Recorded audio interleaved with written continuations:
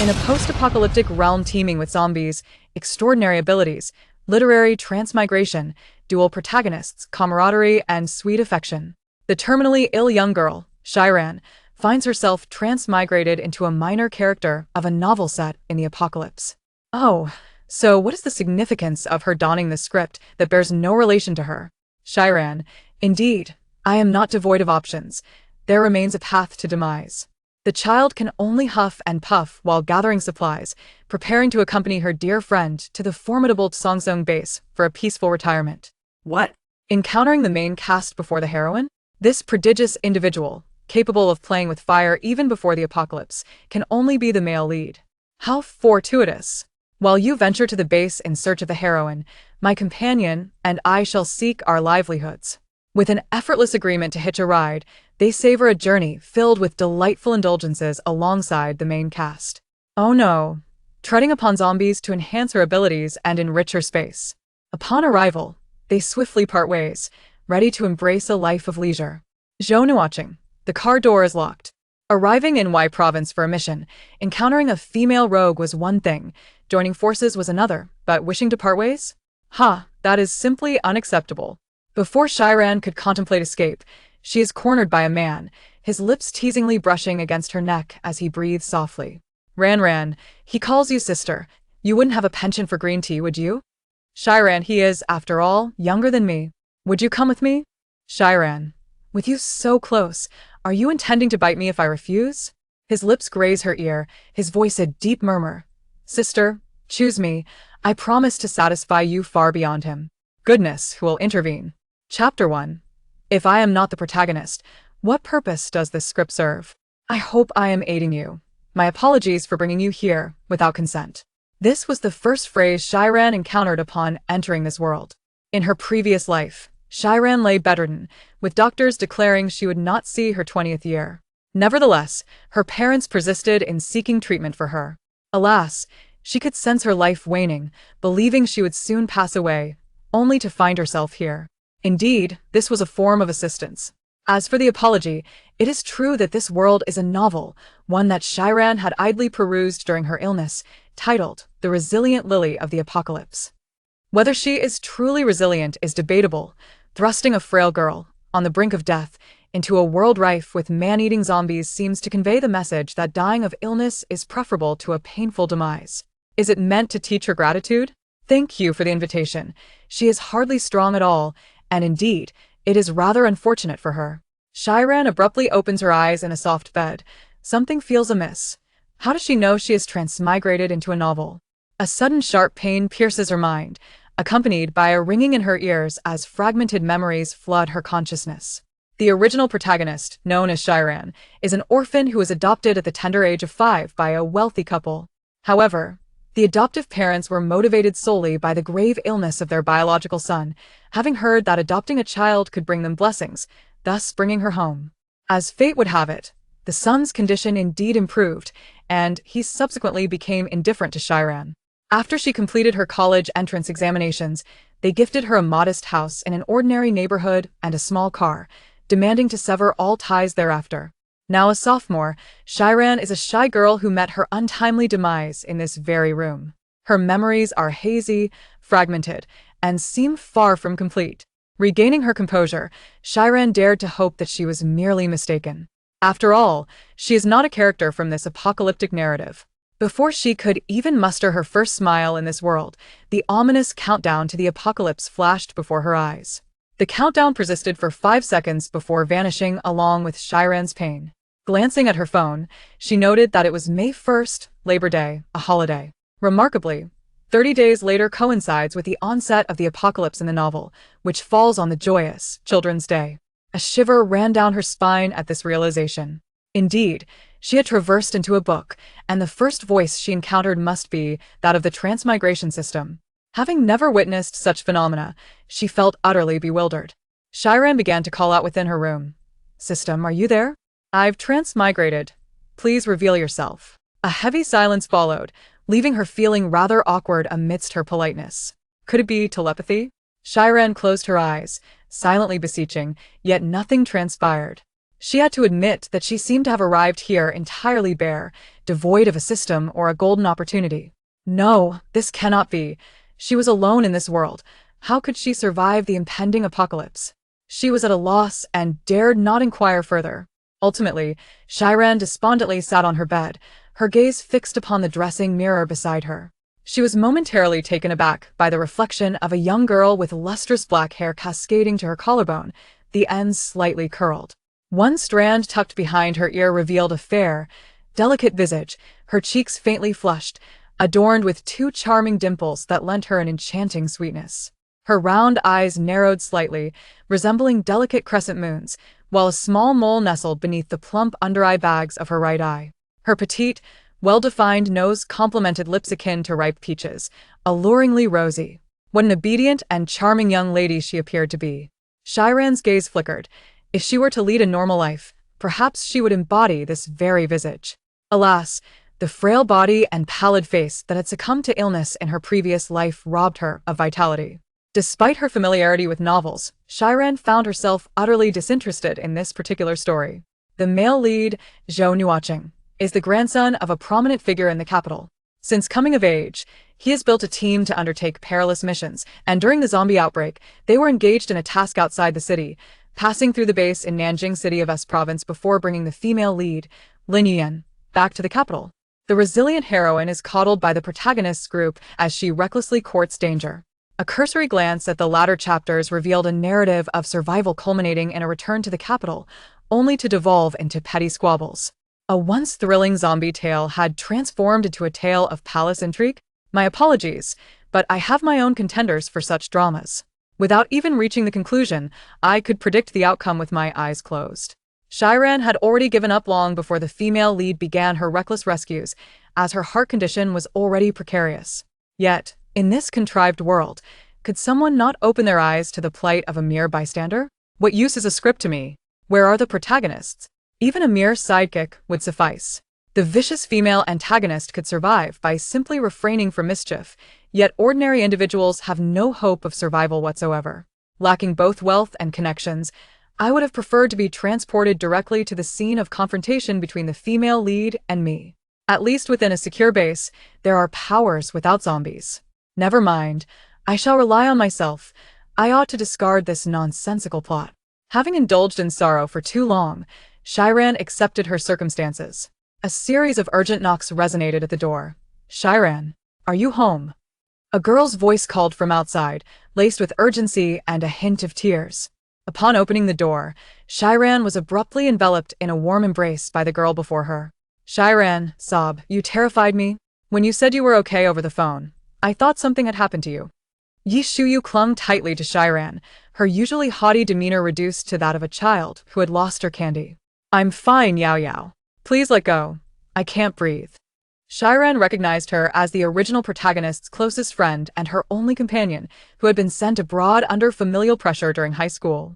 Upon returning and learning that Shi Ran was still in Y Province and attending Y University in Yuning City, she joyfully sought connections to reunite with her, and the two had nearly been inseparable during their university years. However, why had the original protagonist called Yi Shuyu? Did she sense her impending demise? Surely, it couldn't be a suicide, as there were no signs or means of such a thing here. It was perplexing. Why did she lack any recollection of this event? Unable to discern clarity, Shi Ran buried her doubts deep within her heart. Regardless of the situation, the fact of her transmigration must remain a secret. She needed to swiftly forget her identity as an outsider and could not afford to harbor any illusions or underestimate her circumstances, lest she perish foolishly. Yi Shuyu released her, revealing a cascade of chestnut waves framing a remarkably exquisite face, her flushed lips slightly parted as she caught her breath. Tears lingered at the corners of her eyes, evoking sympathy. You mustn't scare me like that again, or I shall crow like a rooster at 5 in the morning on your bed. Quite the threat, indeed. Shi Ran, what are your plans for the May Day holiday? Would you like to go out? We have 5 days. Wherever you wish to go, I will accompany you. Yi Shuyu plopped down on the living room sofa, unceremoniously tearing open a snack packet from the table, as if she were in her own home. Shi Ran gazed at her for a full minute, as if bracing herself for an immense psychological shift. Yi Shuyu, nearly overwhelmed by Shi Ran's deep affection, was about to speak when Shi Ran's voice broke the silence. Yao Yao, let's not attend school anymore. the apocalypse is coming. Chapter 2 Ran, your play is rather unique. Shi Ran understood that by uttering this, she was undoubtedly presenting her vulnerability before Yixiao, a declaration of complete trust. Yet, reflecting upon the myriad moments she shared with her predecessor and the glimmer of tears in her eyes upon entering, she could not merely suggest, buy more provisions for the house and refrain from venturing out for a month. It was merely postponing the inevitable demise. In her previous life, Shi Ran had no friends and perhaps secretly yearned for companionship in this unfamiliar world. Just one would suffice. Upon hearing Shi Ran's words, Yixiao gracefully halted her actions, displaying a flicker of panic, her eyes sparkling with mirth. What shall we do, Ran? Should we hoard supplies like in novels, where you possess an all-encompassing space and a formidable golden finger, leading me through the apocalypse in a lavish manner? Tisk, your imagination is quite abstract, haha. Shi Ran sighed in exasperation. You mustn't say that. Truth be told, witnessing the anticipation in your eyes, I must confess I have nothing of the sort. She, too, was unwilling. Who could have anticipated that novels would be so richly detailed while reality was so stark? Despite having consumed hundreds of thousands of words, she found herself relegated to the role of an inconsequential bystander. Was it not absurd? Why was the narrative of transmigration so incomplete? How was one to navigate this? Though she mused, the pragmatic Shi Ran, intent on merely surviving, refused to indulge in fanciful dreams of clinging to another's coattails. However, she recognized that there was currently no tangible evidence to substantiate the impending apocalypse. Not even her closest friend, let alone her parents, would inquire beyond, "Are you all right?" Shi Ran could only resort to benevolent fibs. Fortunately, she had paid close attention to the book as earlier chapters and retained some recollection of the signs preceding the zombie outbreak. She would seize the opportunity to make Yao sense the disarray and persuade her to exercise caution and consider the timing and circumstances. Well, don't you find this rather intriguing? An experience of crisis, this tense atmosphere. Doesn't it evoke the thrill of an escape room? You did just promise to accompany me wherever I go, did you not? Has Miss Yi's word lost its weight? Shi Ran narrowed her beautiful eyes, silently conveying, you can't handle this. Very well, Yixiao's temper ignited immediately. Who do you look down upon? If we are to play, let's play for real. I crave more excitement than this. What could be more exhilarating than bungee jumping? Shi Ran remained silent, merely forcing a smile. When you truly witness that scene, you might find yourself searching for your dignity on the ground. You are correct. So from now on, let us heed my counsel. If we are to engage, let us go big. Request a month off. Is that acceptable to you? As she spoke, Shi Ran reclined on the sofa, casually crossing her legs, exuding comfort. Request time off. I typically just skip out. Though Yixiao was a privileged young lady, her parents had divorced when she was young, and her father favored sons over daughters, leaving her to fend for herself. Had it not been for the prospect of a strategic marriage, she would never have been sent abroad against her will for gilding her education. With her parents and relatives merely seeking their own gains, we must ensure that our activities this month remain undisturbed by anyone or anything. After the May Day holiday, we will proceed with the request. Don't ask why we can't make the request online. Each school has its peculiarities. It's not just a matter of a few clicks. One must run about tirelessly. I plan to sell this apartment and my little car for the next few days. Let us stay together and enroll in a private comprehensive combat course to enhance our physical abilities and skills. As she spoke, Shi Ran began operating her phone. They had no space nor ample funds. Food must be portable and easily satiating, for with the emergence of various superhumans, two girls enjoying a lavish meal would inevitably attract unwanted attention. She genuinely wished to survive the chaos, if she could endure long enough. The opportunity for hot pot and bubble tea would surely return. Shi Ran resolutely thought. Are you serious? Ran, you're playing this rather uniquely. Must it be so realistic? Selling the house. Yixiao ceased her meal, adopting a serious demeanor, her brow slightly furrowed, as if she had truly entered a genuine simulation game. I studied Sonda for a few years. Shouldn't we stockpile food and purchase clothing and supplies? If you wish to shop, just say so. All right. Let us first venture out to savor the remaining joys of life. The two girls set out on an impromptu shopping spree. Shi Ran stood at 168 centimeters. With a slender waist and long legs, though her features were sweet, They did not detract from her commanding presence. Such an impactful beauty was indeed intoxicating. Yes, we are. Measuring 173 centimeters, bore a similarly proportionate figure, but embodied the archetypal elegant lady, with striking beauty. Those unfamiliar with her might mistake her for a cold, aloof diva, unaware of her short fuse. After indulging in various snacks, hot pot, and bubble tea, the two girls attracted the attention of many passers-by. Upon returning to Shi Ran's residence that evening, they collapsed onto the sofa. While enjoying themselves, Shi Ran made a point to observe the prices and available resources in Y City. Gaining some insights. Ran, you seldom appear this happy. You are always so sullen. Seeing you like this truly brings me joy. Perhaps it was the night that rendered one unusually emotional. Yi Xiao gazed tenderly at Shi Ran, her eyes softening. Rest assured, I will wholeheartedly accompany you in this game. If the apocalypse you speak of is genuine, I will remain by your side forever. If not, then we should consider ourselves fortunate. Shi Ran was taken aback. She had assumed that Yi Xiao would not take her seriously, and had prepared to plan alone. Though she still regarded this as a game, such trust was indeed sufficient. Yes, Yao, you believe in me. I shall explain everything to you in due time. Shi Ran refrained from elaborating further, intending to focus on honing her skills over the upcoming month. While her apartment was close to the university and boasted 200 square meters, it was not situated in the city center. Though Yuning was the capital of Y province, it could only be considered a second or third-tier city nationally. If she sold her apartment and car, coupled with the 50,000 in her account, she would have nearly 2 million. That would be enough to purchase a good vehicle, acquire suitable weapons, and stock sufficient food for two. Contemplating this, Shi Ran couldn't help but rub her temples. With such funds, who would pay her any heed? The intelligence she had gleaned from novels seemed utterly useless. She vowed never to transmigrate again, and she felt no anticipation whatsoever now. As the two girls lay in bed, surprisingly, they remained silent, each lost in her own thoughts. Following the May Day holiday, Yi Xiao found a highly reputable combat instructor. He was a stern elder who showed no leniency towards the young girl's whimsical desires to learn combat. Though the training was arduous, neither of them voiced a complaint, which only served to excite the instructor further. Especially Shi Ran, who, despite lacking any foundation, grasped concepts swiftly. Within just a few days, she had begun to surpass Yi Xiao, who had trained casually in Sonda for several years. Chapter 3 Boss. We have arrived. Shall we venture into the mountains? Tang Yao, the boss, must first be awake before he can converse with you. Tang Yao scratched his head. Oh, then, boss, are you awake? Suzumo, let us pause here for a moment. We haven't thoroughly analyzed the creatures we encountered earlier. It's unwise to rush into the mountains without the captain. The speaker was approximately 185 centimeters tall. Under the sunlight, his skin remained fair, and his facial features were strikingly handsome. Her eyebrows and eyes were as picturesque as a painting, yet her physique appeared slightly frail.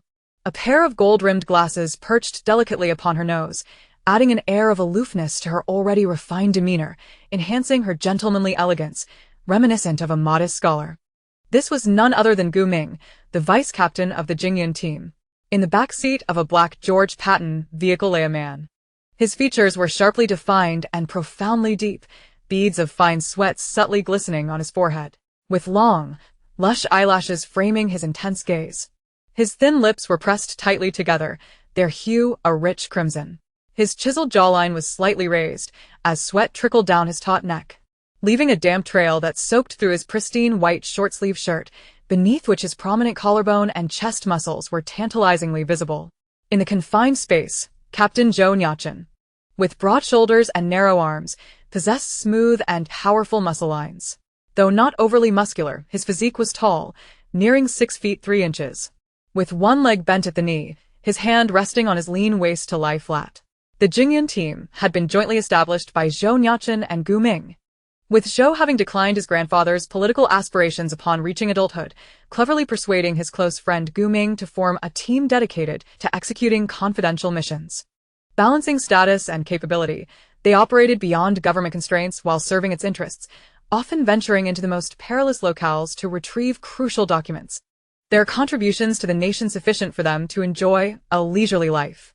Consequently, Zhou's grandfather and Gu's would frequently meet for tea, eyeing each other with disdain. each believing that the other's troublesome offspring had led their beloved child astray. Their current mission involved tracking the elusive presence of monsters in the dense forests of various southern cities. Should these creatures indeed exist, they were to retrieve a document from the Kongquan Research Institute in Wei Province's Yuning City and return it to the capital. This was a top-secret operation, to be executed solely by the Jingyun team's leader, with the remaining ordinary members remaining in the capital. Zhou Nuocheng felt as though his entire body was being scorched by flames, the discomfort rendering his eyes unresponsive, while his mind was engulfed in an unusual haze, leaving him tense and rigid. The wound on the back of his hand had been bandaged, yet it still oozed dark blood. Indeed, mere moments ago, during a confrontation with frenzied creatures, Zhou had pulled Suzumo, who was on the verge of plummeting off a cliff, only to inadvertently suffer a bite. In his mind, a fierce battle raged, a malevolent, bloodthirsty urge intertwining with his thoughts, until he could no longer withstand the pain and succumbed to unconsciousness. Beneath his unnoticed hand, a small flame flickered faintly in his palm. As the holiday came to an end on May 6th, Shi Ran and Yi Shiyu returned to the Y University campus to report to their instructor after a month-long leave. They were fortunate enough to endure 2 hours of admonishment before being released. Clutching their approved leave requests, they strolled back toward the campus gate, engaging in light-hearted conversation until they were suddenly obstructed in their path. Shi Ran, I heard you took a month off. What's the purpose? A girl sprang forth from the side, her arm blocking the way of the two girls. Shi Ran nearly employed her newly learned skills from the morning to give this arrogant girl a shoulder throw. Yi Shiyu also raised her fist, pretending to scratch her head. The two exchanged an awkward glance. This girl, Shi Ran recognized, was a fellow student in her major, named Xiaoyun. Typically, she would target the original owner for no apparent reason, while the original owner remained blissfully unaware and indifferent to her. Excuse me, but let me correct you. What you've heard is not merely gossip, it's eavesdropping, Shi Ran retorted, taking a step back with Yi Shiyu, blinking innocently. Xiaoyun appeared oblivious to her comment. Continuing unabated. Are you entering some competition? Bring me along. As long as you grant me a spot on the main team, I'm eager to learn. I know you're the best. Yi Shiyu, flipping her luscious waves, raised an eyebrow at her. My dear friend, let me translate. You possess no skills but still wish to be a main player, and if we don't include you, it's our fault? Our plate is not as large as your face. Hearing such unrelenting words, Xiaoyun's face flushed slightly, her lips pouting as though on the verge of tears from being bullied. I wasn't even talking to you. Shi Ran. I know you secretly want to impress Zhou Yang, which is why you harbor hostility toward me. I assure you, I want to compete with you for his affection. If you think he likes me, there's nothing I can do about it. Zhou Yang? Who is that? The original owner's memories held no recollection of such a person. Not wishing to get entangled with others, Shi Ran interjected, if you're unable to comply, then heed my advice. Return whence you came, eat well, stay indoors, and strive to live longer. With the apocalypse countdown looming, was it not a competition in itself? One ought to cherish their life, to bring her along. As she was about to take Yi Shiyu away, a boy approached them, immediately causing her fists to clench. Xiao Ran, don't say that. Xiaoyun isn't being intentional, she's just concerned about you. Shi Ran looked up to find a handsome, sunny boy gazing intently at her, while Xiaoyun seemed to shrink behind him, as if wronged, leading her to deduce that this must be Zhou Yang. Zhou Yang, right? Just in time, you both can leave together. Shi Ran's patience was wearing thin. Xiao Ran, what did you call me? I thought you didn't care about me. Turns out you secretly have feelings for me. Shi Ran was utterly bewildered. Did this guy even comprehend human language? How had the conversation shifted to her liking him? Beside her, Yi Shiyu suddenly seemed to remember something and leaned in to whisper, I recall now. He appears to be Y University's heartthrob, named Li Zhouyang. Shi Ran, what nonsense is this? It's like a bee accidentally buzzing into a live wire. Noticing Shi Ran's silence, Li Zhouyang attempted to grasp her wrist. Shi Ran had completely lost her patience, seizing his arm and forcefully twisting it. Ah! Shi Ran. Li Zhouyang yelped in pain. Apologies, Liklas mata. But I have quite the grip. You seem rather fierce. Why not come to my house to guard the door? Yi Shiyu, equally disinterested in the altercation, linked arms with Shi Ran and walked past them. Ran, why are you rewarding him? Just as they passed, Shi Ran felt a warmth radiating from her right palm. As if something was drawing her attention, the leave request clinging more tightly to her hand as if trying to burrow inside. Shi Ran sensed something unusual within her body. Yet it seemed to vanish as quickly as it had appeared. Could it be that her emotional upheaval had triggered it? Surely. It couldn't be an early awakening of abilities, but aside from the male lead, no one in the narrative had such experiences. There was no time for further contemplation. And the two departed Y University without looking back. Chapter 4. Ran, I don't have any stones. In the following days, Shi Ran successfully sold her house. However, due to the urgency of the sale and opting for cash, the price was slightly lower at only $1.55 million. In reality, it is rare for anyone to produce such a sum of money at once. Being the person who had provided her with decisive assistance, Shi Ran decided to buy an extra box of compressed biscuits while purchasing food and stored it in the adjacent small room. This posed no burden for her, as she couldn't procure much food anyway. A day's shopping was ample, and buying more would be impractical. She then packed essential items and brought them to Yi Xiu's home. Additionally, the two acquired some self-defense weapons. However, the regulations in Huiguo regarding the control of knives were exceedingly strict. Not only was it impossible to find them, but no reputable individuals dared to sell them. And even the two adventurous girls hesitated to engage. Thus, they resorted to purchasing some outdoor self-defense tools, such as double-edged knives, bone axes, and baseball bats. The sound of a chainsaw was too loud, and there was simply no room for it in the vehicle. So they opted for cold weapons and a dozen national maps instead. Subsequently, the remaining funds were hastily invested in a lavish Hummer priced over $2 million. On an installment plan. There was no choice. She simply lacked sufficient funds, primarily due to the persistent insistence of the car salesman regarding the installment option. Thus, she could only go with the flow.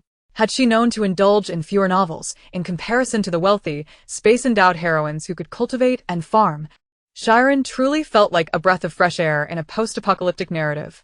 Her pockets were devoid of any burden, completely clear of pebbles. When would it be her turn to conquer the world? A magical bag would suffice, she mused with anticipation. You are so dedicated.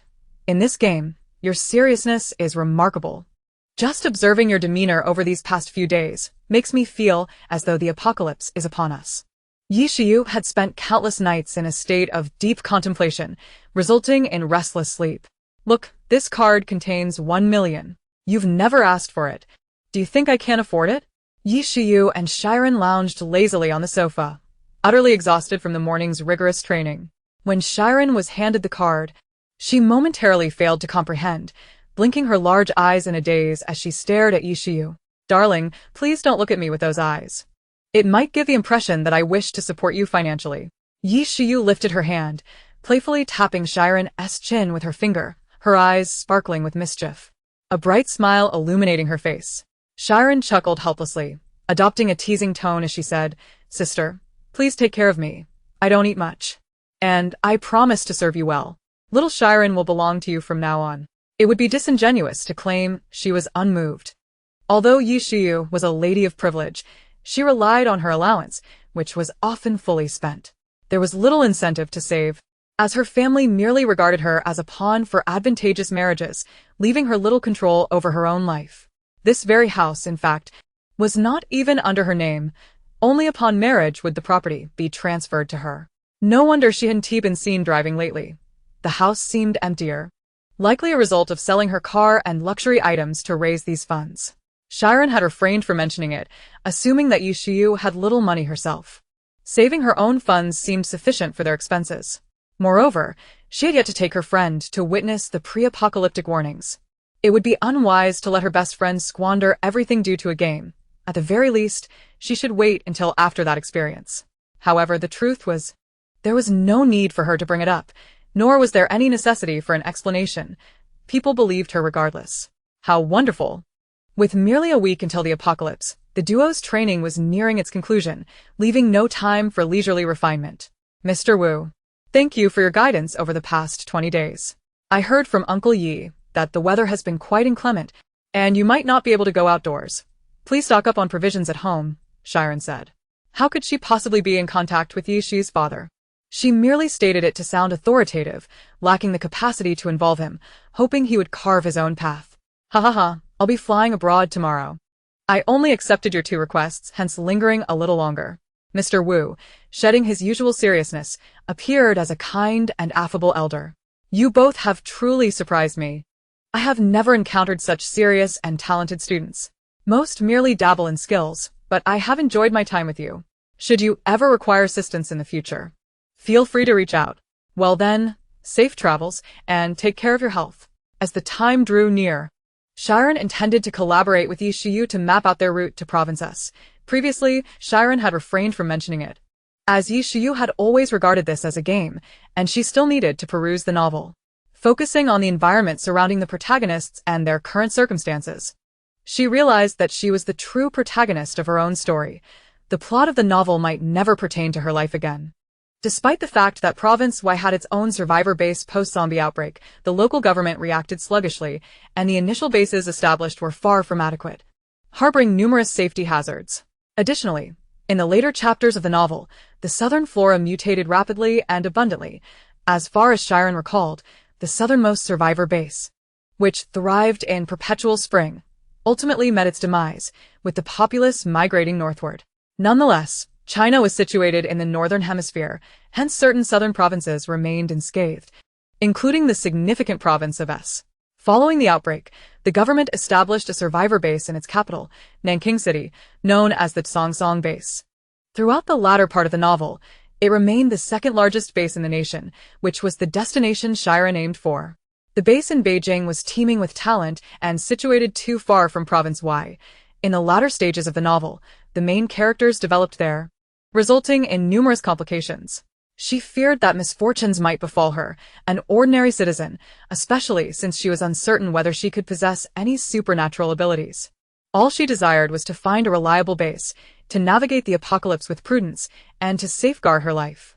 Though she had not completed the novel and was unaware of whether the apocalypse would eventually conclude, one must retain hope. If life were to be filled with struggles, one might as well seek anesthesia, stuffing one's hands into a zombie's mouth, thus alleviating future anxieties while still pursuing joy. She did not intend to arrive before the apocalypse. Primarily, she had only read the novel, and Nanking was vast, leaving her clueless as to where the base was constructed within the city. Furthermore, at the onset of the apocalypse, that base had yet to be established. In a bustling metropolis, chaos would be inevitable, and their finances were insufficient to secure a stable and safe residence there. Survival amidst the horde of zombies until the base was operational was uncertain. Based on Shi Ran's incomplete experience with zombie films, mobility was essential for survival. Being trapped in the city was less secure than traversing quiet roads. After meticulously plotting several routes to Nanking City in Province S, Shi Ran resolved to spend the next 2 days with Yi Shiyu testing the mountain paths. This was the nearest route with minimal traffic. Encountering congestion on the highway would spell disaster for them. She initially thought that if Yi Shiyu was skeptical, she could take her deeper into the forested areas to assess the situation. In the week leading up to the apocalypse, animals in the remote mountains exhibited signs of mutation due to prolonged exposure to sunlight, although their powers were not formidable. With the 2 of them possessing combat skills, remaining in the vehicle should pose no issues. However, now that Yi Shiyu trusted her completely, it seemed unnecessary to waste time. Testing the route at the foot of the mountain would suffice. She recalled the description from the novel on the night of May 31st. The night was as dark as ink, a blood moon hung high, seemingly soaked in the blood of countless living beings, emanating an eerie light. The earth dulled, and the sinister crimson moonlight enveloped the entire world, plunging all life into slumber. The light of the blood moon could not be concealed by any object, shining upon every individual. By the time the dawn broke, those who stood would be unrecognizable. Nearly half of the global population would transform into zombies, while only a scant few would acquire supernatural abilities. Upon awakening, ordinary people would confront this apocalyptic world, teetering on the brink of despair. Chapter 5. The First Encounter. Therefore, it would be prudent for them to remain at home on the eve of the outbreak, awaiting the following day's awakening. If the 2 found themselves unoccupied, they should promptly head to Nanking City. During the zombie outbreak, neither Yuning nor Nanking would be safe. Spending time on the road, confronting scattered zombies to bolster their courage, the survivor base in Nanking should be fully established by then. Ideals are often splendid, yet reality bites harshly. Just where was this Song base constructed within Nanking City? The novel provided no landmarks. Upon arrival, may a benevolent zombie guide them. After preparing everything, the following morning, Shi Ran took Yishiyu in her scarcely sellable vehicle to explore the route. Shi Ran, you're not actually planning to sell me, are you? I'm not worth much. Yishiyu sat in the passenger seat, her voice exuberant, yet her body languidly reclined against the seat back. She perused the map in her hands, crossing her legs nonchalantly, feigning a sense of urgency. Go on, indulge yourself with your snacks. Do you think we're on a vacation? Shi Ran, meanwhile, kept her eyes on the road while observing the surrounding scenery. Drive with confidence. After all, during our drifting practice a few days ago, you nearly matched the prowess of seasoned drivers, my dear prodigy. Hey, aren't you supposed to focus? You need to navigate. After several hours on the rugged mountain roads, despite the challenging terrain, both had practiced driving enough this month that traversing the mountains was not overly taxing. Once assured that the narrow path was viable, Shi Ran prepared to turn back. At that moment, a small dog unexpectedly descended from the mountains, inching its way toward their vehicle. It appeared to be a chihuahua, slowly making its way to the passenger window, whimpering softly, as if pleading for food. Yishiyu dismissed it, believing it to be a lost pet, and intended to open the window to offer a morsel, thinking it might sustain the pup until it found its way home. Wait, Yao Yao, Shi Ran urged, her hand pressing down on Yishiyu's before she could move. Look at its eyes. Upon closer inspection, Yishiyu noticed the dog's bulging eyes were murky, tinged with blood, and its mouth was drooling. The skin around its jaws trembled, revealing sharp teeth, while its body appeared rigid, its head swaying as if it might fall off at any moment. Ugh.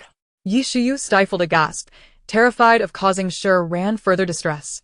The chihuahua, sensing the occupant's indifference, began to batter against the car, the force strong enough to threaten to topple it.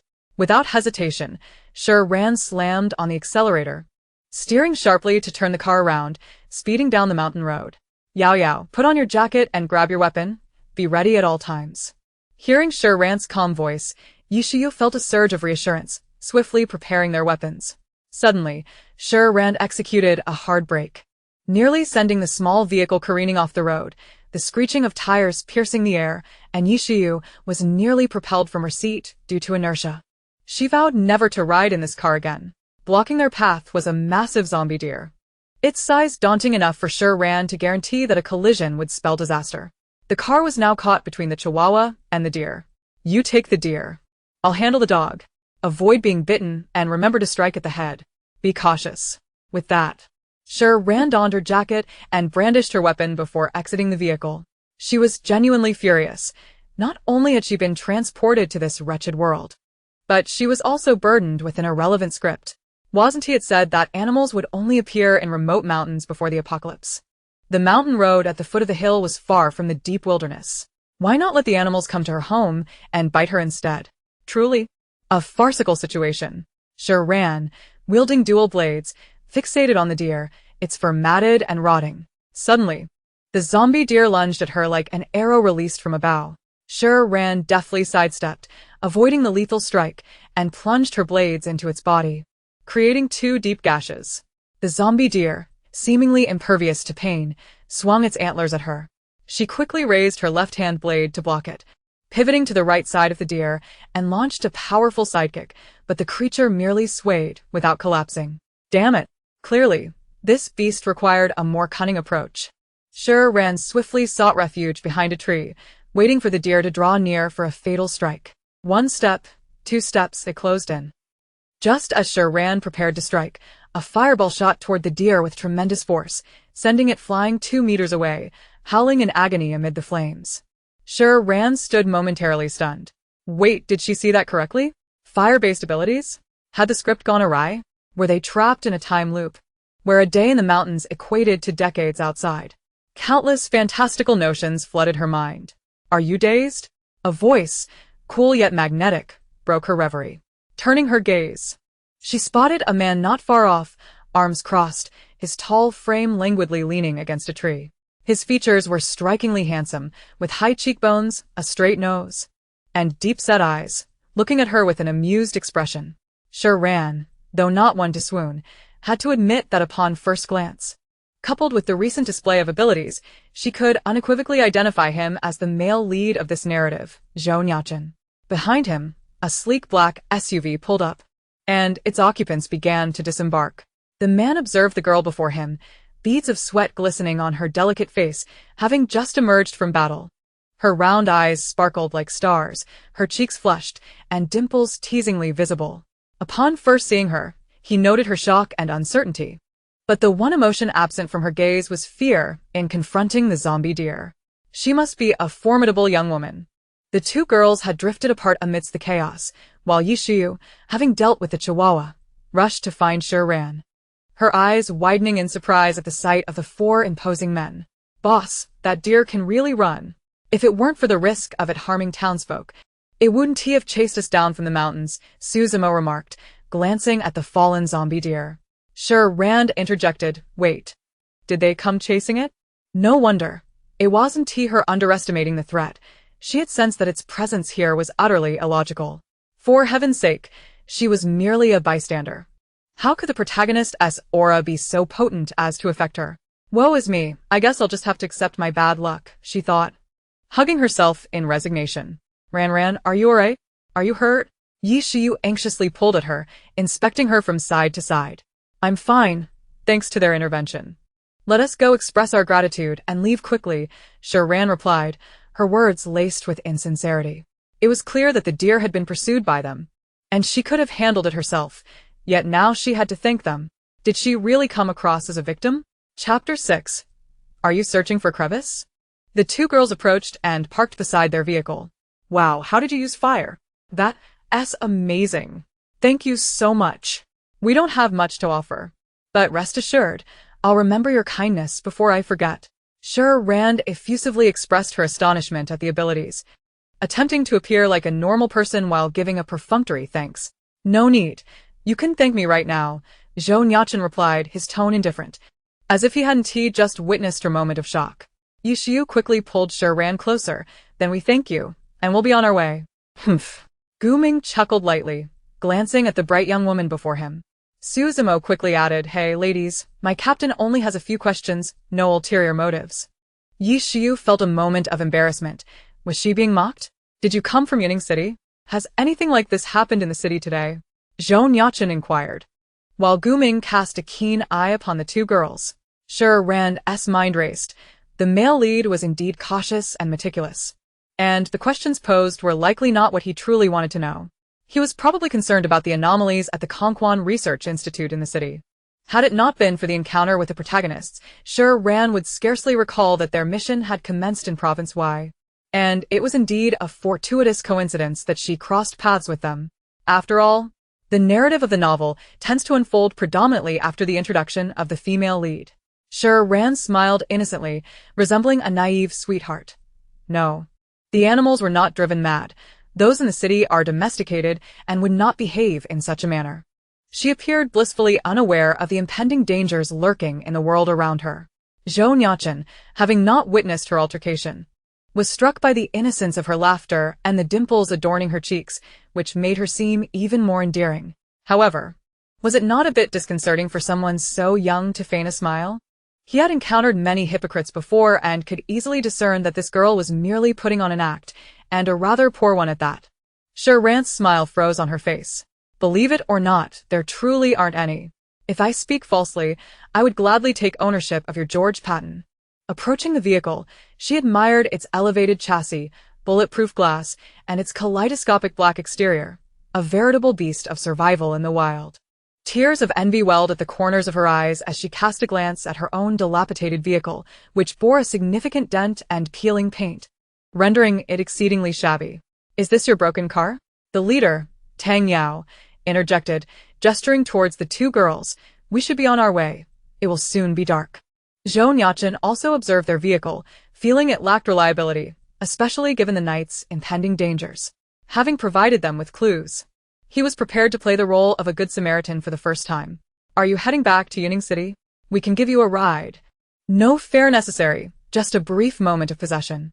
What audacious words.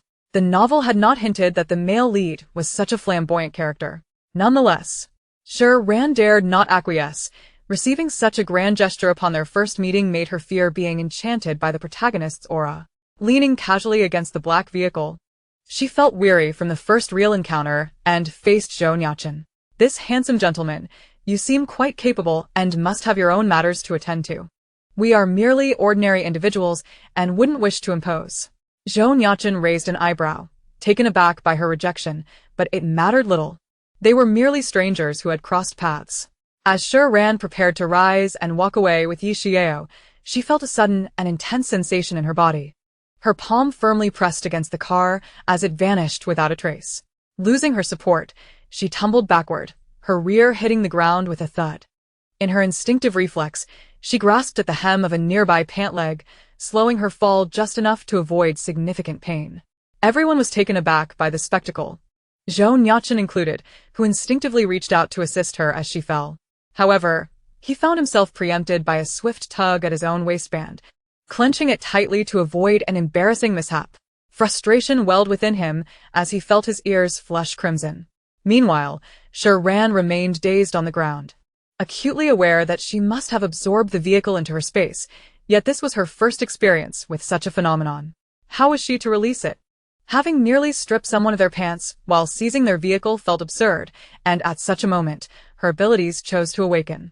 The world seemed intent on humiliating her, pushing her into an embarrassing predicament. Zhou Nuocheng was the first to regain his composure, observing Shi Ran's lowered head with a graceful crouch, exuding an elegance that suggested he was not the one who had nearly lost his trousers. His voice, laced with a hint of irritation, inquired, "Are you searching for a crevice in the earth, Miss Ordinary?" Shi Ran, flustered, stammered, "Ah, look at the grass. It resembles a blade of grass." Was her yearning for the vehicle so intense that it triggered her powers prematurely? She was merely greedy, not attempting to take advantage. Even if she were to acquire something for free, she ought to bear some responsibility. Doing so in front of an audience was mortifying. Yi Xiao quickly moved to assist Shi Ran to her feet. Zhou Nuocheng exchanged a knowing glance with Gu Ming, both nodding in silent agreement. Leaning closer, Yi Xiao whispered to Shi Ran, Ran, was that vehicle yours? Do you truly possess spatial abilities? We must hurry back. There are still many items we have yet to procure." Yi Xiao had already grasped the reality of the apocalypse when she battled against the Chihuahua. After nearly a month of close companionship with Shi Ran, she seemed less resistant to the idea. Clearing her throat, a voice interjected, "Excuse me, miss. We can't hear you. Shouldn't we retrieve our vehicle first?" The four of Suzumo appeared to have taken the situation in stride. Aside from their initial shock, no further emotion surfaced.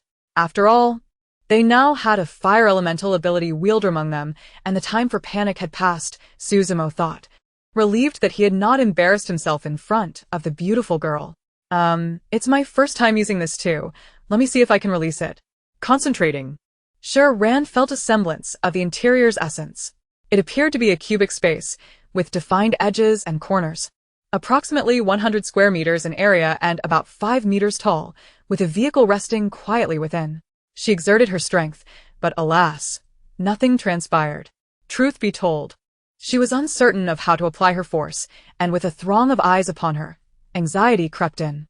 It felt akin to attempting to perform in a restroom while surrounded by an encouraging crowd. The road here is uneven. Releasing it might cause a flat tire. You should take our vehicle instead. I will drive you to Yuning City. Shi Ran linked arms with Yi Xiao and headed toward her shabby car. As they walked, she pondered that, logically, ability users should have similar methods for employing their powers. She couldn't figure it out just yet but could always inquire with Zhou Nuocheng. As she contemplated, she covertly glanced back, curious as to when he would catch up to her for questioning. Chapter 7. How is it that a female rogue employs moral coercion? Zhou Nuocheng and Gu Ming remained stationary, seemingly engaged in discussion. Sensing someone watching him, he turned to find Shi Ran's furtive glance, causing her heart to race.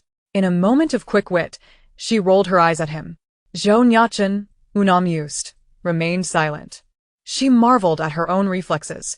Why did quick thinking only come when she needed to seek assistance? You could have just told her how to use it earlier. Why didn't you? Gu Ming adjusted his glasses with his long, fair fingers. It wasn't too difficult for her to grasp, but she had not been bitten, yet awakened her powers, which suggested a remarkable talent destined for greatness. with her power awakening coupled with the monstrous events in the mountains. Zhou Nuocheng realized the world was evolving uncontrollably, poised for upheaval at any moment. After reporting their situation to the authorities, he hoped for a prompt response. As it seemed that abilities were no longer anomalies, they would need to prepare for the future. In the small vehicle, Yi Xiao took the wheel while Shi Ran occupied the passenger seat, leaving 4 men to squeeze into the cramped back seat. They had never encountered such a situation, finding it exceedingly cramped, with even the slender Su Zimo nearly seated atop the robust Tang Yao. "What are your names, ladies? We are acquainted now. So allow me to introduce myself. I am the mysteriously handsome Su Zimo. This haughty handsome fellow is our captain, Zhou Nuocheng. This aloof gentleman is our deputy, Gu Ming. And this simpleton is Tang Yao. Su Zimo, do you believe I want to toss you out of this vehicle? You're the real simpleton here," Tang Yao threatened, feigning an attempt to lift him. Hey, be a bit gentler. If the car falls apart, we'll have to walk back. I am Yi Xiao. And this is my best friend, Shi Ran. Do you 4 still need a captain and vice-captain? Quite the ambition, aren't we? Shi Ran observed with keen perception. Dear, do exercise some caution. The Jingyan team comprises nearly 1,000 members, though not excessively numerous. They are all elite. Even Su Zimo and Tang Yao are leaders of several squads.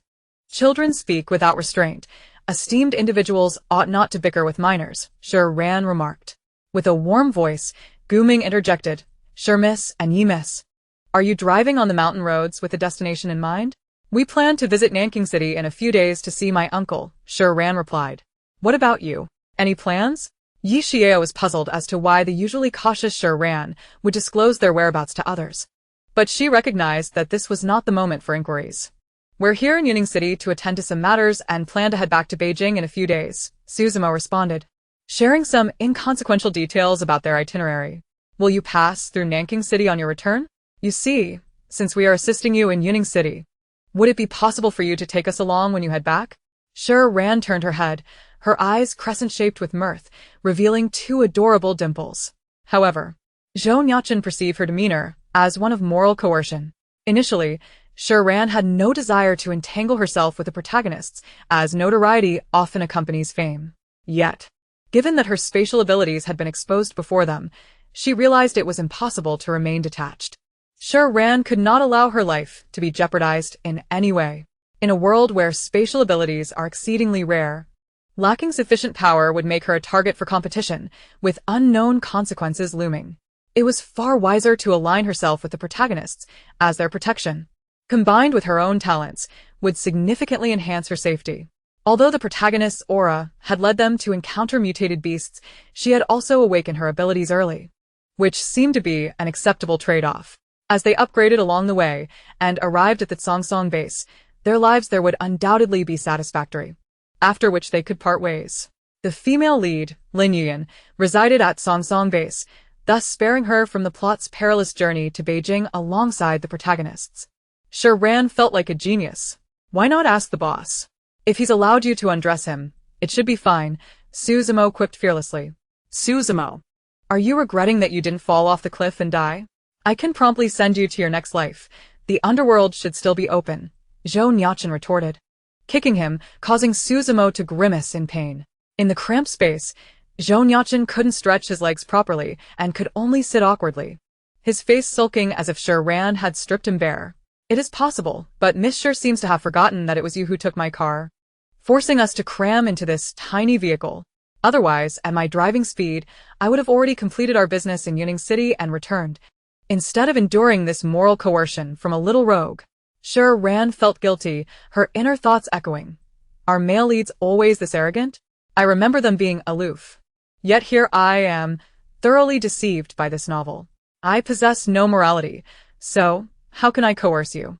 It's settled then. When will you depart?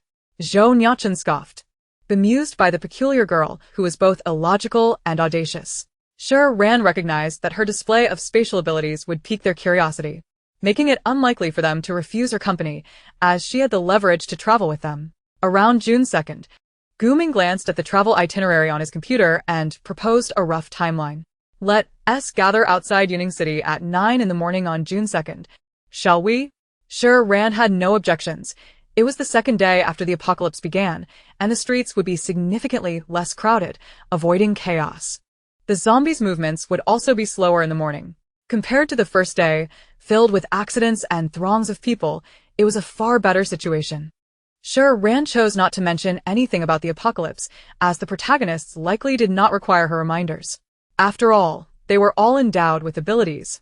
And with Zhou Nuocheng already possessing powers, she wouldn't foolishly expose her own. They would merely think that she and Shi Ran were hitching a ride, and when the time came to form a team, it would happen naturally. Zhou Nuocheng observed the girl's expressive face from the back seat, pondering that she might not be particularly bright and perhaps had sustained an injury while awakening her powers. Unlike him, who remained clever and charming, he huffed in disdain. When the car arrived at the outskirts of Yuning City, Shi Ran had already figured out how to utilize her spatial abilities and retrieved the vehicle. Guming took less than half a minute to hack the nearby surveillance cameras. As Guming contemplated discussing their abilities, he was interrupted by Yi Xiao. Rest assured, I am entirely reliable. My sister possesses abilities, and I certainly want to flaunt them. After all, having powers is not something to boast about. Are abilities that impressive? No one speaks of them. It's merely a minor talent. Her demeanor suggested that she, too, possessed powers. Guming replied, You certainly do not appear trustworthy. As they were about to part ways, Zhou Nuocheng turned. Shi Ran glanced back into the darkness, where a tall figure approached, illuminated by the faint moonlight. His jawline was sharp, obscuring his features as he stepped closer. Zhou Nuocheng stood before her, lowering his head to meet her gaze, a smile playing at the corners of his mouth as he placed a note with a string of numbers into her palm. His voice rang clear. If you have any questions, feel free to call me. I am more than willing to assist. Chapter 8. The dawn of the apocalypse. Shi Ran was taken aback. Was the male lead truly such a kind-hearted individual? It seemed one ought not to trust everything in novels, and she glanced at the number in her hand. Is this a bank account number? Shi Ran thought to herself, am I being overly courteous? Have I given him too much face? Should I take action? She had assumed he had changed. After all, he had merely taken her car, nearly had his pants stripped off, and had been subjected to a bit of moral coercion. Coughing, she reminded herself that she possessed spatial abilities as well. It was not as if he alone had suffered losses. Indeed, the male lead equally detested all strangers, a fitting summary from the novel. Due to the awakening of her spatial abilities, Shi Ran and Yi Xiao alter their plans for the upcoming week. With 1 million in hand, Yi Xiao approached her father under the pretext of arranging a marriage, securing 500,000 while also obtaining a monthly living allowance of 100,000 for the next month. In secret, she assumed the identity of the family's heiress and utilized 500,000 to procure survival supplies from various small factories, designating the address as a warehouse in a yet undeveloped area of the Yi family. The small factories would not verify, as long as the money was in order. They would believe anything, especially considering Yi Xiao appeared to be a pampered young lady. Accessing hospitals during the apocalypse would prove challenging. Shi Ran was aware that following the outbreak, food could be seized directly, so she didn't purchase excessively, especially since she had already made a prior purchase. She spent nearly 300,000 stocking up on snacks, instant meals, rice, flour, oil, and other necessities, along with a substantial supply of purified water. Even if they could seize resources, unforeseen circumstances could arise, and she had to ensure they would not face hardship. Fortunately, the spatial ability was unique to the female lead. The author had designed it well, ensuring that items remained fresh and hot water would not cool down. Alas, the male lead of the female protagonist had appeared. She wondered when her own male lead would show up, preferably after the apocalypse ended. For now, her sole desire was to survive, as men would only hinder her speed in drawing her weapon. Meanwhile, Zhou Nuocheng, engrossed in his tasks, unexpectedly sneezed, pondering if someone was speaking ill of him. Shi Ran once again procured 300,000 yuan to purchase gasoline, spare parts for the vehicle, a generator, and an assortment of small household appliances and kitchenware, along with numerous plastic bowls and utensils.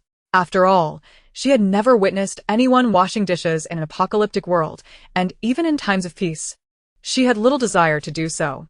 Additionally, she acquired various essential items, leaving the two with 400,000 yuan, which they intended to use to enhance their quality of life.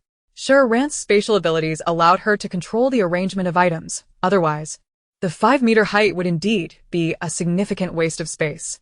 Both were preparing supplies for the remaining 4 individuals, as this directly influenced their standing within the team. After all, no one would extend kindness without reason, and she had no intention of developing emotional entanglements with the main characters. In the past few days, the two had been exceedingly busy, and whenever they found a moment to relax at home, they would fill the bathtub with water and boil more. Considering that the water bill would be settled next month, it was a resource not to be squandered. They even learned how to cook, yet when they tasted each other's creations, silence enveloped them, prompting them to order an abundance of takeout and restaurant dishes. They purchased a hot pot setup along with ingredients, bubble tea, and snacks, primarily because they felt it wasteful to leave any money unspent. Finally, on the night of May 30th, the two, who could barely scrape together 10 yuan, collapsed onto the bed in exhaustion. "Do you think I would look ugly if I turned into a zombie?" Yi Shiyu remarked half-jokingly. In truth, she had been afraid these past few days, though she had not voiced her fears, focusing instead on preparing doomsday supplies for the two of them. No, perhaps it was just for Shi Ran, hoping they could live a bit better in this shattered world.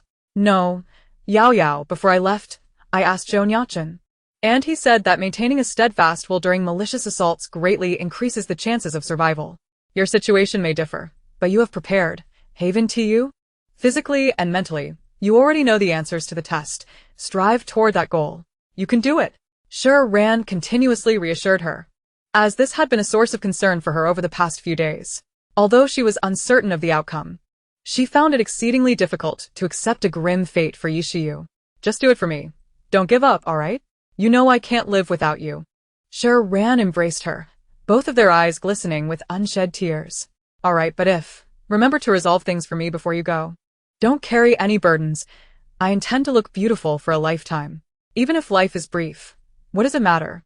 She believed she had already glimpsed the script of her life before arriving in this world. The very choice of this identity implied that there must be something worthwhile in this existence, and she had found it: friendship. That was enough. The two, utterly exhausted in body and spirit, slept soundly until noon on the 31st. After placing all their belongings into the spatial realm, approximately 40 square meters remained.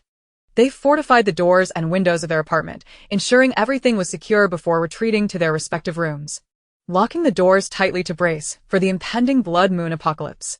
On a moonless, gusty night, before 8 o'clock, a blood moon appeared, resembling a colossal demonic eye suspended in the sky, suddenly opening wide. At that moment, the nightlife of the people had just begun. The streetlights flickered under the moon's crimson glow before extinguishing entirely. The city's clamor abruptly ceased, as people danced joyfully in nightclubs, boasted loudly in small eateries, and shouted in bustling districts.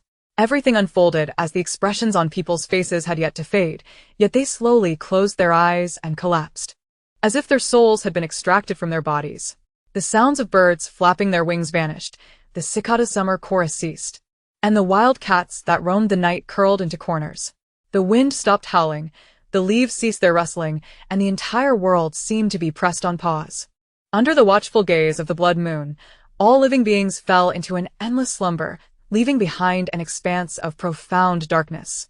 On the morning of June 1st, a day typically filled with familial joy and outings, the streets lay eerily silent, devoid of vitality. Wang Yongchao slept in a shabby little shack, which contained only a bed, a toilet, and a utility room. The door to the utility room was gently pushed open, and a petite girl emerged from behind it, making her way to his bedside. He appeared groggy, half-lidded eyes failing to notice her unusual presence. "Get lost, don't bother me. A girl still wants to celebrate Children's Day? Why don't you die with your worthless mother, hindering my legacy, you piece of trash?" After his wife passed, Wang Yongchao forbade the girl from continuing her studies, forcing her to scavenge for trash to sustain their meager existence. Yesterday, the little girl had found a beautiful greeting card, shaped like a heart. It bore the handwriting of a child, expressing the hope that they could go to the park to fly kites for Children's Day, with the father flying his kite higher than anyone else, making many children envious. The card was adorned with a crayon drawing of a family of 3 holding hands while flying a kite. For the first time, as she placed the card into the small, torn pocket of her pants, guilt washed over her for having taken something that could not be sold. whispering apologies to the child who had lost it. Chapter 9. The blood-soaked Children's Day last night, when she eagerly presented the card to Wang Yongchao. She hadn't even spoken before he slapped it away. The frail body tumbled to the ground, reopening previous wounds, leaving her covered in bruises. Get away from me. Stinkin' brat. Just give me the money. The girl finally understood that even if tomorrow was Children's Day, her father would not love her, not even a little. Wang Yongchao squinted, already irritable from being awoken so early, and as he saw the girl disregard his scolding, approaching him with determination, he prepared to strike her again. Suddenly, without warning, the girl drew near and leapt onto him. Wang Yongchao's hand was forcefully twisted, and he let out a scream, ready to unleash his fury when he met the girl's bloodshot, protruding eyes. Her eye sockets were sunken and dark, her pallid skin marred with bruises, half of it peeling away to reveal dark red flesh and exposed bone beneath. Her mouth, stretched wide, displayed yellowed, jagged teeth, and her throat emitted garbled, guttural sounds. Wang Yongchao nearly fainted from terror, and before he could scream for help, the girl bit through the artery in his neck. His chest felt as if it were being torn apart, his organs dislocated and ruptured, blending into a grotesque mass as he gradually lost vitality, becoming a heap of human flesh. At that moment, the street was filled with screams that crescendoed one after another.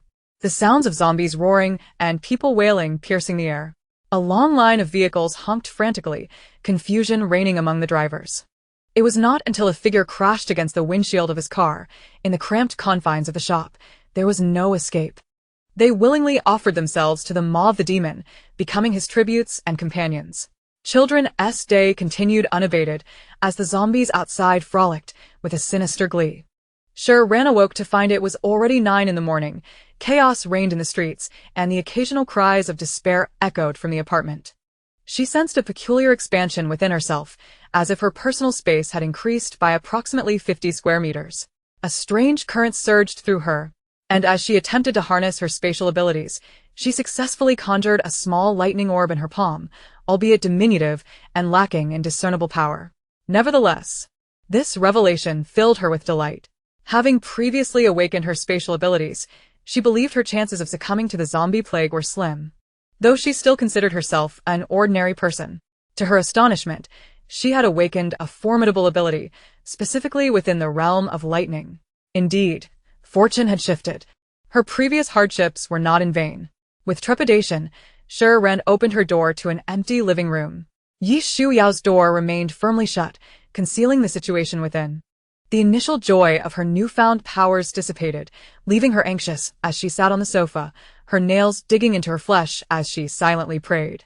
Suddenly, with a creak, the door swung open, and a gust of wind accompanied Yi Shuyao as she emerged. Yao Yao, I knew you could do it. You nearly scared me to death. What took so long? Shi Ran rushed forward, disregarding her own composure, stifling tears. Hee, I'm the queen, of course I'm fine. You needn't worry so much, Yi Shuyao replied, resuming her haughty demeanor, as if the sleepless nights of worry were not her own. Look, Ran. It seems I can control the wind. She extended a finger, summoning a small tornado that danced at her fingertips, directing it towards Shi Ran, who felt the refreshing breeze envelop her. What do you think? Isn't it cool? Haha, it feels quite refreshing. Shi Ran, I'm amazing. You cannot describe my treasure as merely refreshing. The two girls rejoiced at their survival. As long as those they cared for were alive, the apocalypse seemed less daunting. They spent the day indoors, observing the streets through binoculars, both affected by the gruesome and brutal sights. Below them, a couple was being pursued by zombies. The boy ran with remarkable speed, having abandoned the girl's hand. Just as the girl was about to be caught, the boy returned, but to her dismay, he was followed by a zombie. As the two zombies closed in on them, the boy forcefully pushed the girl away, using the momentum to leap out of the encirclement and sprint in another direction. The girl fell to the ground, only to be torn apart by the two zombies. Bastard. Yi Shuyao seethed, tossing the binoculars aside. Is there no humanity left? Such is human nature. Thus, we must grow stronger to protect ourselves. We can never rely on others, Shi Ran responded, her resolve to become stronger solidifying. Who says that? Ran, we are each other's support. Until we can protect ourselves, I will only show softness towards you. As for others, well, do we even know them? Ugh, you speak so sweetly, as if we're not close at all. How polite of you. After observing the outside world, the two girls began to practice their abilities within the safety of their home. They arranged to meet with the Zhou Nuocheng team at 9 the next morning outside Yuning City, determined to ensure they were capable of reaching that destination. If the team failed to show, the two of them would still be able to fend off the zombies along the way. Shi Ran's lightning was indisputable. A single strike guaranteed a kill, placing her abilities far beyond those of many others at this early stage. However, Yi Shu Yao's wind abilities lagged behind. Her initial gentle breeze lacked lethality, though higher-tier wind powers could summon tornadoes and launch wind blades, excellent for ranged attacks. Hearing Shi Ran's explanation, silently, she practiced using small wind blades to shatter a cup, only to find it remained unperturbed. Shi Ran's blackened cup lay in pieces, a testament to her failure. As night fell, the two girls shared a bed, bidding farewell to their last carefree night. The world above and below them was far from peaceful. The zombies exhibited alarming agility, with the sounds of roars and struggles echoing from above. Accompanied by the crash of iron doors being breached, the screams of the inhabitants, and the scuttling footsteps in the hallway. Though their door had been reinforced and was impervious to the current capabilities of zombies, sleep eluded them. They remained curled under the covers, as if bidding adieu to their timid selves, steeling themselves for the challenges that awaited them the next day, which would not allow for even a hint of fear. At 6 the following morning, they awoke to find the zombies in a weakened state, marking the optimal time to venture out. They donned their specially purchased long athletic wear, breathable yet durable. Although the likelihood of an ability user turning into a zombie after sustaining injuries was around 30%, numerous wounds could complicate matters. Each carried a short knife at their waist, while baseball bats were slung across their backs. Their abilities were limited and not yet potent enough to rival the swiftness and ferocity of hand-to-hand combat. Dressed impeccably, their stunning features and striking proportions complemented their attire. Even sweet Shi Ran, with a slight smirk, exuded an aura that commanded respect. Her dark, tousled hair framed her collarbone, accentuating her allure. Yi Shu Yao's long legs were poised and straight, her cascading waves casually tied back, revealing her strikingly sophisticated visage, embodying a commanding presence. Having gathered their belongings, the two cautiously opened the apartment door, only to be greeted by the sight of bloodstains and dents on the door, evidence that the zombies had approached closely the night prior. As they prepared to descend the stairs, a small boy suddenly burst from the neighboring apartment. He appeared no older than 3 or 4, his head an unsettling shade of blackish purple, as he barreled through the open door, his mouth agape in an unnatural manner. Rushing towards them, though it was their first encounter with a zombie, the girls remained composed, bolstered by their previous encounters with mutated animals. Shi Ran drew her dagger, ready to strike should the creature advance a single inch closer. However, the zombie faltered, struggling in place rather than advancing.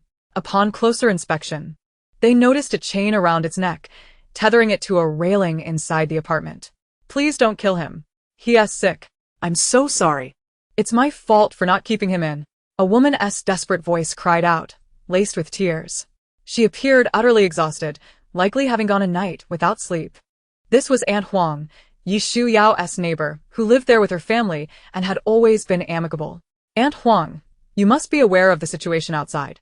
Xiao Wang, Yi Shu Yao felt compassion, but the circumstances compelled her to urge the woman to accept the harsh truth and flee. No. Shu Yao, you don't understand.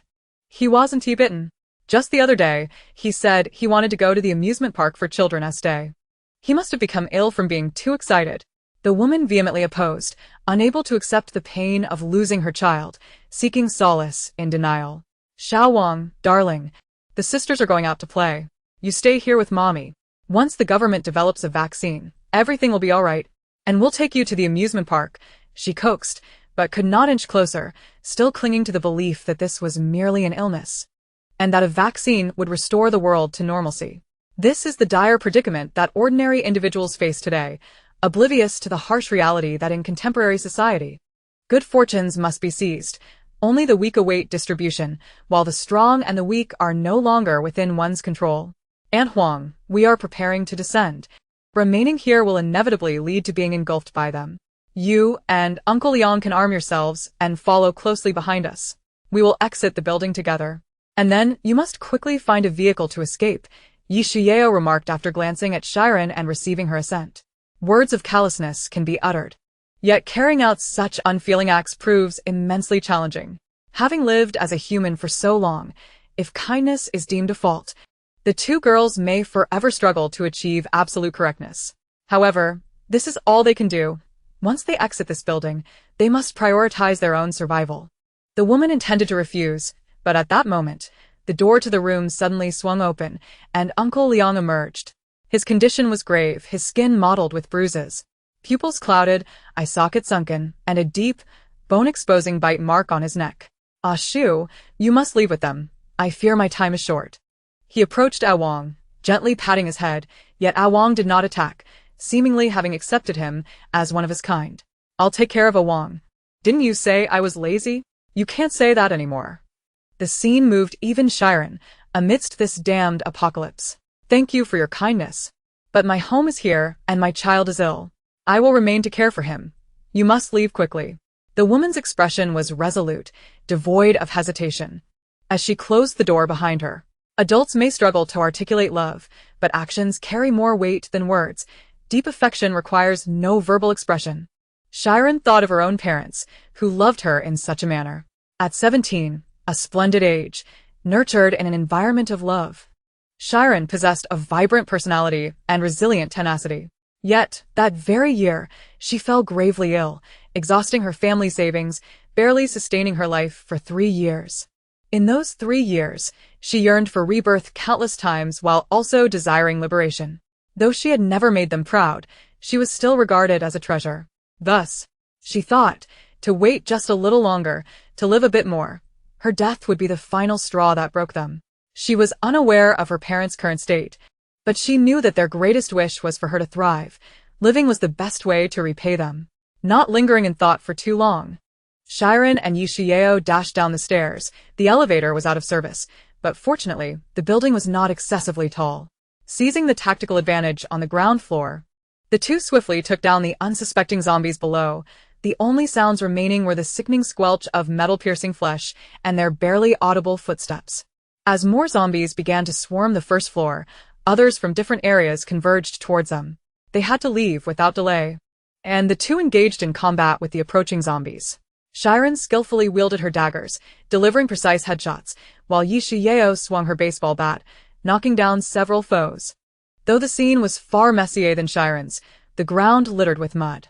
As they fought their way to an open area, Shi Ran deftly summoned the Hummer, swiftly entering the vehicle, executing a sharp turn to shake off the surrounding zombies. In the instant she gripped the steering wheel, she reached for the inner door handle of the passenger seat, turning towards Yi Shiao, and upon settling back into the driver's seat, she kicked the passenger door open. Witnessing the growing horde of zombies converging upon them, Yi Shiao swiftly cleared a semicircle around her, leaping into the passenger seat, slamming the door shut behind her as they sped away. Chapter 11. Sister. My heart is heavy. All the while, zombies incessantly lunged at the Hummer. Yet they were fortified in the rear, and Shi Ran plowed through them without a hint of hesitation, her foot pressing firmly on the accelerator.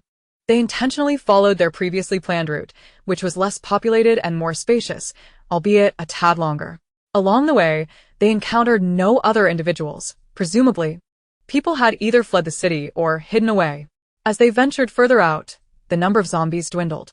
Just as they caught sight of a distant sign welcoming them back to Yuning, a middle-aged man suddenly darted out, accompanied by a woman, seemingly attempting to halt their vehicle. Observing their stance, it appeared more like an act of extortion, as the man almost prepared to leap onto the car. "What do you think this is, a fight?" Shi Ran's previously faint twinge of guilt vanished completely. As they approached, she did not slow down.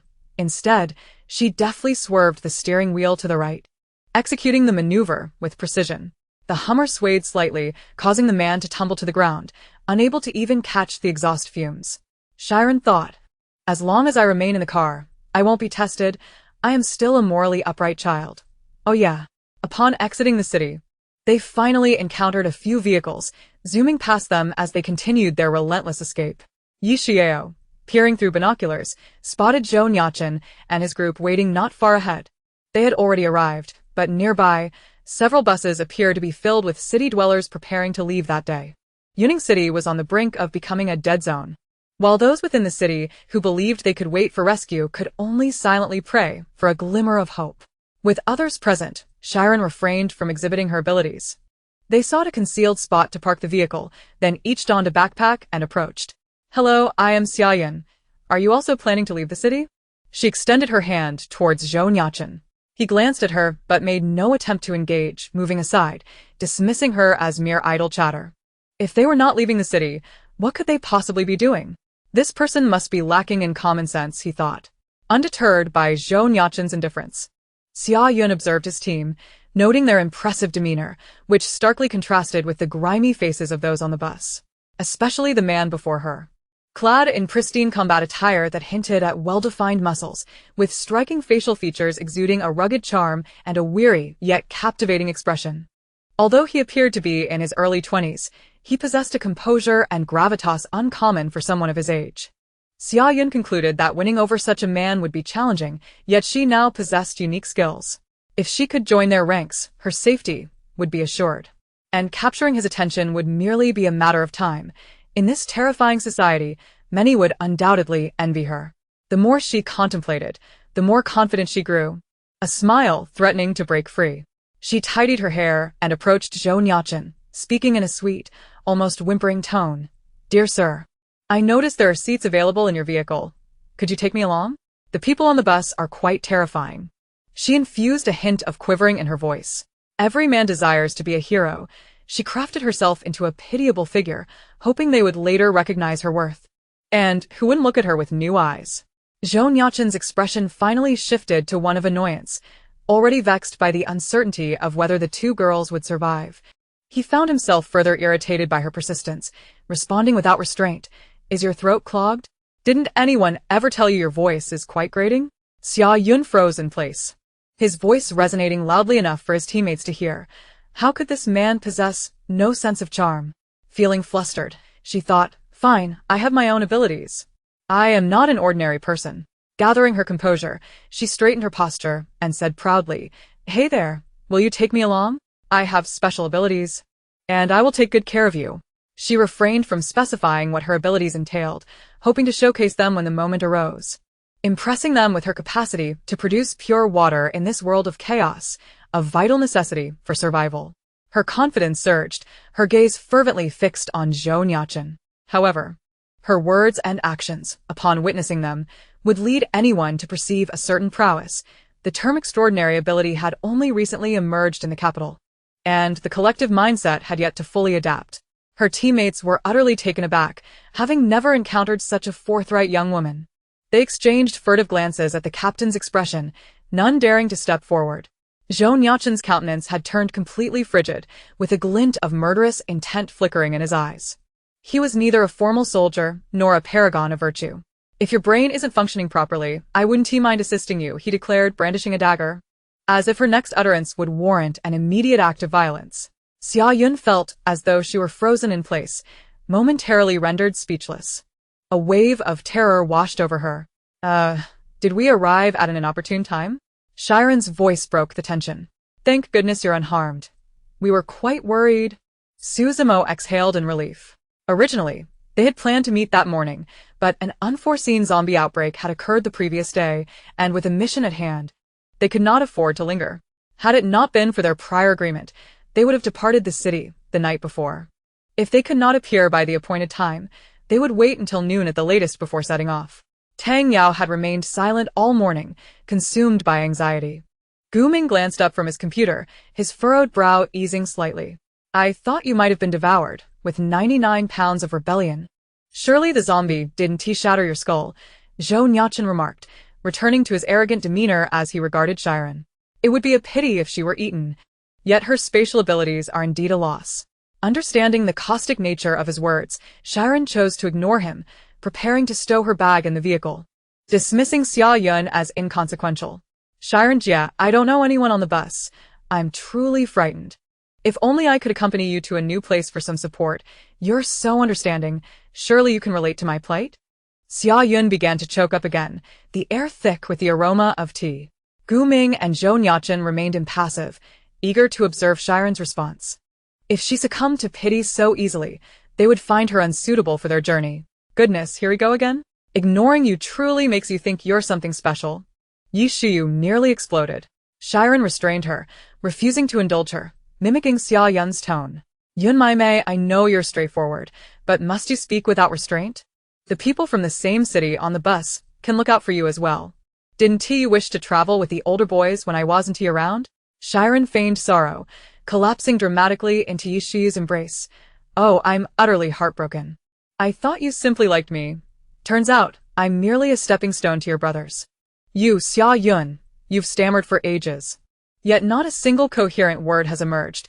Your face is flushed with anger. Shi Ran had laid bare her innermost thoughts. What's wrong, dear sister? Did I say something to wound you? You must tell me so I can repeat it. Zhou Nuocheng's lips curled into a slight smile. This girl was quite astute, pursuing her quarry with relentless vigor. Chapter 12. Successfully leading the team astray. Xia Yun was genuinely on the verge of tears. Shi Ran, please, mind your manners. A rather dry remark. Having satisfied her urge to banter, Shi Ran lazily reclined in the back seat of the jeep, a hint of provocation in her eyes, gazing at Xia Yun with an expression of unparalleled nonchalance. What manners? What should I be mindful of? As she entered the vehicle, the others followed suit, and one seat remained vacant in the 7-seater SUV, which sparked a glimmer of hope in Xia Yun's eyes. You haven't filled all the seats yet, She directed a pitiful gaze towards the affable Tang Yao. With a thud, Tang Yao placed his heavy bag on the empty seat. My apologies, I have too much luggage. This is my spot for my belongings. He scratched his head, genuinely oblivious to the possibility of offering his seat to the girl. Su Zimo took the wheel, and the group of 6 set off. Nearby, several buses stood unattended, and Li Zhouyong, responsible for checking boarding passengers, cast a disgruntled look in their direction. Shi Ran's judgment was indeed lacking. Those few young men, what good was their good looks? The larger the group, the greater the strength. With several buses full of passengers, safety would be assured. Sooner or later, he would make her plead for mercy. In a moment of distraction, a frail woman boarded one of the buses, her demeanor unremarkable. And he paid her no mind. The scratch on his left leg, concealed beneath his trousers, went unnoticed. Shi Ran, you truly are incredible. I see that fellow over there has been driven to tears. Your tongue rivals that of the leader, Su Zimo marveled, clicking his tongue in astonishment. Humph. Zhou Nuocheng turned his head dismissively towards the window, yet the curve of his lips betrayed his amusement. She's a girl who clearly understands right from wrong. Had the zombie outbreak not occurred, their personalities would matter little. It's merely a journey of a day or two, with no extraordinary circumstances expected along the way. Once the nature of the spatial abilities is ascertained, if they prove useful, we'll draw them in. If not, we'll part ways upon reaching Nanning City. However, with the zombie crisis at hand, even the slightest misstep could lead to the demise of the entire team. He would not gamble with the lives of his companions. They would face numerous challenges ahead, and should unity prove elusive, he would not hesitate to sever ties with them, hoping Shi Ran would not disappoint him. Nuocheng. The recent transmission point in Lin City fell last night.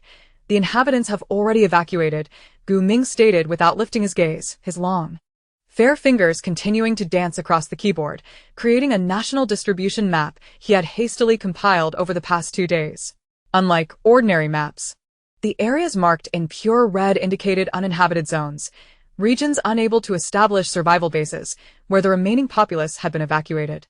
The government could utilize the remaining satellite systems to provide national information through this map, hoping they could successfully return classified documents to the capital. Yet, the national network had suffered severe damage, making communication arduous and the situation across the country exceedingly unclear. The return of the Jingyun team remained uncertain. Ultimately, they decided to employ the nation's unique quantum key system to preemptively transmit the documents to the capital, enabling a swift response to China's next strategic measures. After some time, Gu Ming identified the next transmission point that had yet to succumb to the outbreak. 2 ladies. We have a temporary mission and will be stopping in Feng County, Jie Province, for approximately 2 days. Should anything unforeseen occur, you are to leave at once. Here is the route map I've sketched for you to reach Nanning City swiftly. This was the longest statement Gu Ming had ever made since their acquaintance. leaving Yi Shiyu momentarily speechless, unsure of how to respond. The Jingyun team had reached a unanimous decision the previous night. If the ladies truly wished to accompany them, they would inevitably be embroiled in their mission. Though not official soldiers, their 5 years of life and death experiences had rendered them unafraid of mortality, but they could not endanger others. Silence enveloped the vehicle, with only Shi Ran's thoughts flitting about like birds amidst fragrant blossoms. The key system had only 2 units in the south, located in Lin City and Foam County, each guarded by a retired soldier. It was a chip embedded in their respective computers. The original computer could not be utilized, and only by destroying it could the chip be extracted for use in another device. This method of file transmission had not been employed domestically for over a decade, and few were privy to its workings. Among them, only Zhou Nuocheng, whose family had produced generations of political leaders, had been specially instructed on its operation. Given the current uncertainty abroad and the severely compromised domestic transmission system, the likelihood of document interception was high, making the activation of the key a necessary measure. Yet, the protagonists in novels had seemingly acquired their keys in Lin City. What, then, was her late-night memorization of the Lin City arc? Was it merely a testament to her exceptional memory? There were numerous matters at hand, and she neglected the issue of the timeline. Had it not been for waiting for her and Yi Xiao, they would have departed yesterday, arriving in Lin City to retrieve the key. Quite well. She successfully led the team astray from the script she had burdened herself with throughout the night. Shi Ran mused, yet she could not be entirely blamed. The novel did not specify when Lin City fell. She assumed that a delay of a day would not significantly alter the overarching narrative. Considering the key remained in its place, immutable, the plot was destined to unfold. Who could have anticipated such a bold maneuver? The author truly performed somersaults, remarkable indeed. Another day of betrayal, but Run has grown accustomed to it. Although devoid of the script support, Shi Ran's determination to hone her skills was unwavering. In a future apocalyptic world where the strong prevail, she must gather resources and cultivate her abilities to ensure a prosperous life for herself and Yi Xiao. Collaborating with the protagonist group guarantees their safety, as such allies are the pinnacle of the narrative. Moreover, with its Song base in Nanking City yet to be established, she was not in a rush. Shi Ran unfurled the map, acknowledging their shared predicament, likening them to grasshoppers on the same string. More individuals equate to greater chances of success. They could also scavenge for supplies in Foam County. She was in no haste to reach Nanking. Neither am I. Yes, we all interjected. In this apocalypse, you all are willing to honor your promise and wait for us outside Yuning City. How could we abandon you? She shot a glare at Gu Ming, pushing his hand aside to take the map from him. They had not anticipated that 2 young women in their 20s could possess such audacity and courage. While everyone else rushed outward, they boldly ventured inward. At this moment, the Jingyun squad held a genuine admiration for them, and their words bore a newfound intimacy. After you awoke yesterday, did you feel any unusual energy within your bodies? Su Zimo carefully chose his words to initiate conversation. Since they would soon fight side by side, it was prudent to understand each other's capabilities. Indeed. I can control the wind, Yi Xiao proudly declared, recalling Ren's words about the rarity of ability users, her smile widening at the thought. As she spoke, she summoned a gentle breeze with her fingertips, aiming to strike the car's interior decorations. However, the vehicle jolted unexpectedly, and Yi Xiao lost control, causing a loud thud as she inadvertently slammed Gu Ming's laptop shut. The gust of wind ruffled his bangs. Thanks, but no need. That was rather refreshing, Gu Ming awkwardly replied, lifting the laptop screen once more. Chapter 13. Zhou Nuocheng was still too well-behaved. Although Yi Xiao was in the wrong, the young girl instinctively retorted upon hearing someone refer to her ability as refreshing. My apologies. That was an accident. Ren said I would be quite formidable in the future, perhaps even stronger than you. Shi Ran interjected. Oh dear, you are my dear sister. I never said that. Gu Ming, the ice-type king of the novel, had created numerous ice-based attack techniques and possessed formidable mental sensitivity. Dear, when you challenge him to a duel, I will undoubtedly have pressing matters to attend to. Don't ask what those matters are, just be cautious. Gu Ming sensed she had misunderstood his intent, and fearing he might misspeak, he opted to change the subject. I wield ice powers and possess mental sensitivity. Should we encounter danger, I can sense it. He spoke. manifesting ice in his palm and opening the car window to gauge the nearest zombie's location. With a forceful flick, an ice spike struck the zombie's forehead, causing it to collapse. I take back what I just said. Is it too late? Yi Xiao remarked, realizing how formidable both Gu Ming and the captain were. I am of the earth element, while Su Zimo controls metal. Dealing with zombies is still somewhat challenging. Forming a mound of earth beside the vehicle to trip a nearby zombie. Su Zimo, focused on driving, found it difficult to demonstrate his abilities. Rain. You promised your powers were scarce. You deceived me. I want to cry in your embrace, Yi Xiao lamented, feeling a bit disheartened as she clung to Shi Ran in the back seat. Haha, Xiao. Don't be sad. It's true. We haven't encountered other ability users along the way. We've been training with weapons for years, so our physical capabilities are relatively fortunate, Su Zimo comforted, feeling quite familiar. Perhaps we encountered some, but they simply did not have the opportunity to reveal themselves, like Xia Yun, who possesses water abilities. Shi Ran, what about you? Did you awaken before the zombie outbreak? Will you awaken again? Upon hearing Zhou Nuocheng's voice, Shi Ran momentarily processed the fact that he could speak so amiably. Indeed. In addition to my original spatial abilities, I have awakened lightning powers. Shi Ran conjured a purple lightning sphere in her hand and hurled it at a zombie outside the vehicle. Although she was too far for precision, the impact was substantial, creating a charred hole in its chest. Wow, that's incredibly cool. Taking on 10 at once would be no issue, Su Zimo exclaimed in astonishment.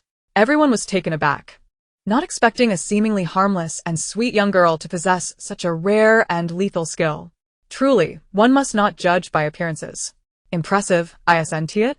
This unfortunate fate has led me to traverse through this narrative, none of which was willingly chosen. Now, Lightning Girl, if it rains and thunders, do you conduct electricity or not? Should we keep our distance or stay close? Zhou Nuocheng, turning from the passenger seat, sincerely inquired, albeit with a smirk at the corners of his mouth. Yi Xiao silently raised her hand. Run, actually, I want to know too. Observing the bewildered expression on Shi Ran's face as she glanced at Yi Xiao, Zhou Nuocheng's smile grew even brighter. Shi Ran turned to Zhou Nuocheng, speaking earnestly. If you desire to be struck by lightning, there's no need for such subtlety. I can accommodate that. Stingy. You want to let me ask, Zhou Nuocheng retorted. Turning back.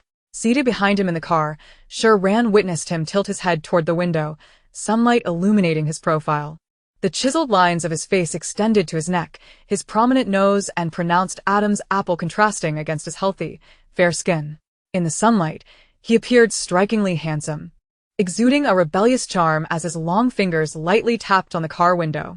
With 2 gentle taps, a shimmering figure emanated from his body, appearing outside the vehicle. Mirroring Zhou Nuocheng's physique and attire, it was a doppelganger.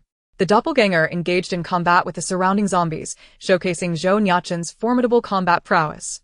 Each punch and kick left trails of dark flames in the air, incinerating the nearby zombies. This is my ability, doppelganger and flowing fire. If you wish to be struck, you must choose your target wisely. Shi Ran would not admit to having been momentarily captivated by his allure, mistaking his actions for mere bravado. Instead, he was demonstrating his powers. She was aware of the male protagonist's abilities, having initially been drawn to the novel by his unique skills. One could not deny that Zhou Nuocheng was undoubtedly the author's favored creation. Unbeknownst to him, the doppelganger required immense mental control, rendering other psychic attacks ineffective against him. Those with weak mental control would find their doppelganger significantly weaker than their true selves, only able to release it to evade injury before switching to the doppelganger's body. However, even that ability was sufficient to draw many to his side. Zhou Nuocheng possessed exceptional mental control, although he could only command a single doppelganger. The ability to control multiple doppelgangers later on, all maintaining his full strength, was nothing short of astonishing. This was not merely an ability. It was a sheer defiance of fate. Flowing fire, a type of fire ability, is a branch of water abilities akin to ice, also known as flowing volcanic fire. This natural fire cannot be extinguished by water or ice, purportedly requiring extreme cold mist to use. This fire is fluid, and in addition to its normal skill release, it can manifest on any part of the ability user's body or weapon, exhibiting tremendous power and rarity. It can be said that the future progeny of the world is far from being a mere name. Yet the current Zhou Nuocheng has yet to attain such lofty capabilities and must undergo continual trials ahead. Shi Ran has grown weary of envy. She suddenly finds Zhou Nuocheng's character exceedingly realistic. At merely 23 years of age, who would still feign aloofness and brooding? Were she in his position, she would have long since cast aside all pretense and indulged in a life of abandon, eager to sample the vicissitudes of power. The conclusion drawn is that Zhou Nuocheng is still too virtuous. Indeed, it is prudent not to encounter individuals of such striking brilliance in one's youth as a teammate. Shi Ran feels herself becoming a tad too buoyant. Alas, while his stature is impressive, it is merely a support for the female lead. Both possess the aura of protagonists, while she does not. Should the scenario prove too arduous and she meets her demise, where would she seek redress? With dual abilities of space manipulation and lightning, wouldn't it be more delightful to enjoy a life of comfort with Yao Yao at the Song base? A good life is truly paramount. The path through the apocalypse is undeniably treacherous, yet Shi Ran has thoroughly researched the route to Nanking City, although it still took them 7 arduous hours. They were nearing Feng County. Everyone should exercise caution, as the county is rife with zombies.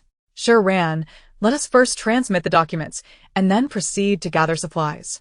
Given the uncertain circumstances, it is best not to act separately, Zhou Nuocheng suggested. Agreed, Shi Ran replied. The veteran, Wang's Higuo, had opened a small 2-story supermarket in the county after his retirement.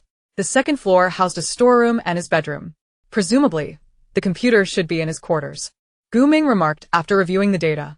However, he furrowed his brow. If it were at the supermarket, the situation could become rather complicated. With the zombie outbreak having occurred 2 days prior, the supermarket would likely be a prime target for many, and should Wang's Higuo encounter any mishap, obtaining the computer would require considerable effort. Shi Ran took over the conversation, deep in thought. Chapter 14, Arrival at the Supermarket. Why is that? Isn't it better to have people around than to face zombies? Yi Xiao expressed her confusion. Zombies are indeed terrifying. But the human heart can sometimes be the most perilous existence in this world, Zhou Nuocheng replied solemnly, the members of the Jingyun team displaying grim expressions. In my opinion, we should directly subdue them upon entry. It would save us much trouble, Tang Yao suggested earnestly. Shi Ran wore an expression of unfamiliarity, feeling somewhat incapable of such a juvenile act. Tang Yao, when the weather's fine, do remember to take your brain out to bask in the sun, Zhou Nuocheng remarked, closing his eyes to recuperate. Zhou Nuocheng, struggling to suppress laughter, explained, what the leader means is that we are unaware of the circumstances on that side. Who knows what else may lurk within the supermarket?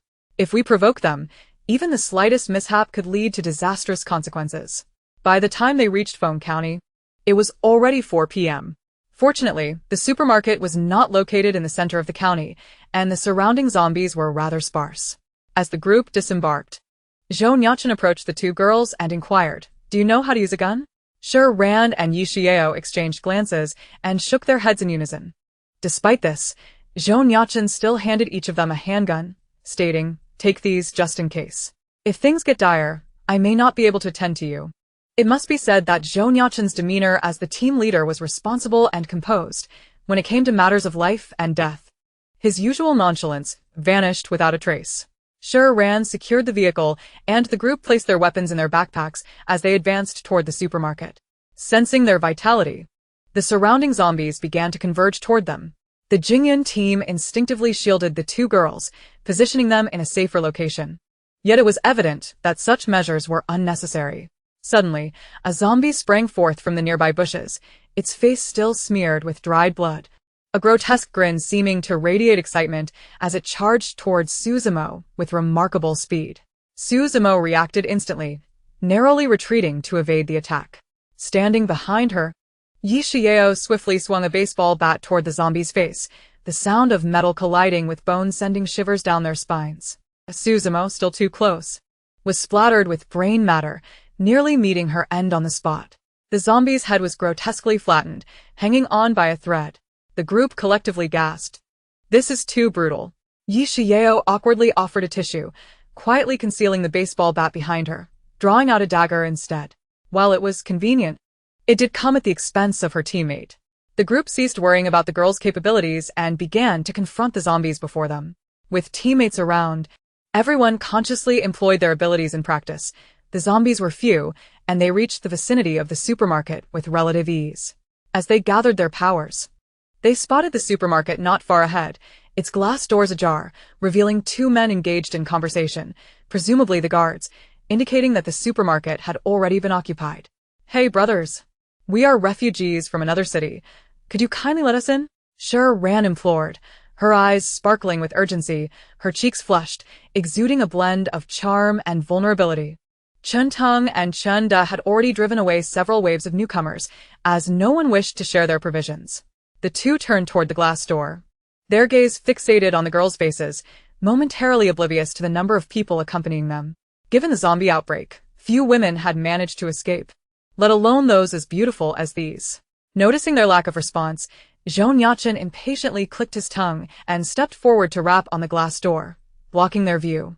"Gentlemen, there are so many of us here. Could you please tone down those lecherous expressions?" Upon hearing this, Chen Ting scoffed. "Who do you think you are to speak to me like that? Do you know who my brother is? Please don't be angry. Could you let us in first? Otherwise, if zombies show up, this glass door may shatter," Yi Xiao interjected as she moved to Shi Ran's side. Upon seeing another beauty, the two men, unable to resist, opened the door without hesitation. It was a joke. What did it matter if there were many? They could always send a few men out to do the dirty work, and then claim these two exquisite beauties for themselves. Inside the supermarket, there were only two women, one of whom was pregnant.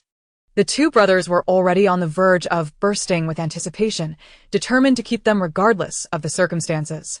Shi Ran, catching the calculating glances they exchanged, felt a cold smirk form within her. She was well aware that beauty could be a dangerous asset in the apocalypse, but with her team and abilities, her allure would become an advantage, allowing others to let their guard down. However, these two men were truly repulsive, should they dare to overstep. She would ensure they faced the consequences. The brothers led them into the supermarket, which was quite spacious, approximately 200 square meters. At the far end on the left was a staircase, though it was locked behind an iron door. The supermarket was sparsely populated, with fewer than 10 individuals present. Everyone was astonished at how they had managed to gain entry, as all had tacitly rejected newcomers during their watch. Only upon seeing the two youthful and radiant girls did they come to understand. Chen Teng and Chen Da were previously security guards at the Municipal Research Institute, having followed researcher Zhang Qiqun to escape here. Zhang Qiqun, their current leader, was the only one with abilities, appearing courteous and capable without being domineering, thus earning the group's willingness to heed his guidance. However, these two brothers, emboldened by their proximity to him, often bullied others in the supermarket, only to revert to sycophancy in Zhang Qiqun's presence, leaving everyone else powerless against them. Their arrogance grew. They frequently shared tales of their past exploits within the supermarket, flaunting their disregard for laws and morals, having taken advantage of countless young women. Among the scant few women in the supermarket, only two were locals who had fled the streets during the chaos. One was a pregnant woman named Zhao Yuhui, visibly 7 to 8 months along, while her husband, Li Quan, gazed greedily at Shi Ran and Yi Xiao. Another girl named Yang Ling, of a similar age to Shi Ran, glared at them with an unfriendly expression. "Why let them in? Are you dissatisfied with the abundance of goods in the supermarket?" Yang Ling spoke sharply to the newcomers at the entrance. Li Quan was displeased by her words, retorting, "Hey, we are all human beings. Isn't it normal to help one another? Besides, the government won't abandon us. The monsters outside will be eradicated within a month. I've faced far worse storms." The greasy middle-aged man beside him exuded an air of knowing everything, which was quite irritating. Zhao Yuhui, by his side, paid little attention to the group, focusing instead on laying down cool mats for Li Quan. Yang Ling's boyfriend, Huang Laikai, was also in the supermarket. Chen Teng was aware that this man was keen to curry favor with Zhang Qiqun while treating his girlfriend indifferently, which emboldened him to take advantage of Yang Ling over the past few days, his demeanor remaining relatively pleasant. However, now he had found a new target. He could not afford to lose face over Yang Ling, or anyone else. "How dare you question me? Do you really think so highly of yourself? I decide who gets to enter. Believe it or not, I can toss you out." "Drop that on bish, Zhang Yi." "You." Yang Ling, furious yet hesitant to scold, glanced at Huang Laikai, who sat nearby, seemingly unfazed despite having injured his leg while moving things the previous day, and felt a surge of anger and resentment. Though Huang Laikai was cautious not to offend them, he believed Zhang Qiquen had begun to favor him over others, which might lead to more opportunities. Despite his injury, he thought that aligning with the superpowered individuals might afford him a prosperous future, allowing him to thrive in the apocalypse. As for Yang Ling, she would have to endure for now. Her own priorities took precedence. What has happened? A gentle male voice emerged from a small room on the right side of the supermarket. This room had likely been used for staff naps, but during the apocalypse, the staff had turned into zombies.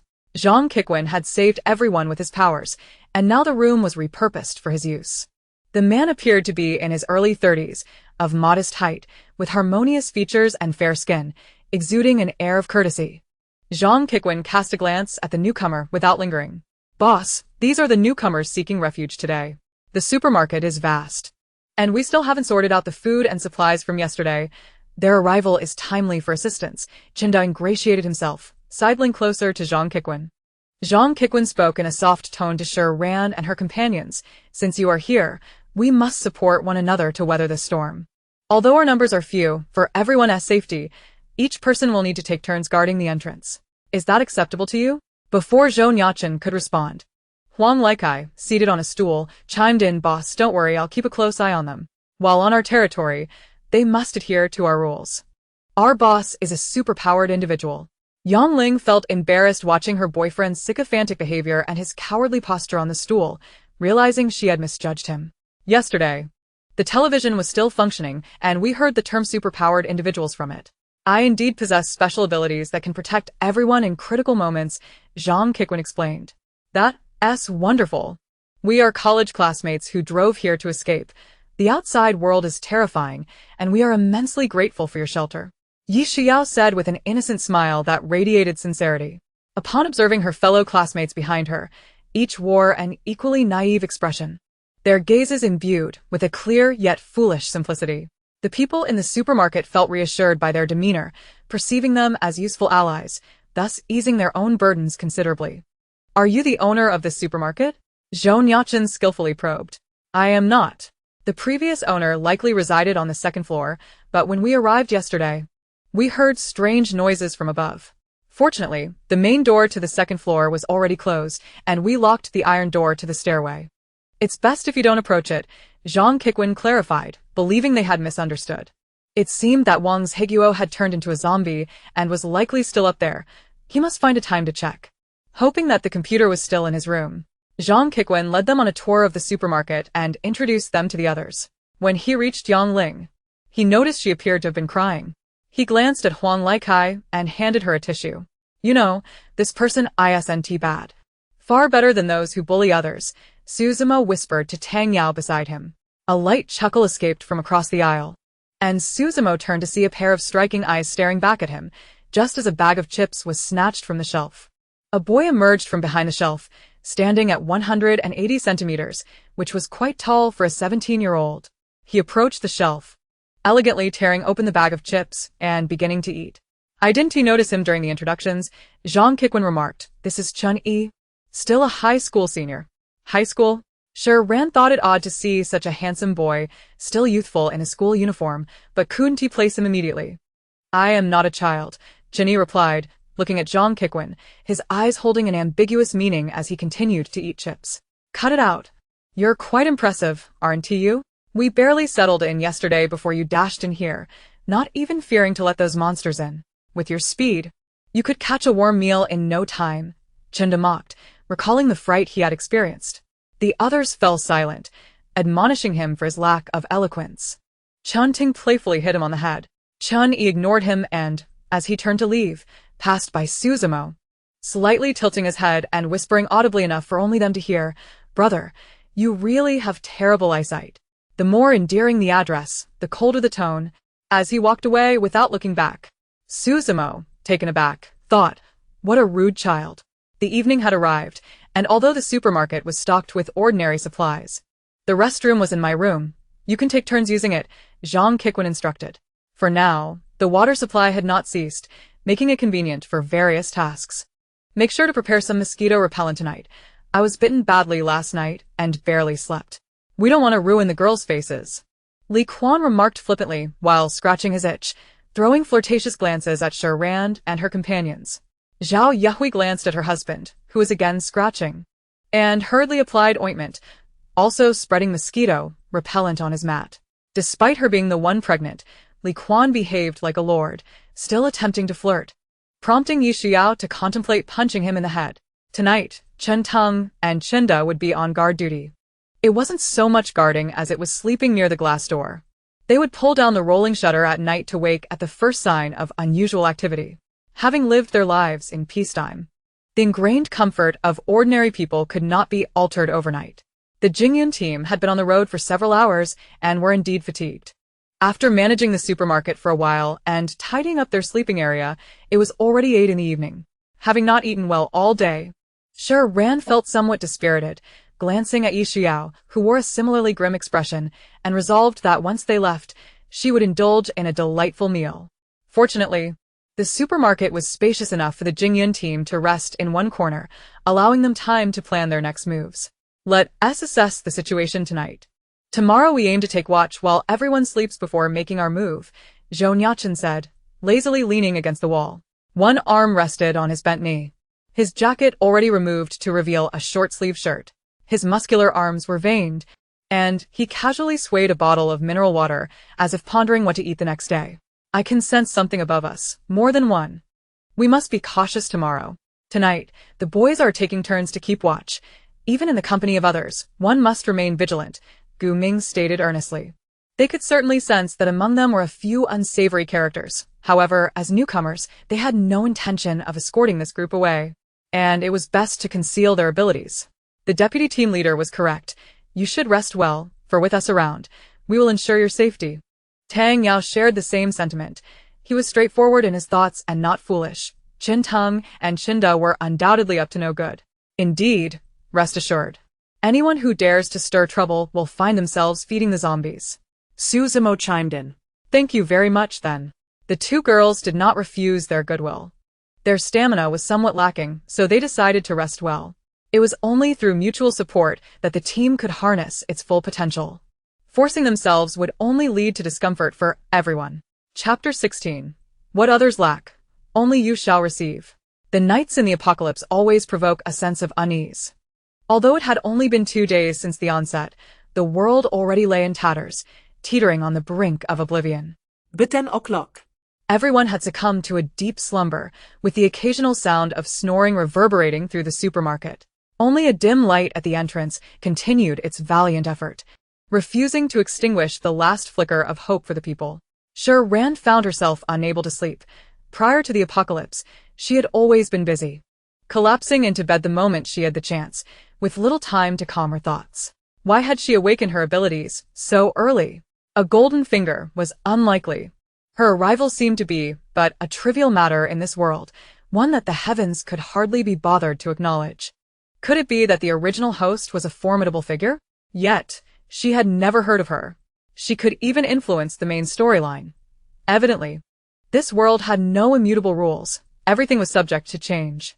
Hopefully things would return to normal soon, for the only script she could rely upon now was a pitifully flawed one. Are you moving about because you find my vigil too dull? Do you wish to lie down and perform a set of Tai Chi to amuse me? Zhou Nuocheng sat with his eyes closed, tilting his head to gaze at Shi Ran, speaking in a hushed tone. Shi Ran opened her eyes, casting him an irritated glance. In the darkness, their features were obscured, yet their gazes met without flinching. Just as Shi Ran was about to concede defeat, a sudden noise interrupted. Someone was stirring. Both turned their attention to the source of the sound, catching sight of a figure cautiously rising and stealthily surveying the others. They remained still, observing quietly. The supermarket was too dark to discern much, but it appeared to be a slender woman, none other than Yang Ling. She slowly approached Zhang Kikwen's room, pressed down on the doorknob and entered.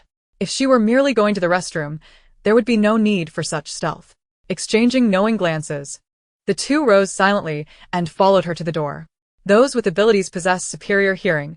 Through the door, they could faintly catch snippets of conversation. I can feel your kindness towards me. I know you are a wonderful person. Let me be the bad one. Accept me, will you? The woman's voice was soft, laced with a sweetness not typically present. Yangling, we cannot proceed in this manner. Li Kai will not accept it. We must stand united now. We cannot overstep boundaries. Zhang Qiquan's voice retained its courteous tone. Spare me your lofty justifications. For the past few days, you have only assigned me the bare minimum of tasks. You comfort me when I am unhappy and even handed me paper today. So considerate. I truly like you. I care not for anything else. Is it because of the 2 new girls that you are now rejecting me? Yang Ling's voice quivered with emotion. How could you think that way? No matter how many girls there are, I remain indifferent. Zhang Qiquan's tone grew urgent. After a moment, rustling sounds emanated from within. The 2 outside exchanged awkward glances. Perhaps they were being overly sensitive, as this seemed to delve into personal matters. However, given the circumstances, it was clear that Yang Ling was not harboring feelings unilaterally, which added an intriguing layer to the situation. While Zhang Qiquan appeared to be a well-mannered gentleman, it seemed he had a more insidious side. And their thoughts drifted to Li Kai's injured leg. Soon, muffled sounds of the woman's breaths reached them, prompting an immediate, mutual embarrassment. They quickly feigned busyness and retreated. Shi Ran, in her haste, stumbled over Zhou Nuocheng, resembling someone unsteady on their feet, which only added to the awkwardness between them. Under the pale, dim light, Shi Ran noticed the tips of Zhou Nuocheng's ears flushed red. It seemed this male lead was more innocent than she had anticipated, despite his earlier aloof demeanor. People often exhibit a peculiar trait. Upon realizing that the other party is more bashful, Shi Ran suddenly felt her own shyness dissipate. The time for her revenge had come. This loquacious fellow had received too many smiles from her. Suddenly halting, she placed a hand in front of Zhou Nuocheng, turning to face him with a slight smirk, her eyes glinting with determination. Zhou Nuocheng, I have something to give you, something no one else possesses, just for you. To avoid waking others, she leaned closer to his ear. Tilting her head slightly, her delicate features adorned with a playful smile, dimples gracing her rosy cheeks, resembling a sweet little rabbit. Listening to the ambiguous sounds from within and witnessing the girl before him, barely reaching his chin, Zhou Nuocheng felt his ears grow entirely crimson. Hastily stepping back to create distance, his voice trembled. What?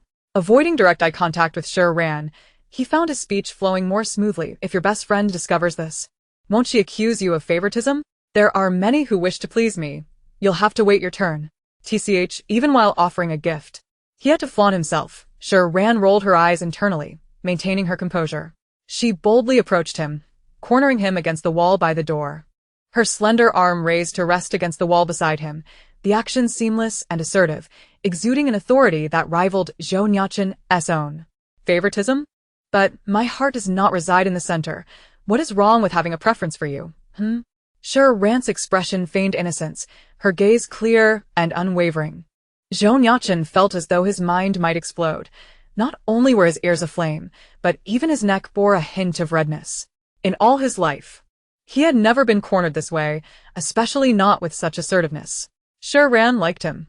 Surely, he wasn't misinterpreting this? Was this truly the case? But he did not harbor feelings for her. How could he gently decline her? What if she cried? No. How could he offer himself up to her? He was of considerable worth. Zhou Nuocheng hastily shifted the topic. What are you giving me? I am not one to accept just anything. Was that sufficiently tactful? Shi Ran let out a light chuckle, producing an item seemingly out of thin air and placing it in his hand, reminiscent of the time Zhou Nuocheng had given him his bank card details. A sense of foreboding washed over Zhou Nuocheng as he heard Shi Ran's voice. You are on watch and will be sitting for a while. I noticed your aura is rather dark. You should find this useful, and I won't tell anyone. With that, Shi Ran elegantly turned and sauntered back to her spot. Zhou Nuocheng, under the dim light, inspected the object in his hand.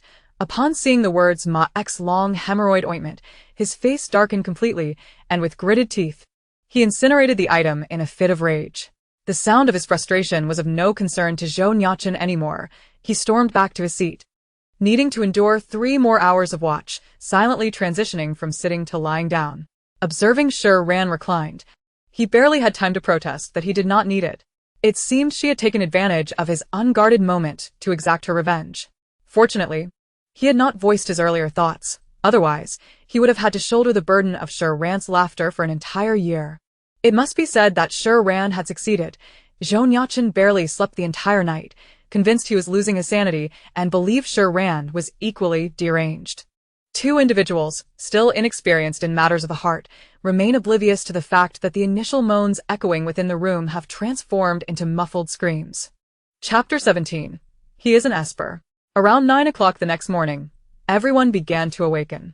Huang Likai noticed that his girlfriend was missing but felt no urgency, choosing instead to seek out something to eat. It was Chun Tung, returning from his post, who inquired, "Where is Yang Ling? Where could she have gone so early in the morning?" The two brothers often cast their glances toward a few women, and had it not been for Zhang Kikwen's unwavering integrity, fearing for his own standing, they might have voiced their impatience long ago. The Jingyan squad had already risen, and, upon hearing this exchange, exchanged knowing glances. They were already aware of the situation this morning, and had no intention of exposing the truth. "Boss, didn't sleep well?" Suzumo remarked, observing Zhou Nuocheng still catching up on sleep beside him, puzzled since their leader never indulged in slothful slumber. Zhou Nuocheng merely turned over, offering no reply. His brows furrowed as he cast a sidelong glance at Shi Ran before drifting back to sleep. "Indeed, you've learned well. Silence only enhances your allure." At that moment, Zhang Kikwen approached from a corner of the supermarket and stated, "She is resting in the room. When I got up early to inspect the surroundings, she was awake," mentioning her discomfort sleeping on the floor. "Since I was about to rise, I allowed her to rest in the room." Zhang Kikwen had already declared on the first day that the supermarket was not entirely safe. Being an Esper, he took it upon himself to inspect the ventilation openings each morning for any disturbances. His forthright demeanor left no room for doubt among the others. "Hey, boss. There's no need to be so considerate of her. If you need anything, just tell me. There's no need to trouble yourself. I'll fetch her right away," Huang Likai assumed, thinking Zhang Kikwen was increasingly valuing him and thus showing greater kindness toward his associates, filling him with delight. "There's no need. Let her rest a bit longer." Zhang Kikwen waved dismissively and attended to other matters. Huang Likai, now even more astonished by his sudden favor, redoubled his efforts. The Jingyan squad whispered amongst themselves, "This fool is truly naive. His loyalty to Zhang Kikwen is blinding." "Do you all believe this?" Chun Yi, having appeared from nowhere, stood beside the squad and asked nonsensically, "Otherwise, you think it's not true?" Gu Ming's cold voice replied, "I know you all are not ordinary individuals. If you wish to avoid involvement, you should leave promptly. Both upstairs and downstairs are filled with unsavory characters," Chun Yi remarked, his tone unyielding. "Oh, by the way, his ability is corrosion." After saying this, Chun Yi departed. He wished to avoid entangling too many others, hoping this group would recognize their own interests. Otherwise, he could not guarantee there would be no collateral damage. Once he had left, Zhou Nuocheng had awakened, and the Jingyan squad, not foolish, realized that this was no mere affair. It was likely more complex. "Don't you think it's quite incongruous for him to appear here in a school uniform?" Zhou Nuocheng spoke, his voice still hoarse from sleep, deeper than usual. A flash of insight struck Shi Ran, finally grasping what she had overlooked the day before. "He is an Esper." Zhou Nuocheng regarded her with appreciation, recalling the events of the previous night, but turned his head away, remaining silent. "Shi Ran, what's wrong with the school uniform? Why does that imply he is an Esper?" Yi Xiao questioned, her brow furrowed in confusion, unable to see the connection. "His uniform bears the emblem of Dongfeng High School. Do you remember? We passed it on our way here, not far away, about 6 kilometers. During the zombie outbreak, the school remained open. The seniors would be studying late. When they fell asleep, the students likely hadn't returned home yet, so it must have been chaotic within the campus," Shi Ran explained. "Oh." "Although 6 kilometers isn't far. To escape from the school and arrive here with his clothes nearly intact, unless he is Usain Bolt, he must be an Esper," Yi Xiao concluded. Suzumo also realized the truth. Indeed, even Zhang Kikwen had awakened his powers only after arriving here on business, allowing him to bring Chen Tung and Chindo along. Otherwise, such a distance would have been unfeasible. "Regardless, we are not his targets. Let us complete our task and leave as soon as possible," Gu Ming stated, sensing that the zombies upstairs could not be contained for much longer. Throughout the morning, the Jingyan squad diligently assisted in sorting and categorizing food within the supermarket, subsequently negotiating with Zhang Kikwen for the positions of sentinels and night watchmen for the day. initially eager to prove themselves before the Esper. The group had grown accustomed to the routine. Huang Laikai was still busily cataloging the supermarket's provisions, tirelessly working like a stubborn donkey. Given the grisly sights they would inevitably witness while on guard, the two girls feared they might not be able to handle it. And since they didn't require so many people, Zhang Qiquen suggested, "You two should take the day off." He feigned concern. Had it not been for the previous night's incident, one might have genuinely believed he was considerate of his female companions, but in truth, he was a hypocritical beast. Zhou Nuocheng, maintaining a composed facade, remarked, "There are indeed too many of us, but they will have to confront this reality. We 6 will split into groups of 3. Today, I, Gu Ming, and Shi Ran will take the watch. The others can take turns tomorrow." Zhang Qiquen, needing to uphold his facade, remained silent. The grouping had already been arranged by the squad. Too many individuals would attract attention. That night, Zhou Nuocheng and his 2 companions would monitor upstairs, while Yi Xiao and her group would observe the situation on the first floor. Should anything arise, Yi Xiao would create a gust to strike the second-floor door as a warning. By afternoon, they began to wonder why Yang Ling had still not awakened. Surely, she wasn't feigning sleep to avoid work. Huang Laikai was the first to lose patience, thinking, "Damn it, resting on my achievements. This woman knows how to enjoy life without considering my feelings." Just as he prepared to push the door open, Zhang Qiquen stopped him, saying, "When I brought her lunch at noon, I saw her sleeping with a pained expression, her eyes dark and red. She may have been accidentally injured somewhere." Upon hearing this, everyone instinctively recoiled from the door, the comfort of the past few days now seeming precarious, their fear of death heightened. "Then, boss, you should eliminate her quickly. If she turns into a monster, it will be even harder to deal with." "I'm fine with it," Huang Laikai immediately pledged his loyalty. "There's no need. I will keep watch over her. If she doesn't mutate, it would be an unjust slaughter of the innocent." Huang Laikai believed Zhang Qiquen was still too kind. But if he were to cling to such a person, wouldn't he be subject to manipulation? The 3 members of the squad remaining in the supermarket heard this and became convinced of Chen Yi's assertion. The matter was far from a simple affair. And perhaps Yang Ling was in trouble, using this excuse as a cover.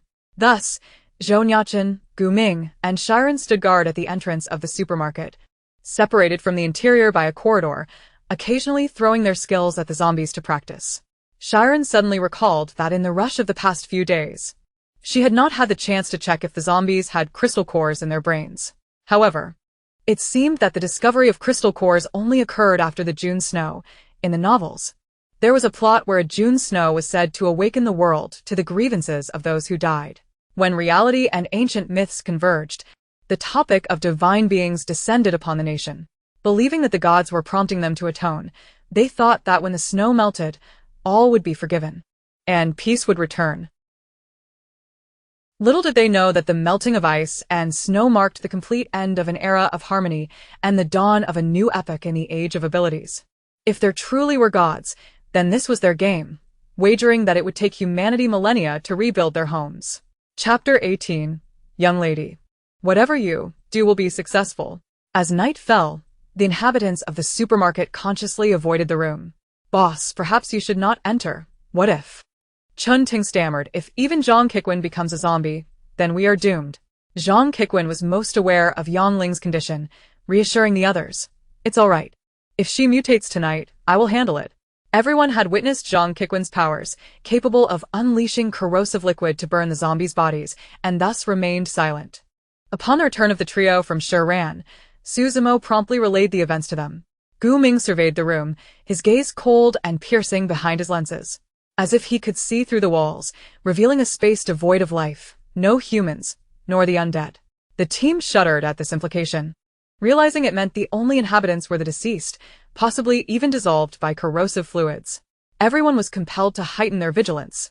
At that moment, Yi Xiao truly comprehended that sometimes the living could be more terrifying than the zombies themselves.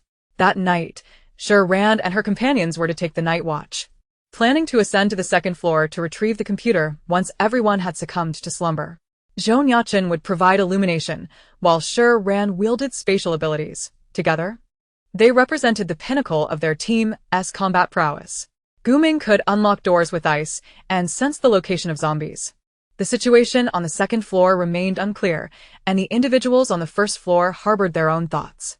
The atmosphere in the moderately sized supermarket was tense, necessitating impeccable teamwork for success. Shi Ran had no time to lament the hellish nature of their current scenario, even feeling as though the storm could intensify further. You two can simply cast your skills between us as we proceed. Once we enter the room, we will safeguard you while you gather supplies. Should any unforeseen events arise, we will retreat immediately. Your safety is my utmost priority, Zhou Nuocheng earnestly communicated to Shi Ran while gesturing. Observing the seriousness etched on Zhou Nuocheng's face, devoid of frivolity and imbued with the depth and dedication of a captain, Shi Ran found herself enveloped in a sense of security, not merely for the person, but for the privilege of having such a leader. Perhaps in this world, apart from Yi Xiao, no one valued their own life, yet Zhou Nuocheng's concern was palpable.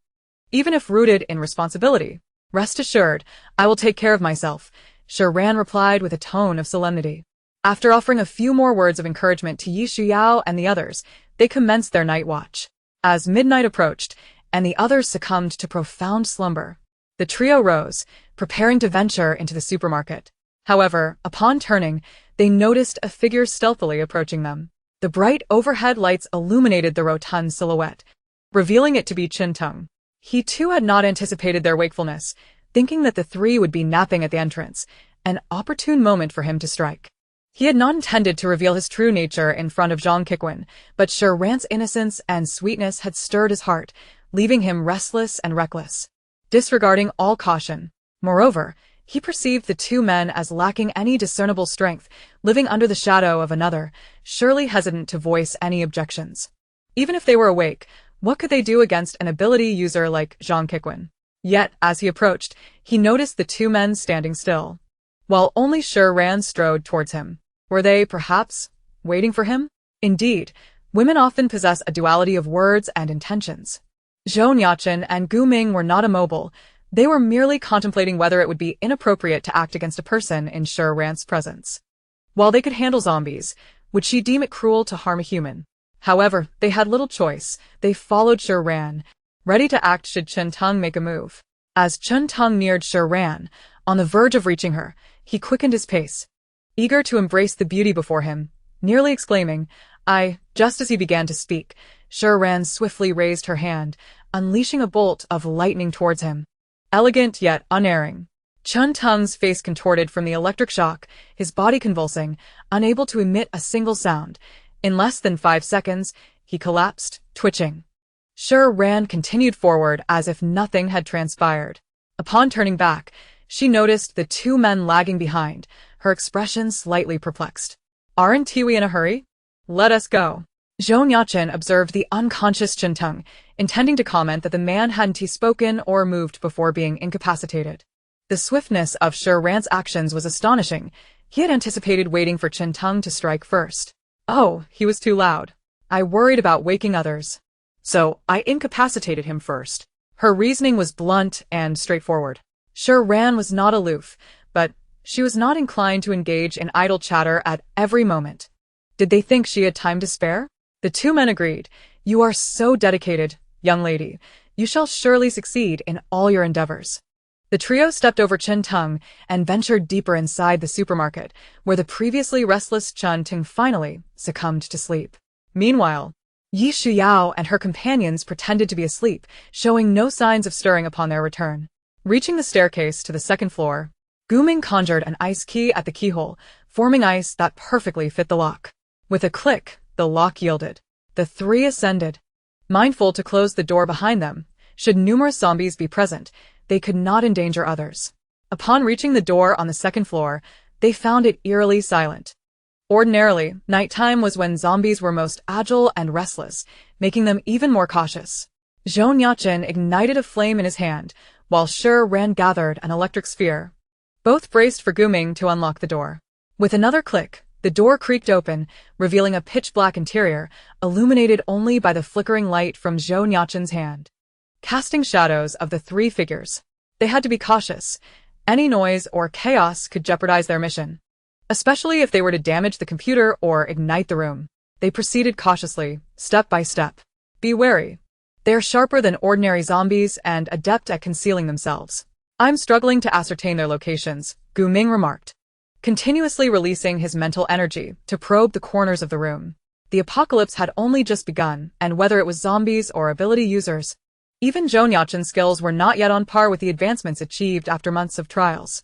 Suddenly, in the reflection of the flames, an unfamiliar figure emerged. Shi Ran gasped, instinctively gripping Zhou Nuochen's wrist tightly, nearly crying out.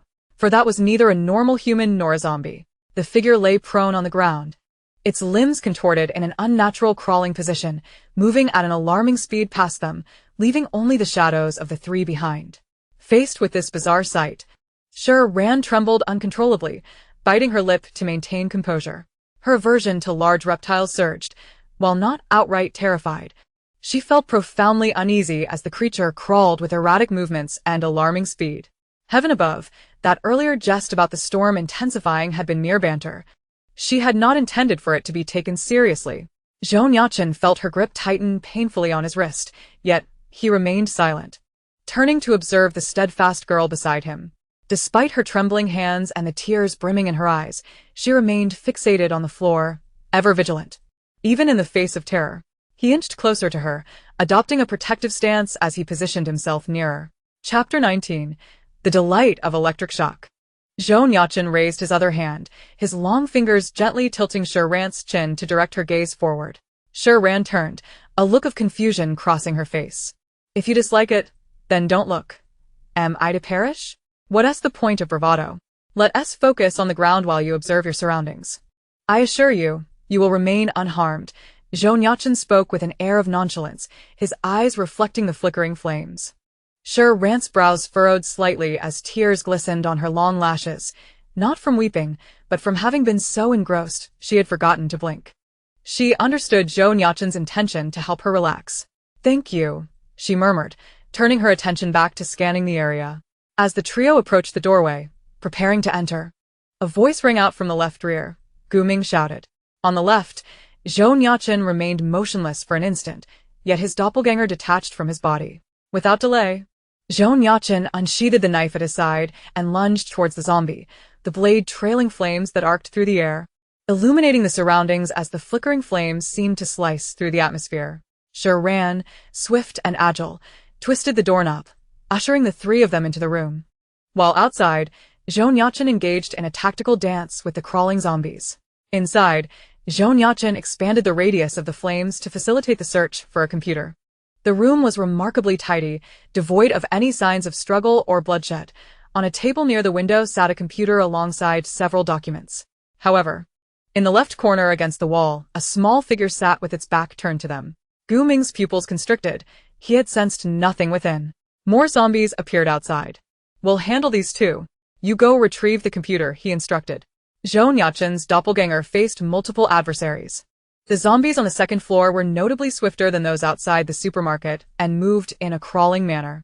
The small figure, alerted by the commotion, immediately turned to reveal a visage both eerie and terrifying. In the firelight, the girl's eyes glowed a dark crimson, one eye completely vacant, her dark purple skin sprouting coarse black hairs, and her long, disheveled hair cascading down to her ankles. Crouched on the bed, she turned to look at them with an unsettling excitement. Shi Ran dashed from behind the two to the desk, preparing to take both it and the computer. Upon noticing the movement, the girl let out a shrill sound and lunged toward Shi Ran. Gu Ming instinctively cast an ice blade, but just as it was about to pierce her, the girl suddenly shrank, her long, dark tail writhing like a serpent, her speed accelerating as she opened her mouth to leap onto Shi Ran. Caught off guard by the girl's astonishing rapidity, Shi Ran, disregarding the computer, summoned an electric orb aimed directly at the girl's face. In such proximity, a collision was inevitable, and she feared a bite. Yet, she could not afford to hesitate. Channeling a powerful current, she prepared for a potentially lethal strike, knowing that failure could result in being bitten. Just as her hand approached the girl, Zhou Nuocheng materialized in front of her. Shi Ran's pupils dilated in shock, her electric orb now irretrievable, careening straight towards Zhou Nuocheng. The sound of teeth sinking into flesh echoed, and Zhou Nuocheng emitted a muffled groan, enduring the agony of the bite along with the searing jolt of electricity coursing through his chest. As his abilities surged within him, he unleashed both his flames and Shi Ran's electric current, causing the girl on his back to be violently expelled, collapsing onto the ground and disintegrating into ash, a testament to the ferocity of the flames. Shi Ran immediately ceased her actions, staring at Zhou Nuocheng in bewilderment. "You. That was quite powerful, impressive." Zhou Nuocheng, still close, retained the residual electricity from Shi Ran, chuckled lightly, and swiftly returned to his original position. In terms of speed, Zhou Nuocheng's doppelganger was undeniably swift. Within a certain range, he could instantaneously materialize at any location he envisioned, seamlessly replacing his doppelganger as effortlessly as one might lift a finger without conscious thought. Thus, Zhou Nuocheng could navigate among all his doppelgangers with ease, evading injury. As the girl lunged towards Shi Ran, Zhou Nuocheng acted without a moment's contemplation, utilizing his doppelganger's teleportation to reach Shi Ran, leaving the doppelganger behind. Upon witnessing his swift return, Shi Ran exhaled in relief, yet through Zhou Nuocheng's fleeting expression, she understood that the true Zhou Nuocheng had shielded her, thus enduring the pain himself. I am sorry. "Are you all right?" she asked, feeling somewhat uneasy. Zhou Nuocheng had promised to protect her. Had she trusted him earlier, she would not have inadvertently injured him. However, in that critical moment, she could not surrender her life to another. Her instinct was to act. Zhou Nuocheng's tone was nonchalant, his brow arching slightly as he playfully remarked, "Tisk, I'm fine. If you insist on saying something's wrong, it's that the shock felt rather exhilarating." In truth, half of his body was still tingling, having dulled the pain of the bite. Although he had returned to his doppelganger, he still felt the residual discomfort. There were no visible wounds, yet the sensation remained. That little girl certainly exerted herself to the fullest. Noticing his banter, Shi Ran detected a hint of self-comfort in his words. Instead of retorting, she turned and waved her hand, collecting the computer and the desk. "What is this?" Gu Ming inquired, spotting something white glimmering amidst the pile of ash. Shi Ran knelt down, wrapping it in paper before lifting it, revealing a small, transparent white stone. "Is this a crystal core? How could it be here now?" The protagonist group only discovered it after the snow in June, she mused. Realizing how a single thread could unravel the entire narrative, her wings fluttering in dismay at the author's painstakingly crafted plot being rewritten. Before she could inquire further about the crystal core, the three of them heard the loud banging of the door on the second floor. Yao, something's wrong.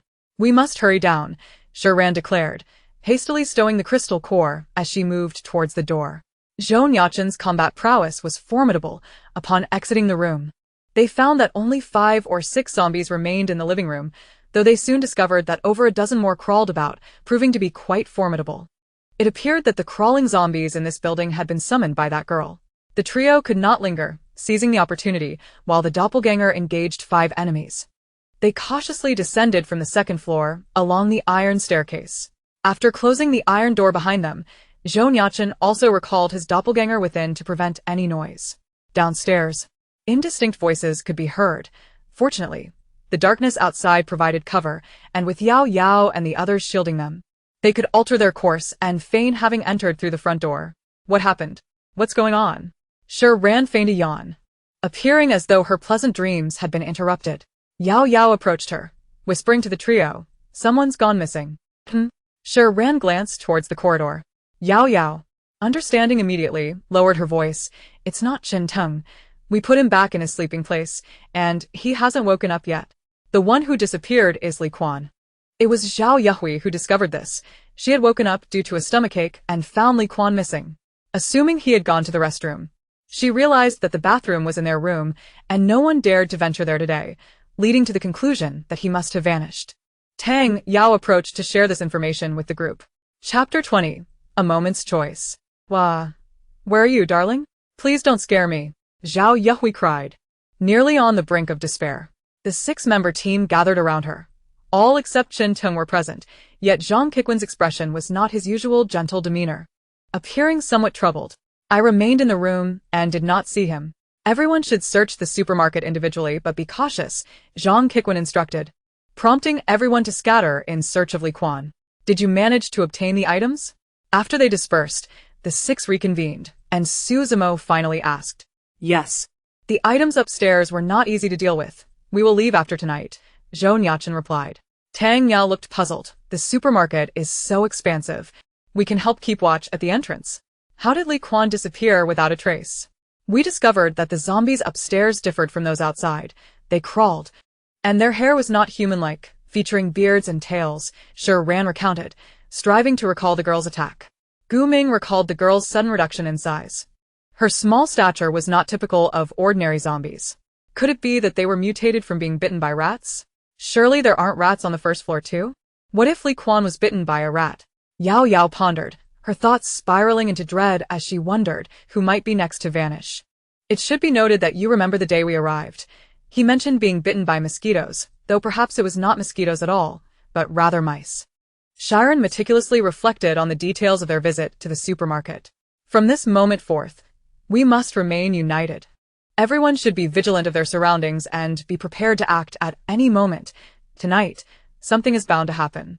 Zhou Nuocheng spoke earnestly, maintaining a constant awareness of his environment. Is that Li Quan? Huang Laikai inquired, peering into a corner of the supermarket where a trembling figure staggered near a shelf. The group approached, shining their flashlights upon him to discern his identity. Li Quan, as if in a state of panic, frantically covered his head with his hands, exclaiming, "No. No. What are you saying? What are you doing over there all alone, making everyone search for you?" Huang Laikai's tone was tinged with impatience. He resolved to reprimand him thoroughly the next day. Something was amiss. A faint aura of the undead lingered about him. Gu Ming pulled Yi Xiao, who was ahead, back. Positioned closer, she discerned the bloodstains on him and noticed a dead rat at his feet, evidently having been hungry and seeking sustenance. Everyone knew that starving rats would resort to cannibalism. You speak nonsense. We took you in out of kindness, yet here you are, sowing discord. My husband is perfectly fine standing over there. Zhao Yuhui approached, her anger flaring upon hearing those words, ready to rush to Li Quan's side. Hey. I advise against going over, Shi Ran cautioned. Although Zhao Yuhui was love-struck, she was pregnant and not inherently malicious. The thought of her husband being bitten to death was indeed pitiful. Perhaps a moment of persuasion could be of help. Unmoved by her words, Zhao Yuhui retorted. Don't think I'm unaware of your intentions, you vixen. You arrived and immediately tried to seduce my husband. If it weren't for the child, I would have slapped your face to pieces long ago. At this, a hint of amusement flickered across Shi Ran's previously impassive face, her lips curving slightly as she was evidently amused by the remark. Then go on, hurry up, don't dawdle, run to him. He truly needs you now. Shi Ran was no fool, she was merely feigning concern, realizing that Zhao Yuhui, despite appearing harmless, was a biting dog that did not bark. She decided to adopt a cold demeanor for a couple of minutes, isolating herself from the world. Beside them, Chen Yi could not suppress a laugh, glancing at Shi Ran's friends, who remained calm and composed, finding nothing inappropriate in her words. Zhao Yuhui shot Shi Ran a glare before striding towards Li Quan. Seeing him trembling with his arms around his head, she quickly supported him. Darling, what's wrong? Are you feeling unwell? Sensing her approach, Li Quan could no longer contain himself. He lifted his face to look at Zhao Yuhui, revealing dark red eyes. His mouth smeared with blood from the rat he had just consumed, his skin displaying an unnatural purplish hue. Though his eyes were clouded, they gleamed with an unsettling intensity. Zhao Yuhui barely had time to scream before he lunged at her, knocking her to the ground, gnawing at her face until she was utterly unrecognizable. Li Quan had succumbed entirely to the undead. Huang Laikai, standing nearby, dropped his flashlight in terror, shouting, "There's a zombie! A zombie! Boss, save me!" He yelled while retreating, attempting to hide behind Zhang Qiqun. Huh. Fool, Chen Yi scoffed, remaining unfazed with his team. As a slender vine quietly opened a door on the unseen second-floor staircase. Why are you still standing there? Get to the back. Let the older ones handle this. Suzumo, having seemingly forgotten the speculation about Chen Yi's abilities, tugged him backward. Primarily, he himself was not strong. Chen Yi was momentarily taken aback. He had not anticipated being dragged to the stairway of the second floor. He glanced up at the slowly opening door and then at Suzumo, who thought he was protecting him. This person is really lacking in sense, isn't? Drawn by Huang Laikai's voice, Li Quan disregarded Zhao Yuhui on the ground and crawled toward them, now completely unable to stand. Shi Ran unleashed a bolt of lightning, targeting the prone Li Quan. After the combat on the second floor, her strike speed had significantly improved. Li Quan was electrocuted and collapsed as Ishieo, quick wit, unleashed a wind blade, leaving a deep gash on his neck, though it regrettably did not sever his head. Ultimately, Li Quan was pierced through the skull by an ice spike, rendering him completely motionless. Just as the group breathed a sigh of relief, the iron door on the second floor was suddenly flung open with a loud crash, and a zombie leapt down the stairs, launching itself toward the lower level. The closest were Chun-Yi and Suzumo, yet Chun-Yi stood as if unaffected. Unfortunately, they were too near the stairway, and the zombie pounced without the slightest chance of evasion. In a split second, Suzumo had no time to react. Instinctively, he shoved Chun-Yi away, knowing he could not escape himself, thinking that saving one life was better than none. Suzumo.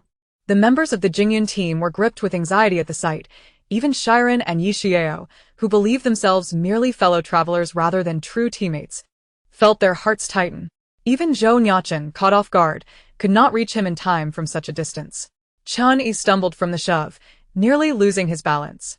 If he had thought Suzumo was lacking in sense for pulling him away moments ago, now he considered him an epitome of foolishness. Who would so willingly sacrifice their chance at survival for another at such a time? It was absurdly laughable. Muset. Yet the redness in the eyes of this 17-year-old boy betrayed his emotions. Suzumo was unable to manipulate the metal knife swiftly. Everything occurred far too quickly. In less than a second, he was tackled to the ground by the flying zombie. Chapter 21. She apologizes to me.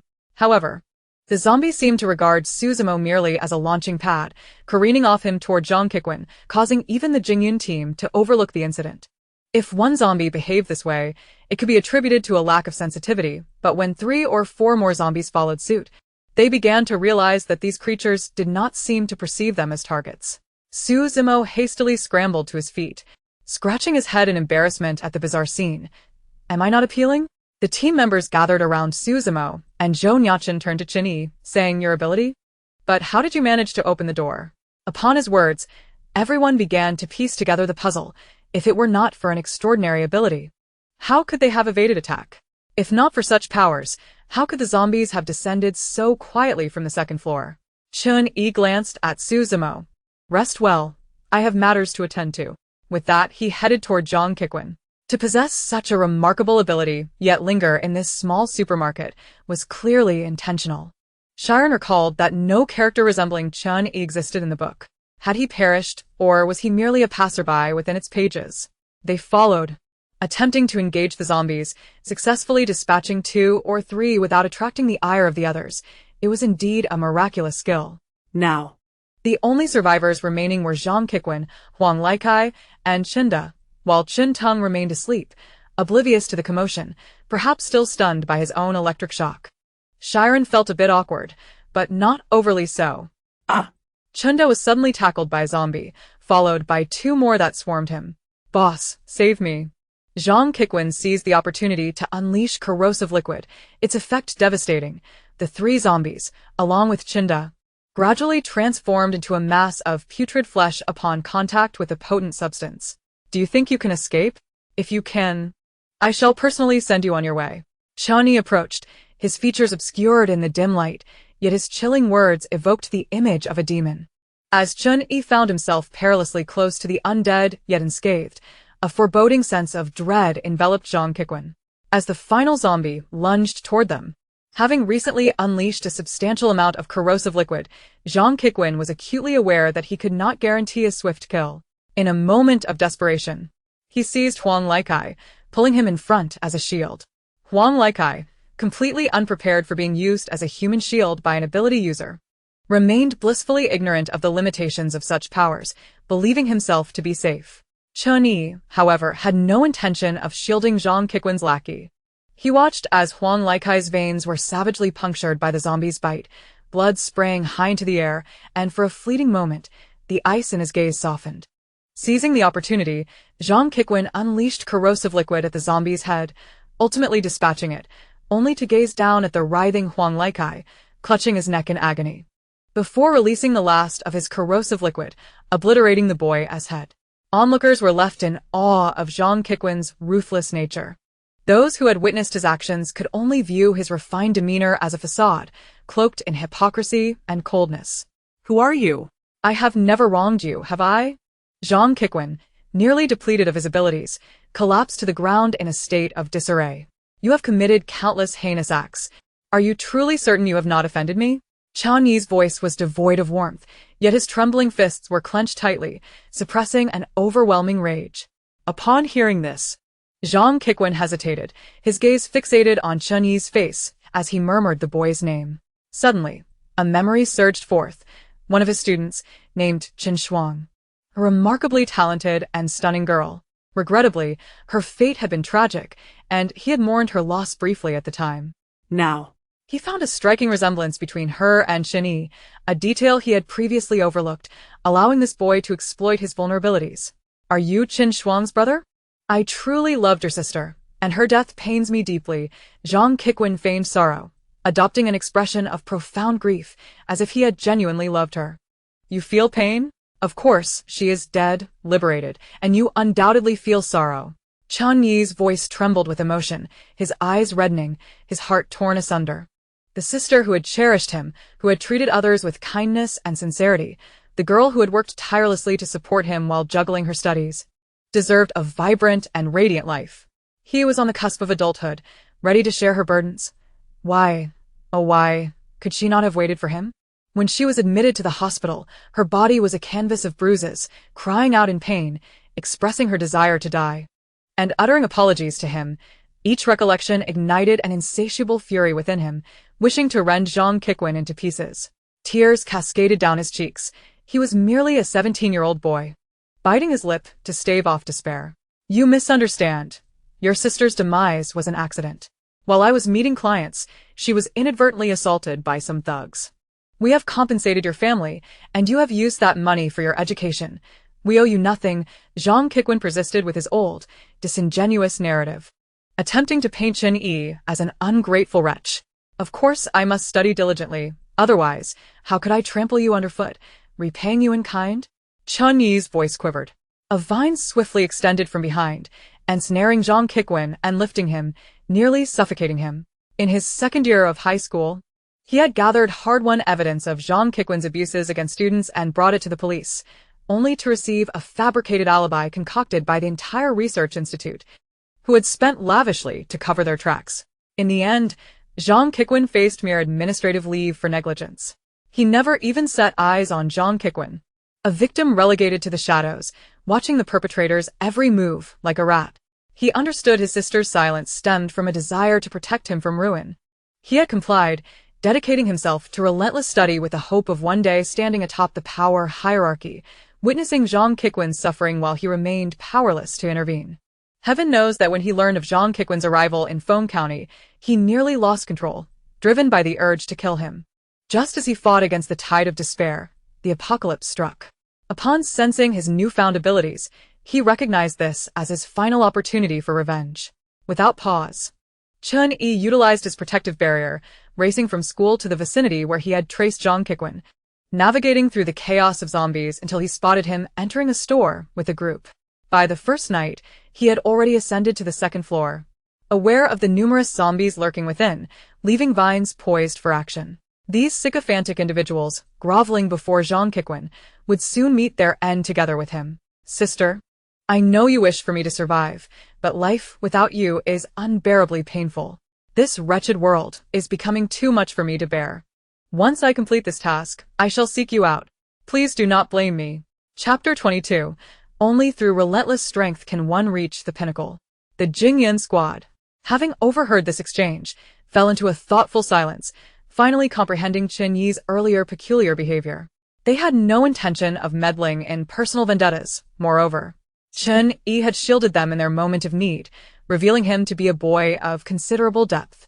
Not to mention, Zhang Qiquen was a thoroughly despicable individual. Had there been no connections, he would have long been sentenced to death. Anyone present would have made the same choice. Regrettably, with no zombies left inside, Qin Yi resolved to take matters into his own hands, ensuring Zhang Qiquen would not die swiftly. The vines constricted tighter, cutting off Zhang Qiquen's breath and turning his face a ghastly shade of blue. As the vines threatened to pierce his flesh, they suddenly sprouted sharp thorns, each one embedding itself into Zhang Qiquan's body. Ah! He cried out in agony, his tortured wails echoing through the dark night, yet no one felt sympathy for him. As Zhang Qiquan hovered on the brink of death, it was as though he experienced a moment of clarity. Using his remaining corrosive liquid to sear the vulnerable points of the vines, grasping for a sliver of hope, Chun-Yi recoiled in pain as his vines withdrew, allowing Zhang Qiquan to collapse to the ground, crawling frantically towards his own room, leaving a trail of crimson behind him. Just as Chun-Yi prepared to pursue, he was intercepted by Gu Ming, prompting the group to exchange puzzled glances. What is this all about? We did not agree on this. Chun-Yi, Caught up in his emotions, was about to speak when a blood-curdling scream pierced the air from the doorway. The group turned to witness a horrifying sight. Through the half-open door, a woman with disheveled black hair lay on the ground, completely unclothed, her skin marred with bruises and whip marks. Her eyes a fiery red as she crawled towards the unsuspecting Zhang Qiquan, ready to rend him to pieces. Yang Ling had transformed into a zombie, likely bitten by a rat in her final moments. Such a fate was truly poetic justice. Gu Ming's tone remained unwavering, devoid of compassion for Zhang Qiquan's demise. No wonder he looked so pale upon his exit. He must have been intent on covering up his crimes. Tisk, this is the cycle of karma. Indeed, wicked deeds do not go unpunished. Shi Ran reflected on the irony. A murderer who had assaulted women ultimately met his end at the hands of one. At last, Suzumo commanded a flying metal knife, piercing through Yang Ling's brain as she feasted. Zhang Qiquan's fate was sealed, a mere scattering of pieces left behind. Thank you, Chun-Yi muttered despondently, sinking to the ground with his face buried in his arms, his body trembling slightly. Witnessing this scene, the others felt a pang of discomfort. After all, he was still just a boy, fueled by a solitary resolve as he traversed 6 kilometers through a horde of zombies solely to seek vengeance against Zhang Qiquan. Shi Ran crouched down and retrieved a coat from the spatial realm, placing it beside him for a comfortable rest. The night was chilly, and when he eventually opened his eyes, the light had already flooded in. Chun-Yi remained still, as the Jingyun team returned to their resting place. During such times, it was best to refrain from disturbing others, for silence served as the most soothing comfort. They continued to take turns on night watch, keeping an eye out for rodents, but with Chun-Yi's protective barrier, there was no need for concern. At 8 the following morning, everyone rose to pack their belongings. Shi Ran and Yi Shiyu, accompanied by Suzumo and Tang Yao, organized the food from the supermarket. They were indeed grateful to Huang Laikai, who had diligently categorized the items earlier, alleviating their current task. The spatial realm had expanded by an additional 50 square meters at the onset of the apocalypse, leaving approximately 100 square meters of space available, still at a height of 5 meters, allowing for controlled placement. However, the supermarket supplies were limited, consisting mainly of basic food and daily necessities. With little in terms of survival gear or protection, a trip to a larger mall was unavoidable. Shi Ran silently calculated the spatial resources, opting not to take unnecessary items, focusing solely on food, for it could indeed be considered currency in this post-apocalyptic world. Zhou Nuocheng and Gu Ming held the key chip from Wang Higuo's computer, attempting to transmit files to the Jing city government. Yet, the files were encrypted, making it impossible for the two to decipher their contents immediately. During this time, Zhou Nuocheng received a phone call from his grandfather, a challenging feat in such an environment, indicating considerable effort had been expended. Nuocheng, you and Xiaoming must prioritize your safety. There's no rush to return. The base in Nanking has been initially established. Zhou Lanyu, Zhou Nuocheng's grandfather and the current head of Jing City spoke with an air of authority and calmness that commanded respect, revealing a gentler side only when it came to his grandson. Rest assured, Grandpa, we are safe. Why the sudden urge for us to head to Nanking? The bond between grandfather and grandson was evident, as Zhou Nuocheng immediately grasped his grandfather's intentions. Zhou Lanyu's tone turned grave, acknowledging the unpredictable nature of the world. While the government remained united against the zombies, such alliances were often fleeting, and preparations must be made early. The Tsongsong base in Nanking had begun to show results, and they required their own strength. Those who manipulate power are often driven by ambition. Only through capability can one stand firm. In politics, naivete can lead to ruin, as exemplified by Zhou Nuocheng's father. Zhou Lanyu was taken aback by Zhou Nuocheng's astuteness at such a young age. He maintained a safe distance from political affairs yet engaged in irreplaceable negotiations with the government, his identity sensitive yet unspoken. The lifelong efforts of Zhou Lanyu to nurture and cherish Zhou Nuocheng surpassed all else. Though not purely altruistic, it surely transcended ordinary familial affection. As he viewed Zhou Nuocheng as a continuation of hope. Okay, Grandpa. Zhou Nuocheng refrained from elaborating. His identity destined him to be embroiled in complexities. If one were to disregard the political sphere, they would be trampled upon, yet he was not one to be trifled with. After ending the call, Gu Ming placed a hand on Zhou Nuocheng's shoulder, speaking casually. The world has changed. It is both perilous and hopeful. Only by growing stronger can we rise to the pinnacle. Zhou Nuocheng chuckled lightly, their gazes profound.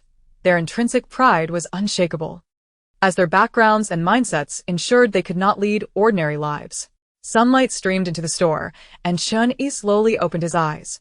Draped in the coat Shi Ran had given him the previous day. Hey, you finally woke up. I let you rest well, and you really took advantage of it. Sleeping until 11, Su Zimo remarked from beside him, feigning annoyance, yet refraining from waking him earlier. Chun-Yi pursed his lips, his voice slightly hoarse. I slept. What is it to you? Aren't you leaving? He understood that their visit had a purpose, musing that once they departed, he might be left alone to fend for himself in Feng County, a thought he had before drifting to sleep the previous night. Yet when he awoke to the sunlight, he felt grateful that they had not yet departed. We haven't eaten yet. Where are you going? If I have to eat in the car, I might throw up, Su Zimo retorted. So it was due to the lack of lunch that Chun-Yi's expression dimmed. What was he expecting? Why would anyone linger for him? After a while, Chun-Yi caught the scent of food wafting through the air. He looked up to see Shi Ran and Yi Shiyu unpacking disposable bowls and utensils, while the others approached with dishes and rice. Shi Ran, starting today, you're my sister. I'll do whatever you ask. Su Zimo exclaimed accidentally. Having not tasted fresh meals in several days. Su Zimo, I bought the food with Shi Ran. Yes, we all joke it. Hee, you're my sister too. Su Zimo chimed in, recalling how after several days of instant noodles and compressed biscuits, he missed home-cooked dishes more than anything. Chapter 23. Different Paths. Unshared Aspirations. I don't have a younger brother as large as you. I might consider Chun-Yi's words, Shi Ran remarked, as she retrieved a table from the spatial realm. Arranging the bowls and utensils neatly, Chun-Yi stared at the setup before him, momentarily taken aback. You all. Su Zimo placed a hand on his shoulder, grinning. Come on, Xiao-Yi, join us. We promise to treat you well. He adopted a carefree demeanor. Tang Yao could not bear to look on. Don't frighten him. Besides, with your skinny arms and legs, who can you protect? Laughter erupted among the group, yet Chun-Yi regarded Su Zimo seriously and said, It's fine. I will protect you. Su Zimo puffed up with pride. Did you hear that? Do you possess such charm? What does being strong matter? Xiao-Yi is willing to protect me. Wiping the grease from his hands, Zhou Nuocheng quirked a smile. Su Zimo, if I called you a fool, even a pencil would refuse to associate with you. I haven't let you off the hook yet if you disregard your own safety again. I'll make a QR code of that video from when you wore high heels draped in a blanket at my house, claiming to be a magical fairy queen. And print it on your tombstone. Laughter erupted, and Yi Shiyu nearly sprayed water everywhere, unable to contain herself, while Gu Ming smirked, offering her a tissue. I'm sorry. I wasn't laughing at you. I just recalled something amusing, Yi Shiyu said, wiping her mouth. Boss, sob, we agreed not to bring that up. I was wrong. Su Zimo said. Zhou Nuocheng chose not to dwell on it, glancing at Chun-Yi and asking, Are you willing to join us? You are quite capable. Feeding the zombies isn't worth it. It's better to venture through this apocalypse with us than to remain for the sake of a scoundrel. Exactly. Your abilities are amazing. A dual-type ability user. It would sadden me if the zombies got you, okay? Shi Ran added, nudging Tang Yao playfully. Right. I'd be saddened too. Tang Yao concurred, realizing what was at stake. Shi Ran sighed, exasperated by the bluntness of their approach. Without grandiose kindness, they straightforwardly conveyed to Chun-Yi that he was needed for his strengths, a sentiment far more sincere than any pitying words. Moreover, when Chun-Yi recalled Su Zimo's reckless act of pushing him away, his resolve solidified. All right, I'm willing to join you. My name is Chun-Yi, with Chin meaning star, and Yi signifying brilliance. I am a dual-type ability user with wood and protective barrier skills. The youth's voice, once cold and distant, now resonated with the clarity of a mountain stream. Innocent and pure. With Chun Yi's addition, the group finally began to enjoy their meal, marking it as a welcoming feast. During the meal, Suzumo introduced him to the others, and upon learning that 3 of them were dual-type ability users, Chun Yi felt a tightness in his throat. Fortunately, he had not harbored any ill intentions at the time, otherwise, he surely would not have survived to this day. Your strength. I distinctly remember that during my journey, there were hardly any ability users, he pondered, realizing their formidable power. Hee, just a small display, Suzumo replied, beaming with pride. Zhou Nuocheng turned to look at Shi Ran, who was elegantly sipping her soup, her cheeks slightly puffed out, exuding an endearing innocence. Unable to resist, Zhou Nuocheng leaned in closer, his voice laced with a hint of temptation. We possess formidable strength. Have you considered joining us? Over the past few days, Zhou Nuocheng had come to realize that Shi Ran was an exceptionally intelligent and capable girl, possessing her own thoughts and opinions, unyielding to anyone's influence. He genuinely hoped to have such a teammate by his side. Yet it seemed there was more to it than that, a sentiment he could not quite articulate. Shi Ran wiped her mouth with a napkin, tilting her head to meet Zhou Nuocheng's gaze. No, you are strong, and so are we, but our goals diverge. Our paths do not align. Surely, as the captain, you understand this simple truth? Zhou Nuocheng was bound for the capital, seeking to seize power or lead an army of supernatural beings. This was not what Shi Ran aspired to at the moment. Her every effort was aimed simply at enjoying a carefree life in the future, devoid of lofty ambitions. Above all, she knew that once they departed from the Song base, the main characters would enter a mode of hardship. To lounge atop the pinnacle of power, one must first possess the fortune to survive. She had no confidence in her ability to endure until the end, recalling a teammate who had perished while saving the female lead, lacking the protective aura of a protagonist. And she was wary of stepping into this perilous gamble of life. You are right, Zhou Nuocheng replied, concealing a flicker of disappointment in his eyes. Indeed. Why should he expect Shi Ran to alter her goals for him? This path was inherently fraught with danger. He had been foolishly tempted to involve her. A thought that felt utterly unreasonable. Xiao Yi, do you know if there are any large shopping malls near Feng County? Shi Ran inquired. Yes, not far from here. But it should be teeming with zombies, Chun Yi responded. While small supermarkets can serve as refuge, large malls are a veritable paradise for the undead, where no one can hide. Zhou Nuocheng pondered momentarily before asking, how long can your barrier hold? Chun Yi focused intently and estimated if 7 people scatter, it will consume a lot of energy, perhaps lasting under 20 minutes. However, if we remain together and utilize a single large barrier, it could last closer to an hour. We can reach the mall in a few minutes by car, but the mall is vast. If we cannot stay together, it will be difficult to gather the necessary items and exit in a timely manner. Yi Shiyu calculated the risks. It was indeed perilous, and if they made multiple trips, it would not only waste time, but also exhaust Chun Yi. The group fell into contemplation, none wishing to overextend Chun Yi's capabilities while they strategized their approach. Shi Ran gazed at the supermarket's glass doors, a sudden idea sparking within her. I have a thought, though I am unsure whether to share it. Zhou Nuocheng lightly patted her head, the softness of her hair pleasant to the touch. How can one so young be so composed? Please do share. Shi Ran brushed her hair aside, still absorbed in her thoughts, not minding his interruption. Meanwhile, Yi Shiyu grew increasingly suspicious, though she could not pinpoint why. While only Gu Ming chuckled softly. Look, there are no zombies in the supermarket. We can move freely, without a barrier. Let us first drive to each entrance and lock the mall doors, then enter through the last door, sealing off the passages between the first and second floors. We can then clear the zombies on the first floor with barriers, clones, and with Gu Ming's mental sensing, I believe it is feasible. Zhou Nuocheng remained silent for a moment, his perception of the young girl renewed, astonished by her boldness. You truly fear nothing. Hey, you are here, aren't you? Shi Ran blinked innocently at Zhou Nuocheng, her expression suggesting, aren't you quite formidable? Zhou Nuocheng's heart skipped a beat. Ahem, I think it is feasible. If we can avoid attacks, there are many clever strategies we can employ. Shi Ran's eyes sparkled. Great. Then we shall split the spoils 50-50. Brothers should settle accounts clearly. No need. You have aided us as well, Zhou Nuocheng replied, his expression somewhat subdued. While he said this, Shi Ran would not truly allow them to suffer losses.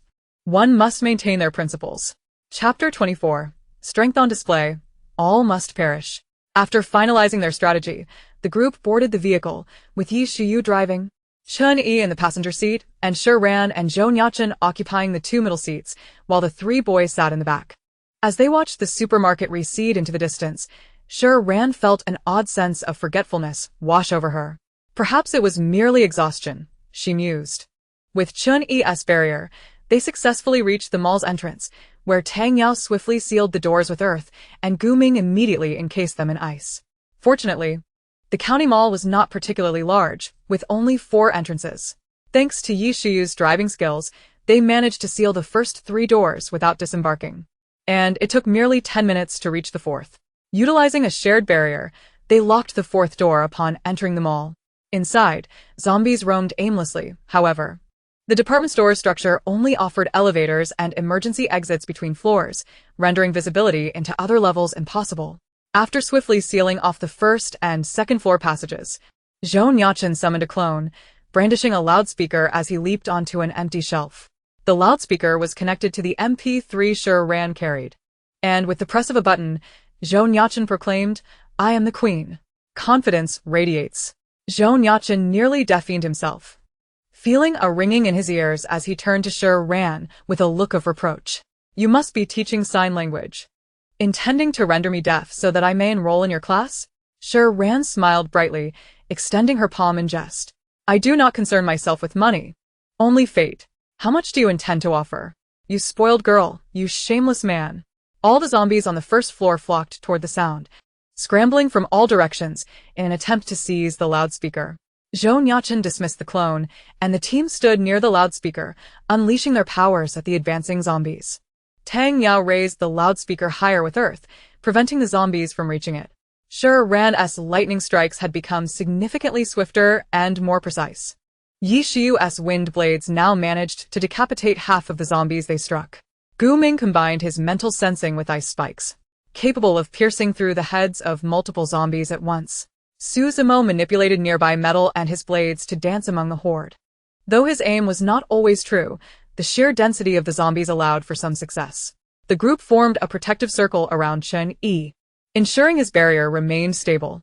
"All right, cease fire," Zhou Nuocheng commanded. The team halted, conserving their energy.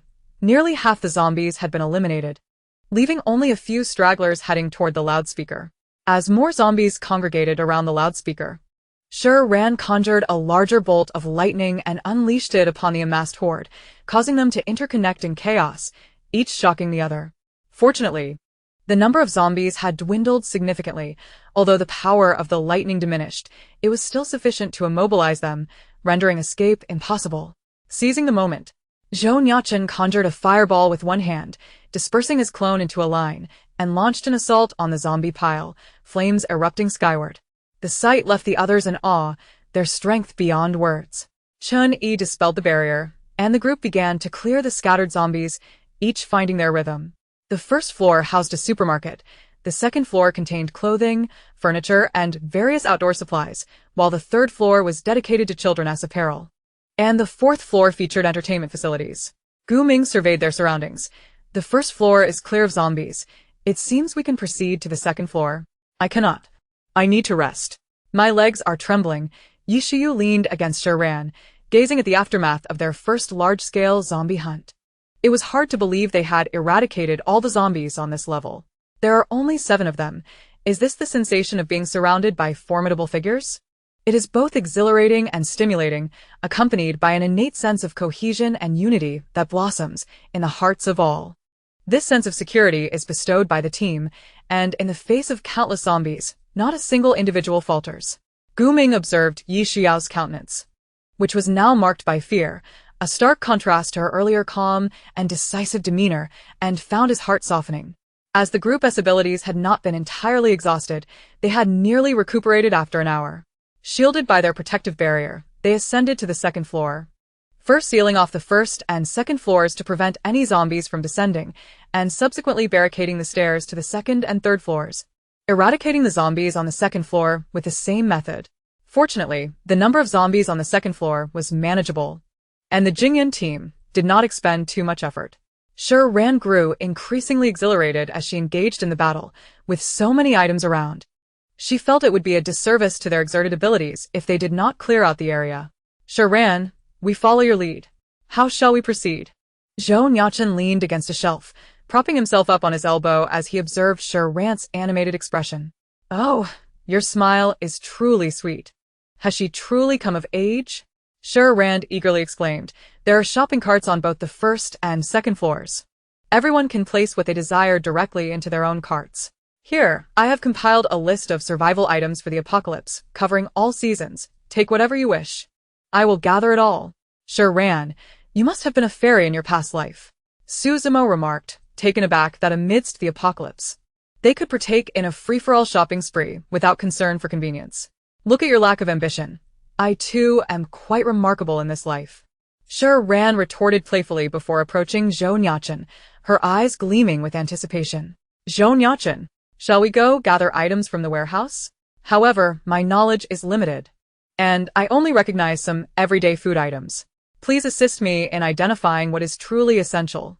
Understanding that Zhou Nuocheng possessed more knowledge than she did, Shi Ran did not want to miss out on valuable items simply because she was unfamiliar with them, like seeds, for instance. She was uncertain which ones would thrive in the apocalypse. As a mere bystander, she recognized the male lead's role was to be thoroughly exploited. While others skimmed off the surface, she, on the other hand, was intent on reaping the full harvest. Zhou Nuocheng's lips curled into a smile, revealing his pleasant mood as he ruffled Shi Ran's hair, resembling a porcelain doll. Since you have sincerely inquired, I shall reluctantly divulge the necessary information. Shi Ran swatted his hand away, reminding herself that patience was crucial in achieving greater plans, her expression one of cheerful oblivion. Observing her adorable yet indignant demeanor, Zhou Nuocheng suppressed a smile, averting his gaze as his lips curved faintly. Next time, perhaps try to act a bit more convincingly. Despite his words, Zhou Nuocheng turned and grasped Shi Ran's wrist, guiding her towards the warehouse. Yao Yao, remember to grab my share. Love you. Shi Ran called back as she was pulled away, ensuring to remind Yi Xiao. The others stood dumbfounded, and Qin Yi could not help but inquire, are they a couple? Cough, cough. Children should not speak out of turn. Our leader, Suzumo faltered, unable to articulate the situation, having never seen their leader so concerned for any girl before. Of course they are not a couple. Shi Ran is so wonderful, who wouldn't he like her? Zhou Nuocheng doesn't even stand a chance. Yi Xiao asserted, entirely unconcerned, as she observed Shi Ran's demeanor, which did not suggest any affection for Zhou Nuocheng. Gu Ming redirected the group's thoughts. Though there are no zombies, let us avoid wandering alone. I will pair with Yi Xiao, while Tang Yao will team up with Suzumo. Once we have gathered our items, we shall return to our original spot. Yi Xiao could manipulate the wind, managing 3 or 4 shopping carts alone without issue, but since they had already procured many supplies before the apocalypse, they did not require much and instead assisted Gu Ming and Tang Yao in pushing carts. Tang Yao was responsible for carrying a share for Zhou Nuocheng, while Suzumo was in a more favorable position, as there were not enough carts, so Qin Yi fashioned a net from vines to carry his load. The group experienced the joy of shopping, each knowing their own necessities, and Shi Ran found it effortless and stress-free, as everyone was content. And no one felt compelled to make sacrifices, even as they all remained nonchalant. As 2 hours swiftly passed, they had gathered most of their supplies and awaited the return of Shi Ran and Zhou Nuocheng. Although the warehouse contained an abundance of items, they were not arranged neatly, necessitating thorough inspection to ascertain their contents, thus taking considerable time. Shi Ran alone collected nearly 70 tons of rice, flour, and coarse grains, all vacuum-sealed and well-packaged, truly a grand establishment. Additionally, they retrieved frozen meats from the cold storage, pork, beef, lamb, chicken, and duck, thanks to the vacuum-sealed environment, preserving the food's temperature and quality. Under Zhou Nuocheng's guidance, she also gathered precious medicinal herbs, easy-to-cultivate vegetable seeds, and various handy knives from the second floor, suitable as weapons and professional survival tools for outdoor nights. Upon their return, after organizing everyone's belongings, the Jingyun team proceeded to the second floor to select some essential furniture. By the end of the afternoon, Shi Ran returned laden with goods, leaving 20 square meters in her space for unforeseen needs. During dinner at the shopping center, the group deliberated on their upcoming plans. I and Shi Ran shall head to Nanking to find relatives, Yi Xiao stated. Gu Ming paused mid-bite, quietly inquiring, what if you cannot find them? His voice remained calm, as if merely asking casually. If we do not find them, we shall remain in Nanking. Where else could we possibly go? Yes, we all responded, puzzled. Their search for relatives had originally been an excuse. Shi Ran had mentioned that they could settle in Nanking moving forward. You all could accompany us to Jing City. With us around, life would surely be more enjoyable than in Nanking, Su Zimo added, reluctant to part ways after spending these days together. Having already regarded Shi Ran and Yi Xiao as comrades for life. Indeed, let us go to Jing City. Our leader will undoubtedly look after you. Tang Yao, usually reticent, chimed in. Yi Xiao was momentarily taken aback. She had not previously considered separation, but thinking it over now, it did indeed evoke a sense of reluctance. However, she was a firm believer in Shi Ranism. Wherever Shi Ran went, she would follow. Shi Ran continued her meal in silence, harboring her own plans. Just because they were not forming a team did not mean they would cease to be friends. They would surely meet again in the future, sharing their meals. Shi Ran did not waver in her decision. Zhou Nuocheng, discerning her thoughts with a mere glance, interjected. He was not one to impose on others. Nor did he feel that anyone was indispensable. He believed one declaration of his sentiments sufficed. Yet, the meal grew increasingly tasteless as Zhou Nuocheng set down his utensils to sip water. What about you all? Shi Ran inquired. Recalling that the main group also intended to head to Nanking, her butterfly wings could not possibly stretch so far as to overshadow the female leadess role. We will also head to Nanking to attend to some matters, Zhou Nuocheng replied, his tone light, uncertain of what had displeased him again. Shi Ran took a few bites of her meal, responding with a soft "oh." After dinner, the group continued their journey. But the path in the apocalypse had been severely ravaged, with overturned vehicles and crushed zombies and corpses littering the way, rendering the main roads nearly impassable. Yi Xiao's wind abilities were yet insufficiently strong to clear away heavier obstacles, forcing them to constantly adapt their route. Reaching Nanking would take approximately a week.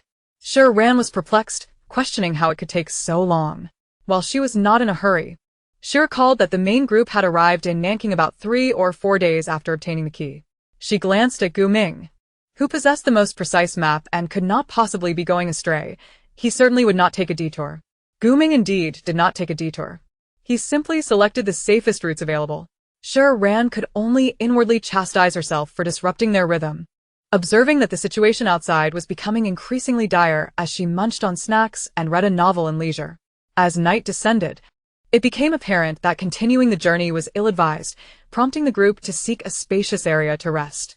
Among them, Zhou Nuocheng and his companions, well-versed in the art of survival in the wild, naturally took on the task of setting up camp, while Shi Ran was responsible for procuring the necessary tools. Fortunately, the equipment was both professional and practical, making the assembly of tents a straightforward endeavor, akin to a camping trip. The others busied themselves with dealing with the surrounding zombies. Fortunately, in this desolate mountainous terrain, the undead were few and far between. We haven't seen a single living soul today, not even a car, Yi Xiao remarked, leaning against Shi Ran's shoulder as the two girls rested beside the vehicle. You still haven't learned your lesson. How many good people have you encountered since the apocalypse began? Shi Ran playfully tapped her finger against Yi Xiao's forehead. Yi Xiao, however, did not feel an urgent need for companionship. It was the drastic changes in the world that unsettled her, as if traces of normal humanity had vanished entirely. It certainly can't just be me left. If even you were to disappear, this world would seem utterly devoid of meaning. Who are you cursing? I've done the math. Both of us are destined to live long lives. Your mind is always wandering. No wonder you're so quick to feel famished, Shi Ran teased. Yi Xiao's spirits lifted slightly, and a thought struck her, prompting her to inquire, cough, is there something amiss between you and Zhou Nuocheng? Have you noticed the tension between us? He possesses commendable abilities and a handsome visage, but alas, he has a mouth that runs unchecked, Shi Ran replied, casting a knowing glance at Yi Xiao. Well, there's no need to inquire further. The party in question is a strikingly beautiful warrior, so no chance of any romantic entanglement here. Our tents are ready. Come over and rest, Su Zimo's voice called out. We're on our way. A total of 3 spacious tents had been erected, each capable of accommodating 3 or 4 individuals, and the group gathered together. The wild is not like the indoors. Let's pair up for the night watch. I have no qualms with Yao Yao. And we can catch up on sleep in the vehicle later, Shi Ran suggested. Alright, you two will take the first watch for 2 hours. I can manage the next shift alone. Gu Ming and Tang Yao, you pair with Suzimo and Shinyi. Zhou Nuocheng quickly assigned roles. The first watch would allow everyone to remain alert, as their sleep was still light, and any disturbances would rouse them immediately, ensuring minimal impact on their energy for the following day. Shi Ran sighed softly, claiming she wished to avoid emotional entanglements with the main group. Yet human hearts seldom adhere to reason. They were all fundamentally good people.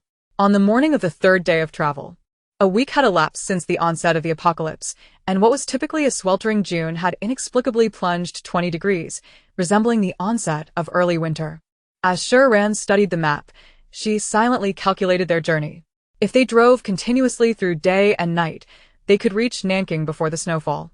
But such a plan was fraught with peril, and any unforeseen circumstances could necessitate a change in course, which would be disastrous. Along the way, they had encountered several rudimentary bases, and the abrupt drop in temperature felt ominous. Perhaps we should locate a base to rest at today, Shi Ran mused. Unable to articulate the bizarre phenomenon of snow in June or the onset of the era of abilities, opting instead to fabricate a different rationale. Zhou Nuocheng furrowed his brow slightly. The unusual temperature was indeed perilous outdoors, and exploring other bases seemed prudent. Dismissing any other considerations, Zhou Nuocheng decisively agreed. Alright, everyone. Put on your warmer clothes and take only 1 bag each. With no objections raised, the group set off towards the nearest city, Changzhou, a typical prefecture-level city in Province B, which, according to electronic maps, was not classified as a no-man's land, implying the presence of a base. After braving the snow for 3 days, we shall resume our journey to Nanking. By midday, the Jingyan team was nearing the outskirts of Changzhou, and houses began to appear alongside the mountain roads. If anyone's abilities had advanced rapidly over the past few days, it was undoubtedly Yi Xiao. From merely being able to blow away small obstacles at the outset, she had progressed to generating a half-person-high tornado capable of displacing ordinary objects, effortlessly clearing the small barricades with a mere flick of her wrist. At that moment, Shi Ran was driving, with Yi Xiao dozing in the passenger seat. The other members of the Jingyan team took turns behind the wheel to hone their sensitivity to the environment. Under the sunlight, rows of spikes glimmered with a kaleidoscope of colors in the center of the road. Shi Ran wondered just how oblivious one would have to be to overlook such an obvious hazard. It's the apocalypse. Leaving your wits at home is hardly safe, especially with a target on your back. Yao Yao, Shi Ran called out. Yi Xiao, nearly asleep, instinctively raised her hand and swept it across the road, sending the spikes flying to either side. Cries of shock erupted from the bushes on both sides, providing Yi Xiao with a rather effective wake-up call. Shi Ran halted the vehicle. Since there were people nearby, it would be wise to inquire about directions instead of wasting time searching for the base. Brother Huang, are you alright? One of the younger men beside him inquired, glancing at the bloodied face of the man who had been struck by the spikes, while he himself bore a few injuries as well. Are you out of your mind? You ducked behind me. How could I be alright? Brother Huang, stout and formidable, seemed to possess considerable prowess, especially with his fierce expression and bloodstains, enhancing his already intimidating presence. It was a reflex. I didn't mean to, Brother Huang. It seems we've encountered an ability user, the younger man replied sheepishly. Brother Huang scoffed. So, what if they have abilities? Haven't we robbed ability users before? Those 3 we encountered earlier complied without a fuss. Shi Ran felt her patience wearing thin. Why were these bandits taking so long to approach? Surely they could see nothing of interest in their vehicle? Before long, Brother Huang, accompanied by a dozen underlings wielding wooden clubs and machetes, approached from the side. Yes, we are. Now alert, hoarsely exclaimed, Wow! Who knew such a gang could be concealed in the grass? Gu Ming, seated in the middle, handed her a bottle of water and remarked, They must reside in the nearby houses. This area is secluded, not heavily populated, and the zombies are manageable. Bang! Bang! Bang! Brother Huang pounded on Shi Ran's window. Get out, hand over all your supplies. He shouted threateningly. Shi Ran rolled down the window, feigning trepidation as she looked at the corpulent man before her. But we've given you everything. How are we supposed to survive? There's nowhere to stay around here. Brother Huang peered into the vehicle and noted that two women occupied the front seats while the men cowered in the back. It seemed the capable ones were undoubtedly those two. Gazing at their strikingly beautiful faces, he felt an unwelcome desire stir within him. You gave us everything. You can head to the inn base in the nearby town. Just follow this road straight, and then turn left. Brother Huang was well aware of the base's existence. It was precisely this knowledge that attracted individuals to this area, enabling him to rob them. Otherwise, he would have been left starving for days. However, you likely don't have much in terms of supplies, so I can't let you all leave. You two will have to stay behind. He glanced menacingly at the men in the back, hoping they would keep their noses out of it. Men who relied on women were easily manipulated. Zhou Nuocheng, who initially believed Shi Ran could handle the situation alone, slowly opened his eyes upon hearing this, locking gazes with Brother Huang. Hey, buddy.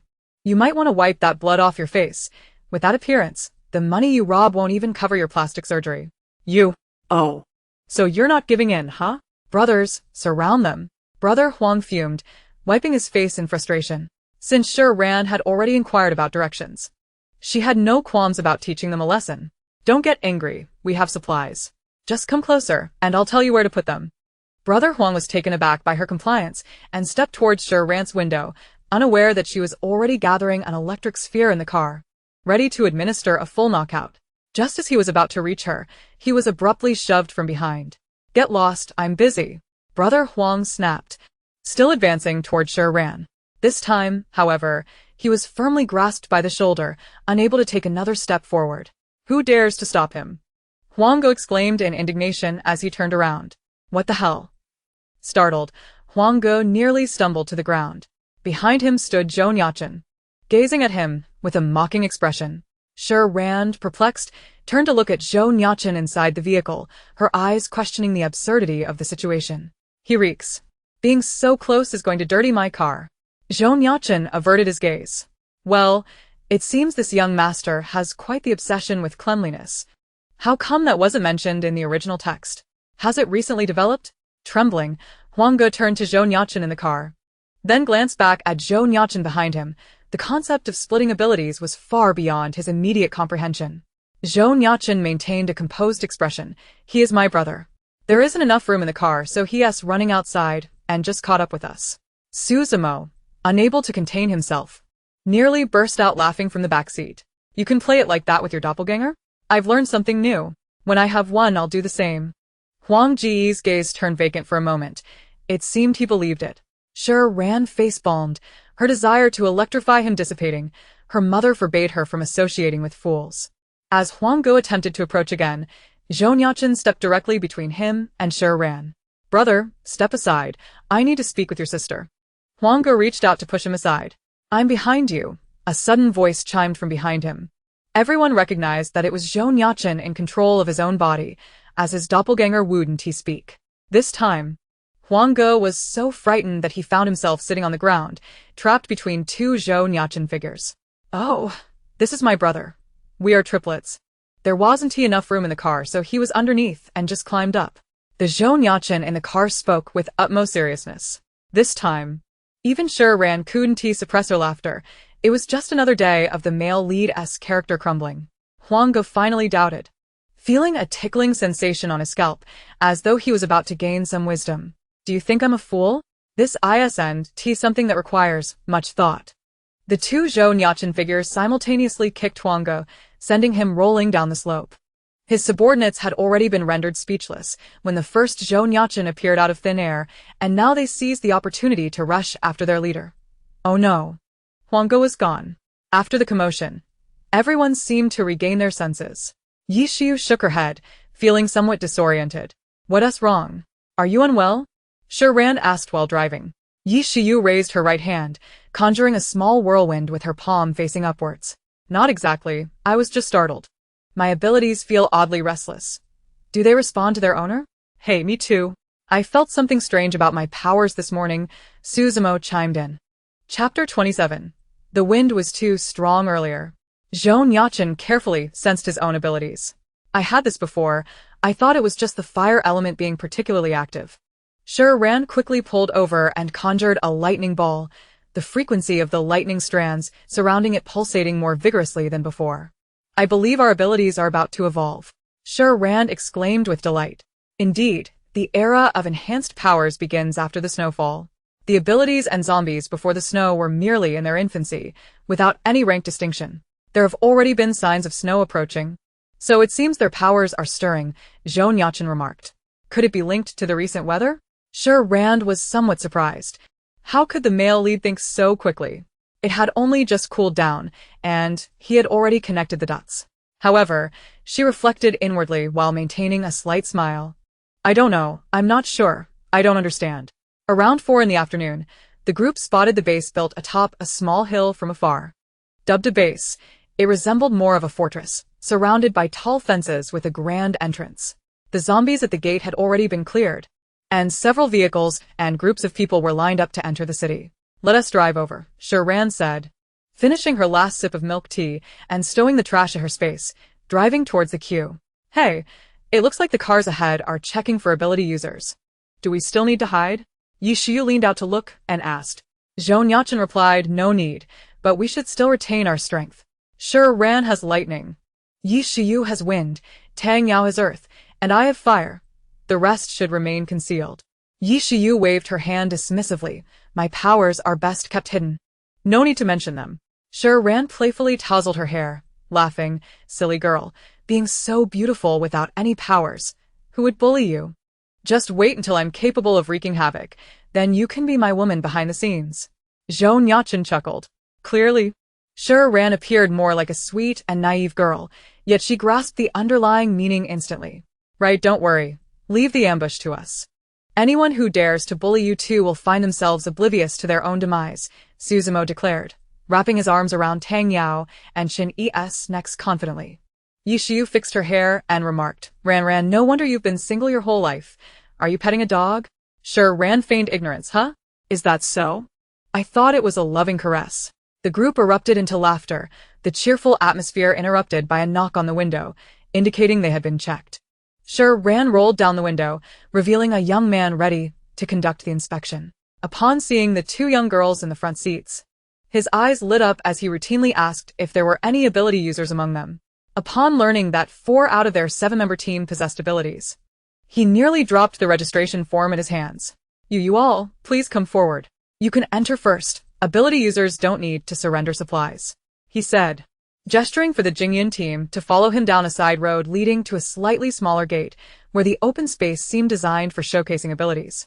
This route required no waiting, and Shi Ran drove straight to the entrance. As they all disembarked, a middle-aged man at the entrance, having just heard the young man's report, wore a sycophantic smile while waiting for them, making Shi Ran feel a bit socially anxious. Hello. My name is Tian Li, the chief of security at the Zhenan base.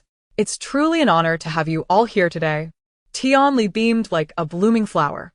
The Jingyan team exchanged glances, realizing they were here for refuge, not to inspect his work. Suzumo, with a twitching lip, interjected. Could you please tell us how to register? Oh, right. Just write down your abilities here, and then demonstrate them one by one. Ordinary people need to submit 4 kilograms of food each. If not, they must work for the base for a corresponding duration, Tian Li explained, pulling out 2 registration forms. Without hesitation, Shi Ran grabbed a pen to write, only to be stopped by Tian Li. This lovely lady, that's not the form you need to fill out. You should write this one. He pointed disdainfully at the civilian registration form, his contemptuous gaze openly sizing her up. A mere vase. Thinking too highly of herself, just a tool for the men in this apocalypse. Upon hearing this, Shi Ran raised her head to meet Tian Li's gaze, her sweet, fair face now radiating an aggressive glare as she scanned him from head to toe. The corners of her lips curled slightly, and she did not drop the pen, instead tapping it against the registration form with a rhythmic precision.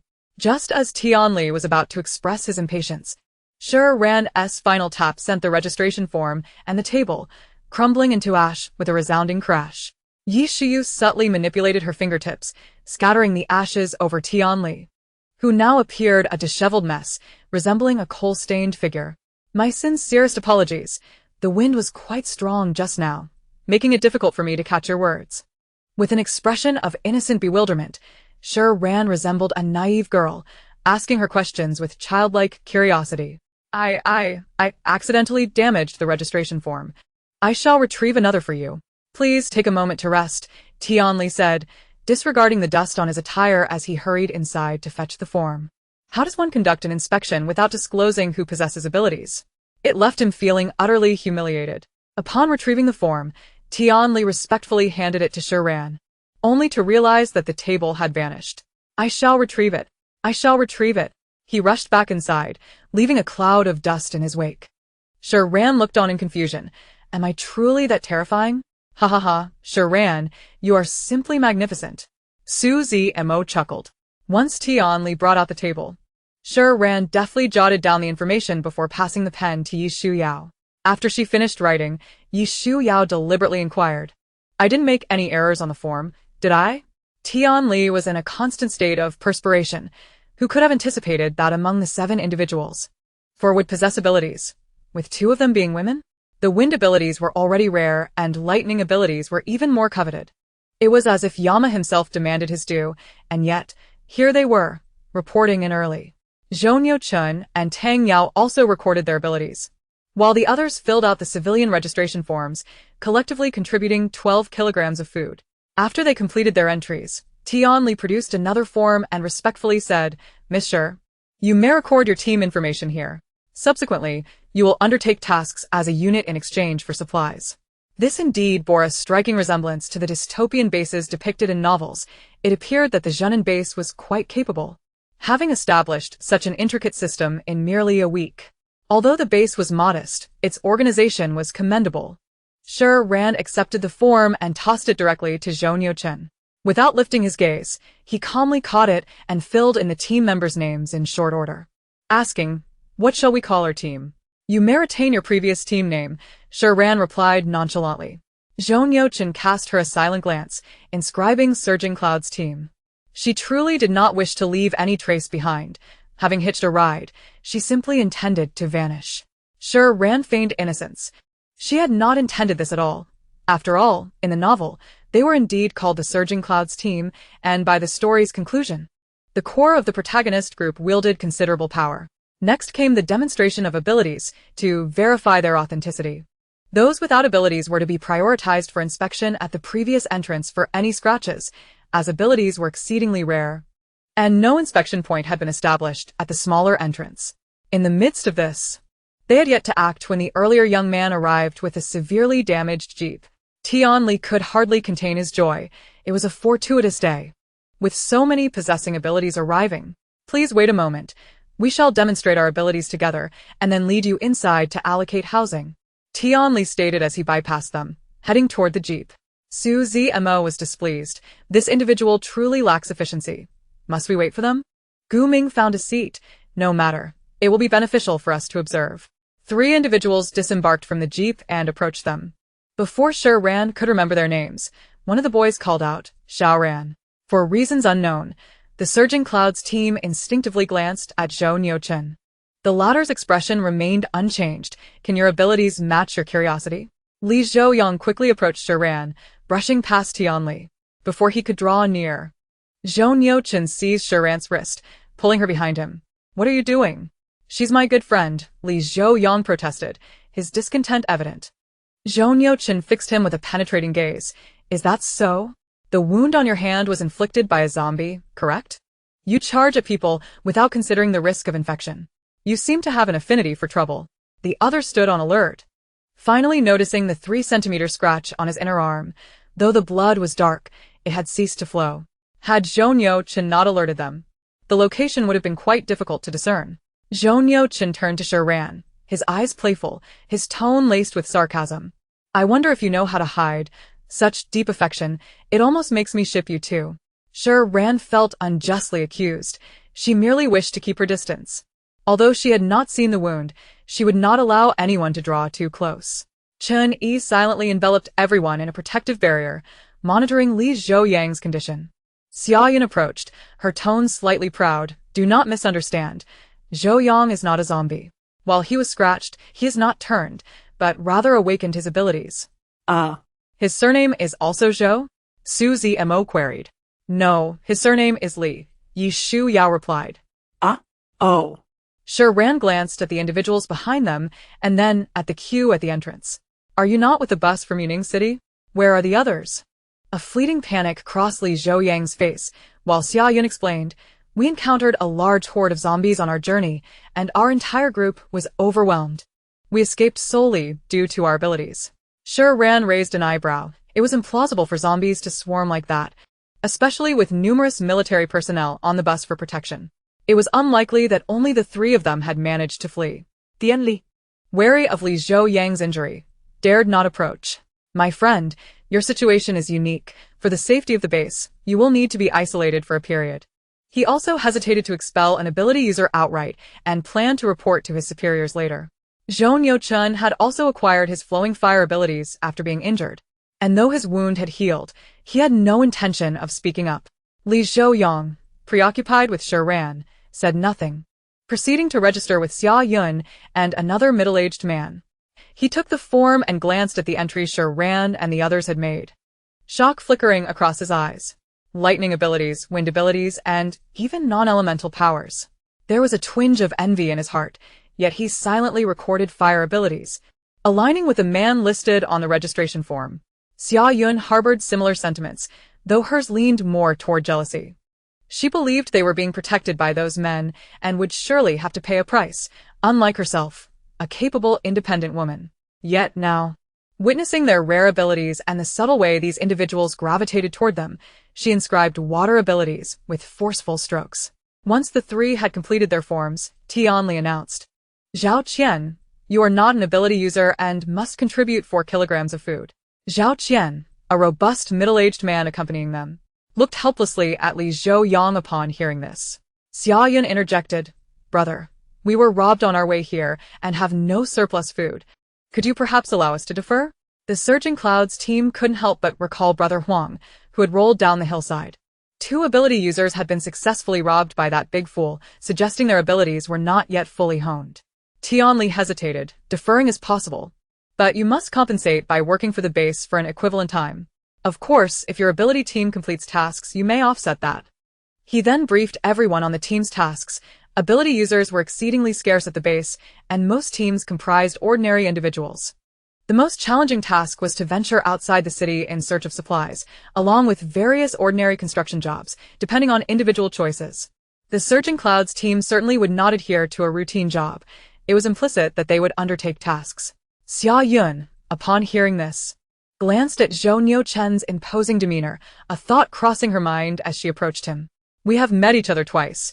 It must be destiny. Moreover, I am acquainted with Ran and Yao Yao. How about we form a team together? As Zhou Yang and I are both endowed with abilities, perhaps you could assist us by providing some food supplies. With the 3 of us, we would perfectly make a team of 10, ensuring that you would not incur any losses. Xia Yun's face was lit with joy, tinged with a hint of shyness. Yi Shiyu could no longer contain herself, remarking that attempting to deceive for food and drink was rather blatant. Who are we dealing with here? What advantage is there in forming a complete group, may I ask? If we gather 10, do we receive a complimentary pancake? It's a matter of both eating and taking. Xia Yun's lips pursed, on the verge of tears. Yao Yao, have you misunderstood me? We merely wish to contribute our share.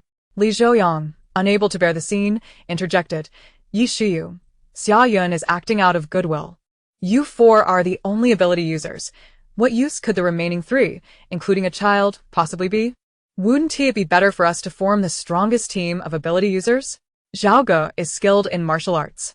Chun Yi narrowed his eyes. He-s a child? He-s of no use? When faced with a horde of zombies, it remains uncertain who would end up as mere bones. Guming chuckled lightly, speaking in a calm yet deliberate manner. Indeed, we seem to be of little use. As you can see, the 2 girls lead the entire team. We are merely living off their kindness. Therefore, if she says it's not possible, it simply won't happen. Behind his golden-rimmed glasses, his expression was aloof, exuding an elegant yet chilling demeanor, his words resonating with authority. Xia Yun, undeterred, gazed at Zhou Nuocheng with tear-filled eyes, hoping to sway him. Shi Ran felt speechless. Sorry, but Zhou Nuocheng prefers strong, kind-hearted girls, and your approach is futile. Zhou Nuocheng, with an expressionless demeanor, approached Shi Ran and lightly nudged her ear with his head, whispering, "I'll listen to her." His voice was languid and melodious, his actions reminiscent of a well-behaved puppy. The ends of his hair brushed against her ear, sending a tingling sensation through Shi Ran, who shot him a warning glance. "Big brother, you're overacting." Witnessing such a wild man display such obedient behavior before Shi Ran nearly incited jealousy in Xia Yun. Li Zhouyang, oblivious to the underlying dynamics, realizing their plea was in vain, remarked, "Xiao Ran, could you lend us 4 kilograms of food? We will repay you once we complete our task." "Not a chance." Her refusal was crisp and decisive, devoid of any explanation or rhetorical finesse, a display of sheer dominance. Chapter 29. Go boil some water, child. Clearly, they could work to repay their debt, yet they insisted on borrowing, a pattern that would only repeat itself. Without personally experiencing the hardships of scarcity, they would inevitably come knocking on her door again. Even if Shi Ran's supplies could last a lifetime, she would only consider donating to those severely affected rather than to individuals reluctant to endure even the slightest discomfort. "Xiao Ran, we are all friends. We will certainly meet again at the base." Li Zhouyang softened his tone, suggesting that having more friends could lead to more opportunities. "We will also assist you in the future." "I do not wish to make friends," Shi Ran replied without lifting her head. Resembling a child oblivious to the nuances of human relationships, impervious to persuasion. For those attempting to morally bind her, high emotional intelligence was unnecessary. What was there to maintain in such a relationship? Tian Li, feeling overlooked, quickly interjected. It's fine. Ability users earn a high salary. You'll be able to repay us soon. Let us showcase our abilities." Li Zhouyang, realizing the futility of the situation, stepped into an open area with a frustrated expression. He conjured a fireball with his right hand and hurled it toward a wooden stake 5 meters away, knocking it down and igniting it slowly on the ground. Li Zhouyang felt a sense of satisfaction. Previously, he could only produce sparks. "Xiao Ran, I can protect you in the future." Shi Ran was already exceptionally beautiful, endowed with lightning abilities, and appeared to lack for nothing. If he could be with her, Li Zhouyang's gaze toward her grew increasingly fervent. As Tian Li set up the next wooden stake, Zhou Nuocheng remained motionless, casually flicking a dark red fireball from his hand, instantly reducing the stake to ashes. With flames spreading across the ground without any signs of abating, the Jingyun team remarked, "What happened to preserving our strength?" Zhou Nuocheng glanced at Li Zhouyang. "At your level. Go boil some water, child. Even that would be boiling hot." Li Zhouyang's face flushed with anger, yet he dared not speak, as the disparity in their abilities was glaringly evident. "Hey, look over there. What are they doing? Why is it on fire?" A person in line at the entrance inquired. "I don't know, perhaps testing abilities? But it seems someone has turned to charcoal. Is he alright? Must be an African. Why is he just standing there?" Tian Li, covered in ash from Yishiyu's antics, responded. Then came Xia Yun, who being a water element user was deemed a vital resource, was handed a bucket to fetch water. By the time she filled it halfway, her expression soured. Yishiyu glanced at the bucket and remarked that it was insufficient for a single bath. Tian Li's disappointment was palpable, yet he remained silent, allowing Yishiyu to test her abilities, hoping it would not be a mere gust of wind. Once he set up the wooden stake, Yishiyu did not move to the open area but waved her hand from where she stood, using wind to slice the stake into small pieces, then conjuring a whirlwind to transport all the wood to the still-burning fire, igniting a bonfire. "Impressive progress, Yao Yao." Shi Ran praised. "You couldn't even shatter a glass cup before." "Absolutely." Tang Yao's earth abilities enveloped the stake, crafting a mud path from thin air to transport it to the fire. Tian Li could no longer contain his astonishment. These individuals were far too powerful, their actions reeking of flattery. Xia Yun, feeling a tinge of jealousy, chimed in, "Be careful with the fire. What if it ignites the mountains? You have no water element users among you." As she spoke, she released water in an attempt to extinguish the flames and showcase her significance. However, to her surprise, the more she poured, the larger the fire grew. Yishiyu rolled her eyes silently. "Are you cooking?" Zhou Nuocheng clenched his fist, and the fire barely extinguished. "You should practice more." In the end, only Li Zhouyang was isolated, while everyone else was escorted into the Zhenin base. The living quarters were divided into 4 sections: the ordinary citizens area, the regular team area, the ability users area, and the high-ranking administrative personnel area. The divisions grew smaller and more refined. Although the Jingyan team included ordinary individuals, the number and strength of ability users sufficed for them to be allocated an entire vacant villa, a significant privilege within the base. In contrast, Xia Yun's group was assigned a 3-bedroom apartment, which was also commendable. The villa comprised 3 stories, with the elevator out of service, featuring a total of 8 rooms, 2 on the 3rd floor and 3 on both the 1st and 2nd floors. Naturally, Shi Ran and Yi Shiyu chose the most private 3rd floor, while the younger Chen Yi and Gu Ming occupied the 2nd floor, leaving Zhou Nuocheng, Su Zimo, and Tang Yao on the 1st floor. Once they confirmed the absence of surveillance, everyone retrieved their respective shopping carts from Shi Ran's space and began arranging their rooms. By 6 in the evening, as the group prepared to cook, a knock echoed at the door. Shi Ran tidied up the cooking utensils, while Su Zimo opened the door. Standing before them was a tall, slender, middle-aged man, accompanied by several others carrying supplies. "Hello, I am Suan.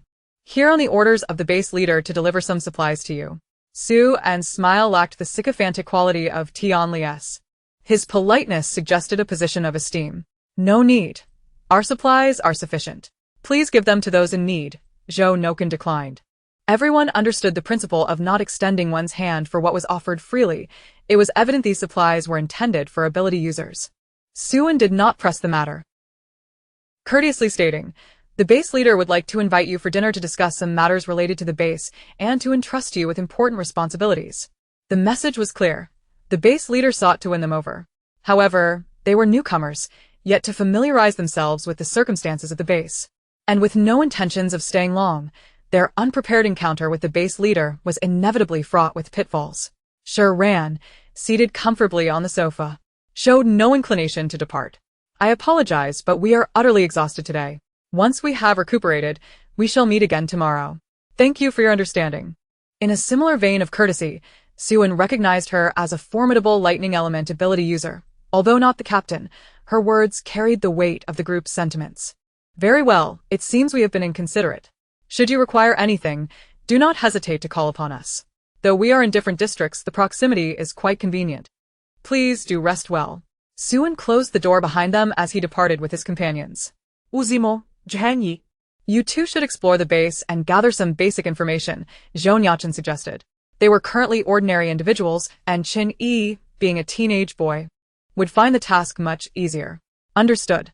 The remaining few busied themselves with culinary preparations at home. Yi Shiyu and Shi Ran nestled together on the sofa. "It's not that we refuse to help, but the 2 of us cooking would be a drain on resources and ingredients." Gu Ming, washing vegetables, interjected, "You needn't worry about cooking. That is a man's duty." At 7 o'clock, the 2 returned, the meal already prepared, and everyone gathered around the dining table, ready to dine. Su Zimo, having been preoccupied with tasks, was famished and eagerly seized his chopsticks, swiftly selecting a spicy stir-fry dish. Zhou Nuocheng, wiping his hands clean, draped an arm over Su Zimo's shoulder and remarked ominously, "Next time, let us have fish. I see you have quite the discerning palate." Su Zimo pauset. On the verge of tears, and reluctantly picked up a piece of tomato beef. "Boss, it's not that I'm picky. It's just that your culinary skills are simply lacking compared to Tang Yao's." Shi Ran and Yi Shiyu exchanged confused glances, wondering how one could ascertain the chef's identity. Chapter 30. I truly admire her. Though Zhou Nuocheng had little experience in cooking, Su Zimo had had the honor of tasting his dishes a few times. "Well, it's not that much of an honor," he mumbled between mouthfuls. "No worries, boss. While your cooking lacks flavor, the vice-captain's is equally uninspiring." Gu Ming, placing a hand on his other shoulder, coolly retorted, "You certainly have a way with words. Shall I present you with an award?" Shi Ran and Yi Shiyu couldn't suppress their laughter and settled down to sample the culinary creations. Shi Ran opted for the highly rated spicy stir-fry, but before her chopsticks could touch it, Zhou Nuocheng smacked them away. "No, you must eat mine first. It won't poison you." The competitive spirit of men was indeed formidable. Shi Ran, softening in the face of his insistence, reluctantly chose the tomato beef instead, placing a piece in her mouth. This is quite palatable. It tastes like cafeteria food," she mused, feeling somewhat reassured by its flavor. She then took a bite of the spicy stir-fry. "Okay, I take back what I said. Tang Yao's cooking is simply exquisite." Suddenly, The spicy dish transformed in her perception. The pepper strips were perfectly cooked, crisp yet not overly spicy, the pork golden and tender, the fatty portions expertly fried and not greasy, while the lean meat retained an enticing elasticity. Shi Ran deemed it a celestial delight among home-cooked meals. Wow. Tang Yao, this is unbelievably delicious. You could easily open a restaurant just selling spicy stir-fry. It's top-notch. Her eyes sparkled with admiration. Hee, it's nothing. I learned it from home. If you all enjoy it, I'd be happy to cook in the future. I love cooking, Tang Yao replied, a hint of bashfulness in his demeanor. Cafeteria food? Top-notch? Zhou Nuocheng pondered these two descriptors, questioning whether there was such a vast difference in quality. Shi Ran turned to Zhou Nuocheng, clearing her throat. After all, he worked hard to prepare the meal, and yours is not lacking either. I quite enjoy it as well. She punctuated her statement by taking a bite. Zhou Nuocheng's mood lightened a bit. During dinner, Su Zimo and Chen Yi shared some insights regarding the base. The leader of the Zhen and base was named Zheng Rui, a former mid-level official from Changzhou City. When the zombie outbreak occurred, he led some local residents and soldiers to take refuge there. Initially, we were perplexed. Didn't he establish the base, so why is he its leader? Su Zimo continued. Chen Yi chimed in. This base was constructed by a wealthy individual named Shangwan Qingbo, who was a significant philanthropist before the apocalypse. Originally, it was their family estate, and when the end time struck, he willingly offered it to shelter refugees, subsequently fortifying and managing it, thus becoming the Zhen and base we know today. We heard from the initial residents that Shangwan Qingbo personally appointed Zheng Rui as the base leader, positioning himself as the deputy.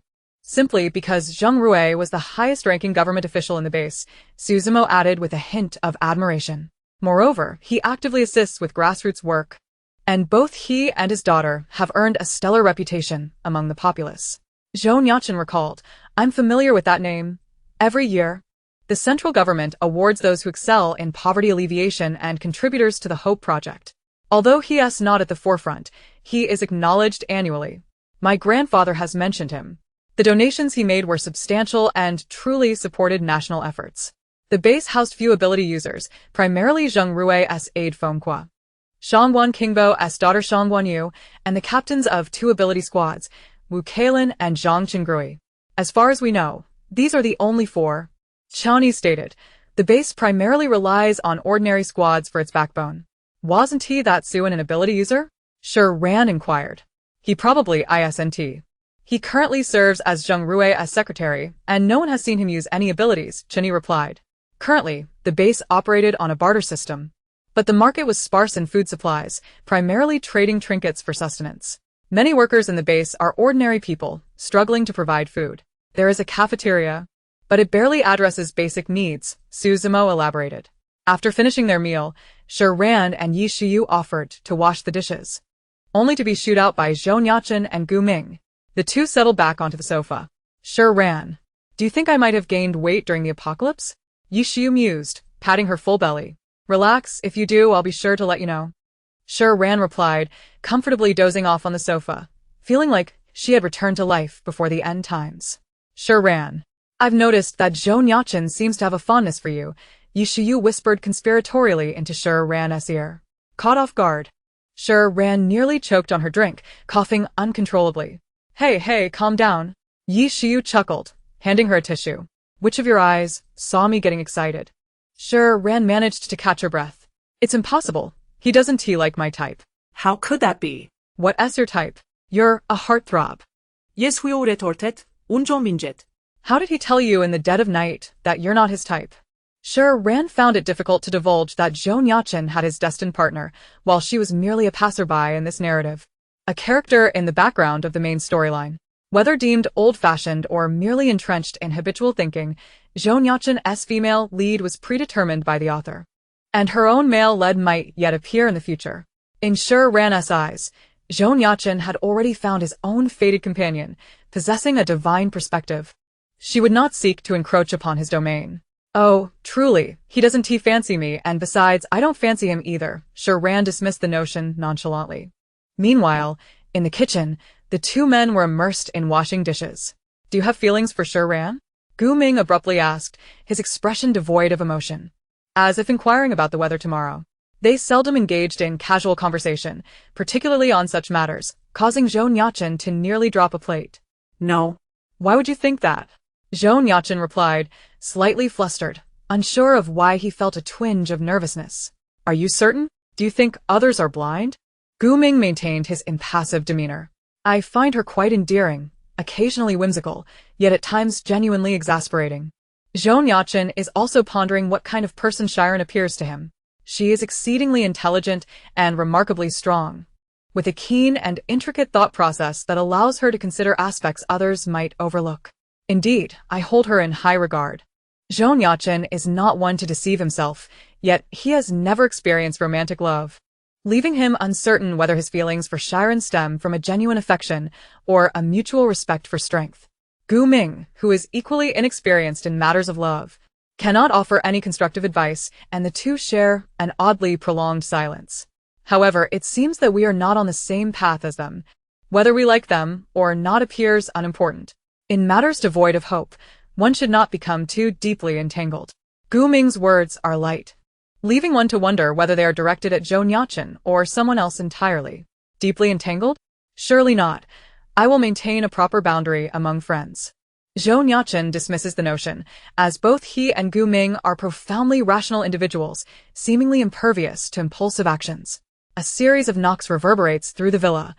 It is already 8:30 in the evening. Who would arrive at such an hour?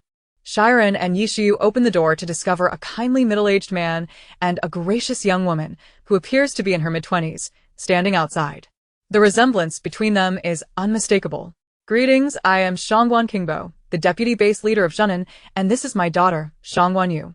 Shangguan Qingbo stands at the threshold, his thin clothing dusted with grime. The temperature has dropped below 10 degrees Celsius, and his hands are reddened from the cold. Shangguan Yu, appearing equally fatigued, musters her energy to greet the two girls. Hello, I apologize for the delay. We were supposed to arrive this afternoon, but pressing matters at the base kept us occupied until now. The Zhenan base is keenly interested in the Jingyun squad. Such a capable team warrants utmost attention, even if they cannot be swayed. Observing the two disheveled individuals, the deputy base leader feels compelled to invite them inside. Please come in, it is quite chilly out here. Shi Ran urges. Shangguan Qingbo brushes off the dust from his clothes, feeling somewhat embarrassed. I apologize. We are not in charge of supplies, and I cannot offer you a proper gift. It appears that true authority has been entrusted to Zheng Rue, Shi Ran muses. No need. We have sufficient supplies, she reassures him. Once seated on the sofa, Zhou Nuocheng and Gu Ming emerge from the kitchen, joining them in the living room. Shangguan Yu speaks first. Hello, allow me to introduce myself. I am Shangguan Yu, a former geologist and now a hydrokinesis practitioner responsible for managing the base's reservoir. Should we need to collaborate in the future, I look forward to your guidance. Her demeanor exudes the elegance of a well-bred lady, and her appearance embodies the classic beauty of the East, radiating tranquility and a lack of contention. Shi Ran, ever patient with beauty, introduces her team members one by one, and Shangguan Yu quietly takes note. Deputy Base Leader. As we are newcomers, we apologize for any inconvenience. If there is any way we can assist you, please feel free to speak up. Zhou Nuocheng, seated in a single armchair and sipping water, can discern their intentions merely by observing their subtle expressions. Shi Ran glances over, their eyes meeting momentarily, both feeling a hint of awkwardness. You need not address me as Deputy Base Leader. The children at the base call me Uncle Qing. So you may do the same, Shangguan Qingbo responds a bit uneasily. To be frank, I have come with a request for your assistance. Shangguan Yu continues her father's thought. Rest assured, it is not an unreciprocated favor. This is a small team task. However, there has been an unforeseen incident and presently, no one is available to take it on. Noticing Shangguan Yu's hesitance, Shi Ran finds her rather endearing. She concedes that she might be a tad smitten. No worries. We also expect compensation for taking on tasks.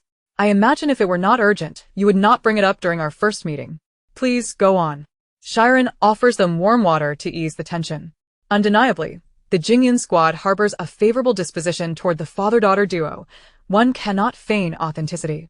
It is evident that both are accustomed to the rigors of daily life at the base, and even the deputy base leader carries himself without pretense, resembling a kind elder rather than a figure of authority. A man who annually supports national poverty alleviation endeavors cannot be all that unworthy. Zhou Nuocheng accepts the water but refrains from drinking, stating, "The situation is as follows. Our reservoir is running low on water. Even if I can supply 5 tons daily, it is still insufficient. There is a river outside the base that I have studied. If we connect the reservoir via an underground channel and create a pump, we could utilize the potential difference to draw water from the river into the reservoir. We have also devised a method for purification, but..." Zhou Nuocheng hesitates to put them in jeopardy, struggling to articulate her thoughts. Wait. "You say you can supply 5 tons daily?" Yi Shiyu exclaims, almost in disbelief. Shi Ran, instinctively linking her arm around Yi Shiyu's shoulder, mirrors her astonishment. "Sweetheart, if I heard correctly, you mentioned 5 tons, she remarks, equally flabbergasted. Zhou Nuocheng, bewildered, responds, "Isn't that the standard for hydrokinesis practitioners?" The Jingyun squad cannot provide an answer, uncertain whether Zhou Nuocheng possesses some extraordinary talent, or if Xia Yun's cognitive development is lacking. Previously, when a vehicle was dispatched, it was the Kevin squad that took on the task, led by Zhang Qingrui, an ice element practitioner. Shangguan Qingbo feels a pang of regret.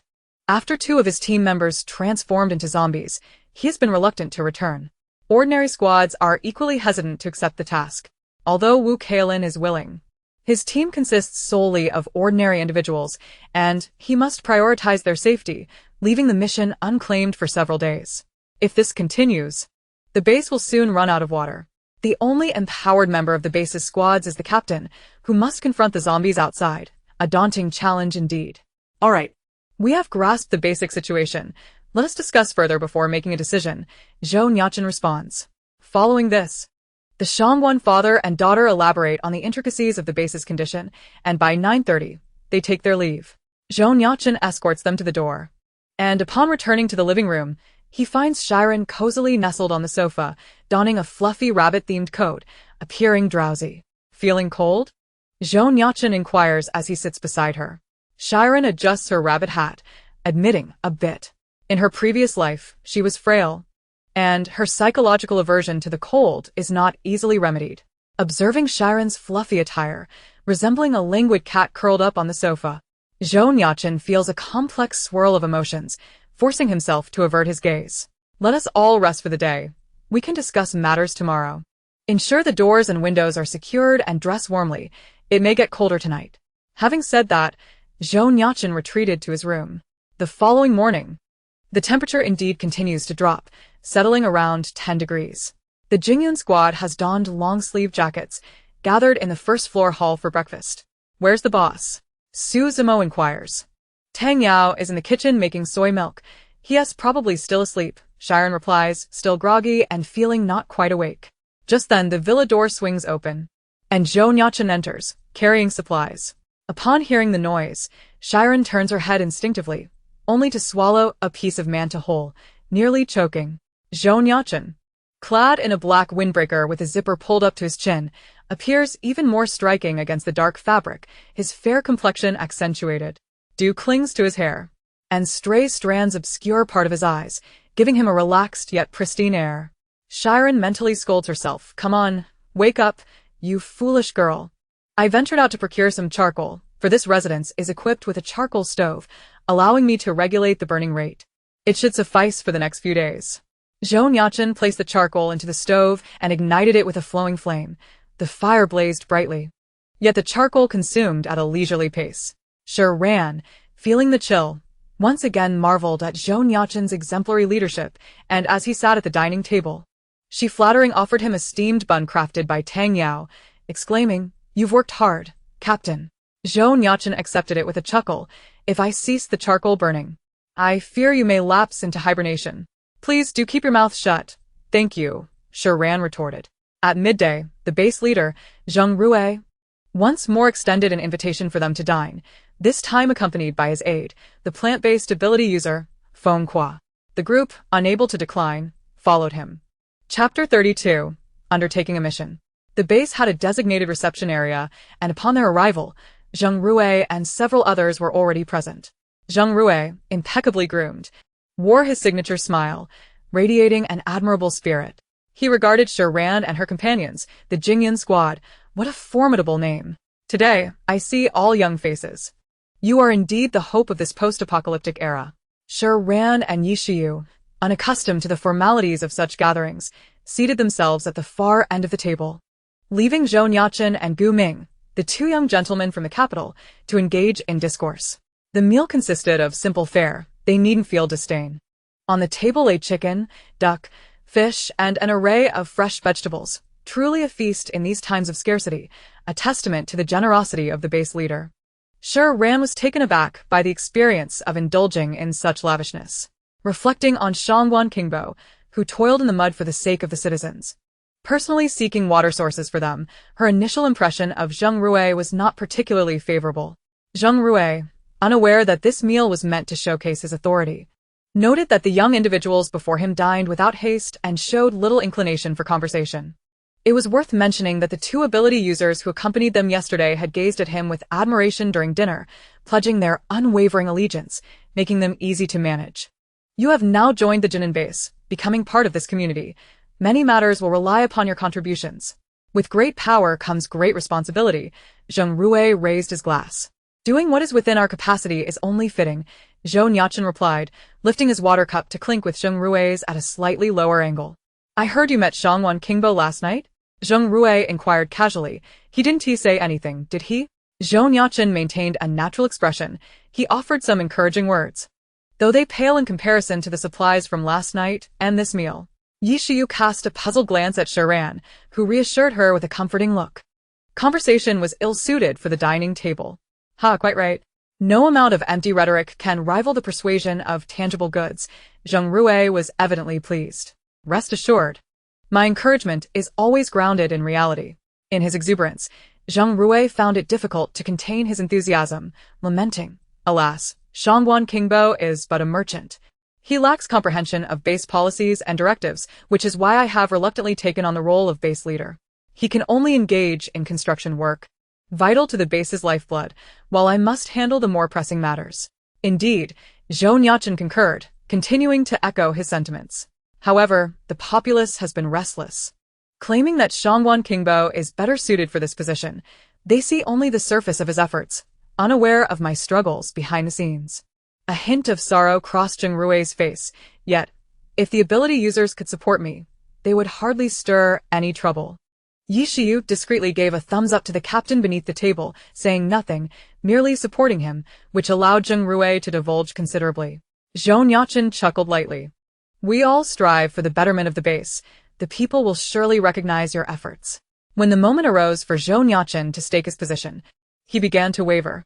Indeed. Zheng Rui, not receiving the answer he sought, found it inappropriate to press further.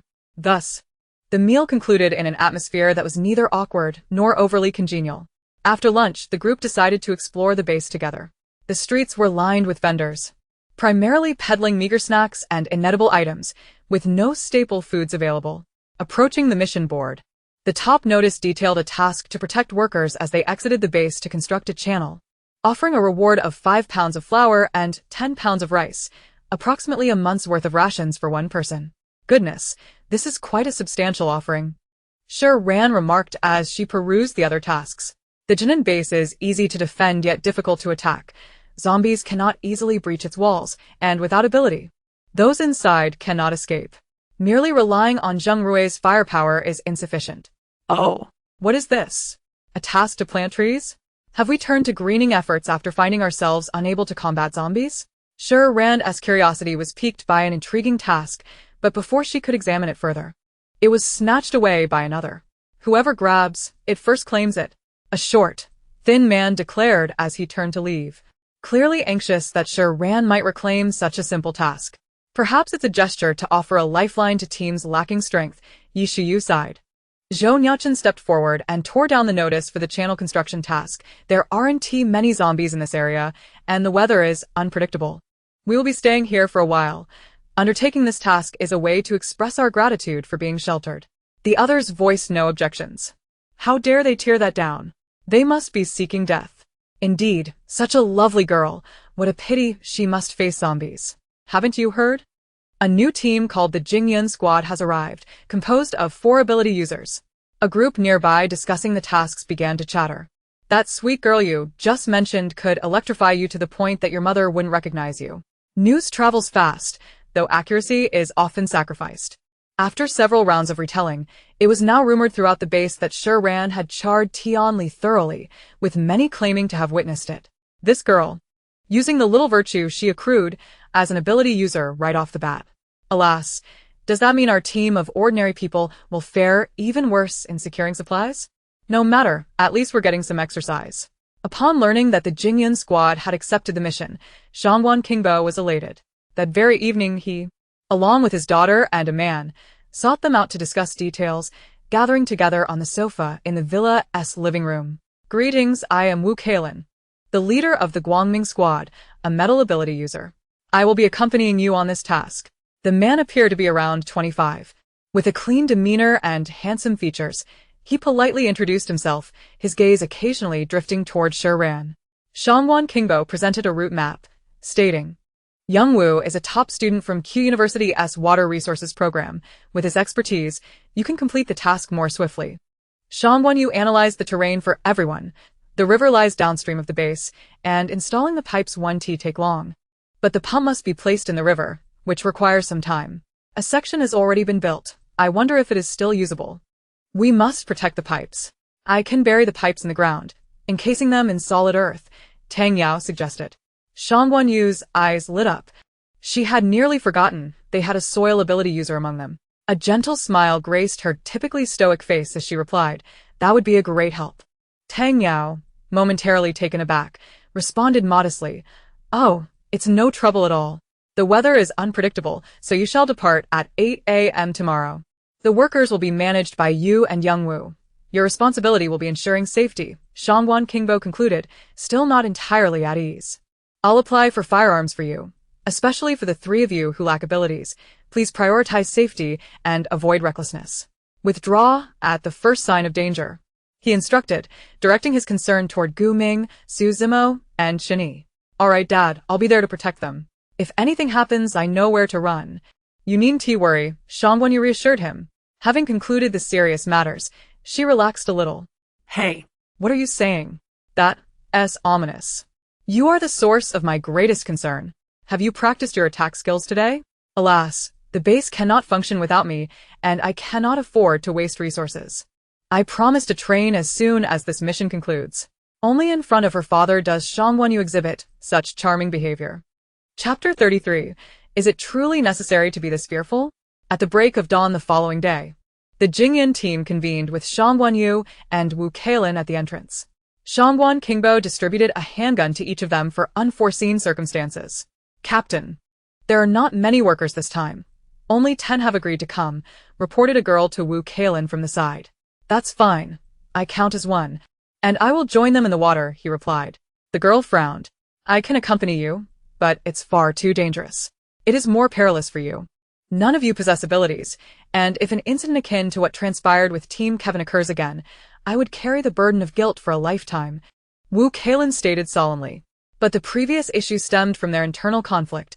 We are not the same, the girl replied, her voice tinged with urgency. Jiang Yu. Wu Keilin's voice rose slightly, laced with seriousness, and Shi Ran, nearby, overheard. Jiang Yu paused, biting her lip in silence for a moment. I apologize. We merely worry about you. Please ensure your safety. With that, the girl departed. She is merely concerned for you. No need for such severity, Yishiyu remarked. Leaning against a tree, Wu Keilin offered a wry smile. My abilities are not sufficient to protect them. The apocalypse is merciless. No one can be shielded indefinitely. Such sentiments may inadvertently jeopardize their safety, Shi Ran countered. Wu Keilin turned to her, a hint of tension in his voice. All right, I will be cautious. Thank you. Zhou Nuocheng irritably zipped up his jacket. Are we going or not? It's getting dark. Big brother, it's not even 8 yet. Who has upset you this early in the morning? Shi Ran queried, genuinely perplexed. Zhou Nuocheng approached her, placing the hoodie over her head and tightening the drawstrings, obscuring her eyes while revealing only her delicate nose and lips. Is it wrong to be anxious? Zhou Nuocheng retorted, striding toward the bus. Shi Ran, bemused, lowered the hood. Zhou Nuocheng, are you childish? Are you eager to reincarnate? The group followed suit and boarded the vehicle, heading toward the base. On the bus, Zhang Guanyu reassured the workers. Do not fret. Focus on laying the pipes. The Jingyan team will ensure your safety. Despite her words, the workers trembled. If it weren't for their dire circumstances at home, they would never take on such perilous work. True fear often manifests not in frantic cries, but in silent, cold sweats. As they traveled toward the river, they made several stops along the route. Upon reaching the first segment, they spotted a few scattered zombies pursuing the bus. When they halted, Shi Ran attempted to exit, only to be pulled back by Zhou Nuocheng, who stood protectively behind her. I should not have worn a hooded garment, she muttered, realizing it obscured her neck. Fortunately, the first segment had a manageable number of zombies, and they resolved the situation through sheer force rather than utilizing their abilities. Each member displayed impressive skill. Even Chun Yi had learned significantly from their training. Comparatively, Zhang Guanyu and Wu Keilin were slightly less adept, yet they possessed basic attack capabilities. Once the area was cleared, the workers disembarked to install the pipes while the team remained vigilant nearby. Sister Shangwan, is that part of the base over there? It resembles a forest, Yi Shiyu remarked, spotting a small grove in the distance. Zhang Guanyu glanced over and smiled softly. Indeed, I loved studying various plants as a child, and my father built me a small forest in our estate. I ventured there less frequently as I grew older, and I am surprised he has maintained it. Yi Shiyu couldn't help but feel envious. Uncle Qing is truly kind to you. My father merely sees me as a tool to pave his path. Shi Ran playfully hooked her arm around Yi Shiyu's neck. Do not be disheartened.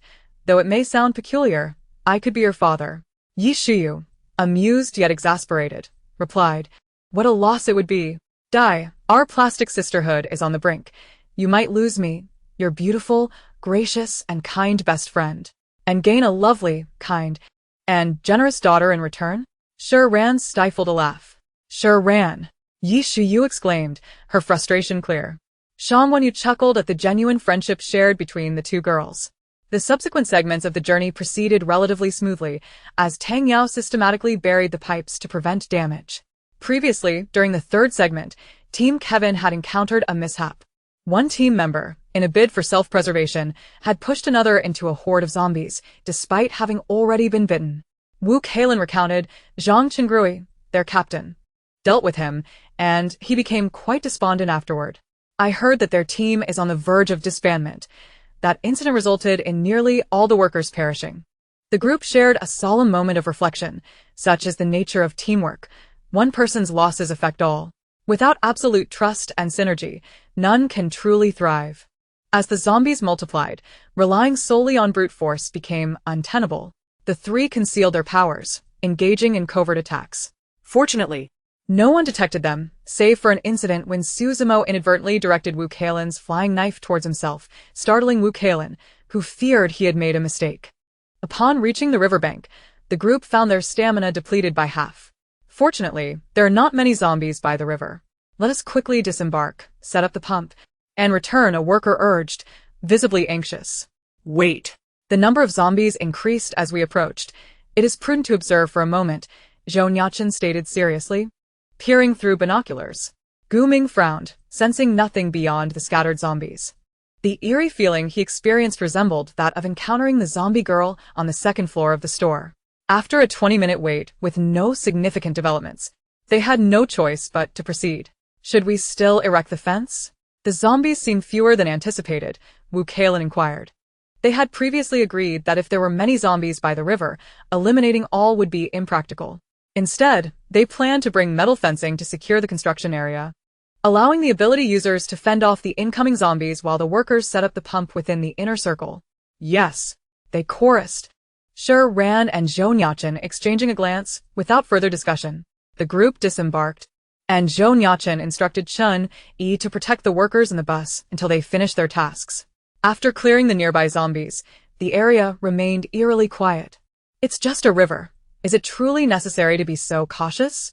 A worker remarked, observing Shi Ran and the other's careful demeanor. Chun Yi shot him a glare and waved his hand, retracting the bus's protective barrier. A zombie jolted forward, slamming against the bus window, startling the worker. Ah! The worker shrieked, shocking everyone around him. Chun Yi reactivated the barrier, raising an eyebrow. It's outside. Is it really that frightening? Wu Keilin manipulated a metal panel, embedding it at the riverbank where they intended to install the pump, forming a semicircle. However, having just cleared the zombies, he was depleted of power and found it challenging. Su Zimo discreetly lightened the weight of his metal panel, enabling him to set it up. "I will go into the water and assess the situation," Wu Keilin announced as he approached the riverbank to gauge the flow. Just as his foot was about to enter the water, Guming suddenly sensed an overwhelming danger and shouted, "Don't move." Wu Keilin, already nearly drained of energy, was slow to react and could not retract his foot in time. About to step into the river. Chapter 34. Before becoming too ensnared. The water level of the river suddenly dropped, revealing a grayish-purple head emerging from beneath the surface. The entire head was grotesquely swollen, with the flesh at the chin gnawed away by fish and shrimp, exposing the white bones beneath. At this moment, the eyes were a sinister shade of purple-red, and it opened its mouth to reveal sharp teeth as it lunged towards Wu Keilin's leg. Shi Ran, standing closest to him, sprang into action upon hearing Guming's voice. With precision, she reached out and firmly yanked Wu Keilin back. Due to inertia, coupled with Shi Ran's considerable strength, he stumbled directly towards her. Realizing she could not catch him, Shi Ran instinctively shifted her position to evade, resulting in a loud thud as Wu Keilin fell to the ground. A sound that resonated with pain. The horde of zombies in the water, realizing the flesh in their mouths had vanished, followed suit onto the shore. They appeared grotesquely swollen, their skin marked with the gnawing traces of fish and shrimp, now 3 to 4 times the size of an adult. Each step they took sent tremors through the ground. Yi Shiyao unleashed a blade of wind towards them, but it seemed to sense her presence, cutting through the air and forming a water barrier that thwarted her attack. Droplets scattering to the ground. The crowd was incredulous. Why did the zombie possess abilities? Shi Ran remained composed. The first snow would arrive tomorrow, and it seemed that zombies had begun to evolve the day prior. With a furious roar, the creature summoned waves of zombies, all with a singular focus as they surged towards them. It appeared that a hierarchy existed among the zombies, and they needed to resolve this quickly to disperse the horde. Shi Ran hurled a lightning sphere at 3 approaching zombies. The water zombie, evidently enraged by Yi Shiyao's actions, charged at her. Its massive size rendered Yi Shiyao's wind blades ineffective against it. Guming swiftly shielded Yi Shiyao, conjuring an ice barrier to withstand the water zombie's onslaught. The brute force of the water zombie nearly brought Guming to his knees, yet he still managed to push Yi Shiyao further away. Zhou Nuocheng, understanding the unspoken alliance, gathered a fireball, sending dark red flames toward the water zombie. The creature raised its hand to form a water shield in response. A thick mist instantly enveloping the space between them. Although water typically extinguished fire, Zhou Nuocheng's flames showed no sign of extinguishing. They steadily advanced toward the water zombie. While Shi Ran and Shangguanyu were preoccupied with the encroaching zombies, the team's strength had to be divided. On the ground, Wu Keilin struggled to rise, drawing his gun to aim at the heads of the zombies, urging Shi Ran, "You should go help. I can hold them off here." From within the vehicle, Chun-Yi emerged. The water zombies' call had drawn the zombies in with a clear purpose, rendering their protective barrier ineffective. He single-handedly dispatched zombies on the outskirts, leaving Wu Keilin astonished. Was this a mere human? Would he not get injured? Shi Ran, water conducts electricity. Zhou Nuocheng, having already expended much of his energy, could only contend with the creature. Searching for a breakthrough. Shangguanyu, Shi Ran called, and upon comprehension, Shangguanyu unleashed a torrent of water toward the water zombie, enlarging the area for Shi Ran's electrical attack. 3, 2, 1. After the countdown, Shangguanyu released his hold, and simultaneously, Shi Ran launched a surge of lightning towards the water zombie. The creature, restrained by Zhou Nuocheng and Guming, could not evade in time, becoming enveloped in water while being electrified, losing all strength to counterattack. Ice and fire, inherently non-conductive, allowed Zhou Nuocheng and Guming to escape unscathed. Shi Ran delivered the final blow, piercing the water zombie with a bolt of lightning, and it finally collapsed to the ground. The surrounding zombies slowed, and Chun-Yi's barrier began to take effect, soon leaving only a few behind.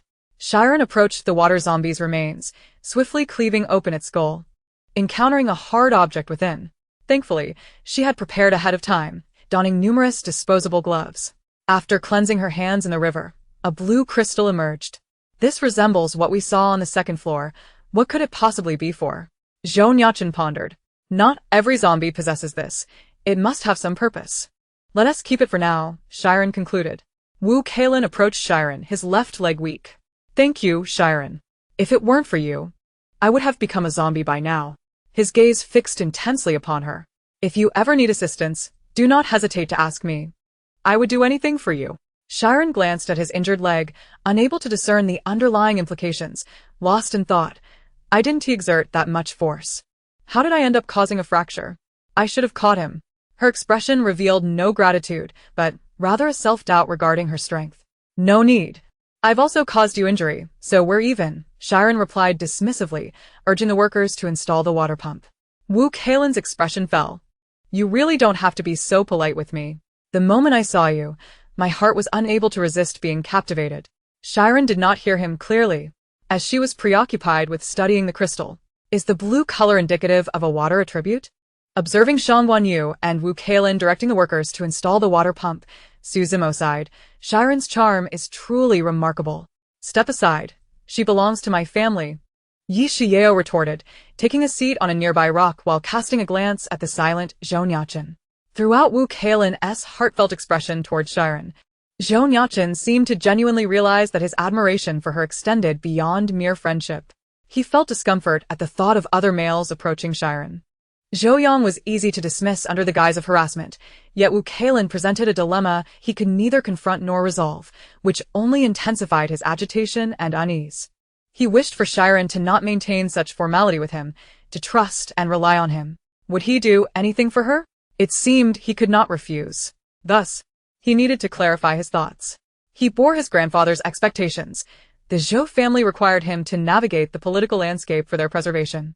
As a member of the Jingyun team, he served as both a role model and a source of hope for others. He could not remain at Nanking by her side, for the unpredictability of the capital's affairs would inevitably entangle her in turmoil, hindering her future. He glanced at Shi Ran, who was basking in the sunlight beneath a tree. Eyes squinted in contentment. She deserved a carefree life, one in which a person would accompany and protect her, maintaining her innocence, rather than being swept into chaos while he was still unprepared.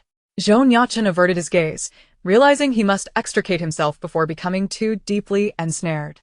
He had long since adapted to handling matters rationally, and this time would be no different.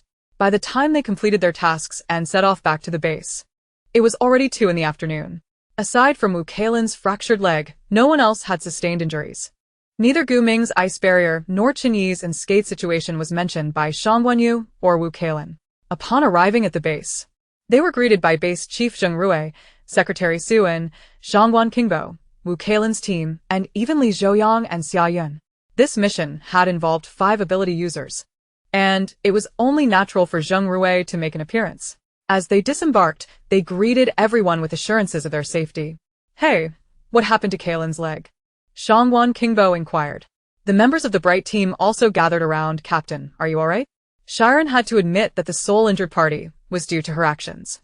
Chapter 35. If you wish to take my life, you may speak directly. Yi Shiyeo was nearly in stitches, already feeling second-hand embarrassment for Shi Ran. However, she heard Wu Keilin seriously state, I fell on my own. Well, if you must say it that way, it's no issue. Li Zhouyan skufa. An ability user tripping while walking? Should have let me go. I would have returned by noon. Jiang Yu interjected, displeased. What gives you the right to speak about the captain? Zheng Rui reprimanded. Jiang Yu, he is an ability user by my side. What right do you, a mere ordinary person, have to speak to him? Zheng Rui was well aware that Wu Keilin had long favored Shangguan Qingbo. He had been covertly suppressing this ability user, and had come this time primarily for the sake of the Jingyun team. Wu Keilin stepped forward, apologizing to the base leader. It is my negligence in managing the team members. I will ensure to guide them properly upon my return. Li Zhouyang wore an expression of smug satisfaction, for he had secured the favor of the base leader, and now everyone had to make way for him. Zheng Rui cast a concerned glance at the Jingyun team, saying, I am relieved to see that you are unharmed. Having resolved the water source issue, in addition to the rewards for your mission, I shall present each of you with an extra 5 kilograms of rice. Shi Ran immediately responded, all right, thank you. Zheng Rui's insistence that they should not refuse, as this was a testament to his regard for them, was met with awkward laughter. It's nothing, really. They had not managed to win him over. Yet he had generously gifted them 35 kilograms of rice. Zhou Nuocheng's lips curled slightly, only to be pressed down again. Zheng Rui then introduced Xia Yun to Shang Wenyu, saying, "Xiao Yu, this is Xia Yun, another water ability user. I would like you to work together in managing the base S reservoir." Shang Wenyu maintained a consistently aloof demeanor towards Zheng Rui. Although her father was indifferent to Zheng Rui's petty schemes and willing to yield, it did not imply that she would feign ignorance. However, upon considering the potential benefits of having another ability user contribute to the base's water supply, she reluctantly set aside her dissatisfaction. "Hello, I am Shang Wenyu. May I inquire about your daily water output?" Her tone was official, gentle yet distant. Previously, when Xia Yun and her companions visited the base, she and Shangguan Qingbo had been rebuffed on the grounds of not needing to curry favor. As they were now the base leader's associates, Xia Yun had initially hoped to establish a rapport, but Shangguan Yu's directness caught her off guard. On average, it's about 2 to 3 barrels a day. Even the impeccably well-mannered Shangguan Yu could not suppress a slight twitch at the corners of her mouth. Glancing at Zheng Rui, "My apologies, base leader, but we currently do not lack personnel or water. I must attend to my duties now." Goodbye. Base leader. Why did she say that? Is it because my water output exceeds hers, and she seeks to undermine me? Xia Yun lamented, her tone suggesting she bore a great injustice as she watched Shang Wenyu walk away. Zheng Rui had not expected this to come to fruition. If the base were short on water, it might have been a different story. However, with a connection to the external river established, the fundamental water supply issues of the base had been resolved, rendering Xia Yun less indispensable. He would not provoke Shang Wenyu, whose water manipulation prowess could generate 5 tons of water daily, essentially a vital asset for the base's survival. No matter his disdain for Shangguan Qingbo, he was not foolish enough to target her. Zheng Rui glanced at Xia Yun, pondering the stark disparity between them. No one addressed Xia Yun's inquiry. Upon returning to the villa, the group retired to their rooms to rest, having expended considerable energy throughout the day. Shi Ran gazed out the window, predicting that snow would likely fall by tomorrow night, with temperatures dropping again tonight. Earlier that morning, she had already warned Shangguan Qingbo about the severe temperature drop, urging him to prepare the base adequately. Everyone had noticed the recent unusual weather, and anxiety loomed over the base. Knowing that Shi Ran would not offer warnings without reason, Shangguan Qingbo hastened to arrange blankets and firewood for everyone. After dinner, the team gathered to play card games, the villa warm and inviting. Shi Ran and Yishiu taught the men to play Uno, a simple game that required little mental strain. The objective was to be the first to play all of 1's cards, making it perfect for leisurely entertainment. The sight of these typically decisive leaders holding cartoon cards was somewhat amusing. "I can hardly hold my cards. Look at this," Shi Ran exclaimed, having been dealt 12 cards while others had only 4 or 5. "Well, it seems I shall win this round," Yishiu declared, having only 2 cards left. With Gu Ming on her left and Chen Yi on her right, the card-drawing action had all been directed towards her. As Gu Ming refrained from adding cards to Yishiu, and Chen Yi did not add any to Suzumo, Shi Ran remarked, "You all are so self-righteous." Her hand was more than sufficient to play a game of landlord. Zhou Nuocheng silently played a card that forced the next player to draw 4 more. Yes, we all. Still smiling, now found herself drawing cards again, her hand swelling to 6. Laughter echoed through the warm house as they played, creating an atmosphere reminiscent of carefree days before the apocalypse. As if they were merely friends enjoying games together, if only they could ignore the howling winds and the distant growls of zombies outside. The following morning, Shi Ran and Yishiu were awakened by the sound of knocking. Shi Ran glanced at the time and, feeling irritable, turned over, thinking, "It's only 6 o'clock. You'd better have a billion for me to inherit." Zhou Nuocheng's voice called from outside, "Get up. Starting today, both you and Yishiu will be doing morning exercises." Shi Ran jolted awake. "Are you a demon?" By 6:30, the two stood yawning in the villa's designated open space, bewildered as to why they suddenly needed to learn to fight. Zhou Nuocheng and Gu Ming stood opposite them, having previously decided that if they were destined to part ways, they would ensure the girls were settled in Nanjing City and teach them better combat skills so they could handle any unforeseen circumstances in the future. "You both have good skills, but to survive independently, there's still room for improvement," Zhou Nuocheng stated, glancing at his plan. Shi Ran was taken aback, realizing that even in this impending separation, They were still intent on fulfilling their final responsibilities. A wave of reluctance washed over her as she acknowledged the bond they had formed over the past few days. Even amid the apocalypse, they had shared an experience of camaraderie and friendship in life and death, dining, living, and facing zombies together with laughter and seamless cooperation. Suppressing her unusual emotions, Shi Ran cheerfully replied, all right, thank you, Captain. She hoped that in the days to come, she could maintain the same joy she felt today. However, as they practiced until 8 o'clock, Zhou Nuocheng had become a figure of torment in Shi Ran's mind.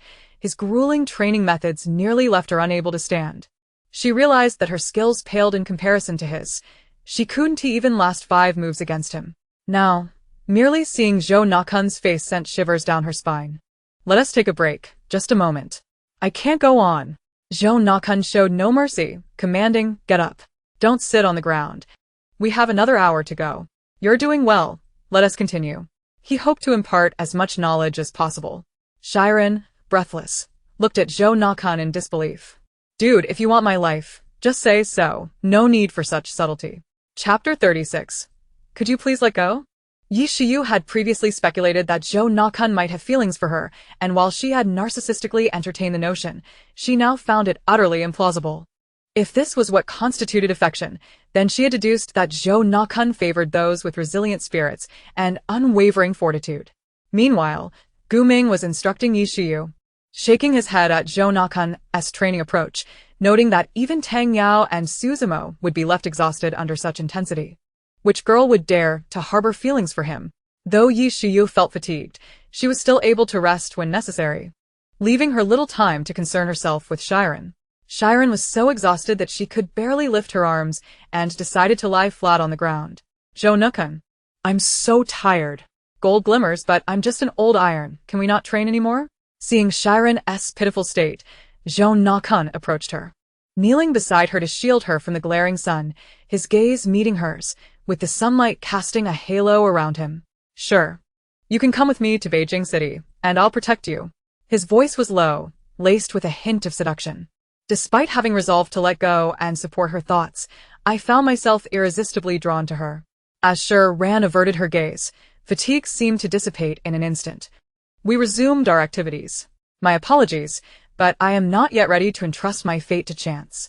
At 9 o'clock, Su Zimo and the others awoke, gazing in astonishment at the 2 individuals in the courtyard, panting from their training. Goodness, the leader and the vice captain are actually conducting one-on-one combat lessons with them. If this were in the Jingyan team, it would be the talk for a year. Su Zimo felt a pang of envy. It is worth noting that when he and Tang Yao were first selected as leaders, they only had the privilege of one-on-one guidance from Zhou Nuocheng, who typically practiced with the entire group whenever he was available. All right, let us take a 10-minute break. The moment Zhou Nuocheng's voice rang out, Shi Ran collapsed onto the ground again. It must be said that she had learned a great deal. Merely 3 hours in, she had been exposed to techniques that leveraged strength against strength and used gentleness to overcome rigidity, methods she had never encountered before. Yet, she was thoroughly exhausted, even lacking the energy for a witty retort. Knock, knock, knock. Someone was at the villa door. Su Zimo went to answer it. It was just Wu Keilin, looking somewhat embarrassed. I'm here to see Shi Ran, he said, his tone tinged with nervousness. Oh, please wait a moment. Su Zimo called out to the courtyard. Shi Ran, Wu Keilin is looking for you. Shi Ran's expression went blank. Why did it have to be now? If he had come 10 minutes earlier, she could have indulged in a brief respite. Nevertheless, she trudged toward the door, her legs feeling as if they were laden with lead. Zhou Nuocheng paid them no mind, engrossed in crafting a schedule. What do you need me for? Shi Ran leaned against the door, her posture resembling that of a rag doll. I came to thank you. Wu Keilin stammered, producing a wooden box. If it weren't for your assistance, I would have perished. This is a token of my gratitude. I know you lack for nothing, but this was something I purchased before the apocalypse. I hope you will like it. He opened the box to reveal a wooden hairpin. Shi Ran had little knowledge of such items, but in this era, it was likely a precious commodity. Yet, she merely wished to expedite his departure, so she could return to resting. No, please keep such an expensive item for yourself. It was just a small act of kindness. It's not expensive. Please, accept it, Wu Keilin insisted, his voice cautious. Shi Ran, utterly exhausted, relented, and accepted the hairpin. All right, thank you. Do you have anything else to discuss? Nothing more. Take care and rest well. He too noticed her fatigue and deemed it unwise to prolong the conversation. After closing the door, Shi Ran returned to the courtyard, resuming her languid position. Wow, this hairpin is exquisite. It appears to be made of agarwood, Suzumo remarked, eyeing the piece in her hand. Captain, we encountered something like this while on a mission at a wealthy person's estate before. Zhou Nuocheng glanced at the hairpin, nodding. Indeed. It seems to be over 100 years old, and this design is no longer in circulation. Given that, Shi Ran, could it be an heirloom? A betrothal gift? Yes, we ought to ask it. Shi Ran hadn't anticipated that saving a life would result in receiving a family treasure. Perhaps she would find an opportunity to return it to him later, but for now, she was simply too weary. Noting that Shi Ran did not contest the notion, Zhou Nuocheng rose, his tone slightly cool. The 10 minutes are up. Let us continue. We still have 2 hours left. Hey. I just went out to talk. That shouldn't count as break time. Shi Ran protested. Then shall we practice for another 3 hours? In an instant, Shi Ran stood upright, declaring with utmost seriousness. Only the weak require rest. With you here, my future will surely shine so bright that others will lose sleep over it. For the next 2 hours, Shi Ran alternated between mentally cursing and learning, ultimately reaping considerable benefits. The weather today was peculiarly strange. The morning had been sunny, yet by afternoon, a fierce wind arose, dropping the temperature below 5 degrees. As the clock struck 3, nightfall descended. The base issued a notice for everyone to remain indoors, suspending all activities. Tang Yao returned from outside. Doesn't it feel like the end of the world? Indeed, the world is changing. Perhaps it will snow tonight. Shi Ran seized the opportunity to voice her thoughts. Snow? Surely it can't plummet to sub-zero temperatures indefinitely? Yes, we ought to had apprehension. That should not be the case. Shi Ran mused, aware that this impending snow was ominous. Temperatures hovered at the freezing point, yet the heavy snowfall felt as if it were drifting in from another realm. Consequently, after the snow, discussions erupted worldwide. Did anyone else sense something odd about the base today? Gu Ming furrowed his brow, sensing fluctuations in his abilities. It's likely just the calm of everyone staying indoors, Suzumo replied. Did you perceive something? Zhou Nuocheng questioned, suspecting Gu Ming wouldn't voice such concerns lightly. All eyes turned to him. Gu Ming took a moment to collect himself. I don't know. It just feels unsettling, but not in a zombie-like way. Shi Ran pondered. Could it be that the plants had also mutated? Now, even zombies exhibited abilities. To avoid drawing suspicion, she could only subtly guide the group at opportune moments. Due to the weather and Gu Ming's senses, they resumed the practice of taking turns on night watch, still in pairs, with Zhou Nuocheng opting to remain alone. Those on watch congregated in the first floor hall. As expected, by the latter half of the night, snow began to fall outside. It was then that Chun-Yi and Suzumo were on duty, the howling cold wind and swirling snow casting the entire base into darkness, save for the faint flicker of firelight in the villa's hall. Suzumo, are you afraid? Chun-Yi's voice broke the silence. How dare you? Call me Zimo. Am I scared? That's laughable. Suzimo Zito. Chun-Yi regarded him and nodded. Then, could you loosen your grip? I need to use the restroom. At that moment, Suzumo's hand, which was draped over Chun-Yi's shoulder, tightened, and he anxiously shook his leg. Lily, are you scared? It's all right. I'll accompany you. I'm not scared. Just let go. I can go by myself. Chun-Yi replied, exasperated, as he pushed Suzumo's hand away and stood. Suzumo hurried to follow. What a coincidence. I need to go too. Let us go together. Hey. Don't walk so fast. I'm afraid you're scared of the dark. Outside the villa, snowflakes blanketed the grass and trees, concealing the traces of footsteps. Chapter 37.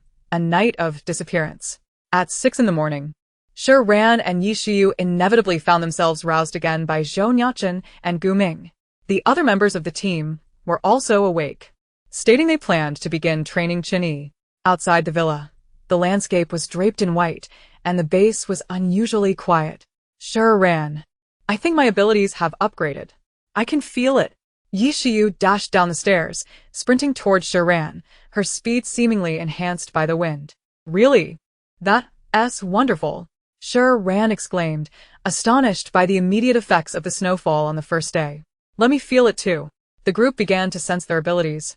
And unlike before, everyone could distinctly perceive their ability levels, no longer muddled as they had been previously. I'm at level 2. Su Zimo declared joyfully. Why am I still at level 1? Shi Ran, unwilling to give up, continued to sense her abilities, convinced she had previously exhibited fluctuations. I'm also still at level 1, Gu Ming stated calmly. Chun Yi expressed his confusion. I haven't leveled up either. Tang Yao speculated. I'm at level 2. Since we all live and train together, perhaps your dual abilities are just slower to develop. Shi Ran's eyes brightened. That's quite possible. She turned to Zhou Nuocheng and asked, what about you? Zhou Nuocheng's gaze flickered momentarily before he averted his eyes, clearing his throat. I'm also at level 1. Shi Ran felt a sense of relief. There was nothing to be disheartened about. She continued to eagerly follow Zhou Nuocheng in learning combat techniques. Thanks to Gu Ming's insight, Zhou Nuocheng was more amiable today, not pushing Shi Ran as hard as before. The group trained together in the courtyard that morning. At 9 o'clock, the Jingyan team was interrupted by a sudden, urgent knocking at the door. Tang Yao opened the door. Shang Wenyu? What has happened to you? Upon hearing his words, everyone retreated back to the villa. There stood Shang Wenyu, clad in thin garments, her eyes slightly reddened, biting her lip to suppress her emotions, while her frostbitten hands trembled uncontrollably. Sister Shangwan, if something is amiss, please come in, Shi Ran urged, pulling her inside. Shangwan managed to articulate her distress, each word escaping her lips with great effort. My father is missing, and many others are gone as well. The crowd gasped in shock. Uncle Qing is missing. The Jingyan team exchanged troubled glances, realizing that something significant had transpired at the base the previous night. Near the brink of collapse, Shangwan forced herself to maintain composure as she recounted the grim details. Yes, they vanished overnight. I searched everywhere this morning, but found not a single clue. Observing Shangwan anxious grip upon her palm, Shi Ran and Yi Shiyeo felt her distress deeply, gently placing a hand on her shoulder. Do not fret. We will assist you in the search. Do you know who Uncle Qing usually associates with? As comforting words were spoken, Shangwan tears could no longer be contained, her voice thick with sobs. I asked many people. Zheng Rui, in light of the current situation at the base, refuses to help find my father. Even those who worked alongside him are avoiding me, terrified that they might be the next to disappear. I have truly done my utmost, but where could he be? Shi Ran embraced her. Take a deep breath. We are here for you. Let us set out at once.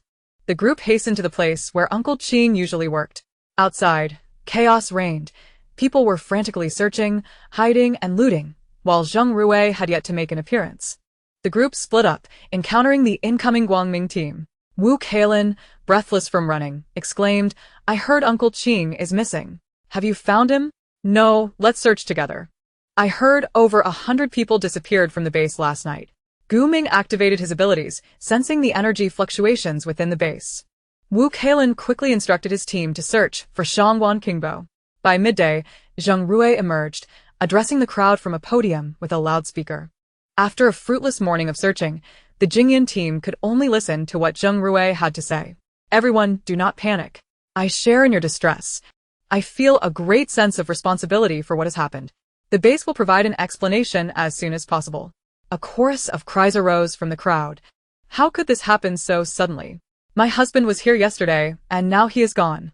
How are my child and I to survive? A sudden voice interjected. Do you think the snow god took them? It snowed suddenly last night, and they vanished. Murmurs of speculation rippled through the crowd. It is possible. The world has changed so abruptly, it might be a divine punishment for humanity. Someone suggested. Then, does that mean the snowfall is taking away the wicked? Why not? Another voice chimed in. Snow should not fall in June. Pure white is meant to cleanse the filth. Perhaps the zombies outside have vanished. But Uncle Qing is a good man. Someone protested. Who can say for certain? Perhaps he appeared benevolent while hiding ulterior motives. Could the divine truly wrongfully accuse anyone? Shangwan Yu, unable to contain her anger any longer, her usually gentle face now icy, retorted, Lu Shan, if my father had not shared his food with you, you would have starved long ago. Do you not fear retribution for speaking such words now? The crowd turned to Lu Shan, who faltered under their gaze. Who cares? Just a deputy base leader, Giving away so little, it's like throwing crumbs to a beggar. Exactly. I told him I was starving. Yet he claimed the supplies were borrowed from me and asked me to work for them. Is he a philanthropist? That title must have been purchased. A younger man chimed in. The crowd began to murmur, discussing how selfish Zhongguan Qingbo truly was, while those who had benefited from him remained silent. Fearing the wrath of the snow god, Zhongguan Yu clenched her fists, realizing for the first time that she had never been independent, nor had she matured. She believed that people respected her father for his kindness and generosity, only to discover it was rooted in self-interest. She had thought the human heart was pure and innocent, but she had never truly seen. For the first time, she loathed her own weakness, despised her gentleness for being synonymous with fragility, and resented the dedication she and her father had shown, which had now become a weapon against them. Bang! Bang! Two resounding impacts echoed as Shi Ran hurled two thunderballs at Lu Shan and the young man, who collapsed to the ground, wailing in agony. Shi Ran, with an air of exasperation, teased, "Oh, Lu Shan, I just saw you come out of the restroom without wiping your mouth, didn't I? If you don't value supplies." "I certainly do." Now. "Hand them over." The words robbery were uttered lightly, yet to the crowd, they sounded like the whispers of a demon, eerily harmonious with the sweet visage of the young girl before them. The young man, defiant, pointed at Shi Ran and shouted, "Why are you attacking me? I never said I didn't want it. Who are you, a lackey of Zhongguan Qingbo?" Shi Ran replied coolly, "Kind sir, please refrain from directing your bodily functions towards me. It is quite impolite." "Thank you. Aren't you unable to work? I thought you were disabled. Let me give you a little electric therapy. The results might be slow. Perhaps a month before you recover. No need to thank me," she added, playfully winking, as seen through Zhou Nuocheng's eyes. Shi Ran turned her attention back to Lu Shan. "Surrender all the supplies, and I may consider letting you off the hook." Some righteous members of the crowd could no longer bear it, whispering, "So-called powers make them think they can bully others." Chapter 38. A Sincere Transaction. Shi Ran surveyed the crowd, her tone icy. "If anyone has objections, step forward and voice them. I possess but one virtue. I am adept at listening to others' opinions and will remember who disagrees with me." Lu Shan lay on the ground, feigning distress. "Oh, the powers are bullying me. Is there no justice left?" Seeing reason was futile, someone turned to Zhou Nuocheng and said, "Captain Zhou, you ought to rein in your team member. You haven't even spoken, and she is already so arrogant.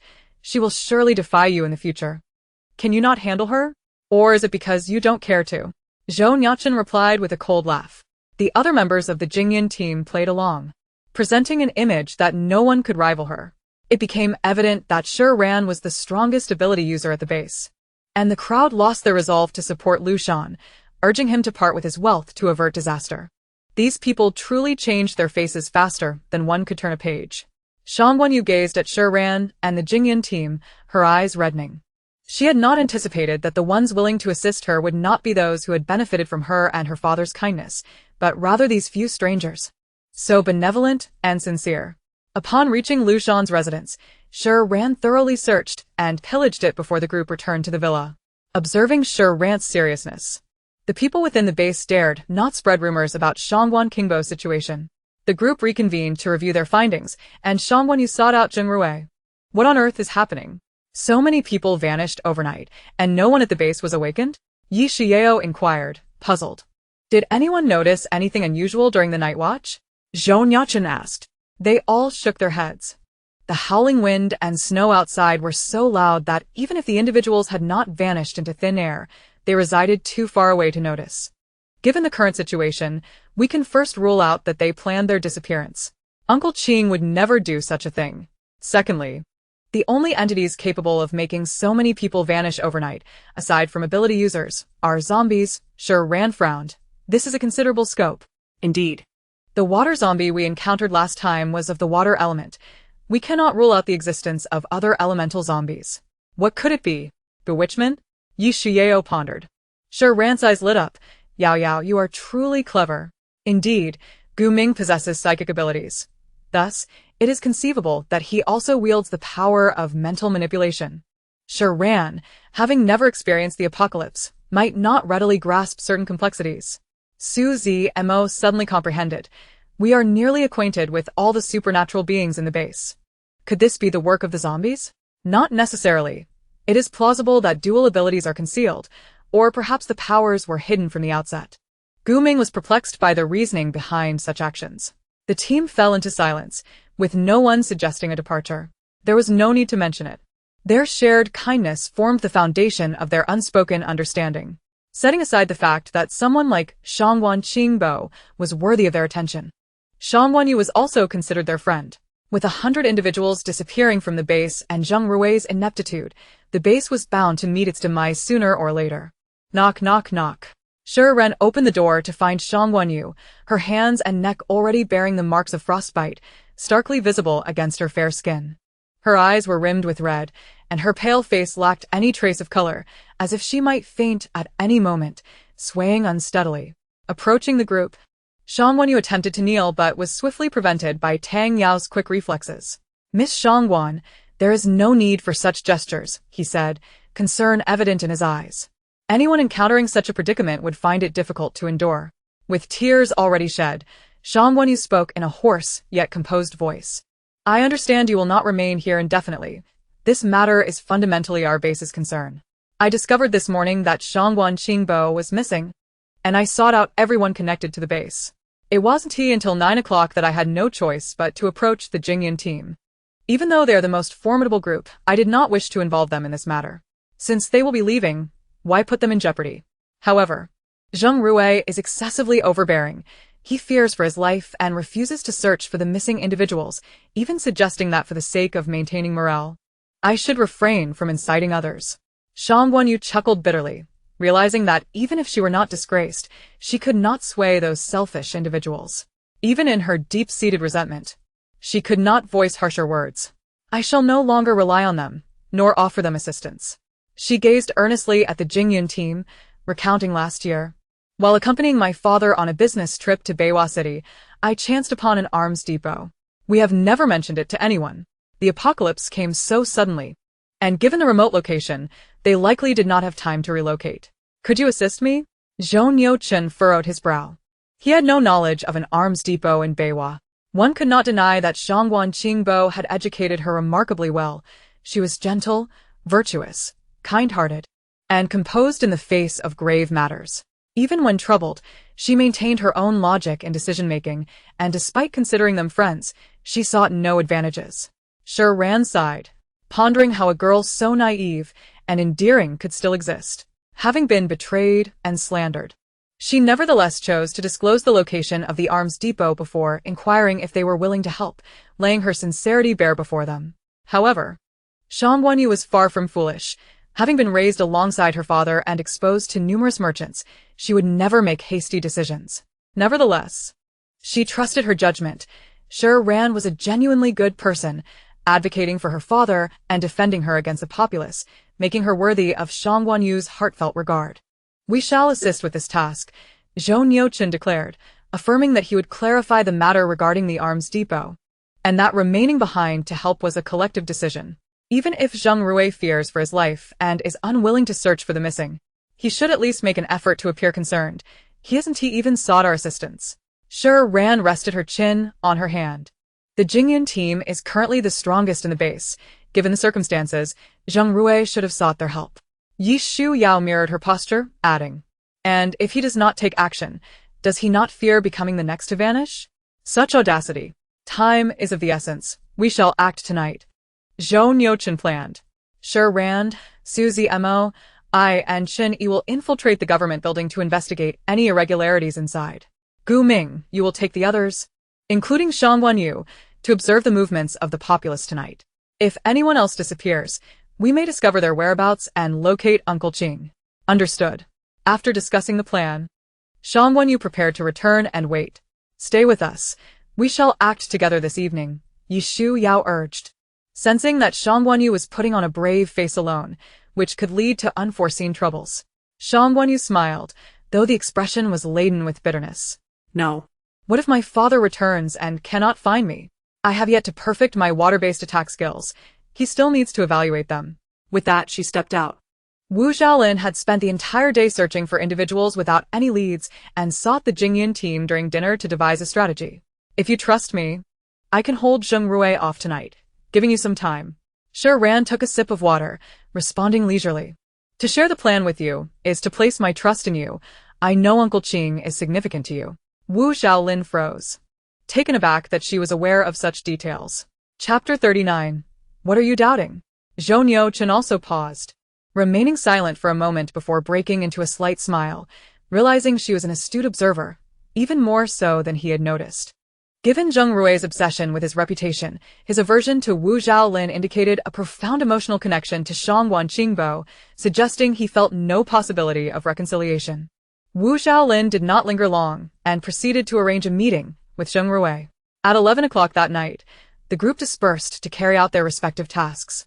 Gu Ming and his team positioned themselves strategically to monitor the base's activities, while Zhou Nuocheng and his companions stealthily infiltrated the government residential area. Wu Xiaolin led the Guangming team in discussions with Zheng Rui. The residential area was easy to navigate, yet several guards were stationed at the government building's entrances and exits. Let us do our best to distract them. If we incapacitate them, it may lead to detection. Shi Ran whispered. Chun Yi conjured vines, creating a disturbance in the nearby bushes. Hey, there's movement over there. Check it out, one guard instructed another. Why should I go? You check. The other guard retorted, refusing to budge. Hey, I'm older than you. Who are you to command me? Oh. So I've lived longer than you. Does that mean you can't order me around? What? Are you doubting my longevity? Say that again, if you dare. What? Can't you hear clearly? I said you. Chun Yi, Zhou Nuocheng, Shi Ran, Su Zmo. Why don't we knock them out? I'm in favor of that. The vines swiftly dispatched the two guards. There's nothing to worry about. With such intellect, they'll wake up thinking it was the other's doing. The group entered the building, finding it pitch dark inside, as everyone had already finished work for the day. According to Shangguan Yu, Zheng Rui's office was on the second floor. Shi Ran, leading the way, felt fatigued from the climb. Zheng Rui had a penchant for authority. The largest and finest room on the second floor belonged to him, and the group easily located it. Be careful not to knock anything over. Prioritize safety. Zhou Nuocheng advised, handing out flashlights for their search. Although the room was spacious, they did not find anything particularly noteworthy after a brief search. Could it be in the bedroom? For so many individuals to vanish overnight, there must be something amiss. Chun Yi, Su Zmo, you continue searching here. I will accompany Shi Ran to check his bedroom. After stating this, Zhou Nuocheng prepared to leave with Shi Ran. Wait, this piece of calligraphy is unframed, and the ink hasn't dried. Is Zheng Rui a poetry enthusiast? Shi Ran paused. Zhou Nuocheng approached, observing the paintings and calligraphy adorning the wall. His brows slightly raised. This should not belong to him. What makes you say that? Shi Ran inquired, puzzled. This is a poem by Qian, a fervent religious zealot from the Qing dynasty. While his literary talents are undeniable, he incited the masses to rebel against the court, nearly leading to its overthrow, ultimately resulting in his execution. Although the current era is more open and his verses have persisted through time, for officials, they remain a significant taboo, should any be discovered. Even mild repercussions would be too lenient. This novel also features an alternate dynasty. No wonder she fails to perceive any impropriety. Zheng Rui harbors an insatiable ambition for power, always striving to ascend the ranks. Even in a world on the brink of collapse, one cannot predict an end, making it unfathomable that he would commit such elementary errors that could provide others with leverage. Shi Ran pondered, could this be connected to the disappearance incident? With no time to dwell further, the two proceeded to another accommodation building, allowing Su Zmo to search in the office.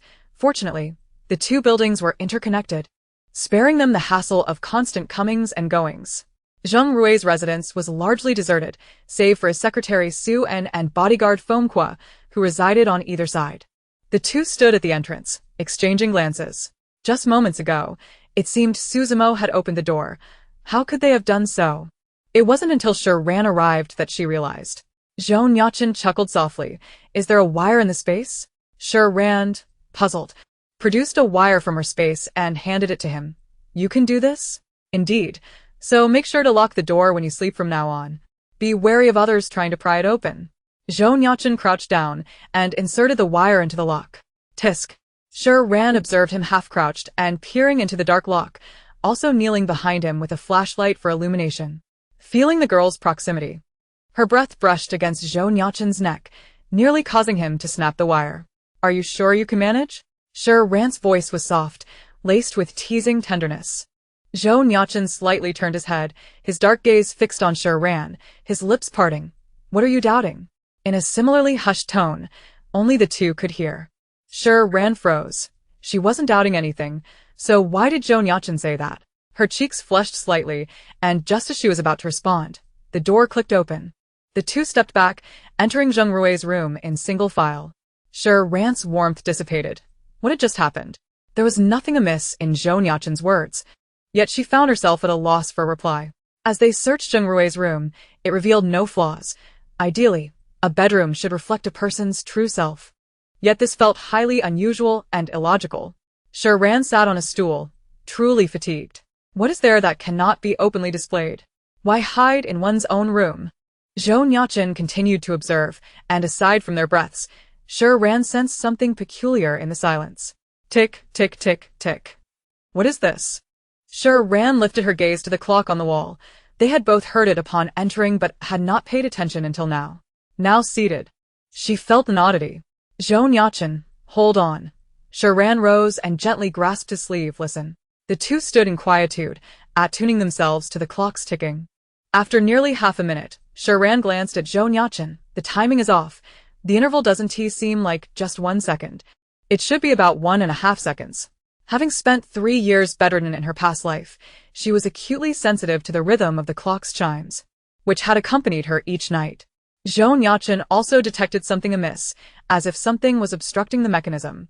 He climbed onto the table and reached for the round clock on the wall. With a click, it opened from the side. Inside, there was indeed something. Zhou Nuocheng retrieved it and leapt down. The complete works of Qian? What is this? Why is a book of poetry hidden away so discreetly? Shi Ran was at a loss for words. Was she reading a mystery novel? Could they not find something more tangible, like the address of a missing person? As she flipped through, upon reaching the last page, she couldn't help but recite aloud. The wind sweeps the vast wilderness, frost and snow take flight. The divine crafts springs verdant grass. Is this Qian's poem? How could the complete works remain unfinished? Zhou Nuocheng looked at her quizzically. This is his snow flying green. These 2 lines are indeed the last. Impossible. It clearly ends with a comma. Which complete works concludes with a comma? Shi Ran pointed out, examining it closely. Oh. This comma seems to have been added by him. She leaned in, flipping through the entire book again. Is he rewriting it? But what about the sentences he added? They're not here.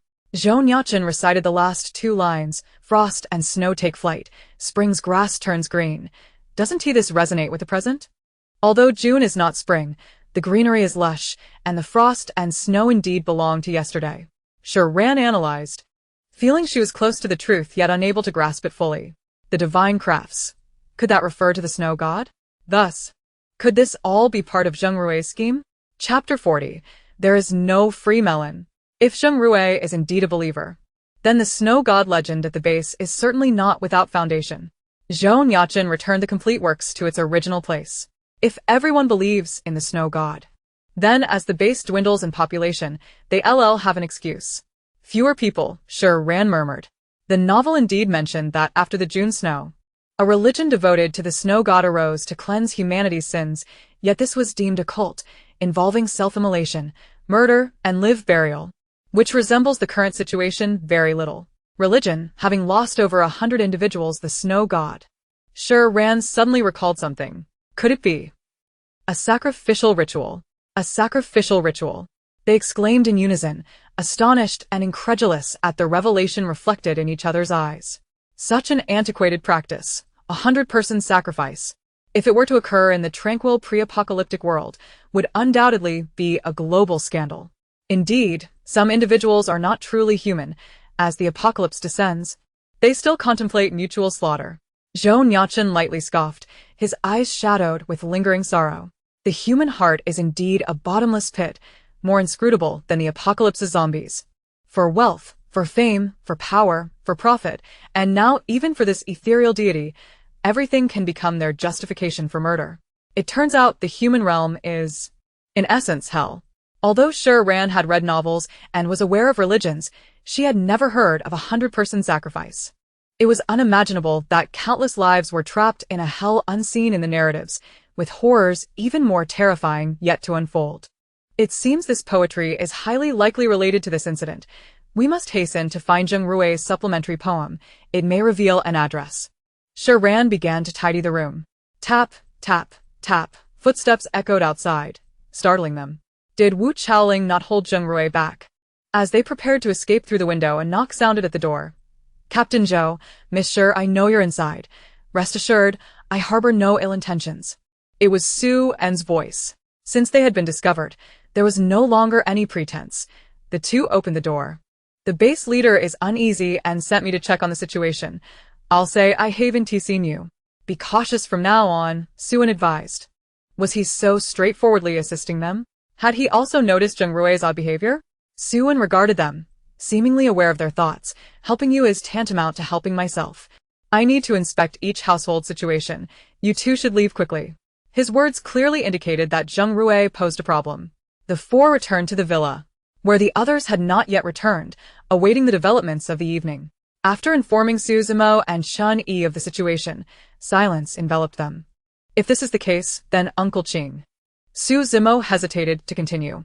We have yet to confirm anything. This is merely speculation. Let's first locate the poem Zheng Rui filled out. Within an hour, the others returned. Su En mentioned they would be questioning everyone household by household, and Yi Shiyu proactively explained there shouldn't be any incidents tonight, so we came back. Wu Chaoling, did you notice anything peculiar during your conversation with Zheng Rui today? Shi Ran inquired. No, he is quite similar to before. Wu Chaoling shook his head. I falsely claimed that the light team wished to submit to him, which made him quite pleased. He even reminisced about his previous unrecognized talents. Did you allow Su En to see the bedroom during this time? Zhou Nuocheng inquired. Shi Ran looked at him, questioning his suspicions about Su En. He did indeed mention a few things to Su En. Wu Chaoling recalled, but I was seated far away and couldn't discern what was said. Shi Ran exchanged information with them, merely discussing the poetry matter while concealing the conjecture about the sacrifice. Shangguan Yu could no longer remain seated. I must go find him. Su En has already discovered our presence, and we're still uncertain whether he is friend or foe. It would be unwise to approach now, Shi Ran reassured her. Trust me, we have investigated everything we need to. The information will either be carried on him or accessed through other means. Indeed, Sister Shangguan, you should rest for now. If you tire yourself out at a crucial moment, it will be to our detriment, Yi Shiyu added comfortingly. Then I will go find him. I refuse to believe that if I put a knife to his throat, he would remain silent. Shangguan Yu's anxiety clouded her judgment. Merely relying on the poetry, he would not admit anything, Gu Ming analyzed calmly. If he is on guard and destroys all the clues, we will be left with nothing. As the night wore on, everyone managed to sleep fitfully for a while. Shangguan Yu insisted on returning home, and no one could dissuade her. Who could sleep soundly in such circumstances? The night passed uneventfully, and the inhabitants of the base increasingly believed that the snow god had cleansed the world of its impurities, taking away both the wicked and the zombies. A few brave souls even contemplated venturing out of the base. The worship of the snow gods spread like wildfire, seemingly instilling hope in this group, who still remembered Shangguan Qingbo. Zheng Rui truly plays his cards well, Yi Shiyu fumed. The Zhenan base now only believes in deities, neglecting even their own families. Only in this manner, if someone else disappears next time, they will only applaud. Gu Ming's fingers danced across the keyboard. Gu Ming, have you found anything? Zhou Nuocheng approached and took a seat beside him. After last night, I instructed Gu Ming to investigate Zheng Rui's electronic correspondence and social media information from before the apocalypse. Although it is challenging, it is not entirely impossible. It merely requires some time. I found something, but... Gu Ming's brows furrowed tighter as he scanned the screen. It is rather unsightly, yet it bears no relation to religion. Curiosity piqued. The group gathered around to view his findings. Wow. Even the subordinate's young daughter dares to act. She is still underage. Look at this. An address for a necklace purchase was incorrectly filled, resulting in it being delivered to the original partner. And the delivery person stumbled upon her in the act. How could he utter such vile words regarding his male superior? Wait, there's an image that hasn't loaded yet. Shi Ran remarked, but Zhou Nuocheng swiftly covered her eyes with his hand. Ugh. I can't believe this. I shall never gossip again. My eyes. Chen Yi. Don't look. I am tainted. Shi Ran blinked rapidly, enveloped in darkness, her back against the solid chest of a man, listening to their lamentations. What is this? His nakedness. If you wish to see it, let go of me, Zhou Nuocheng stated with an unsettling calmness. Don't. Shi Ran quickly grasped his hand, forgetting she could merely close her eyes. Captain, I implore you to refrain. Captain, I had almost forgotten. Captain. Once they regained composure, they resolved to be upright individuals moving forward, acknowledging that no gossip comes without a price, except for Shi Ran. Indeed, there was no content pertaining to religion or Qian. What could this mean? Surely, they couldn't have only begun believing in deities after the apocalypse, Gu Ming pondered. Since we cannot find anything from before the apocalypse, let us search within the base. I recall that the tasks listed in the taskbar bear signatures. Let us see if there are any tasks or announcements issued by Zheng Rui, Shi Ran proposed. Thus, the Jingyan team, along with Wu Keilin and Shang Wanyu, delved into the confidential or public documents released by Zheng Rui within the base. Regrettably, their findings were scant. Could it be that we are misdirected? How is it possible that he shows no signs of being a believer? Shi Ran slumped in exhaustion. If Zheng Rui is not the mastermind, then nothing makes sense. Could it be that the items in his room were planted to frame him? Chapter 41. The Final Farewell. Yi Shiyu shared her confusion. If Zheng Rui were not the mastermind, was he acting voluntarily or under duress? I do not know. We even consulted the teams that previously received tasks from Zheng Rui, and there were no issues. Zhou Nuocheng and the others ventured to the outskirts of the base, quietly searching for locations suitable for a ritual, as those who believe hold high standards for their surroundings. However, the environment for a ritual is difficult to ascertain. It varies from person to person. As night fell, the base returned to its prior tranquility, as though the disappearances were merely a figment of the imagination. Boss, are we still guarding the base tonight? Suzy more inquit? Yes. Zhou Nuocheng gazed out at the base, now shrouded in darkness. It was likely that the truth would be revealed tonight. The group had not rested properly for 2 days. They decided to maintain the previous arrangement, with Gu Ming and his team guarding the first half of the night, while Zhou Nuocheng, Shi Ran, and their team would take the latter half. Inside, Chen Yi and Su Zimo had already retired to bed, awaiting their turn to guard the base in the early hours. Do you have any leads? Shi Ran couldn't recall if she had overlooked any details. Yes, go get some rest. I will call you when it is time. Zhou Nuocheng remained seated on the sofa, unmoving. Shi Ran, having not slept in nearly 2 days, truly needed rest, since Zhou Nuocheng seemed to have things under control. She felt less anxious, trusting that she would know everything in due time. Shi Ran, as she was about to ascend the stairs, Zhou Nuocheng suddenly called out to her. In the dimly lit hallway, Shi Ran turned back, asking, "What is it?" In the shadows of the living room, Zhou Nuocheng clenched his fist. "It's nothing. Go to sleep." Once matters were resolved, they would head to Nanking. Tonight was likely their last night sharing a home. For over 20 years, Zhou Nuocheng had never regretted the decisions he made, nor had he ever faltered. Yet just moments ago, he had impulsively called out to her. Despite having previously resolved to let go and part ways, fully aware of the words he almost spoke, Shi Ran found his behavior puzzling, stifling a yawn as fatigue overwhelmed her, too tired to argue with him.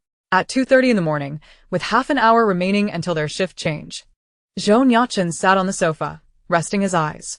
Yet within the base, a cacophony erupted, shattering glass, heavy footsteps, the sharp sound of something colliding with the iron door, but there were no voices. Zhou Nuocheng abruptly opened his eyes, prepared to ascend the stairs to summon someone, only to see Shi Ran descending as well. "Are you not asleep?" Zhou Nuocheng questioned, puzzled, as she had seemed quite tired moments ago. Shi Ran remained silent, slowly making her way down the stairs. Shi Ran. Zhou Nuocheng sensed something was amiss, blocking her path to prevent her from exiting.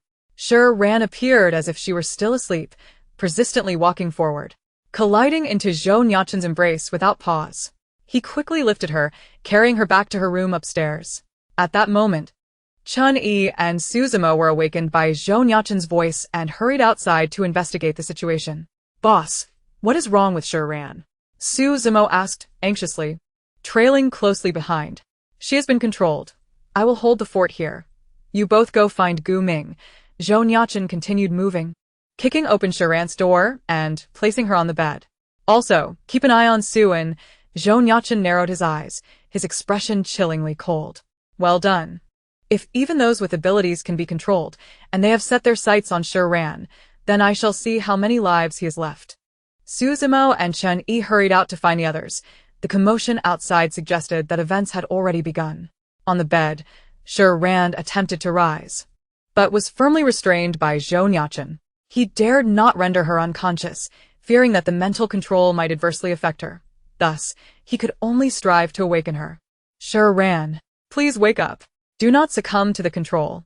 Zhou Nuocheng sat at the bedside, suppressing her while speaking, his voice laced with an unprecedented tension and fear. After a while, the girl on the bed transitioned from her initial stupor to a struggle, yet she could not resist the urge to slide off the bed. Shi Ran. Zhou Nuocheng, realizing he lacked the strength while seated, stood up to restrain her, careful not to inflict harm. Ah! Shi Ran cried out in pain, her eyes reddening and her forehead damp with sweat, her pale visage evoking pity. After a brief impasse, drawing upon an inexplicable surge of strength, Shi Ran suddenly seized Zhou Nuocheng's wrist, flipping him over and pinning him onto the bed, while she straddled him. The air grew still, and Zhou Nuocheng, gazing at the girl atop him, felt his concern morph into anxiety, and in a moment of stunned silence, 2 words escaped his lips. Ran her hands remained tightly gripping his wrist, leaving crimson marks, her expression one of struggle. Shi Ran clenched her teeth, desperately attempting to focus, yet her mind remained clouded. In her dream, her parents held her hands, promising to take her to the amusement park. Since falling ill, she had lost all sources of entertainment, and she followed them joyfully, fantasizing about the ordinary happiness that other children experienced. Yet as they walked, a voice incessantly called her name. Zhou Nuocheng? This name echoed in her mind. The voice grew clearer while her parents' faces became increasingly blurred. The girl in the dream spun in anxious circles, trying to silence the voice, urgently tugging at her parents' hands. Then a memory struck her. She was dead. How could she be healthy enough to visit the amusement park with her parents? The voice relentlessly called her name, and Shi Ran stood frozen, watching her parents walk ahead, oblivious to her being left behind. The dream as Shi Ran slowly crouched down, curling into a small ball as she gazed at her parents' retreating figures, this time choosing not to follow. Little Shi Ran reached out toward their backs, as if trying to touch them, as though bidding a final farewell, tears streaming down her cheeks. I'm sorry, I must leave you again. Please do not grieve for me. I am doing well, living a new life. You must continue on as you are, without looking back, living a new life that does not include me. Until their figures faded from view, the voice that had accompanied her transformed into a source of comfort. Zhou Nuocheng. Shi Ran's gaze gradually cleared, yet the exhaustion overwhelmed her, and she fainted. Observing the girl in his arms, Zhou Nuocheng gently embraced her, wiping away her tears. I'm here, do not fear. I am with you. Only when Shi Ran's breathing steadied did Zhou Nuocheng shift, placing her gently back on the bed before sitting quietly by her side. Meanwhile, Gu Ming and others, following the controlled crowd, moved in a singular direction, seeking to discern their bearings. Some remained sound asleep, and Yi Shiyu expressed her confusion. I called them. Yet they remain unresponsive. Those inside the room seemed oblivious, entirely unaffected by the commotion around them. Suddenly, those who were awake collapsed, as if stripped of some form of control. What is happening? Tang Yao rushed to their side, alarmed to find them seemingly unconscious. How can we locate the sacrificial site now? Chapter 42. Enough, no more questions. Where are Nuocheng and Shi Ran? Now that the clues had run dry, Gu Ming finally had a chance to inquire. Suzumo replied, Shi Ran has been controlled like the others. The boss is watching over her. And he instructed us to keep an eye on Suan. What? Yi Shiyu was taken aback, ready to dash towards the villa, but was halted by Gu Ming. Do not panic. Nuocheng is there. Nothing will happen to him. Yi Shiyu, on the verge of tears, insisted, No, I must be with her. Ran is more important than anything. Gu Ming, observing her tear-filled eyes, slowly released his grip. Be careful. Dan Yao. You stay here and wait for Shang Guanyu and Wu Keilin to regroup, then head in the direction of the crowd to see what you can find. Gu Ming swiftly adjusted his command. Suzumo, we will search for Suan. On the bed, Shi Ran gradually regained consciousness, startled to see Zhou Nuocheng sitting on a chair beside the bed in the darkness. "What are you doing here?" Upon confirming Shi Ran was unharmed, Zhou Nuocheng exhaled in relief, his playful spirit igniting. "You don't remember?" Shi Ran could only recall the events of her dream. She had no recollection of what had transpired in reality, but she felt as if she had seen Zhou Nuocheng. Was I controlled? Shi Ran bit her lip, realizing her oversight. She had never encountered such circumstances before. "I didn't do anything strange, did I?" Gazing at the man before her, she pondered the gravity of injuring Zhou Nuocheng, who had saved her, only to repay kindness with malice. The girl blinked innocently, her expression a mix of confusion and charm. Zhou Nuocheng rose, his long fingers bracing against the bed beside her, muscles flexing as he leaned closer, yet remained silent. Shi Ran instinctively leaned back. What's wrong? Help. She thought. Don't frighten her. She wouldn't have knocked him out, would she? Strange occurrences? Zhou Nuocheng's voice was low, the moonlight streaming through the window casting a soft glow on his striking features and bright eyes, a smile playing at the corners of his mouth as he leaned closer. "Does it count if you keep burrowing into my embrace? Does it count if I lift you up?" Shi Ran's eyes widened, retreating slightly as he drew nearer. "That doesn't count, does it?" How could she articulate her thoughts when her mind was a jumble? Zhou Nuocheng halted, his gaze sweeping over her face, her eyes, nose, lips, tisk. Truly beautiful. "Oh? If that doesn't count," Zhou Nuocheng's tone rose teasingly, his breath laden with a dangerous allure. A stark contrast to his usual serious and sharp-tongued demeanor. "Then what about when you pin me to the bed?" And he purposefully paused. "And what?" Shi Ran wished to slap herself for asking. "Are you really that curious?" "Huh." Zhou Nuocheng chuckled softly, as if fearing Shi Ran wouldn't understand. Speaking slowly and with an alluring tone, imbued with the sensuality of a mature man, "Then you were straddling my waist before he could finish." Shi Ran quickly covered his mouth with her hand. "All right, that's enough. No more talking. Is it realistic to pretend to be unconscious now? I wouldn't dare to act like this even after drinking fake wine." Observing the myriad expressions on her face, Zhou Nuocheng felt joy bubbling within him, a suppressed chuckle escaping his lips, his gaze focused and fervent. Her hands were cool and soft, carrying her unique fragrance. Zhou Nuocheng gently removed her hand from his lips, yet held onto it without releasing it. "Ahem. Regardless, I must thank you." Shi Ran hastily diverted the topic, not daring to dwell on it. "If there's anything you need me to do, please ask. I promise to repay you well." Feigning ignorance, are we? Zhou Nuocheng leaned in closer to her ear, as if whispering sweetly, "Come back to Jing City with me, will you? I cannot bear to be apart from you."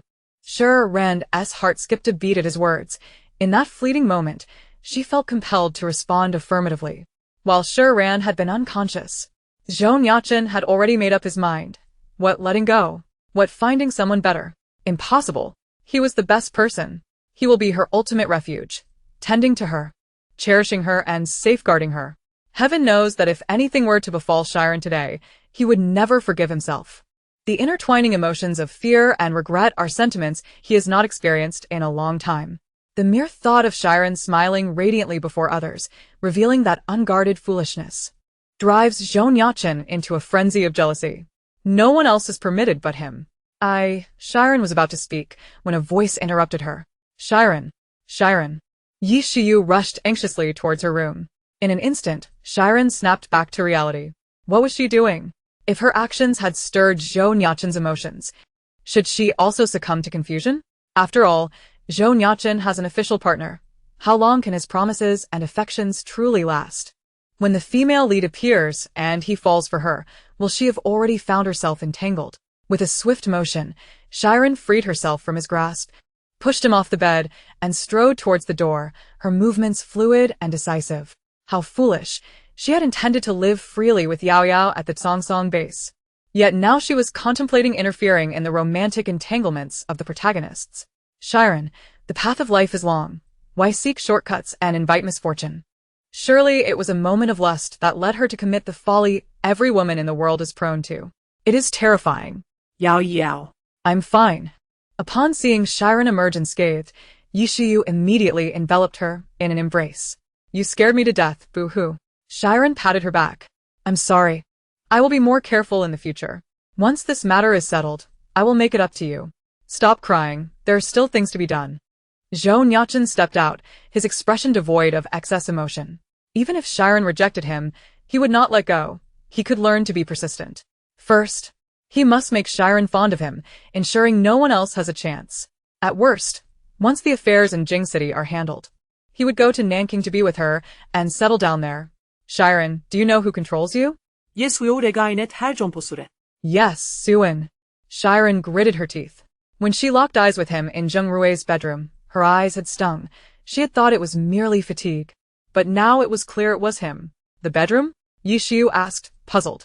Did you and the captain not see him? Why did he only target you? Shi Ran curled her lip. Is it possible that Zhou Nuocheng's doppelganger powers granted him mental control, so he remains unaffected or even unaware? It was utterly maddening. He had ensnared her alone, and she vowed to smash his altar into smithereens. Shi Ran turned to Zhou Nuocheng. How did you know it was him? Zhou Nuocheng had realized it before her, which was contrary to expectations. Setting aside the fact that Zheng Rui was never a believer before the apocalypse, Zhou Nuocheng explained. Do you remember when Wu Kailan mentioned Zheng Rui discussing his unrecognized talents? Yi Shiyu felt goosebumps rise, recalling something unsettling. With his complete lack of boundaries, how could he possibly feel unrecognized? Indeed, if it weren't for the apocalypse, he would be promoted next year. Why else would he display Qi An's poem in his office? Thus, he is a believer, and the unrecognized talent refers to someone else, Zheng Rui, who must have been controlled. Shi Ran also recalled those details. Chapter 43. You pushed me to this. Zhou Nuocheng nodded. Moreover, last night Su and went to comfort the masses. If he used his powers and believed he had controlled both Shi Ran and me, tonight would be the optimal moment. No wonder everyone outside had collapsed. It must have been Shi Ran breaking free from control, which had affected him, yet they still had no idea where he intended to lead them, Yi Shiyu pondered. Furthermore, if it were he, then the latter two lines of that poem would also be missing. Su An is a secretary. He lacks the authority to issue missions. Among the tasks we previously found, only those signed by Shangwan Qingbo and Zheng Rui remain. Where could Su An hide the last two lines? Perhaps in the bedroom? I know where the poem is. Shi Ran strode towards the door. If the culprit is Su An, then memories of him will flood my mind. Yao Yao. Do you remember that task list we saw about planting trees? I remember. It was snatched away, feeling useless. As if it was meant to provide some survival space for teams with little capability, Yi Shiyu strained to recall. Yes, I only glanced at it hastily. But I remember the signature was Su An. Shi Ran had not examined the contents closely. Planting trees? Zhou Nuocheng reacted. The deity cultivates the green grass of spring. If the deity does not exist, how can it cultivate unless it is by human hands? I know that team. I saw them again when I was stationed at the base. I'll take you there. Yi Shiyu grasped Shi Ran's hand, and the trio set out to find that task list. Before long, they arrived at the location, where the inhabitants remained fast asleep as they began their search. Their task lists are all here, Shi Ran exclaimed, opening a box filled with their completed tasks. This one. She raised her flashlight, carefully reading the content related to the poem. The wind sweeps the wilderness. Frost and snow fly. The deity cultivates the green grass of spring. You lie down. May you be at ease. The location is in the woods behind the base. You lie down. May you be at ease. Only those privy to the truth would comprehend how terrifying this line is, sending shivers down one's spine. The longevity tree must be the oldest tree in the woods. We should find Shangwan Yu. She will surely know which one it is. Without time to ponder further, they hurried off to find Gu Ming and the others. Damn it, he clearly ran towards this forest. Why has he vanished? Su Zimo and Gu Ming had been following Su An. The night was exceptionally dark, and they were unfamiliar with the area, easily losing track of him. This skill is undoubtedly that of an ability user. Gu Ming halted. We should not rashly enter. Let's regroup with everyone first. Outside the woods, the group convened, and Tang Yao noticed that everyone's somnambulant direction was towards this forest. Soon, Shi Ran and the others arrived. Sister Shangwan, do you know which tree in this forest is the oldest? Although Shangwan was puzzled, she answered, yes. There is a tree deep in the left side of the woods that has existed since before the estate was built. Because it is an ancient tree, the government forbids its felling, and the area was designated as a forest around it. That must be it. Let's go there. Shang Guanyu harbored a vague suspicion but kept her fists clenched, uttering not a word. When they reached the ancient tree, they saw Su and Zheng Rui and Feng Kun kneeling beneath it in prayer, with Li Zhouyang and Xia Yun standing nearby. Yet, apart from them, there was no one else present, a sinking feeling spreading through the hearts of the onlookers. Shang Guanyu conjured a water blade and swung it toward Suan. "Where have you taken my father?" Suan shot a glance, and Feng Kun stood in front of him, using vines to block the attack. This Suan must be a second-tier ability user. "Everyone be cautious," Zhou Nuocheng spoke. "To simultaneously control 3 ability users is no trivial feat. You dare be brazen before the snow god? It is you who has disturbed my offerings." Suan's voice was chilling. "You actually found this place. How infuriating." "Suan, where are the people who went missing? Hand them over." "Ha, which people?" "Oh, do you mean those offerings?" Suan caressed the great tree. "To be able to sacrifice to the snow god is their fortune. Do you not feel the air is even fresher? I will kill you." Shang Guanyu charged at Suan, her lips already bloodied, as water blades flew around her. "Sister Shangguan." However, just as she was about to reach Suan, a vine as thick as her calf ensnared her, and the water blades could not sever it, lifting her off the ground. "Not good, this tree has mutated." Shi Ran retrieved the sharpest blade from the spatial realm and handed it to them, urging, "First, save the people." "The young girl, you are exceedingly disobedient," Suan remarked, somewhat irked. "The divine has descended, yet you display such disrespect. They are merely sleeping peacefully underground. Why disturb them?" Bah. "You've read too many fantasy novels, haven't you? Your mind has become unhinged," Shi Ran retorted, gripping her twin daggers. "I see no gods here. Only a lunatic like you." In unison, several figures lunged at Suan and the ancient tree. Meanwhile, Li Zhouyang and Xia Yun were also compelled to engage in combat against them. However, after its mutation, the ancient tree had gained consciousness and consistently assisted Suan and his companions at critical moments. Seizing the opportunity, while Suan hurled a thunderball, Shi Ran advanced swiftly, aiming for him. Suan's eyes turned crimson, and Shi Ran's speed began to wane. "Ha ha ha, do you believe that escaping once means you can escape a second time? All of you shall remain here today." Suan was now frenzied. Before he could revel in his triumph, Shi Ran accelerated once more, and with a swift thrust, her blade pierced his leg. How could this be? Impossible. Suan fell, disbelief etched on his face. Ha. Shi Ran summoned a sphere of lightning. In the darkness, her features flickered with electric light. "Did you truly think yourself a creator? That everyone would dance to your tune?" Mental control.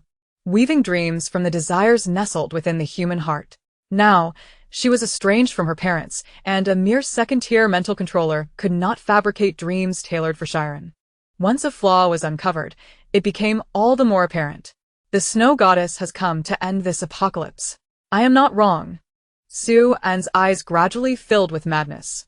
Those ignorant and selfish humans, let them perish. For the sake of salvation, they should take pride in their sacrifice. Shi Ran, unwilling to converse with such an extreme lunatic, turned to prepare for a united front against the mutated tree. "Join me in death." Suddenly, Suan, drawing strength from unknown sources, unsheathed a knife he always carried and lunged viciously at Shi Ran's back. Thud! The blade pierced her heart, and Shi Ran closed her eyes. "I do not wish to kill. You have forced my hand." With a swift motion, she withdrew the knife without looking back, her heart plummeting. Was this the sensation of taking a life? Truly, it was not pleasant at all. Li Zhouyang, Xia Yun, Feng Kun, and Zheng Rui fell, losing their control and collapsing on the ground. As the others turned, they beheld Shi Ran, armed with dual blades, advancing toward the mutated tree, blood dripping from her weapons, while Suan lay motionless behind her. "This tree is too bizarre. Water blades, wind blades, and golden knives cannot sever it," Yi Xiao gasped, her weapon rendered useless. "Only fire and lightning can force it to retreat." Wu Keilin and the Jingyan team worked tirelessly to rescue Shang Guanyu.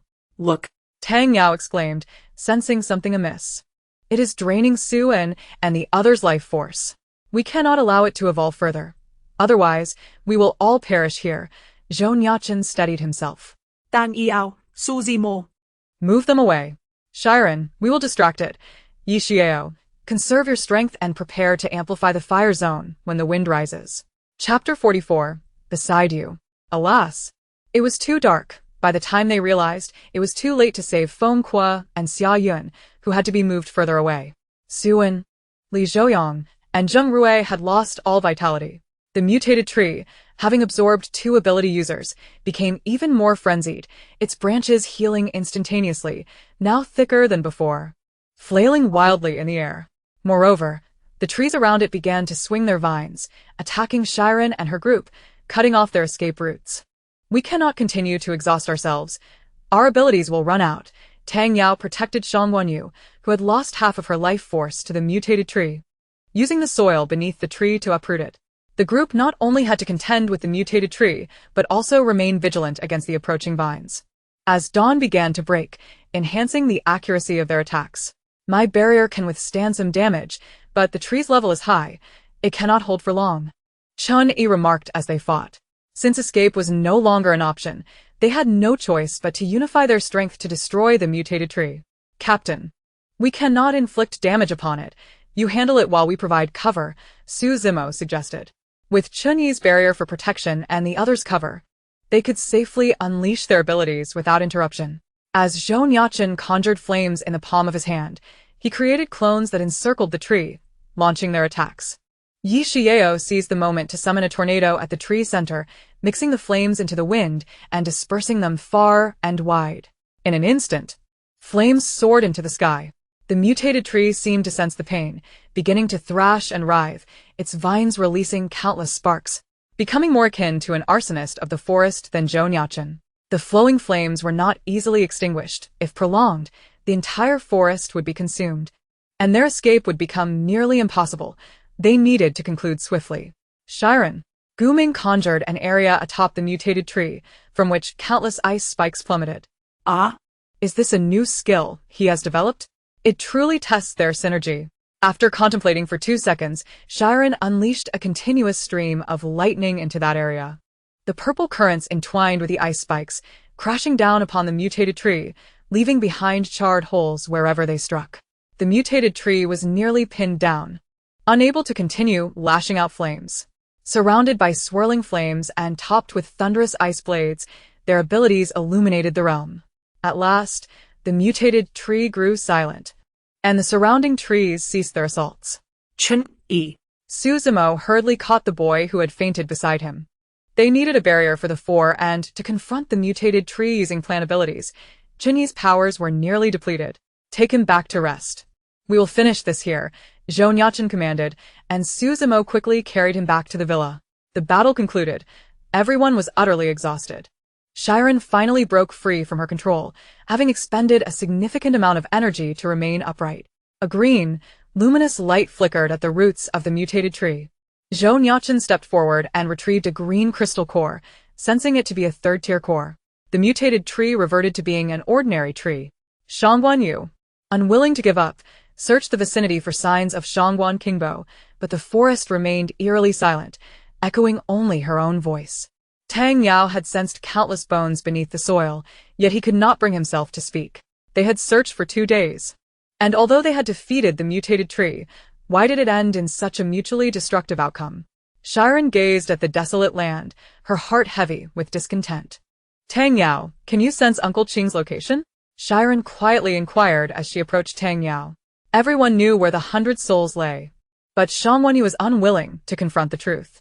Tang Yao led Shi Ran to a corner, gently brushing aside the soil to reveal Shangguan Qingbo's gray, lifeless face.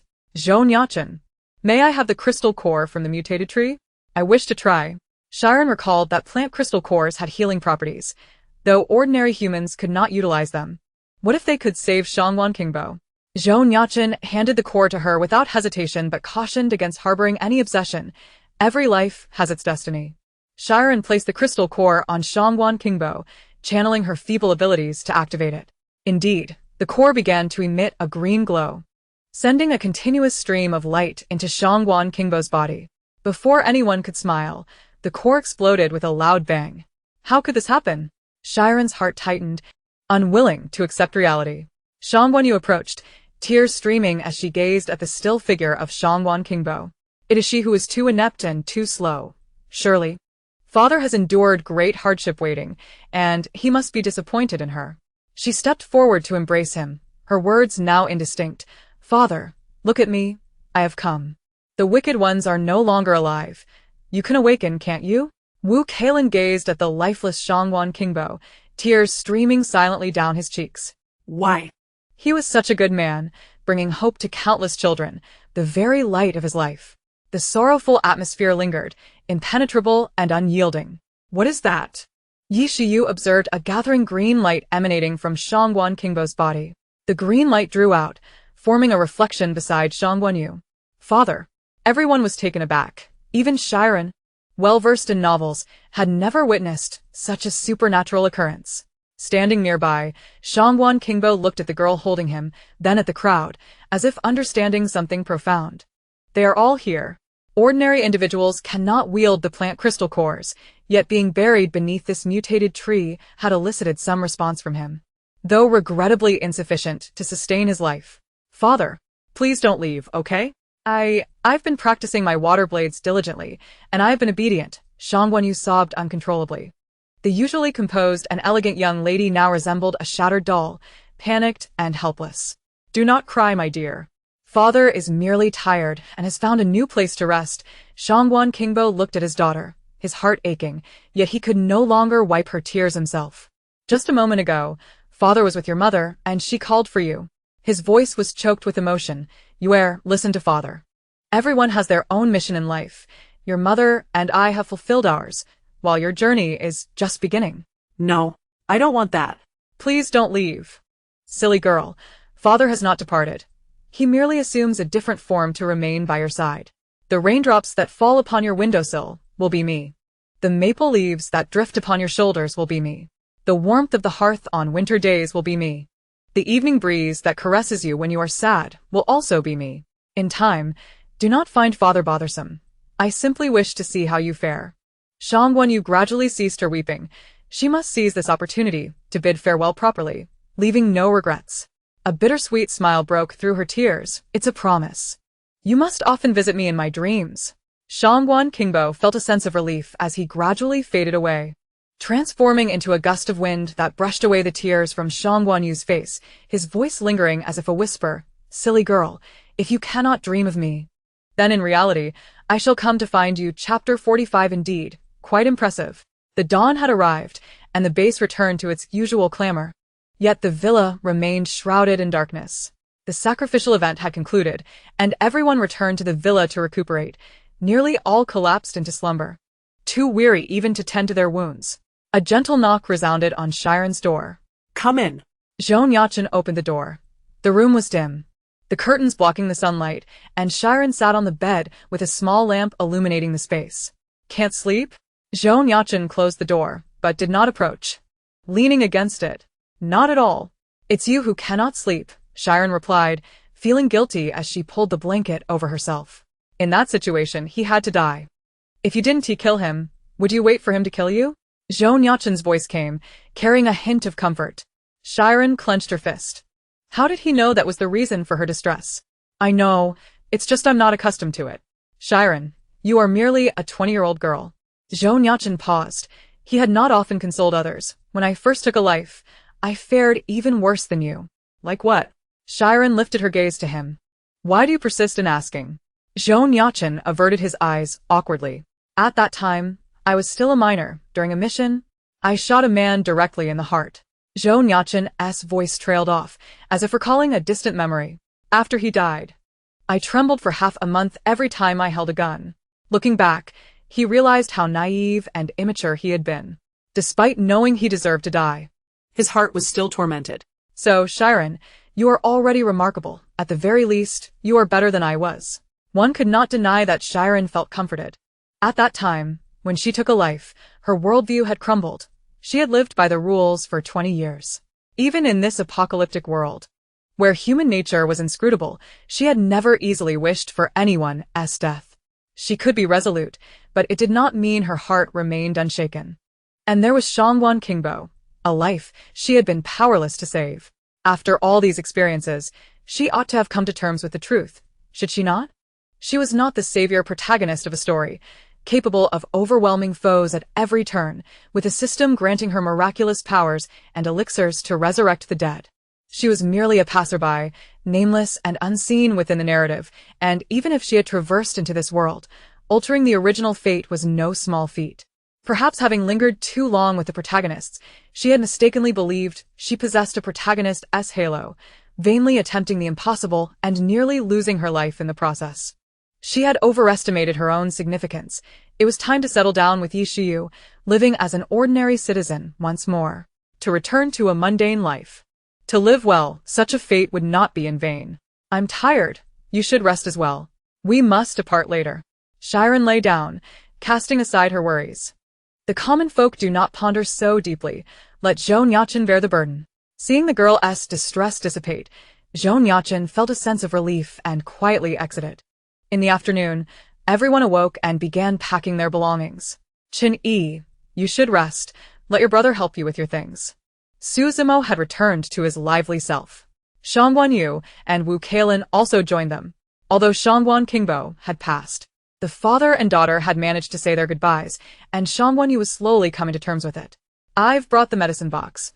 Please take care of yourselves, Shangguan spoke with her characteristic gentleness. Thanks to Chen-yi's protection, the injuries sustained by Shi Ran and Zhou Nuocheng were minor. They only bore some superficial scrapes, but their abilities had been greatly depleted. The others, however, fared worse. Tang Yao was covered in various whip marks, having to contend not only with the mutated tree and its minions, but also protect the impulsive Shangguan, who had been injured. I'm sorry. If it weren't for me, you wouldn't be like this. Shangguan apologized while tending to his wounds. It's fine. In that situation, no one could remain calm. I'm sturdy, resilient. It doesn't hurt, Tang Yao reassured her. Yet despite his words, Shangguan still felt a pang of guilt. Wu Keilin and Chen-yi bore numerous injuries as well, while Suzumo had fared relatively unscathed. Little Yi, why didn't you put up a protective shield for yourself? You should prioritize your own safety, Suzumo teased with a grin. Look, I hardly sustained any injuries. It's due to my agility. One swift jab, a kick, and a roll to evade all harm. What do you think? Should I take you on as my disciple? Chen-yi regarded him, noting his lack of injuries. Indeed. Quite impressive. Let the exhaustion of abilities fade.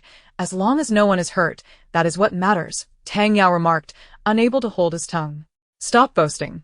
It must have been too dark at the time, and you had no presence, so the mutated tree overlooked you. Hey. Just because you're big doesn't make you special.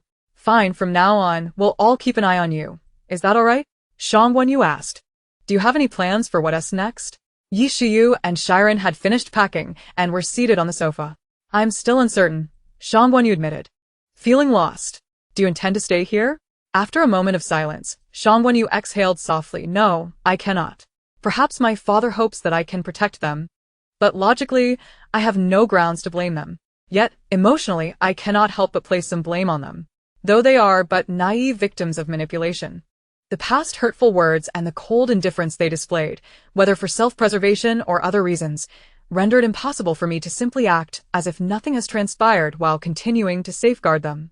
Shi Ran held her hand, saying, Qing Shu merely wishes for you to be yourself.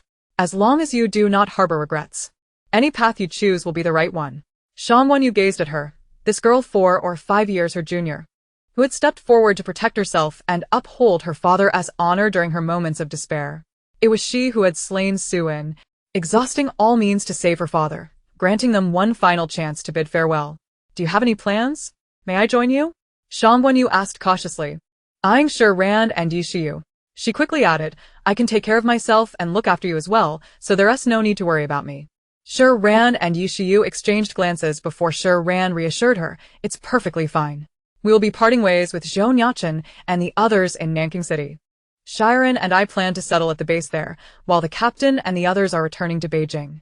Our initial gathering was quite serendipitous. If you wish to join them, we cannot make that decision. Given Zhou Nuocheng and his team's evident strength, and considering that Shi Ran and Yi Shiyu were but 2, it would be prudent for Shangguan to clarify her intentions if she sought stronger allies. Shangguan was taken aback. The prowess and camaraderie of the Xiun squad were well acknowledged, and she believed they were a cohesive unit, not a mere temporary assembly. However, discussing this further would only add to her worries. Her intention was to follow Shi Ran, and even if the squad were to disband, she would remain by her side. No. I want to be with you. Shang Guanyu declared resolutely. Haha, then this is easily arranged. Shi Ran exclaimed, delighted by Shang Guanyu's decision to join them. They would soon form their own small team, and having such a gentle and understanding older sister, who was also a formidable water-based ability user, was a dream come true for her. Seated nearby, Wu Keilin observed Shi Ran's joy, a smile involuntarily tugging at his lips. He too longed to be with her. Chapter 46. Divergent Choices. Captain. Shi Ran approached Zhou Nuocheng, her voice brimming with excitement. Yao Yao and I intend to bring Sister Shangwan along to Nanking. Are you asking me or informing me? Zhou Nuocheng inquired, glancing at her while unwrapping a piece of fruit candy. Of course, I'm informing you. Shi Ran declared, trying to sound assertive, but her playful expression resembled that of a child reveling in mischief. Sister Shangwan would be her teammate, and she naturally wished to protect her. Zhou Nuocheng calmly offered her the candy, understood. Care for some? What was with Zhou Nuocheng's exasperated expression? Shi Ran swatted his hand away, declaring, I'm not a child. I don't want any. Zhou Nuocheng scrutinized her for a moment, nodding slightly, which only prompted Shi Ran's mischievous side to stir. You're not a child. You're an ungrateful wretch. Who was it last night that? Hey.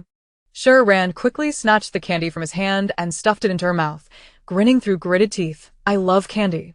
You understand me so well. Humph. Zhou Nuocheng bypassed Shi Ran to sit on the sofa, pride evident on his face. Just remember, this is all a debt of gratitude. You can't take advantage of me without paying it back. Zhou Nuocheng. Shi Ran exclaimed in frustration. I've realized you're quite the stickler. She certainly intended to repay him, but it was her first time encountering someone so insistent on collecting debts of gratitude, and he was the protagonist, no less.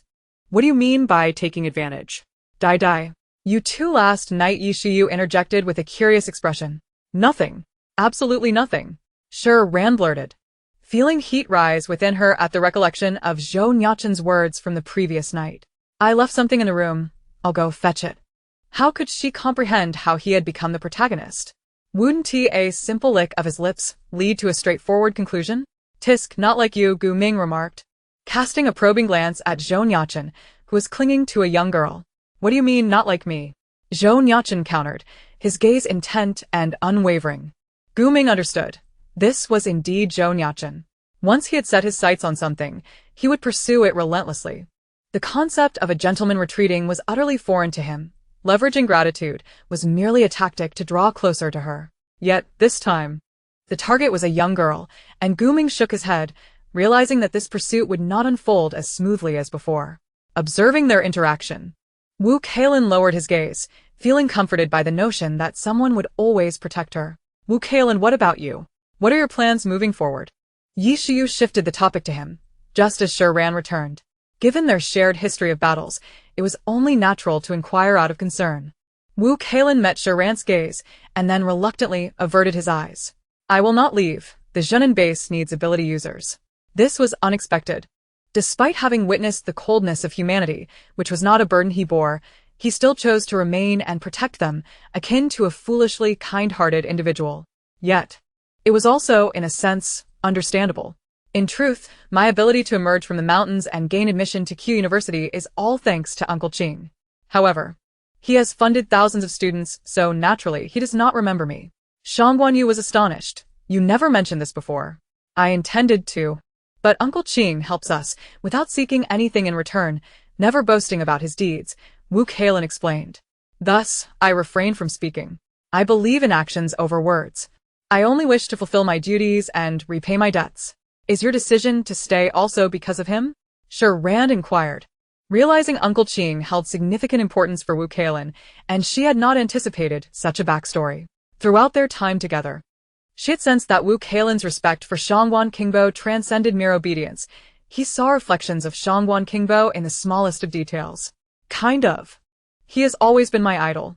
Since middle school, I have collected various information and news about him, aspiring to become someone like him. Thus, Wu Keilin had grown, following in Shangguan Qingbo's footsteps, evolving into a compassionate and responsible individual. If Shangguanyu's departure was dictated by familial ties, Wu Keilin's decision to stay was a voluntary act of dedication, bearing the same essence as Shangguan Qingbo. There were no right or wrong choices. All were merely different paths forged through individual experiences. Everyone was unique. As the conversation took on a somber tone, Wu Keilin smiled. You need not worry about me. The base still has Zhang Qingrui, and several ability users have arrived in recent days.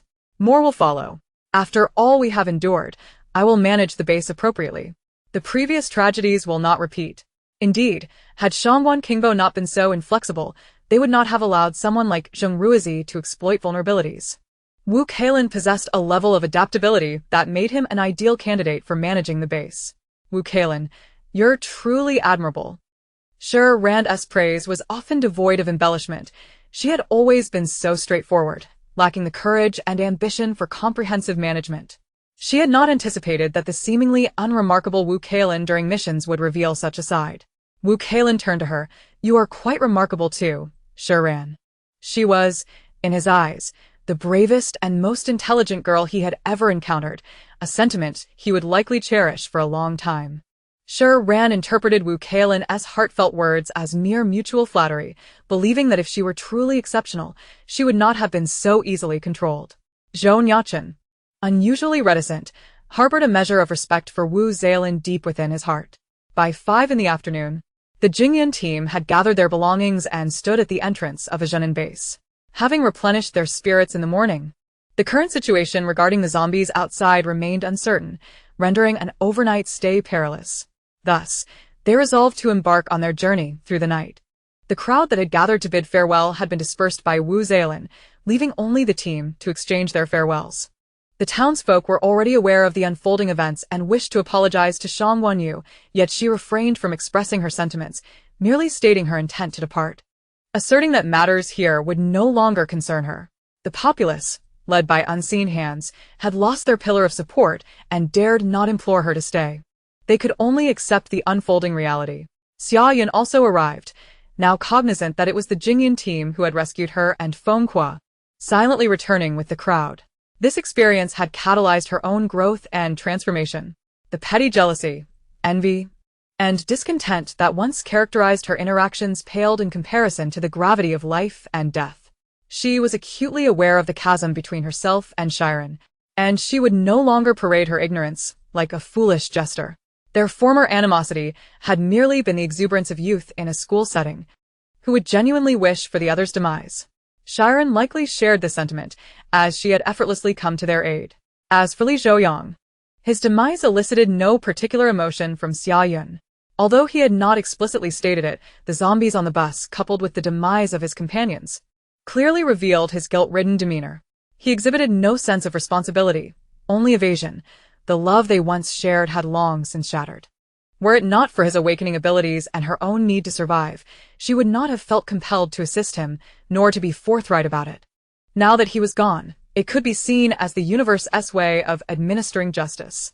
She hoped that Shi Ran and the others would have a smooth journey. It was time for her to carve out her own life at the Zhenin base. With an additional person, Zhou Nuocheng's vehicle could no longer accommodate them. Shi Ran, without hesitation, unveiled her Hummer. Shang Guanyu and Wu Keilin were already numb. The abilities recorded when the Jingyan team first arrived represented merely a third of their true prowess, what terrifying strength they possessed. The 3 girls desired to share a vehicle, and Zhou Nuocheng acquiesced, recognizing that girls often share more common topics. He would simply lead the way ahead of them. Chapter 47. Until we meet again. Once everyone was settled, Shi Ran and Zhou Nuocheng had yet to board the vehicle. Shi Ran lingered beside Wu Keilin, conversing with him, while Zhou Nuocheng stood at a distance, awaiting her. In the midst of so many pressing matters, she had forgotten to return this to him. Shi Ran produced a wooden hairpin and offered it to Wu Keilin. This is a gift for you. It is improper to reclaim it. Wu Keilin hesitated, reluctant to sever their final bond and the lingering thoughts he harbored. Wu Keilin, I have seen this. It is quite precious and ought to be given to someone deserving. Shi Ran refrained from making her intentions explicit. Even in the apocalypse, there would eventually come a day of resolution, and what was once valuable would subtly return to its rightful place.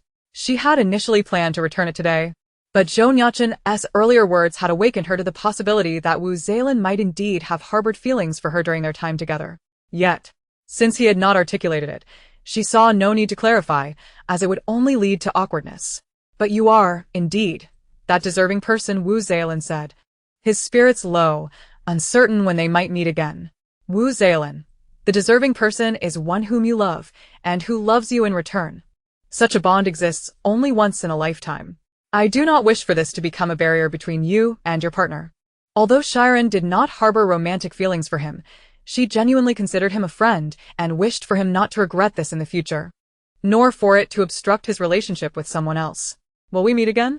If this wooden hairpin was a burden for Shi Ran, Wu Zhaolin would no longer insist. Yes.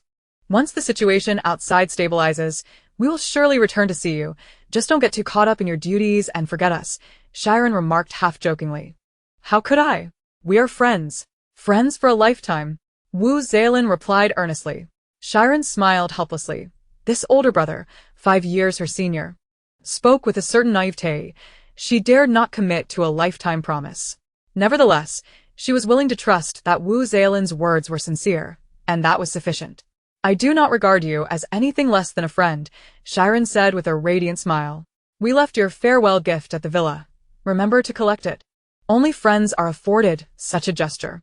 As the sun dipped below the horizon, it was time to bid farewell. We all believe you will manage the base splendidly. Qing Shu would surely be proud. Keep up the good work. You will be the best testament to his enduring legacy. Yes, safe travels.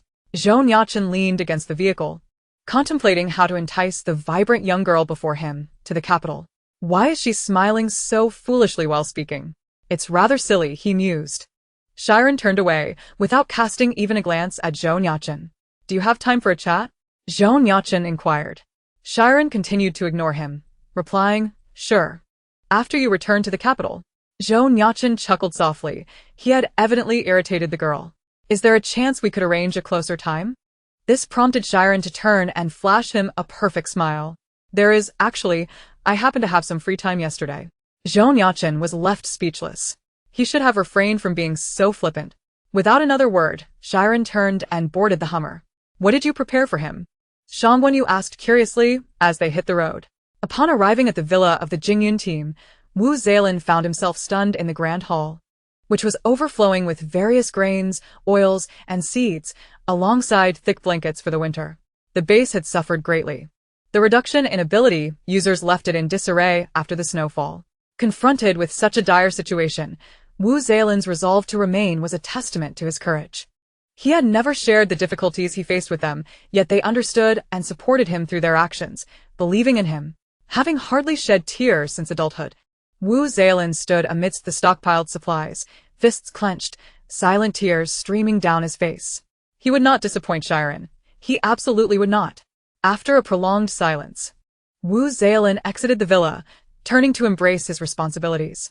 He would preserve this house for them. Shi Ran had mentioned they would meet again, so. Until we meet again. Sister Shangguan, I know the Zhenin base was once your home, filled with memories of you and Uncle Qing. Shi Ran explained the significance of the gift. Shi Ran was quite at ease. Her spatial resources were more than ample for a lifetime of indulgence. If she did not donate some, she would find herself shedding gold with every step. Moreover, with limited space, should they encounter greater needs in the future and lack the capacity to store them, it would be truly lamentable. Excess leads to loss, and moderation is key. I understand that, even as you leave, you wish for the inhabitants there to live in peace. This is our shared desire, and certainly Uncle Qing's as well. Shang Guanyu had always regarded Shi Ran as an exceptional individual. It was only in this moment that she realized Shi Ran was merely 20 years old, living with such carefree abandon, possessing a clear sense of right and wrong. She was unyielding with her adversaries, but never extreme, harboring a heart full of compassion. It seemed she was unaware of just how enchanting she truly was. No wonder Zhou Nuocheng, who had always eluded her and her father's understanding, would be so infatuated with her. You are all so wonderful, Shang Guanyu's voice trembled slightly. To be able to share this journey with you is a gift from fate. Yi Shiyu began to lament, Sister Shangguan, in the future, the three of us will live together. After tasting the dishes cooked by the two of us, you will no longer speak like this. Shi Ran feigned a pitiful demeanor. Sister, please don't despise us when the time comes, sob sob sob. Shang Guanyu was successfully amused, her tone indulgent as she replied, all right. I will cook, ensuring a week of varied dishes. The warmth of having a caring sister was indeed delightful. Let's south stick close to the beautiful sister. Drive well now, silly goose. Meanwhile, the atmosphere was cheerful, while another vehicle remained eerily silent. It felt oddly disconcerting to be back in the company of Shi Ran and Yushui's absence. Suzumo sat in the back seat, sighing repeatedly, as the lack of banter left him feeling rather bored. Boss, may I request to switch to Shi Ran's vehicle? Suzumo finally could not contain himself. Concocting a reason he had pondered for quite some time, I can protect them. Zhou Nuocheng scoffed. Who do you think you can protect them from? Don't embarrass me. He had no seat himself. Why should Suzumo be allowed to go? Boss, I know you want to go too. Suzumo blurted out, unabashedly, his audacity surprising. Gu Ming stifled a laugh.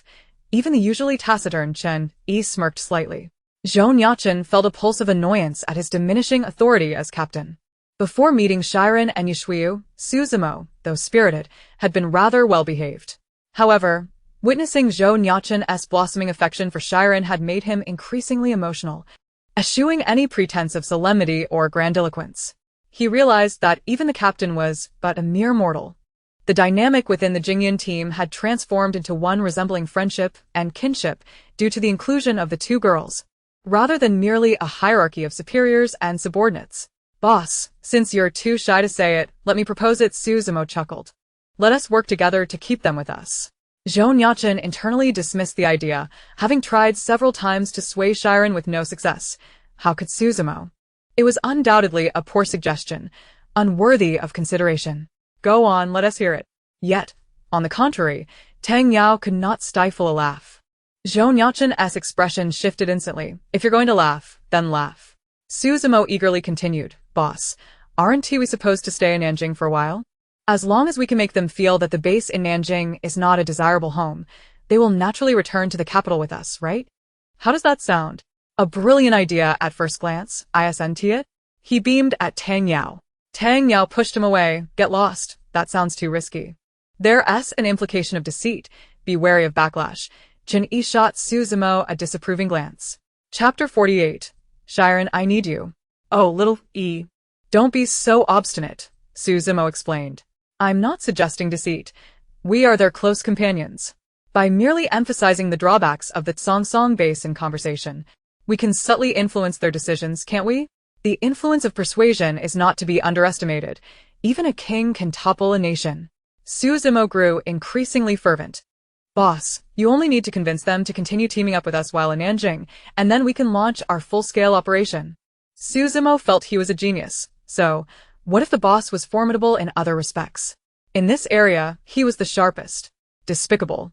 Sordid. Shameless. Base. Unanimously rejected. Fine. When the time comes to part ways, let it not be me who weeps. Suzumo fumed. How could my suggestion be despicable? Sighing. He thought of his boss, a scion of the capital, believing he could win over Shi Ran simply with charm. Shi Ran possessed a strong charisma herself, you know? The night after the snow had fallen grew increasingly unsettled. Though the mountain roads were deserted, it felt as though countless eyes were upon them. The Jingyan team had also switched vehicles, with Shi Ran and Tang Yao exchanging places to sit in Zhou Nuocheng's car. They were to lead the way, while Gu Ming was responsible for driving the rear Hummer. This arrangement was notably safer, and no one raised any objections. You should have had Suzumo sit in the passenger seat. I'm not adept at entertaining, and I fear you might doze off, Shi Ran remarked. She was prone to drowsiness, while Suzumo was more spirited and could chat with Zhou Nuocheng in the front. If you sit in the passenger seat, I want to feel sleepy. Zhou Nuocheng was focused on driving, not even glancing at Shi Ran, and I have something to discuss with you. Before she could ponder the meaning of his first statement, Shi Ran was captivated by the second. What? She seemed to have forgotten her earlier irritation. Suzumo and Chen Yi were also awake, listening intently to their conversation from the back. Didn't he say you owe me a favor? I have decided what I want. Oh? Is there something I possess that you covet? How fortunate. Zhou Nuocheng smirked slightly, falling silent for a moment. Is it an honor to covet someone like me? Indeed, it seems so. I will be in Nanjing for a while, at least a month, possibly up to 3. Shi Ran nodded, aware that Zhou Nuocheng intended to establish his influence and intelligence network at the Song base while also reporting to the central authority. In the novel, he seemed to have subdued the female protagonist's father, Lin Feng, the commander of the Song base. So? Thus, I need you to continue teaming up with us. And after we leave, you can join another team. Shi Ran instantly felt awake, about to respond when Su Zimo reacted even more dramatically. Boss. You weren't just MMPH. Su Zimo's words were cut off as Chen Yi covered his mouth. You two continue. Su Zimo turned to the unfazed Chen Yi. Hey, the both of you. Just moments ago, were calling him despicable and shameless, yet now you're plotting without even informing me? How insidious. Extremely insidious. Shi Ran, too preoccupied to mind his peculiarities, exclaimed, No. I can't be of any help, and you will certainly have to negotiate with the higher-ups. I just want to be an ordinary ability user. Can't we switch this up? To continue teaming with Zhou Nuocheng would mean she could no longer remain low profile. The protagonist might be understanding and not mind the other girls around Zhou Nuocheng, but the venomous supporting character, Su Mu, would not spare them. In the novel, a girl was implicated in a zombie horde merely for exchanging a few words with Zhou Nuocheng. What are you worried about? I just want to live a life of an ordinary person, undertaking tasks of moderate significance in an inconspicuous team, and peacefully finish this lifetime. This was the first time Shi Ran had fully articulated her innermost thoughts. She genuinely regarded the members of the Jingyan team as friends.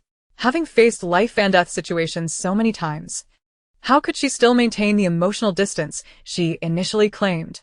This had been her resolute direction since arriving. In her past life, she could not even be an ordinary person, lying in bed year after year. This time, she truly wished to live well, not to disappoint herself or her parents. She could not afford to gamble. An eerie silence enveloped the vehicle for a moment. But you are quite formidable, so formidable that you cannot be an ordinary person? Zhou Nuocheng's voice was gentle. Shi Ran was taken aback. Was he praising her? Shi Ran, in a world dominated by the strong, where rules and laws are diminished. Being ordinary is a rarity. Being a commoner is far from simple in times of peace. Shi Ran bit her lip, for she understood this truth all too well. With your strength, it is impossible not to attract their attention unless you wish to conceal your spatial abilities for a lifetime? Indeed, Su Zimo began to persuade. As long as you are connected to the Jingyan team, they will not dare to harm you. Sister Shi Ran, Chen Yi has also joined the team. And with Brother Nuocheng providing support, you may live however you wish at the base from now on. Shi Ran, glanced at the three of them. Riding on the coattails of the protagonist, although she would face numerous plot lines from the original novel, the days ahead would indeed see few daring to trouble them.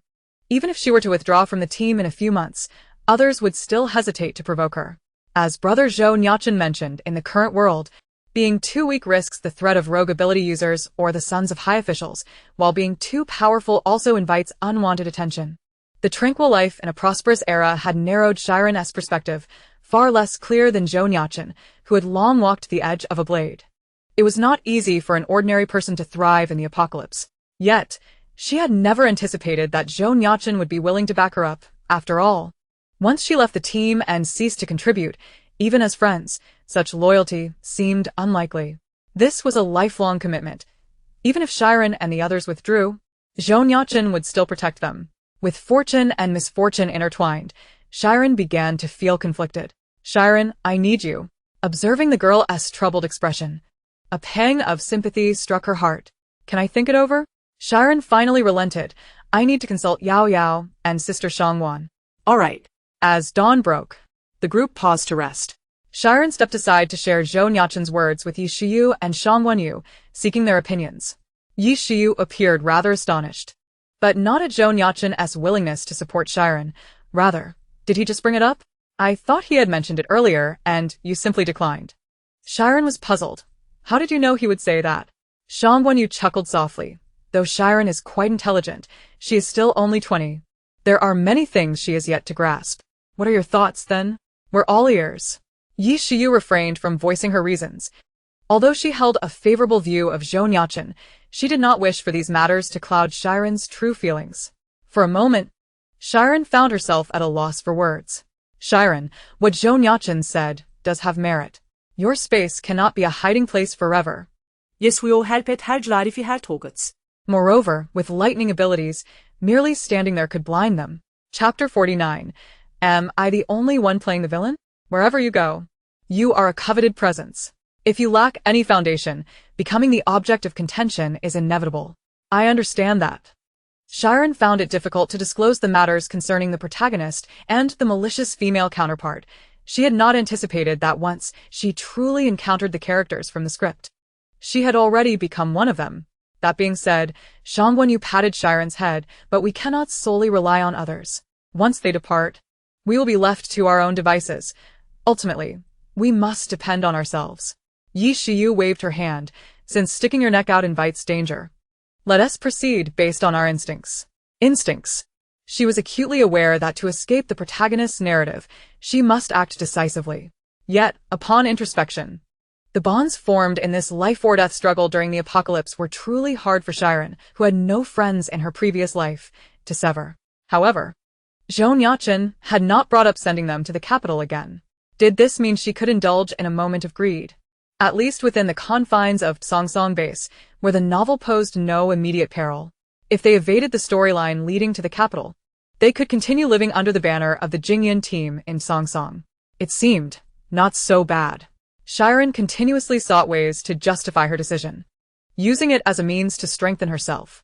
Yao, Sister Shangwan, then let us stay, level up properly, and even if they leave in the future, we can still live well. In the end, sentiment triumphed. Yes. Rest assured, I will never hold you back. Seeing Shi Ran come to terms with her decision, Yi Shiyu felt uplifted. Shangwan Yu wore a look of satisfaction, sensing the growth in the young woman. Indeed, we will all improve. Meanwhile, the boys had just finished setting up their tents. Deputy Captain, let me tell you, you have no idea how cunning the boss was last night. Su Zimo whispered conspiratorially to Gu Ming. Oh, is this your first day realizing he has cunning?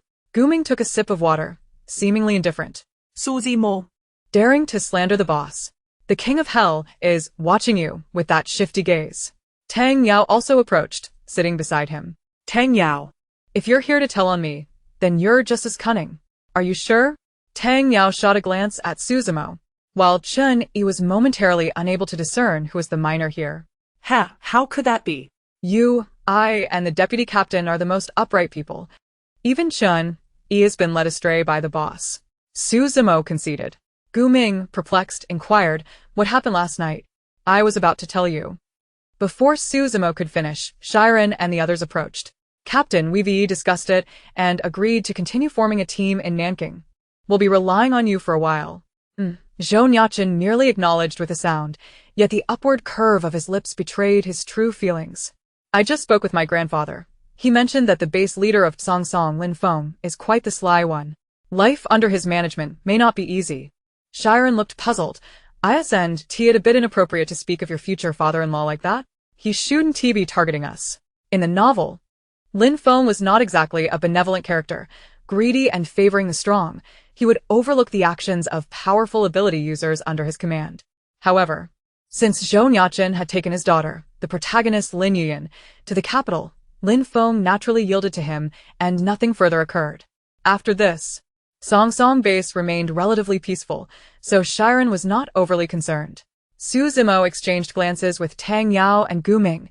See, he clearly refused me with righteous indignation. Yet here he is scheming against us. That's hard to say, although he is lenient towards ability users. If there are instances of one ability user oppressing another, he will merely turn a blind eye. It's truly not an ideal place, Gu Ming remarked, adjusting his gold-framed glasses to conceal the joy and scheming in his eyes. Su Zimo had yet to absorb the shock when Tang Yao added, only in a centrally managed base can true fairness and freedom be realized. Su Zimo. All right, you all stand on your high horses. Am I the only one playing the villain here? I come up with the bad ideas while you all reap the benefits? Can your consciences match the cleverness of your schemes? Knowing your concerns, rest assured, I will keep a close watch during this time. If it truly becomes intolerable, we will naturally relocate. Shi Ran chose not to elaborate further. Although the novel was explicit, for the sake of Yao and Sister Shangwan, caution was indeed warranted. Thus, the group spent their mornings resting and their nights traveling. Due to the lingering snow, the roads were treacherous and encountering numerous mutated plants along the way. They took nearly 4 days to reach Nanking City. The good news was that during this time, Shi Ran, Gu Ming, and Chen Yi, all dual ability users, had leveled up to the 2nd tier. After just a few days of snowfall, most ability users remained at the 1st tier. making the ascension to the second tier a rare feat currently. Aside from Zhou Nuocheng, the Jingyan team consisted entirely of second-tier members, making them a formidable force wherever they went. As for Zhou Nuocheng, Shi Ran found herself marveling once again at the protagonist's innate talent and the author's favoritism. He was likely the first dual ability user in the nation, if not the world, to reach the third tier. Dual ability users inherently leveled up slowly, and Zhou Nuocheng's dual abilities of speed and psychic powers were practically a cheat. The protagonist group arrived at the Song base earlier than anticipated. This time, due to her involvement, they encountered a series of unforeseen events, leading to the addition of 4 new members, Chani, Shangwanyu Yishieo, and herself. Although these occurrences were not part of the original narrative, they did not impede Zhou Nuocheng's progression. However, once an ability user reaches the 3rd level, they can reliably absorb crystal nuclei. How should she convey this to Zhou Nuocheng? She had refrained from broaching the subject previously, as even with crystal nuclei, they remained unusable. Plant-type ability users can absorb plant crystal nuclei unconditionally, but for ordinary individuals, they hold no efficacy. Shangwan Kingbo was an anomaly, possessing an aura reminiscent of an ability tree. Yet even so, the plant crystal nuclei could not save him. Plant crystal nuclei are regarded as miraculous remedies in the age of abilities. First level can heal external wounds. Second level can mend fractured bones, and fourth level can cure broken limbs. The third level is capable of salvaging early-stage damage to the spleen and lungs, as well as preventing hemorrhaging, while the fourth level can heal wounds inflicted by zombies. However, if the body is extensively injured, only the fifth level can provide complete suppression. If the body is ravaged beyond recognition, no one can be saved, illustrating the formidable power of the zombie virus, which requires exorbitant resources to treat for at least a decade. Along their journey, they collected numerous first-level plant crystal nuclei, yet only a single second-level crystal. And the third-level ones encountered at the Zhenan base were exceedingly rare, with no sightings over the past 3 to 4 days. In contrast, zombie crystal nuclei present a different scenario. Absorbing them prior to reaching the third level incurs significant side effects. Attempting to upgrade without mastering one's abilities will inevitably result in backlash. With fortunate circumstances, one may succeed in upgrading, but such achievements are often illusory. Conversely, should misfortune strike, the elemental forces within may clash with the crystal nuclei, leading to a choice between sudden death or transformation into a zombie. Consequently, initially, ability users did not regard zombie crystal nuclei with seriousness, and even considered plant crystal nuclei to be harmful, thus refraining from deliberate collection. Yet, these subtleties were matters that Shi Ran could not disclose. Previously, after witnessing Shangwan Kingbo's miraculous recovery due to a third-level plant crystal nucleus, Zhou Nuocheng had subtly inquired about it. Shi Ran could only deflect by referencing novels she had read in the past, and the team gradually accepted the notion that plant crystals possessed healing properties. However, following this incident, Zhou Nuocheng kept a watchful eye on her, fearing she might utilize a zombie crystal nucleus. Perhaps it was best to let things unfold naturally. With Gu Ming's tracking device, the Jingyan team hastened toward the Song base. Shi Ran sighed deeply, masking her tears. After all the twists and turns, they were finally returning to the original plot of the story, and now she had a script. Her days seemed to hold a glimmer of hope. Chapter 50. Does she deserve to share an ability with me? Sister He, you guys can handle these zombies yourselves. Why drag me along? A youthful, crisp voice rang out from the passenger seat of the off-road vehicle. Siakan lounged lazily against the seat back, his tall frame accentuated by tousled hair blown by the wind, revealing his striking features. His high nose and the smile playing on his lips bore an air of arrogance that clashed with his otherwise clean and sunny demeanor, especially as the breeze flowed through the open window. How dare you ask? Of course, my sister brought you along to help you avoid trouble. A girl in the back seat retorted, peering out with a face full of exasperation. This kid was truly full of himself, utterly oblivious to the situation. Siakan tilted his head toward the window, sunlight casting shadows on his thick eyelashes. Lin Foam? Am I afraid of him? With those ability users under him, I could take them all down by myself. Shao Kan. Sang he admonished earnestly. He is the base leader. You must speak his name so carelessly outside. Many citizens at the base had been misled by a cult, worshipping the snow god. It was only natural for him to dispatch ability users to suppress them. Even if you choose not to help, you shouldn't go around beating up his people. You're just inviting disaster. Ha. If his men are unsavory, I'm merely cleaning house for him. What's the problem with that? Siakan scoffed dismissively. Those few with abilities think they can bully others just because they have some power. I've long had my eye on them. Lin Feng doesn't manage them. I will. Tell him he doesn't need to thank me. You. Saying he was at a loss for words. This kid was beyond teaching. All right, Chu Yining, driving, accustomed to this dynamic, began to play the peacemaker. Xiao Ken is the only dual-type ability user at Song Song, a rare lightning type, recognized as the strongest ability user. Do we really think the base leader will do anything to him? Sister Yining, you always defend him. He.s. only 20. Spoiling him like this will lead to trouble down the line. Sang Mian sided with her sister. Mian Jia, aren't you only 2 years older than me? Siakan shot back. What do you mean I'm spoiled? And your ice ability, Tisk, I want to even mention it. Sang Mian, stung by the personal attack, sulked back into the back seat. So what if he's arrogant? I don't believe I can't tame him. As they neared the Song Song base, the road became smoother, and Shi Ran took over driving her Hummer again, with Shang Wenyu in the passenger seat while Yu Xiao, having had little rest in the morning, dozed off in the back.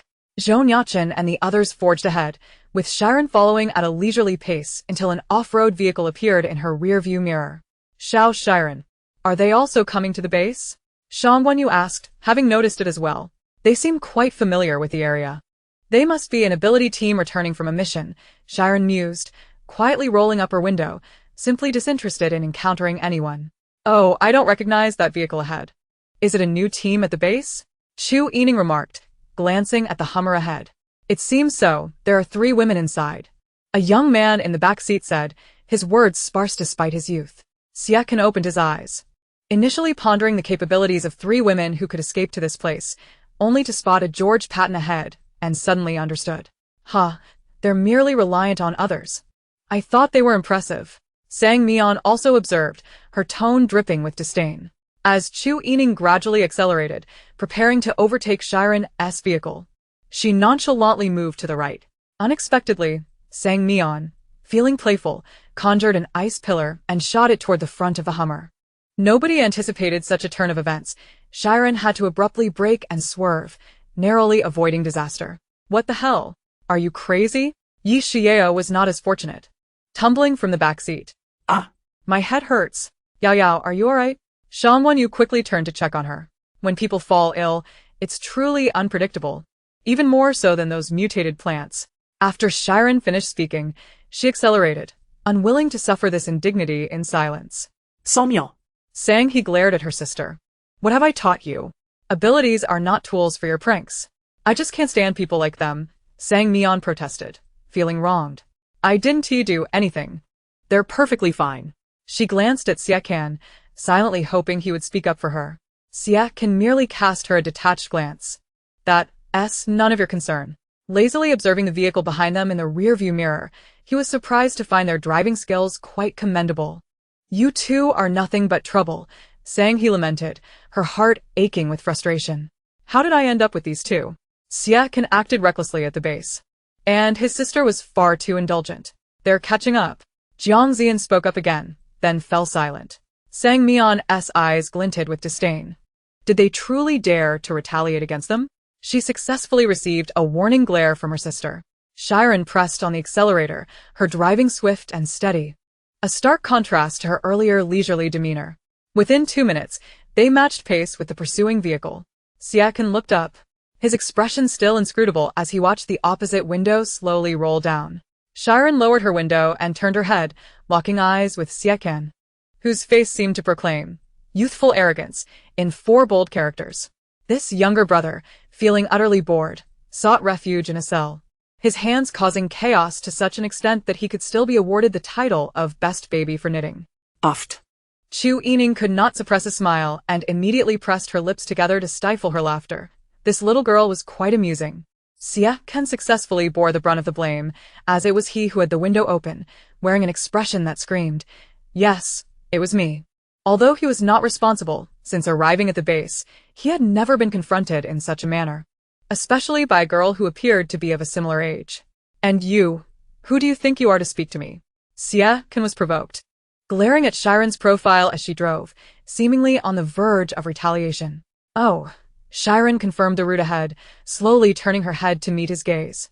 The atmosphere between them charged with silent tension. Suddenly, Shi Ran broke into a radiant smile, her eyes narrowing dangerously, crescent-shaped as they sparkled.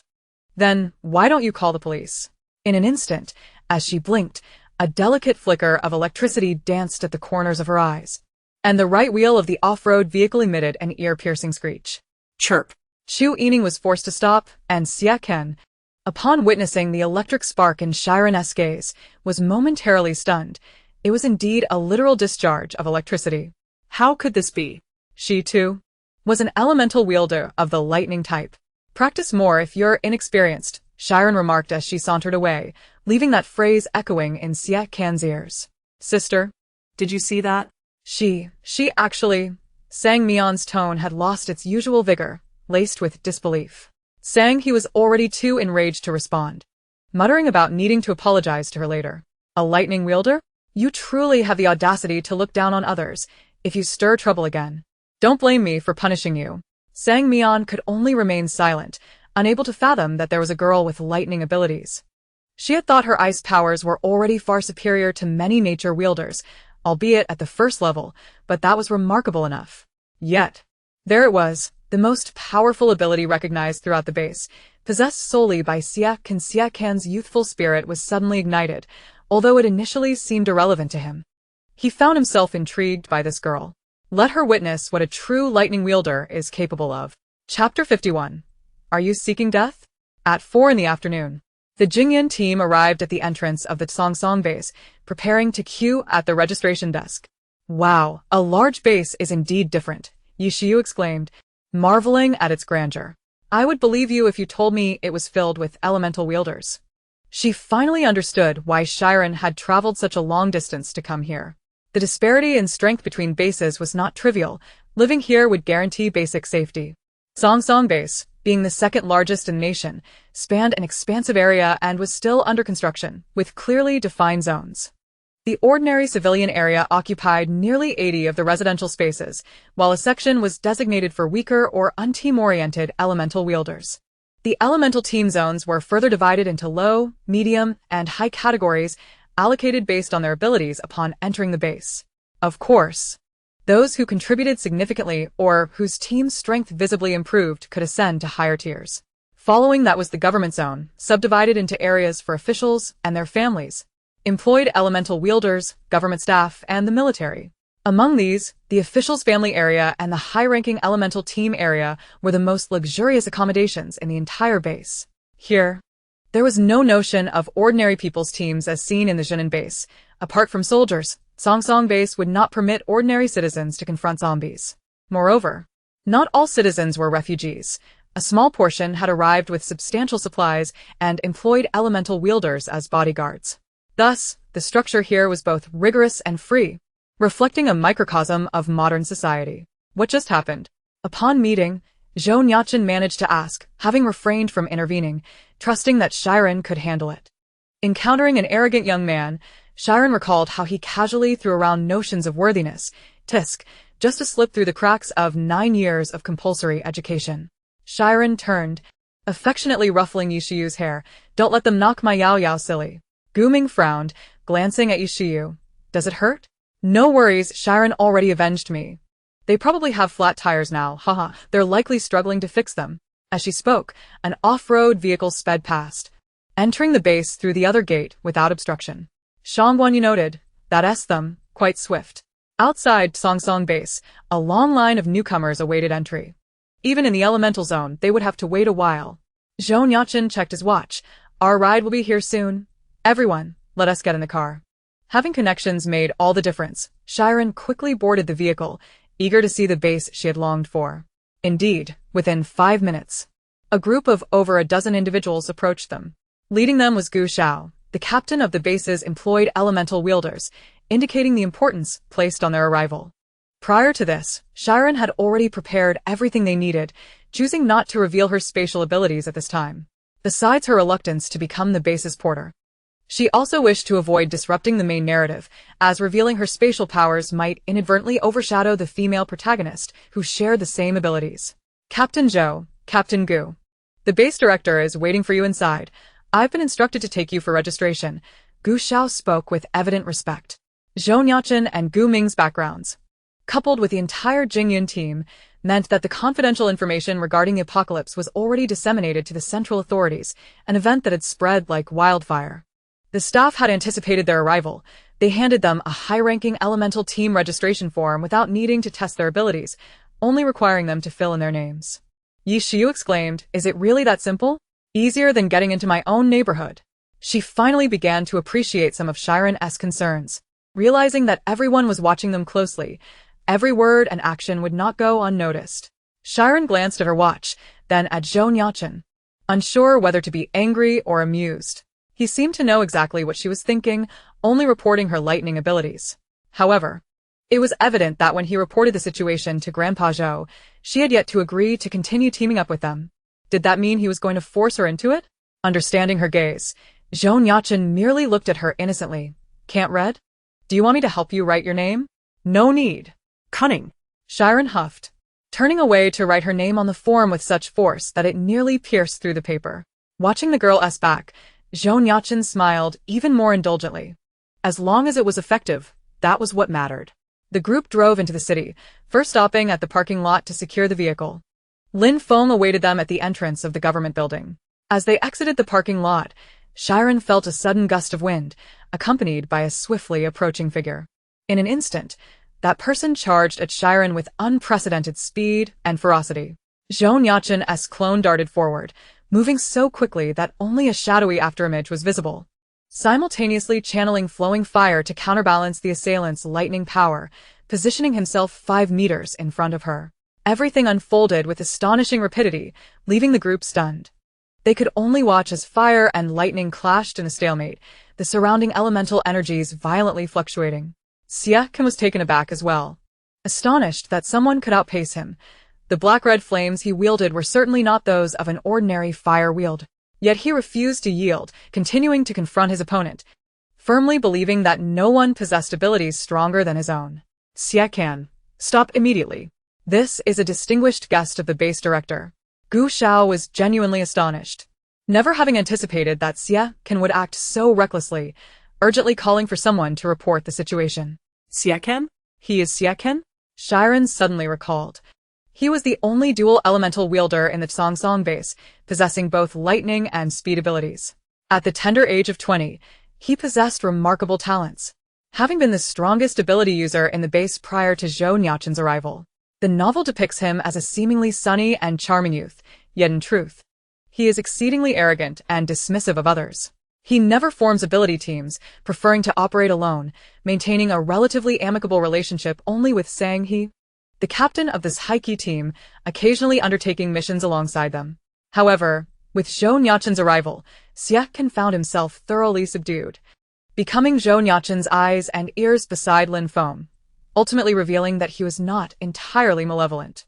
At that time, Shi Ran discovered Xie Ken possessed ice abilities while in the vehicle, which did not lead her to suspect further. Yet, being not entirely bad does not absolve him from accountability.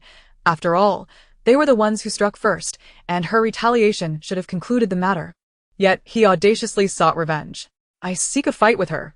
You best step aside." Xie Ken continued to unleash his abilities, genuinely surprised at how long he could contend against Zhou Nuocheng. Zhou Nuocheng's gaze darkened, intensifying his fiery output, the flames flickering in his eyes, revealing his foul mood. His tone foreboding. "Are you courting death?" Sweat began to bead at Xie Ken's temples, yet he refused to back down. "Hey, if you're capable, come fight me directly instead of hiding behind a man. Do you even deserve to wield lightning abilities?" This revelation left Shi Ran speechless. The rationale was quite absurd. Was he previously a spirited youth? In the novel, Xie Ken provoked Zhou Nuocheng due to his strength, yet now the focus had shifted to her. Unhurriedly, she approached them, mimicking Xie Ken's tone with a mocking lilt. "Hey, if you're so tough, come fight me instead of resorting to ambushes. Do you even merit wielding lightning abilities?" You. Chapter 52. The first encounter with Lin Yuan. Shi Ran's knack for infuriating people was well known to the Jingyun team. Xie Can was taken aback that despite his provocations, she remained unfazed, while he grew increasingly agitated. Reluctantly, Xie Can withdrew, recognizing Zhou Nuocheng's overwhelming strength. Continuing this confrontation would surely deplete his abilities. Then tell me, what will it take for you to fight me? After suffering defeats twice, and at the hands of a girl whose age was indiscernible, he felt frustrated. Zhou Nuocheng grasped Shi Ran's wrist, pulling her behind him. Defeat me first, then you may contend with her. It was clear he intended to conclude the matter without negotiation. Is it your place to meddle as the captain? Are you afraid she might lose and bring dishonor upon you? Xie Can retorted, though he knew he could not best Zhou Nuocheng. I can fight you. Shi Ran gently extricated Zhou Nuocheng's hold, but not at this moment. And since you resorted to ambushes, I shall determine the time. Xie Can frowned. That won't do. What if you set the time for 10 or 8 years? Do you expect me to wait? Zhou Nuocheng's gaze turned icy as he stepped forward, his arm pressing against Xie Can's throat. You won't have to wait. You may die first. Tension escalated between them, one proud and the other wild, each vying for dominance. Shi Ran could no longer suppress her eye roll, wondering what on earth was happening. Could someone explain the situation to me? This is not a scenario from the novel. Initially arriving in high spirits, she found herself thwarted by a vehicle blockade and now trapped at the parking lot entrance. She pondered who she had offended. 2 weeks. Within 2 weeks. I will set a time. Kindly leave immediately. Shi Ran had no intention of backing down. The confrontation was unavoidable. However, as a newcomer, engaging in a brawl with the base's most formidable ability user on her very first day might label her an outsider, potentially complicating her future here. Besides, Xie Can was also a level 2 ability user, adept in both lightning and speed abilities.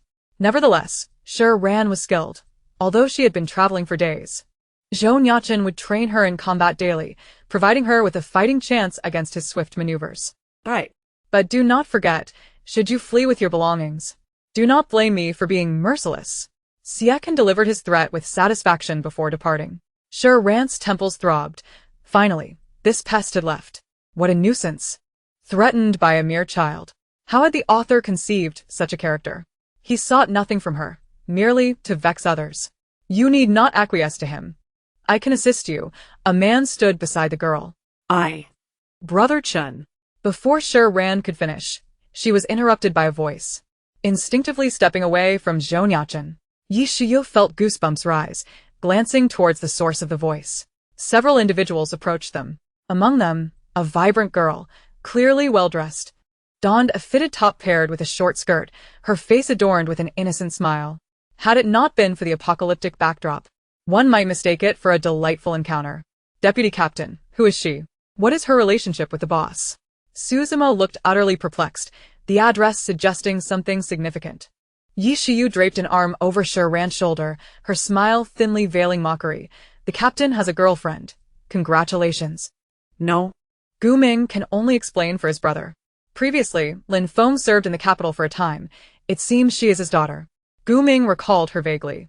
Seeing the male and female leads together, Shi Ran felt a sense of relief, momentarily forgetting the string of misfortunes she had encountered upon arriving at the base. In one moment, what is the point of this life? In the next, hey, these two are intriguing. Indeed, gossip is humanity's finest antidote to despair. Yet, she found herself devoid of the joy she once experienced while reading the novel. Could it be that spending too much time with Zhou Nuocheng had unveiled his unpleasant traits, thus diminishing her admiration for the protagonist? It must be so. Zhou Nuocheng turned towards a voice, stepping back as the girl approached. Who is she? Brother Chen. I heard Xie Can was causing you trouble. Are you all right? Zhou Nuocheng had no recollection of her and looked to his teammates for hints. However, the Jingyun team remained in perfect harmony, each standing idly, engrossed in gossip. When Zhou Nuocheng glanced their way, Shi Ran mistakenly assumed he was nervous seeing the female lead after many years, nodding vigorously to offer him a reassuring look.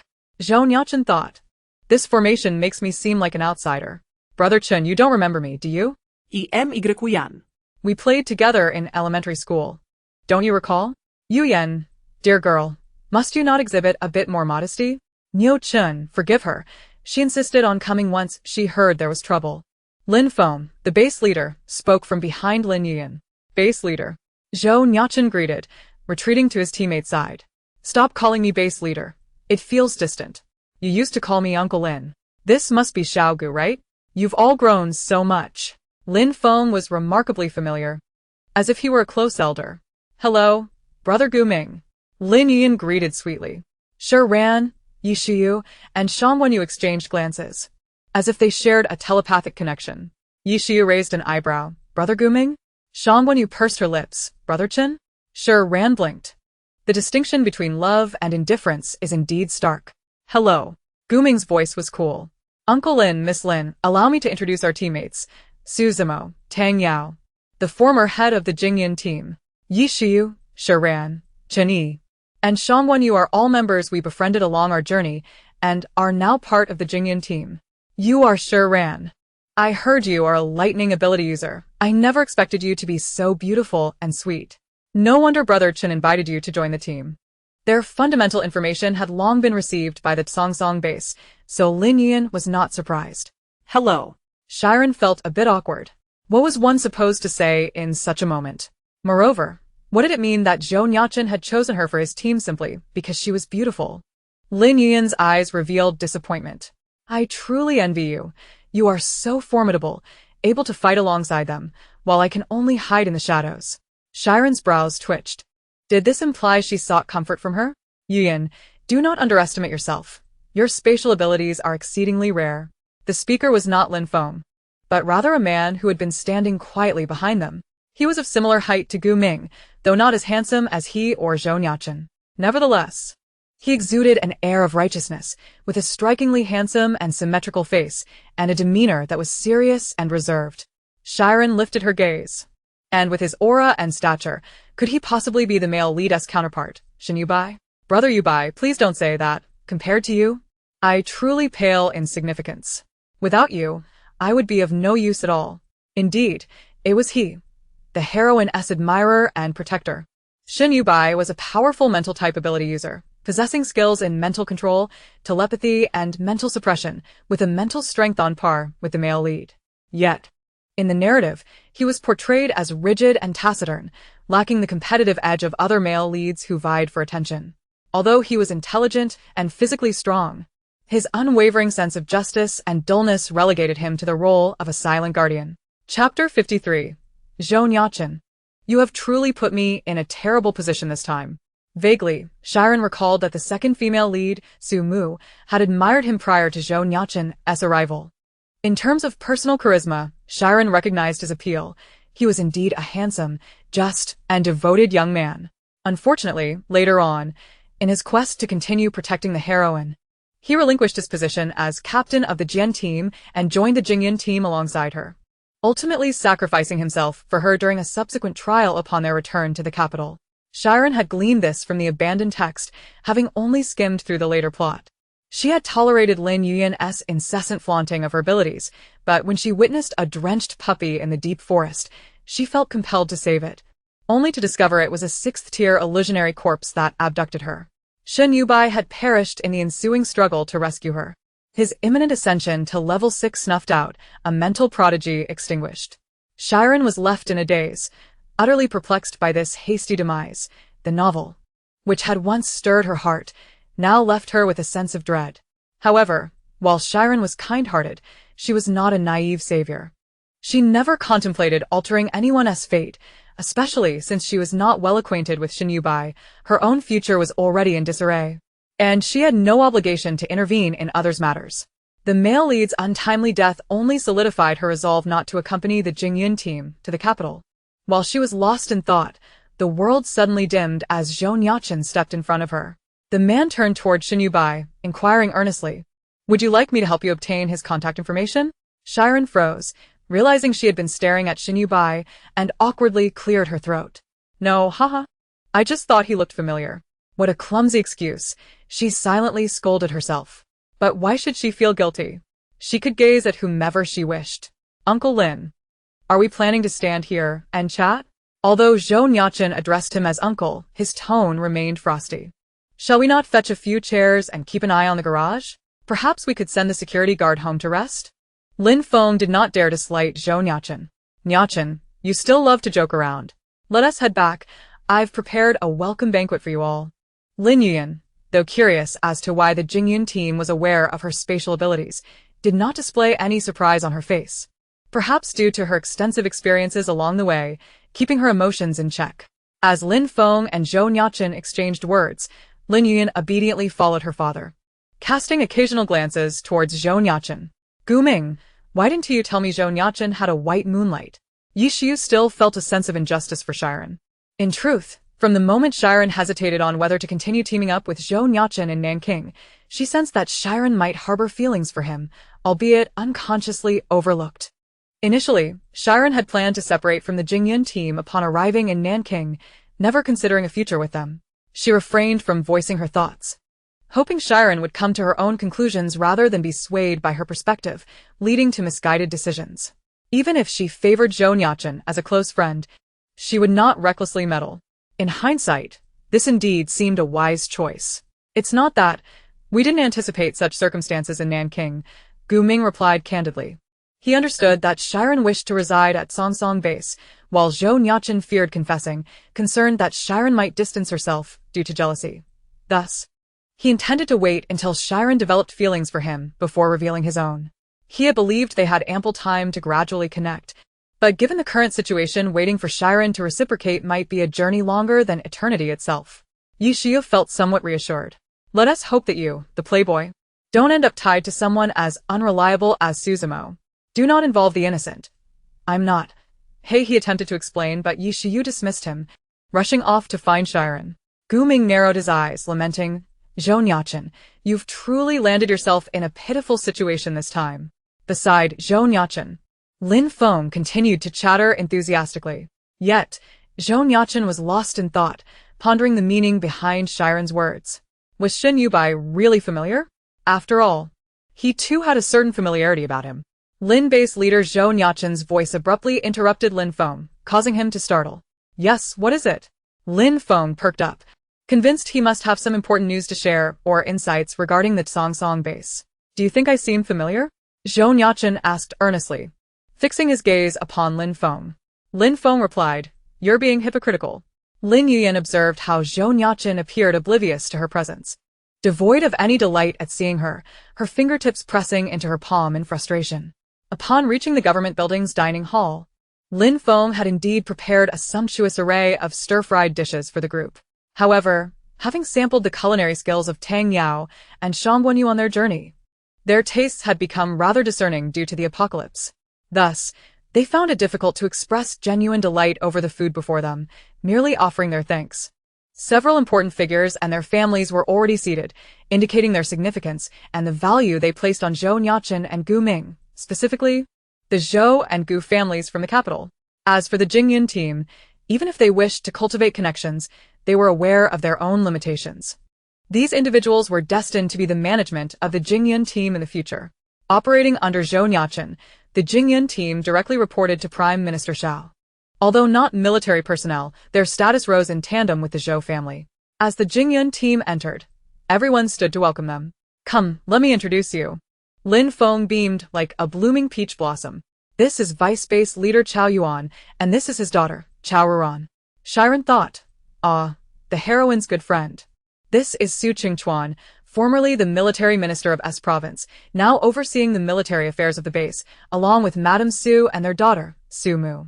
Shi Ran mused, the vile supporting characters family of three. Let us eat.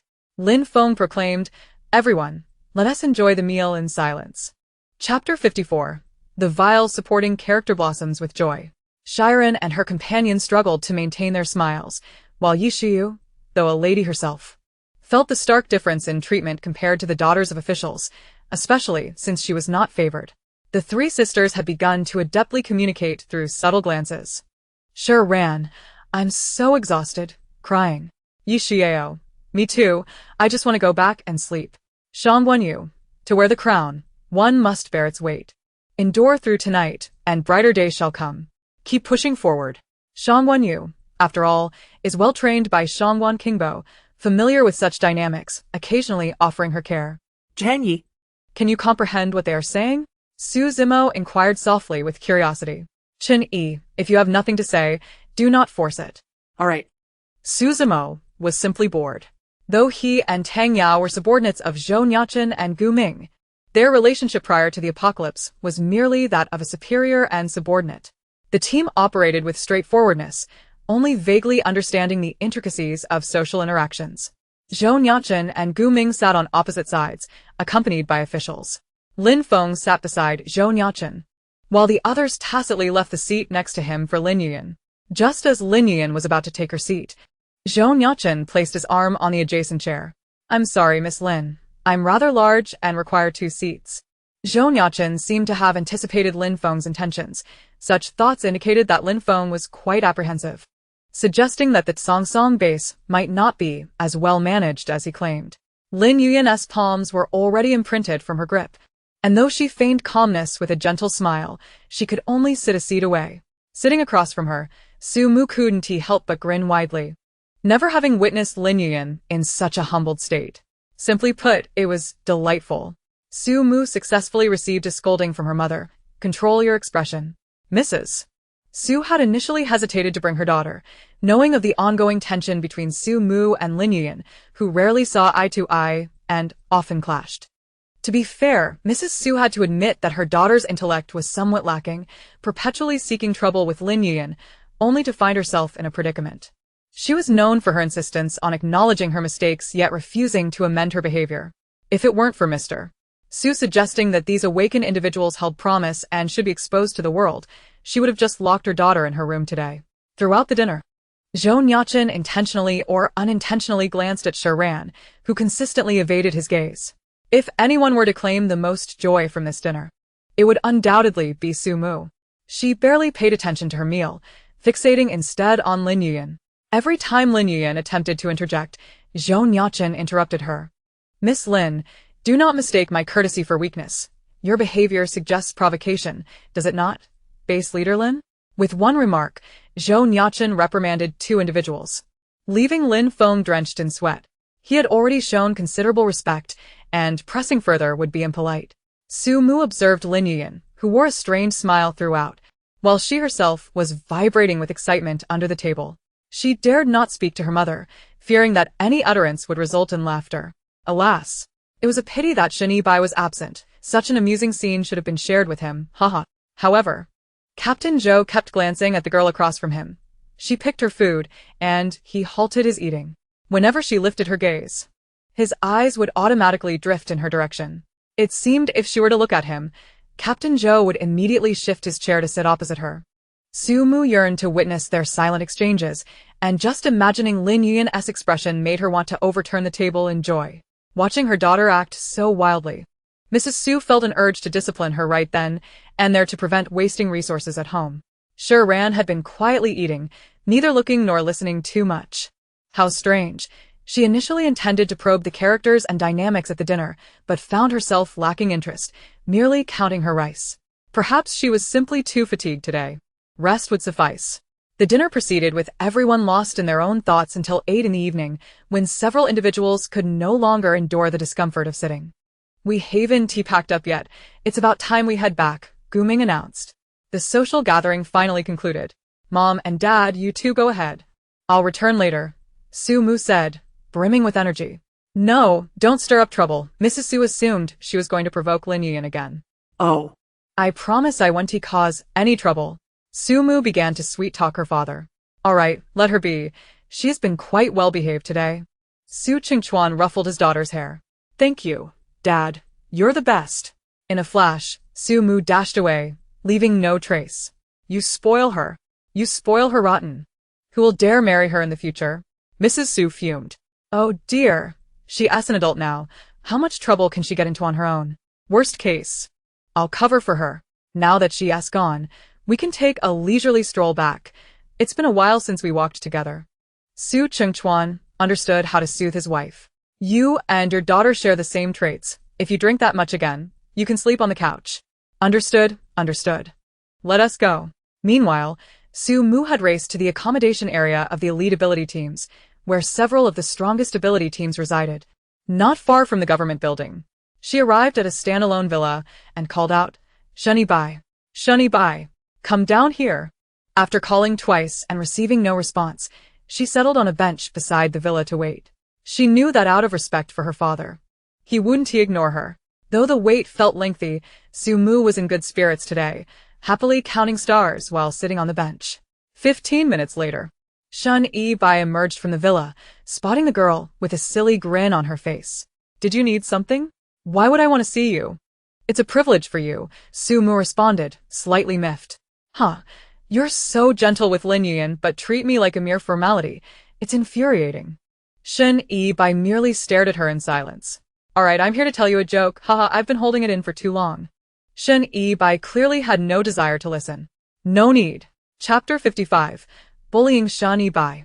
Were it not for her father Su Chengchuan overseeing military affairs at the base and the ability teams occasionally taking his orders, he wouldn't indulge her with this courtesy.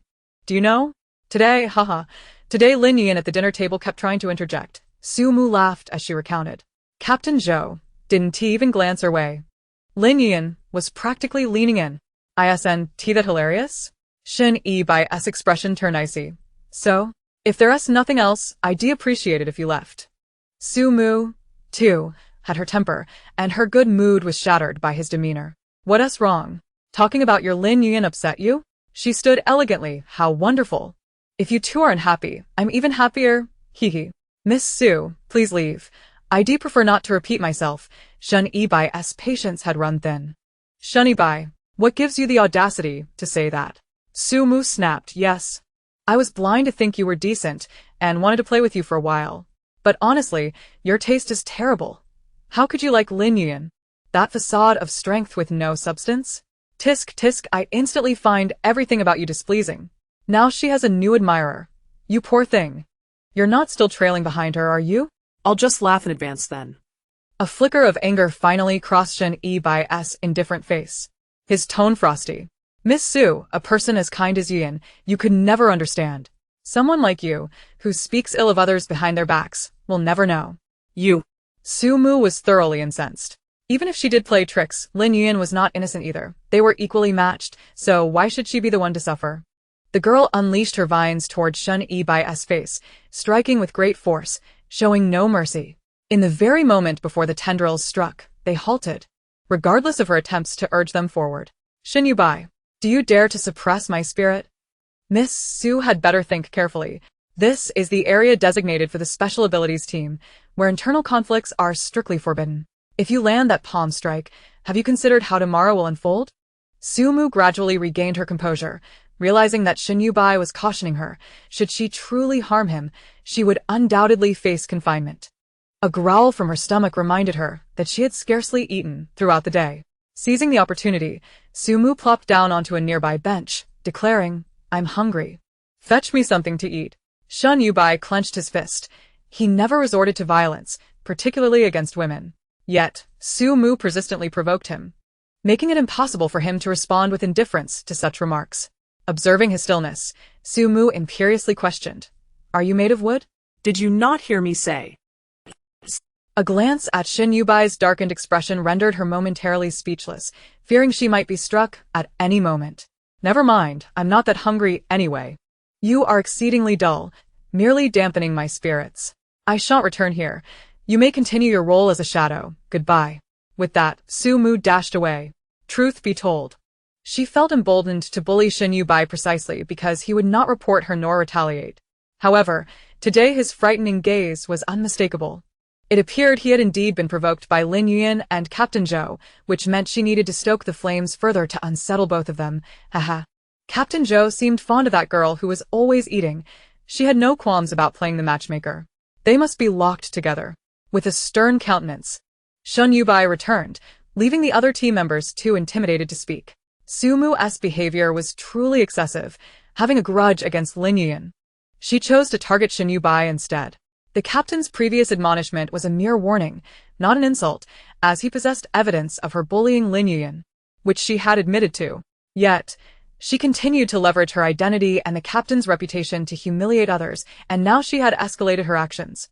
With Shun Yi Bai enduring it all. Captain, shall I teach her a lesson? Song Yaoxing could no longer hold her tongue. Usually taciturn, she found Su Mu's behavior intolerable, believing she considered Shen Yubai an easy target. No need. She had better follow through on her threats. Unsurprisingly, Shen Yubai remains unfazed by anything. She will not express gratitude, merely push further. I said no need. Understood. Song Yaoxing had no further arguments. The Jingyun team was led to a high-end villa district for special abilities teams slightly to the south. Although it was merely a meal, they found themselves quite fatigued. They preferred dining together, which felt relaxed and effortless. Social engagements were a dreadful nightmare. Su Zimo felt stifled at the table, unable to voice his thoughts. The villa was of similar size to the Zhenan base, yet its interior boasted luxury akin to a five-star hotel, with everything brand new. The bedding was freshly replaced as well. Everyone had grown accustomed to their respective rooms, so they dispersed without discussion. Sister Shangguan, there are exactly 3 rooms on the 3rd floor. Come stay with us, Yi Shiyeo suggested. Sure. Shi Ran also prepared to ascend the stairs when Zhou Nuocheng grasped her wrist. What's the matter? Shi Ran, already feeling drowsy, withdrew her hand and took a couple of steps up the staircase. Did you misunderstand something today? Zhou Nuocheng hesitated for 3 seconds before voicing his concern. Not wanting Shi Ran to misinterpret him.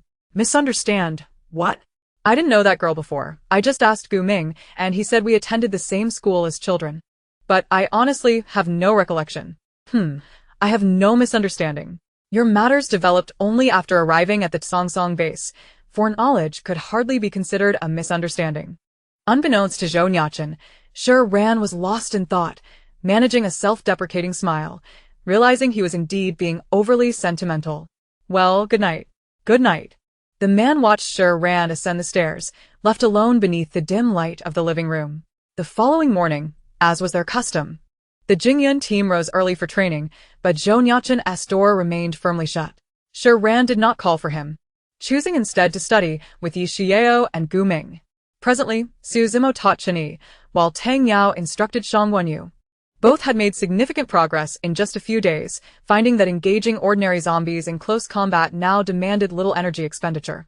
With newfound martial prowess and shared techniques, the team coordinated their efforts with greater ease. The 4 newcomers exhibited a unified approach, allowing Zhou Nuocheng and the others to anticipate their next moves. Gu Ming's teaching style was considerably gentler, prompting Shi Ran to reflect on the hardships she had previously endured. Zhou Nuocheng's techniques were profoundly intricate, each move compelling opponents toward dire outcomes. Consequently, Shi Ran advanced rapidly. Being mindful of Yi Shiyeo, she opted to sunbathe after her lessons. Glancing at Zhou Nuocheng's closed door, she felt perplexed. Had he stayed up late last night? Did he ponder life's mysteries in the dead of night as well? Meanwhile, in Lin Yuyan's bedroom, Qiao Ruan assisted her in getting ready. Yuyan, you look stunning. Captain Zhou must be utterly captivated by you. Lin Yuyan smiled softly, recalling Zhou Nuocheng's previous demeanor. Feeling a twinge of melancholy. Ruan, I sense that Brother Qin does not harbor feelings for me. Could there be someone he likes? Qiao Ruan protested. Who could possibly compare to you, my dear Yuyan? Nonsense. If he doesn't fancy you, who else could he possibly like? Let's not even mention your esteemed backgrounds. I've heard he is a dual elemental ability user, far more formidable than Xiachan. But that girl is impressive too. She wields lightning abilities and I possess nothing. Lin Yuyan bit her lip, tears welling in her eyes. Qiao Ruan could not bear to see her in such despair. Yuyan, I'm just an ordinary person. You possess an extraordinary spatial ability, which is a rarity in this post-apocalyptic world. I've heard that, even in the Qinyuan base in Jing City, spatial ability users are exceedingly few. Really? That can't be true. Indeed. I overheard my father mention that Zhou Nuocheng might take you to Jing City. Just wait. He will surely tell you. Yet Lin Yuyan remained hesitant, pondering. If he takes me along, will Shi Ran be displeased? Perhaps I should avoid being a burden. Yuyan, she cannot be compared to you, although she wields lightning. Have you heard? She provoked Xiachan upon her arrival. We need not speak of his prowess with lightning. Given his temperament, she will surely struggle to find her footing. Ruan, it's not right to speak ill of others. I will talk to Xiachan, asking him not to target her. Lin Yuyan defended Shi Ran. I know you are kind-hearted, but her jealousy and vindictiveness have only earned Xiachan's ire. She brought this upon herself. Lin Yuyan looked troubled. All right. I hope Shi Ran can amend her ways, and we can all be friends. Zhou Nuocheng felt a sense of injustice. Why should she befriend someone of no influence? It was evident that Lin Yuan treated her rival with such kindness. She must not let that girl take her place. No. She would eventually teach her a lesson to reveal her true nature. Around midday, Lin Yuan and Zhou Nuocheng made their way to the Jingyun team's villa with lunchboxes in hand. Tang Yao answered the door. Hello, how may I assist you? Greetings. Tang Yao. My father is concerned that you may struggle to acclimate to your new surroundings and might not have prepared any meals.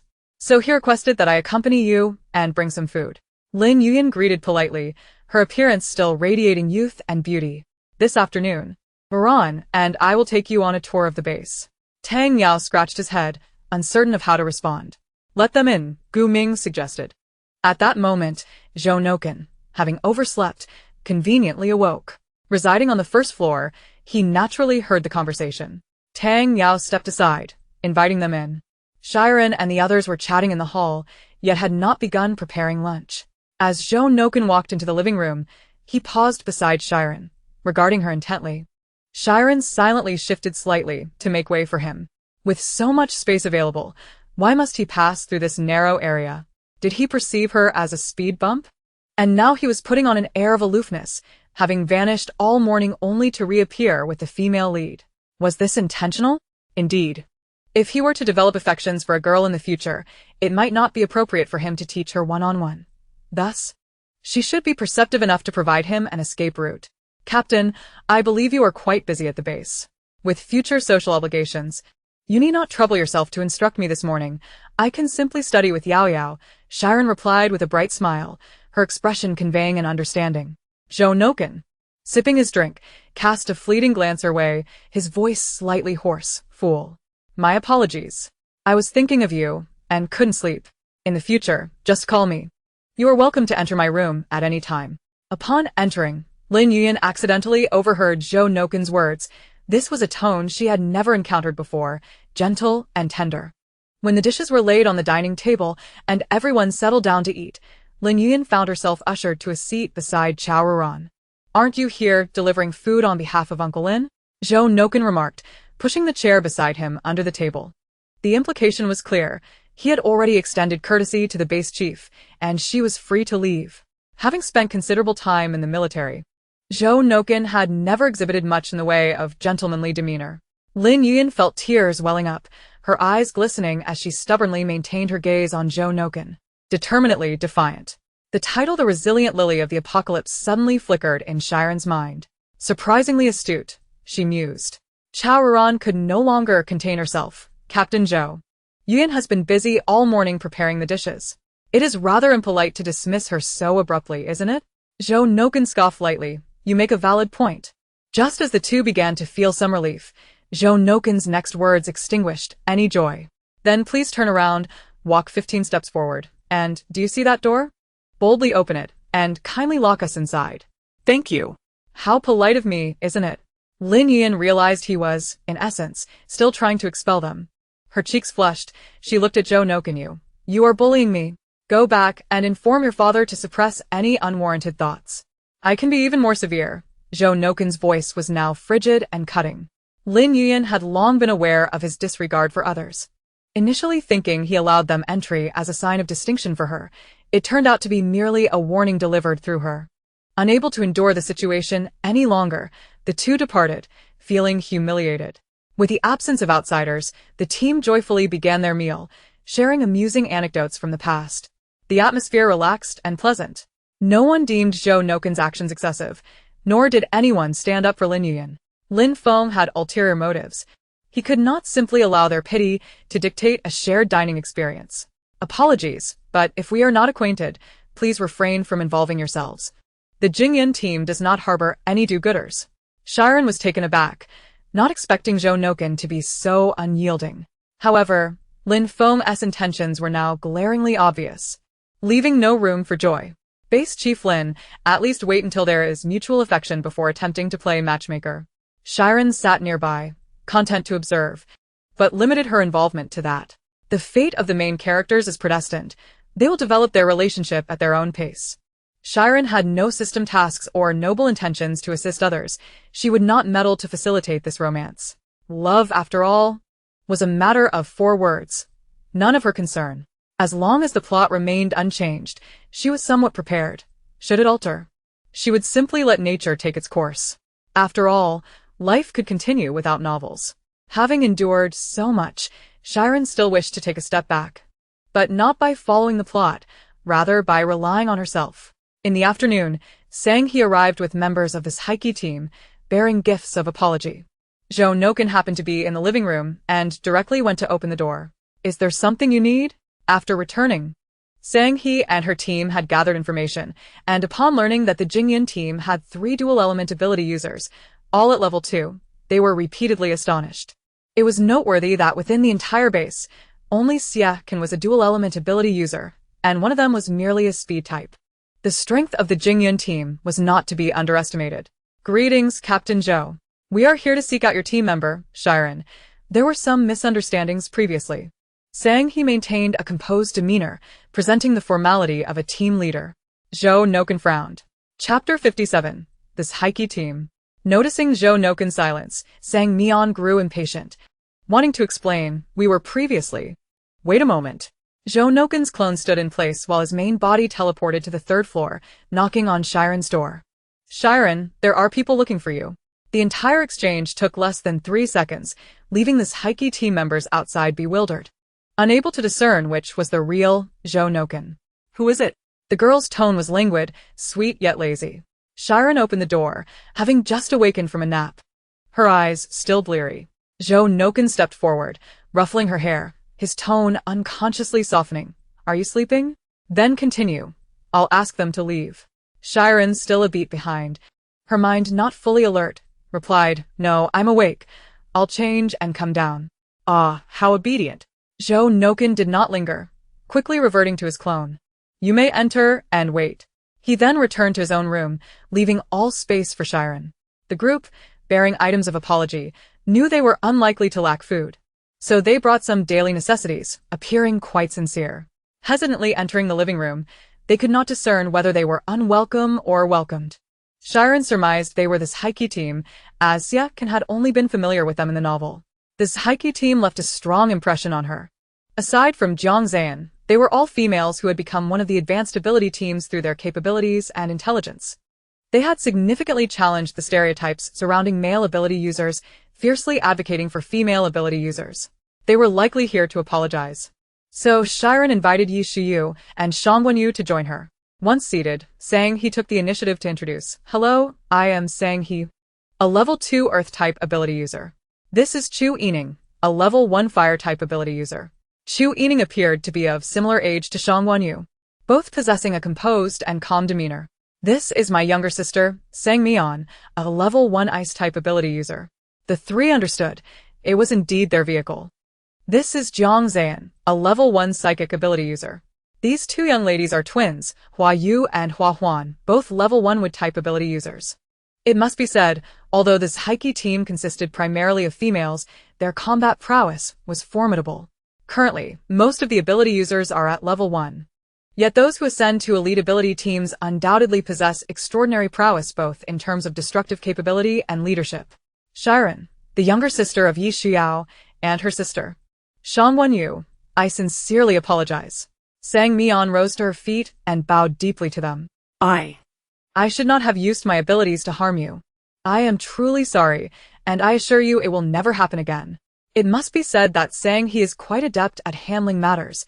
Even though Shi Ran had already exposed their vulnerabilities, she refrained from mentioning it, instead bringing all the team members to offer an apology. Nevertheless, Shi Ran understood that their significant presence was likely due to the esteemed reputation of the Jingyan team. But what of it? They had to engage in social niceties. They deserved it. Sang Mian, Shi Ran recalled, was 2 years older than Xie Can. At one point, she had even shipped them as a couple. Sang Mian harbored feelings for Xie Can, yet he was rather oblivious, always addressing her as Sister Mian. Xie Can was a proud young man, handsome yet remarkably naive. And their potential pairing faded into obscurity. We accept your apology, but had I deviated the steering wheel by even an inch, the consequences would not have been as simple as being forced to stop. Such incidents can range from trivial to grave. An apology alone cannot amend the repercussions. Shi Ran articulated the facts with a calm demeanor.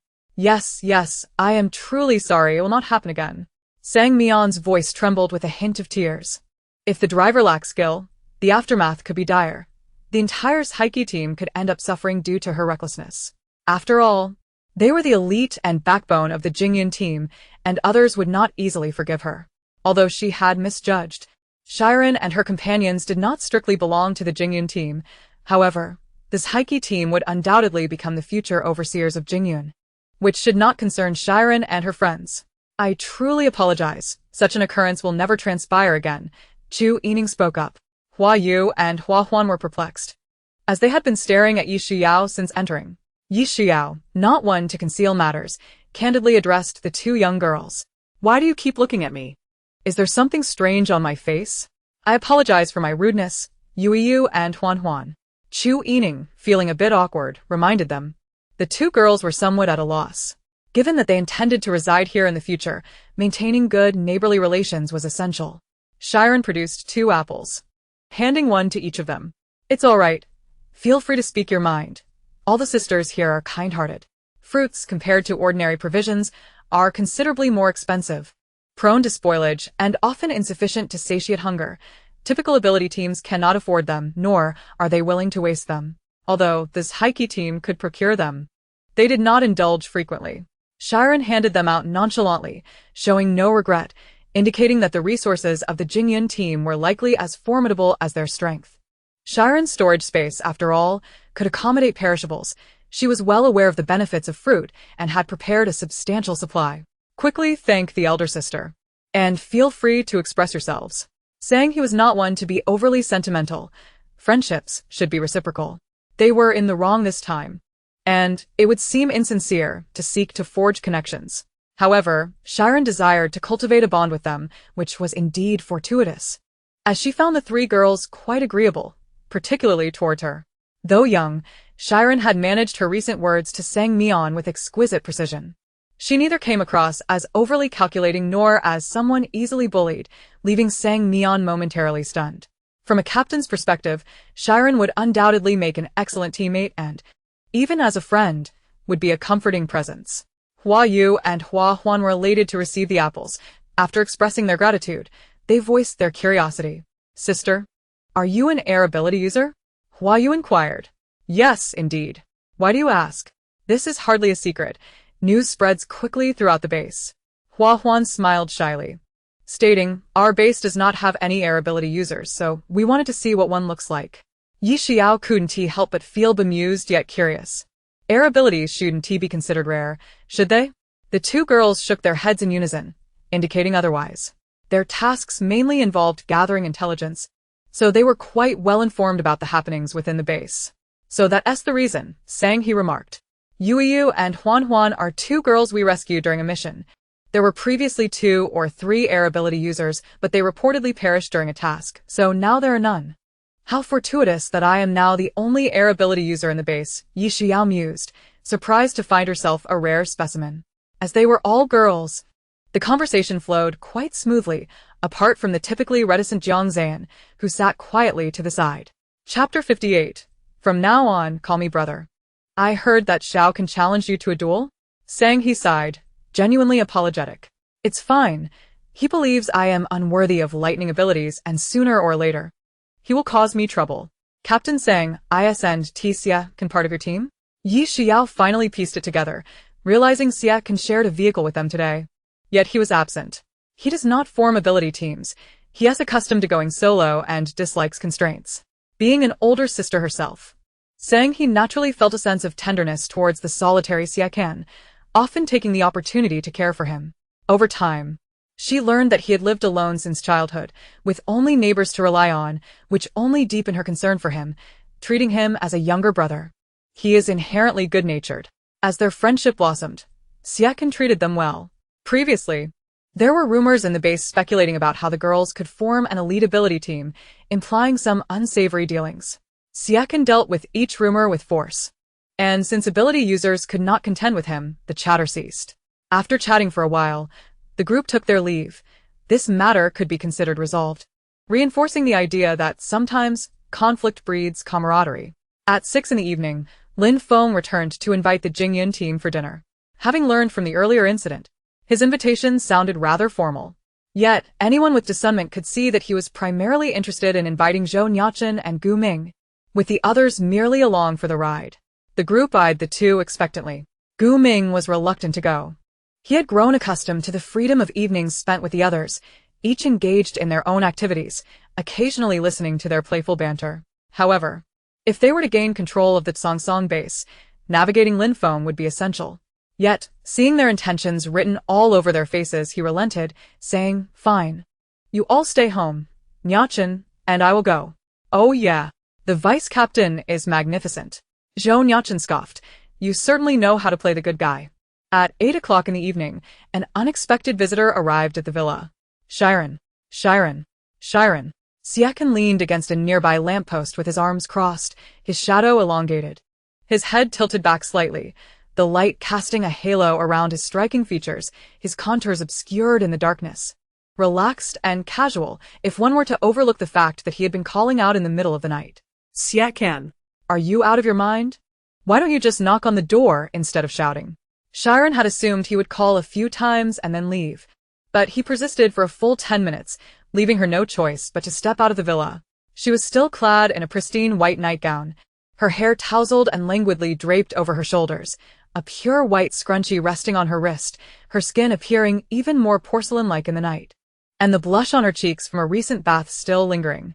Given that they all lived together, her nightgown was quite suitable for wearing outside, complemented by a long white sash. When sleeping, she loosens her belt, but ties it up when in the company of others. At this moment, it rests loosely around her waist, the belt's ribbon gently swaying with the night breeze, accentuating her graceful figure. Upon reaching 5 meters from Siechon, Shi Ran halts. "You'd better have a monumental reason for this. Aren't you a lightning-type ability user? This attire is hardly impressive." Observing Shi Ran's pretentious fairy-like appearance, Siechon turns his gaze away in disdain. Shi Ran quips, "Did this child grow up on Samla milk powder?" "No, that's not right, it must be 30 dear. You're the coolest. Your head looks like it was struck by lightning, wailing beneath my window. If you can talk, then speak properly, if not, eat with the dogs." Such venomous words. "I merely came to inquire when we might spar. I have a busy schedule, and not every moment is free." Siechon is taken aback, astonished that Shi Ran can utter such fierce words with such an adorable face. "Didn't I say within 2 weeks? We saw each other just yesterday. Are you incapable of surviving until then?" Shi Ran is tempted to roll her eyes. "I've changed my mind. Make it 1 week. Oh no, if possible. Let us fight right now." "That won't do. Dressed like this, it would seem as though I'm bullying a girl. How about tomorrow?" Shi Ran insists 3 days. "We'll meet at the training ground for a one-on-one. Now hurry home." Shi Ran feels 2 weeks is too long. If he continues to act like today, it would be no different than being haunted by a ghost. "Do you have something going on these days?" Siechon remains unsatisfied. "None of your business." Shi Ran wishes to avoid any entanglement with him. Even conversing feels exhausting. Unless unforeseen circumstances arise. The hospital mission in the Novel S squad will occur in the next few days. If she engages Siechon in a duel, Zhou Nuocheng would surely have her in trouble, and she cannot leave Yu Shiyu and Shangwenyu unattended. "Shi Ran, you're so young. How can you curse so harshly? If a man were to squat outside your door wailing at night, would you not curse him?" "Who's wailing? I'm just ringing the doorbell. Will you open it?" "So you're self-aware. Should I present you with an award?" The tension escalates, both radiating an electric energy, and if either were to strike first, a brawl would ensue. "Siechon, Shi Ran, what are you two doing out here?" A melodious voice interrupts their standoff. They turn to see Lin Yuan approaching, accompanied by Zhou Nuocheng, Shun Bai, and Gu Ming. "Lin Yuan, what brings you here?" Siechon steps closer to Shi Ran, creating distance between them. "We just finished dinner. Dad asked me to see them off." Lin Yuan stands shyly, glancing at Zhou Nuocheng. The man's expression is colder than the night breeze. After just a few hours away, he glares at Siechon. "What are you doing here? Do I need to inform you of my presence?" "I'm here. No need for special notifications." Siechon is unfazed. "That's unnecessary. I could hear your voice from 10 meters away. Frankly, You've embarrassed yourself. You may leave now. Xia is momentarily speechless. Why must this person speak so harshly? Haha, Shi Ran, you and Xia truly resemble a pair of feuding lovers, as the saying goes. No fight, no acquaintance, right? Lin Yuan stands by, gleefully observing their exchange. Before Shi Ran can respond, Xia reacts strongly, hastily clarifying, me and her. Shi Ran, even if your affections for me are abundant, I want to go easy on you. Ha! Shi Ran scoffs, stepping away in distaste. At such a young age. Your skin is remarkably thick, claiming affection. I can't even muster goodwill towards you. Xia crosses his arms. I will make you realize. Even if you're a few months older than me, it's meaningless. If I win, you shall call me brother from now on. Shi Ran is left speechless. Yes. She is indeed 3 to 4 months older than him, a mature young woman nearing 21. How can she stoop to the level of such a childish brat? Humph. Zhou Nuocheng, who is merely 3 years older than Shi Ran, now feels acutely that she and Xia are of the same age. Can they really bicker about such trivial matters? This feeling is quite unpleasant, extremely so. Chapter 59. There are many evildoers outside. Zhou Nuocheng's expression darkens completely. Miss Lin. Is it amusing to squat outside a girl's home at night? Go home and clear your head. You'll need it for the task in 2 days. Gu Ming. Let us go. Lin Yuan bites her lip, seemingly oblivious to the sarcasm, her tone playful. I'm sorry, Shi Ran, but Nuocheng promised me we'd gather supplies at the hospital the day after tomorrow. I'll be going with you, and I'll protect you. Shi Ran retorts. You'll protect me? No need, I'm not a part of your little play. Before Shi Ran can further respond, as Zhou Nuocheng passes by, he lifts 2 fingers, effortlessly threading them through her loosely tied belt, guiding her along. Let us go, little one. Arguing at the doorstep, did you not graduate kindergarten? Shi Ran is compelled to draw closer to him, the belt accentuating her slender waist, contrasting beautifully against Zhou Nuocheng's hand, emphasizing her elegance. Hey, don't pull me. I can walk by myself. Shi Ran, positioned slightly behind him, dares not struggle too forcefully, fearing the belt might come undone. And she has no choice but to match his pace, resembling an agitated little rabbit. The two share a height difference of over 20 centimeters, walking back together. Against the backdrop of night, the man's long, graceful fingers casually tug at her belt, clearly not touching her yet appearing provocative, while the girl, soft and demure, follows him closely, creating an intimate scene. A fleeting hint of jealousy flickers in Lin Yuan's eyes. Today, she had finally persuaded her father for the opportunity to dine with them. Despite her careful preparation, Zhou Nuocheng had not spared her a glance. Meanwhile, Shi Ran, while feigning innocence before Zhou Nuocheng and Xia, was able to garner such closeness from a man who usually kept others at arm's length. Zhou Nuocheng should rightfully be hers. Had it not been for the apocalypse, her father's imminent promotion would have brought him back to the capital, and soon they might have been wed, as they were perfectly matched. Even amidst the apocalypse, she held an irreplaceable position, capable of providing him immense assistance both in abilities and status. Furthermore, her father's long-standing cultivation of her character, grace, and talents made her a top-tier choice. How many sought her hand in marriage, seeking to win her father's favor? Why? Shi Ran could offer him nothing. He must be bewitched, undoubtedly so. Xia had achieved his goal of sparring and returned to his residence, residing alone in a 3-bedroom apartment within the Elite Abilities squad area. Don't overthink it. It's chilly at night. I'll see you home, Shi Ran remarked, noticing Lin Yuan lost in thought. Lin Yuan, feeling agitated within but concealing it, said, Bai, do you think Nuocheng doesn't you want to see me? She tugged at his sleeve, her expression forlorn. Bai allowed her to pull him along, unsure how to comfort her. That's not it. Don't think like that. I feel like the girls in the squad don't like me either. I just want to be friends with them. I know, you're so wonderful. They will like you. Bai could only respond to her with affirmation. Really? Bai, you're so kind. Thank you for comforting me. Lin Yuan smiled sweetly, yet her inner turmoil only heightened. Bai was strong but not as easily manipulated as Zhou Ran, which she found most frustrating. Previously, when Su Mu targeted her, she had hinted to Bai numerous times. He could have secretly taught her a severe lesson, rendering her incapable of mischief. But he never caught on to her insinuations, failing to grasp her true intentions.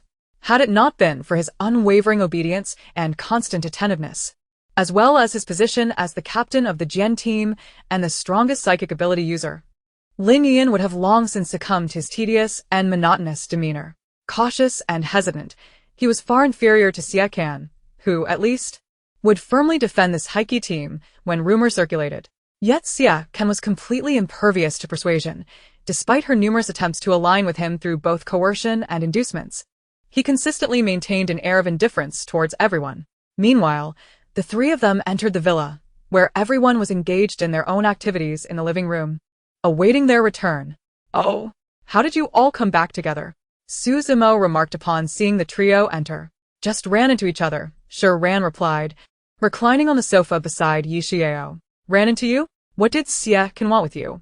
Shang Guanyu inquired, as she and Yi Xiao sat on the couch, snacking on fruit and flipping through magazines. Shi Ran wore a weary expression. "Let's not talk about him today." Zhou Nuocheng settled down next to her, stating, "As for the curfew, everyone is prohibited from going out after 9. "What?" Su Zimo and Tang Yao emerged from the kitchen, carrying coffee and hot milk. "Why?" Su Zimo took a seat, brushing aside Chen Yi's attempt to grab the coffee, handing him a cup of milk instead. "You're still growing." Zhou Nuocheng shot a glance at Shi Ran. "There are many dangers outside. Nighttime is not safe. If you ask again, it will be 8 o'clock. Su Zimo felt unjustly caught in the crossfire. Shi Ran, sipping her hot milk, observed with detached indifference. "Humph. While you enjoy your meal with the female lead and agree to embark on tasks together, you also presume to manage others. If you have something to say, Just say it. Are you practicing holding your breath?" Zhou Nuocheng looked at Shi Ran, questioning whether she was so eager to see Xie Can. Shi Ran smiled. "So you're picking on me, are you? Then you must also abide by the rules. Humph. Once you start dating the female lead, let us see if your face still hurts." In the living room, Gu Ming briefed Zhou Nuocheng on the recent tasks. "I've taken on the mission to gather supplies at the second hospital the day after tomorrow, so everyone should prepare tomorrow," Zhou Nuocheng stated with a professional demeanor. "Some matters require Lin Feng's assistance, so we need to bring Lin Yuan along. She will be responsible for collecting medicines for the base." Shi Ran's spatial abilities had not been exposed at the base, and Lin Feng was not at ease, allowing only the Jingyan team to gather supplies. After a moment of contemplation, Zhou Nuocheng added, "Shi Ran, if necessary, directly store the items in your space, but be sure to keep it concealed." Shi Ran's eyes lit up. All right. "I had already given some medicines to Wu Kailan, and we indeed need to replenish our supplies. We must hasten our pace regarding the actual management of Song Song." Zhou Nuocheng frowned, seemingly lost in thought. The three girls looked slightly taken aback, as such matters were perhaps not suitable for their ears. Shi Ran understood. Zhou Nuocheng's presence at Song Song base was to secure management rights, thereby augmenting the political leverage for Prime Minister Xiao. Gu Ming discerned the discomfort of the three girls and reassured them, "It's all right. You are not outsiders. The apocalypse is not over yet, and divisions have already surfaced at the Qinyuan base in Jing City," Gu Ming explained. "Today, Grandfather Zhou called, and the Bai family is leading the demand for the election of a new prime minister." Chapter 60. The Road Ahead. Currently, the prime minister is still Xiao Jian, primarily supported by the Zhou and Gu families. With the emergence of supernatural abilities, humanity is no longer equal. Various laws have long since become obsolete, and countless tragedies have occurred. Internal and external threats necessitate a unified and entirely new management mechanism. Since the founding of the nation, freedom, equality, and justice have been the rights of all citizens. Equality for all is the most ideal state of society. The group listened intently, and Shi Ran, feeling the weight of the divisions in the fictional world, was reminded of Su An's 100-person sacrifice. He was merely a secondary-level psychic controller, yet he could instigate such carnage. Had it not been for the Jingyan team's fortuitous arrival, the Zhenan base would have been left with nothing but a mound of bones. Shi Ran pondered deeply. If equality could not be achieved even in times of peace, how could it be expected now? The disparity in strength between ability users and ordinary people was stark. If their mindset remained fixated on achieving equality between ability users and ordinary individuals, it was nothing but a naive dream. In times of peace, the existing laws had already harmed countless individuals due to class disparities.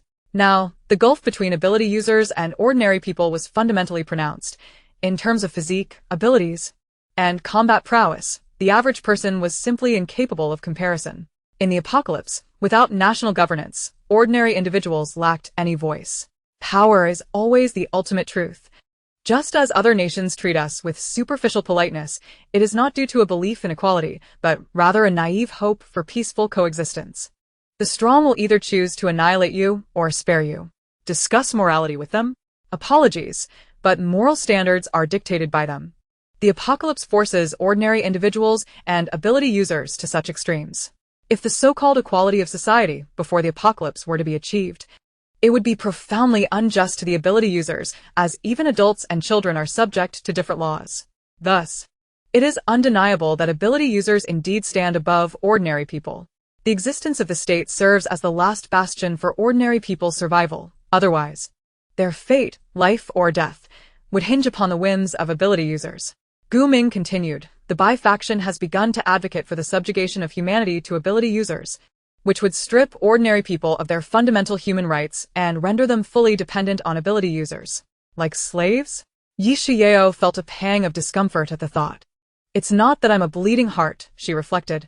No matter how one might change, becoming an ability user happens in the span of mere days. The bonds of humanity cannot dissipate so quickly. Moreover, some ability users have ordinary family members. How could they possibly wish for their loved ones to become slaves? Zhou Nuocheng scoffed, her tone laced with sarcasm, yet tinged with resignation. I don't understand it either, but the facts speak for themselves. It proves effective. The emergence of an ideology is not born from mere thought, but rather through practice. In some smaller experimental bases, certain ability users, in their quest for higher power and better services, have brutally elevated their abilities, leaving innumerable zombies in their wake, ensuring the base's survival. Tragically, many ordinary people have also perished at their hands. They merely need to slay more zombies to atone for their sins. And what about you? What do you think? Shang Wenyu asked curiously. Prime Minister Xiao believes that humanity needs ability users to combat zombies, while ability users require humanity to sustain civilization. However, currently, ability users occupy the upper echelons. Indeed, ability users are so scarce, even with more than half of the global population deceased. There should only be a few thousand ability users left in the country. For civilization to continue, this number is far from sufficient. Shi Ran understood. So Prime Minister Xiao aims to have ability users govern humanity, focusing on the long-term goal of achieving a subtle mutual benefit? Astute. Zhou Nuocheng thought Shi Ran was quite clever, as she had hit the nail on the head. Shi Ran felt a bit sheepish, scratching her neck. Well, I did sneak a peek at the ending. Zhou Nuocheng becomes the leader of the ability users, safeguarding peace between the two factions. There was no other choice. She could not resist glancing at the conclusion to pretend she had read through it all. Otherwise, having invested so much time, it would be a pity not to know the ending. However, she genuinely hadn't looked further. She had only wanted to confirm whether the male and female leads ended up together. The Prime Minister hopes to temporarily enlist all ability users to manage human society, not only for the sake of sufficient productivity, but also for the continuation of civilization. However, humanity remains overly vulnerable. He aspires to develop a potion that transforms ordinary people into ability users, ensuring that even after the apocalypse concludes, society can swiftly return to the peace it once knew. Shi Ran admired this plan from the bottom of her heart. It was undeniably forward-thinking while also grounded in practical implementation, without necessitating the loss of human rights for ordinary people. Just as she was contemplating this, a bucket of cold water was suddenly thrown over her. However, the current practical results are not as commendable as those of the Bai family. The number of abilities is still rather scarce, and furthermore, the administrators require careful selection. Humanity is compelled to consume vast amounts of resources, yet the present agricultural output is inadequate, and the pharmaceuticals remain in the developmental phase, with the threat of zombies persisting and no significant improvements at the base. Zhou Nuocheng is equally troubled. If the ideology is commendable, then this moment marks the most arduous period. If they endure, prosperity may return. If they falter, everything will come to ruin. Thus, despite his disdain for the Bai family's principles, he cannot declare them erroneous. Reform operates in this manner. There is no absolute right or wrong, regardless of the sacrifices involved. No matter how disruptive the process becomes, ultimately, it is the successful who will pen the annals of history. With the victor yet to be determined, Neither side possesses the moral high ground to dictate right from wrong. At this crossroads, the only stance they can choose is their own. Both sides harbor issues. Yet this remains the best solution that Huiguo can muster in the face of the apocalypse. In truth, while Gu Ming and Zhou Nuocheng acknowledge that their elders are not at fault, they occasionally perceive their idealism as excessive. If the first step is flawed, Huiguo may face utter destruction. This is not mere alarmism. Nearly half of the nations worldwide have succumbed, leaving only major powers and a few advanced smaller nations to struggle against the tide. However, treating humanity as mere slaves of the old society is beyond their capacity, let alone allowing tyranny to become the norm. Regardless of how innovative the reform may be, it cannot surmount the psychological barriers. Hence, even if the path is fraught with difficulty, it must be traversed. Presently, with divergent positions, the greater the leverage one holds, the higher the odds of success. Securing the Song base is imperative. We have conversed with Su Qingchuan, who was personally promoted by Prime Minister Xiao, and is quite willing to support us. However, the issue lies with Lin Feng. If we wish for his allegiance, it poses certain complications. He had previously hinted to Nuocheng that, besides seeking protection from the Zhou family and continuing to manage the Song base, he also desires for his daughter to return to the capital with us. Why is that? Does he intend to hand us a lever against him? Shang Wenyu finds this maneuver perplexing. Why offer a hostage? Zhou Nuocheng scoffs. He merely desires more. If Lin Yuan were to accompany them back to the capital, she would undoubtedly require ample protection.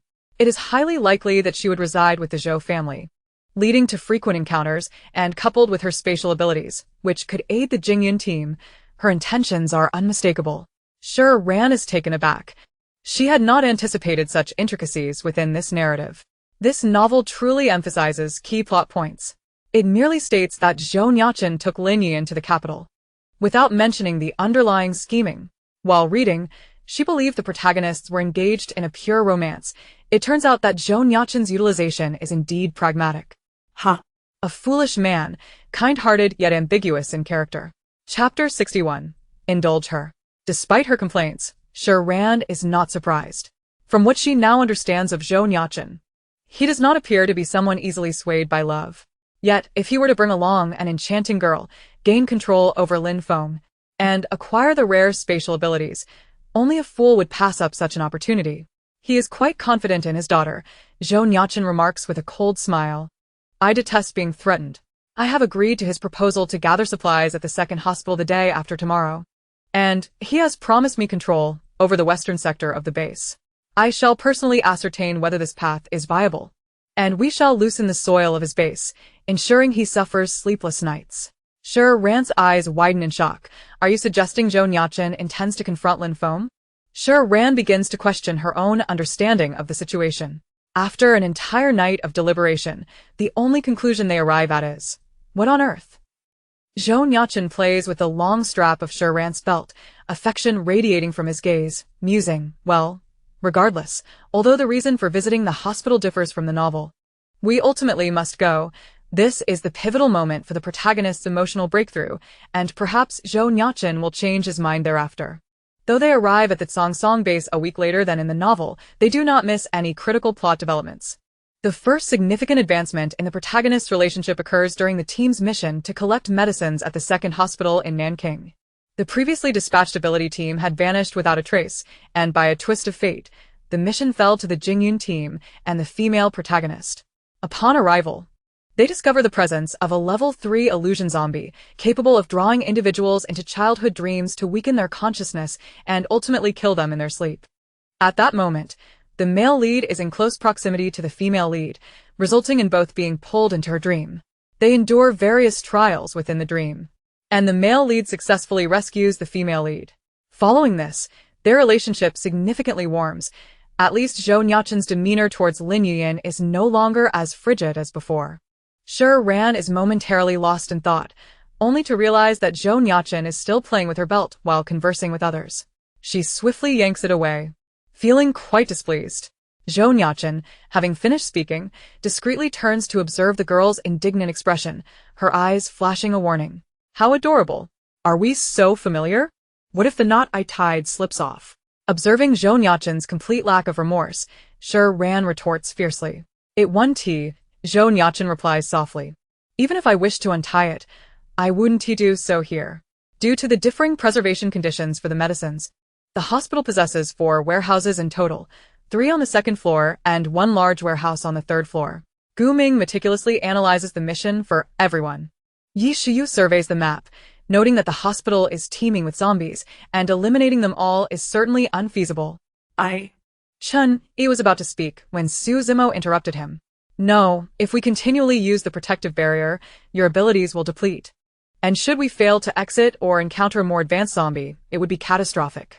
Shi Ran interjects, recalling that Gu Ming mentioned the previous ability users failed to return, suggesting they might have transformed into advanced zombies, certainly not just one. Shang Guanyu is at a loss for a solution. It's challenging enough to infiltrate, and we must also protect Lin Yuan. If only we could disperse. Disperse, everyone echoes, suddenly appearing to have an epiphany as they exchange glances. This idea is brilliant. Su Zimo is the first to laugh. I think it's feasible too. Tang Yao seems to have envisioned something amusing. Zhou Nuocheng, exasperated, asks Shi Ran, do you have enough plant crystal nuclei? Plenty. Just be sure to catch them well. Shi Ran, eager, retrieves 2 from her spatial pocket and begins practicing her aim. Hey, let me practice. Yi Shiyu joyfully sprints away, waving at Shi Ran. Haha, Yao, you resemble a little puppy. Shi Ran chuckles while tossing the nuclei. Yi Shiyu, unsure whether to be angry or to catch, ultimately opts for anger. Gu Ming, grinning with exasperation, declares, all right then, let us pair up. Chen Yi, you and Nuocheng will handle the last large warehouse. Su Zimo and Shang Guanyu will form the first group, Tang Yao and I will be the second, and Yi Shiyu, you and Shi Ran will be the third group. Yi Shiyu, disheartened, returns, lamenting that she will miss out. Shi Ran, playfully stroking her hair, lifts her chin and reassures, don't worry. I can keep you company all morning. Little dog Yao get lost. Yi Shiyu exclaims furiously. The team, enveloped in a cheerful atmosphere, has solidified their plans for the terrifying encounter with the zombies ahead. Everyone possesses unwavering faith in their comrades, fully confident in their collaborative efforts. Zhou Nuocheng and Gu Ming reflect, what can we do about these playful children? Indulge them, for if they cannot win, they might as well join in. Shi Ran has become increasingly indifferent towards the events in the novel. If things happen, they happen, and if they do not, they do not. So long as the lives of her teammates are not endangered, she will let nature take its course. However, it seems that the phantom corpse is located on the 3rd floor, so she should find an opportunity to remind Chun Yi to avoid any harm. Zhou Nuocheng and Lin Yuan are certainly capable of handling their own affairs, so she refrains from saying too much to avoid unnecessary errors. The following morning, Su Mu cheerfully made her way to the marketplace to find a birthday gift for her father. Although there were few vendors selling grains, the number of those peddling various odds and ends was abundant. Since the onset of the apocalypse and the emergence of supernatural abilities, items such as 1,000-year blood jade, energy gemstones, talisman papers, and restorative elixirs have proliferated, each more fantastical than the last. Were it not for Su Mu being a plant-based, supernatural being herself, she might have fallen for these tall tales. Many ordinary people would purchase such items to keep in their homes for comfort. Thank you for the invitation. They are merely mutated, and certainly not cultivating immortality. At last, she spotted a shop selling men's accessories and stepped inside. Nowadays, shops offered a hodgepodge of goods, lacking any specialized stores, and the variety within was overwhelming. Oh my, is that not Miss Su? The shopkeeper's wife greeted her warmly, as the daughter of the military commander.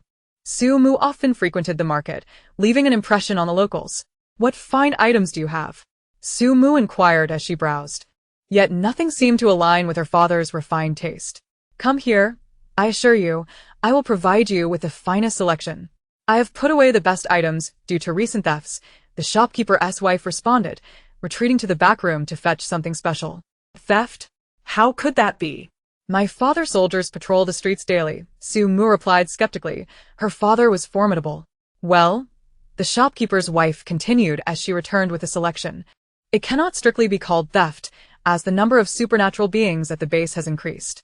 Some individuals come looking for trouble every few days. While it is not escalated into anything severe, I cannot afford to retaliate. Being ordinary people, they found it challenging to conduct business safely within the base. And when encountering powerful supernatural beings, their disposition was naturally diminished. Then you should contact the patrol, Su Mu suggested. Supernatural beings ought not to create disturbances. But given your status, I must tread lightly, the shopkeeper's wife replied delicately. Those supernatural beings risk their lives for the base. And the supplies they procure often come from dubious means. Most of the soldiers on patrol are ordinary as well, thus they tend to show them more leniency. In truth, they could not contend with them. Even the most patient must eventually reach their breaking point, and Lin Feng's negligence left ordinary citizens in a precarious situation. Chapter 62. A Lifetime of Discovery. That cannot be the case. They may see supplies, but we have paid for ours. I am a supernatural being as well, and I have paid in kind. The shopkeeper's wife was at a loss for words. Su Mu was still too young to grasp the intricate nuances of the situation. What do you think of this tie? She offered enthusiastically. I purchased it just this past May. The brand and packaging are intact, and it is from a prestigious label. Su Mu examined it closely, feeling the excellent quality. The deep blue hue was indeed her father's favorite. Shopkeeper, may I purchase this tie? Yet. It was not Su Mu who spoke, but Lin Yuan, who had just entered the store. She had yet to present any gifts to Zhou Nuocheng since his arrival at the base. And this was a perfect opportunity to buy something and have a reason to visit him. However, the items along her journey had been lackluster. And upon seeing the brand-name tie, she hurriedly stepped inside. Lin Yuan, are you sleepwalking? Did you not see that I was here first? Feeling that today was particularly unlucky. Miss Su, have you completed your purchase? Lin Yuan inquired, showing understanding. If you have already paid, I would not wish to deprive you. Whether I have paid or not, you cannot take it from me. Shopkeeper, please wrap it up for me. Since Lin Yuan also desired it, Su Mu felt compelled to claim it. Very well, Lin Yuan replied with a playful smile. I shall not compete with you. Otherwise, rumors will spread that I am leveraging my status against you. Lin Yuan, are you seeking a fight? Su Mu had not intended to engage with her today. But Lin Yuan had a knack for pouring salt into old wounds. A week prior, Su Mu had grown weary of Lin Yuan and had spread rumors about her abusing her power, which ultimately reached her father. Consequently, she had received a beating from her mother and was confined for 3 days. During this pause, the shopkeeper's wife had already pieced together the gossip. This girl is the daughter of the base's leader. Miss Su, you mentioned wanting to look, yet it was indeed this lady who expressed interest first. The shopkeeper's wife steeled herself. If she had to offend one of them today, it would have to be Su Mu. Realizing that Lin Yuan's insistence of not wanting it was a mere ruse, Su Mu finally understood. You did not actually state your intention to buy. So, I am at ease now. Lin Yuan smiled joyfully, as if genuinely delighted to acquire the tie. Humph. If I can endure this, I shall no longer be called Su Mu. Vines shot out, swiftly targeting Lin Yuan. To her surprise, Lin Yuan did not flinch, instead gasping in terror. The next moment, the vines abruptly halted, yet they left a whip-like mark across Lin Yuan's left hand. Lin Yuan staggered backward, nearly losing her balance, but was caught by the approaching Shin Yubai. Sumu. Shin Yubai's voice was cold, his mental pressure palpable. It's fine, brother Yubai, Lin Yuan said, concealing her left hand behind her back. I simply like that tie, and I shall give it to her. Do not act on my behalf. Su Mu found herself unable to speak under the pressure, and rolling her eyes would only make her appear weak, so she glared at the pair instead.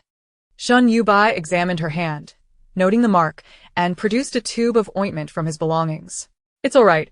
I am not particularly strong, Lin Yuan said, her expression slightly downcast, yet she rallied herself.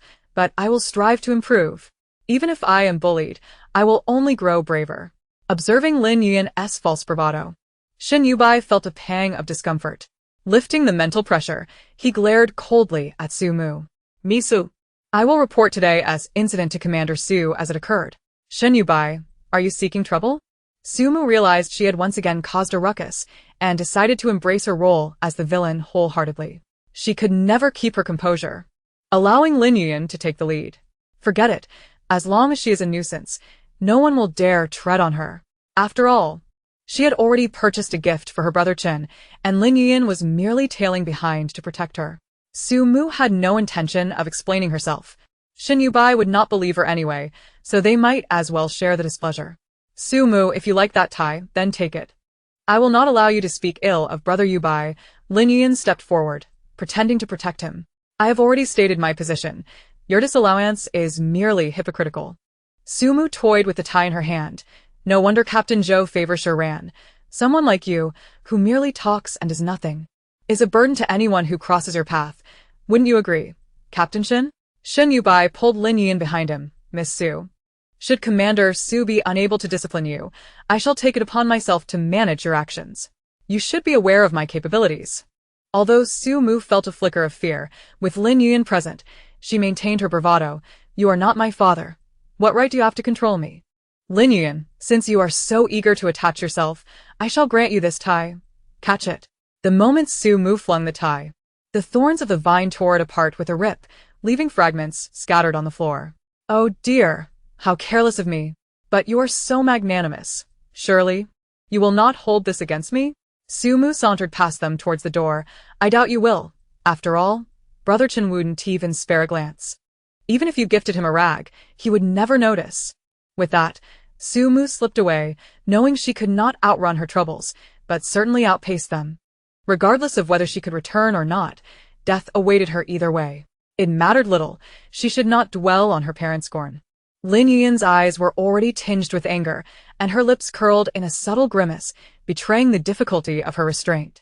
When had she ever allowed Su Mu to revel in such triumph? Had it not been for the appearance of Shi Ran, Zhou Nuocheng would not have treated her with such indifference, nor would Su Mu have had the audacity to trample upon her pride. Shin Yubai silently settled the bill, his voice calm and composed. Let me accompany you to purchase other gifts. Lin Yuan forced a smile that did not reach her eyes. Shin Yubai was truly dense. Did he not care that she had affections for another? No matter, it suited her just fine. Where she preemptively relayed the entire incident to her parents before Shin Yubai could.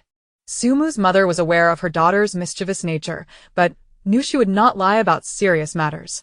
You dare to strike the daughter of the base leader? How bold! Are you beginning to resent your father's authority?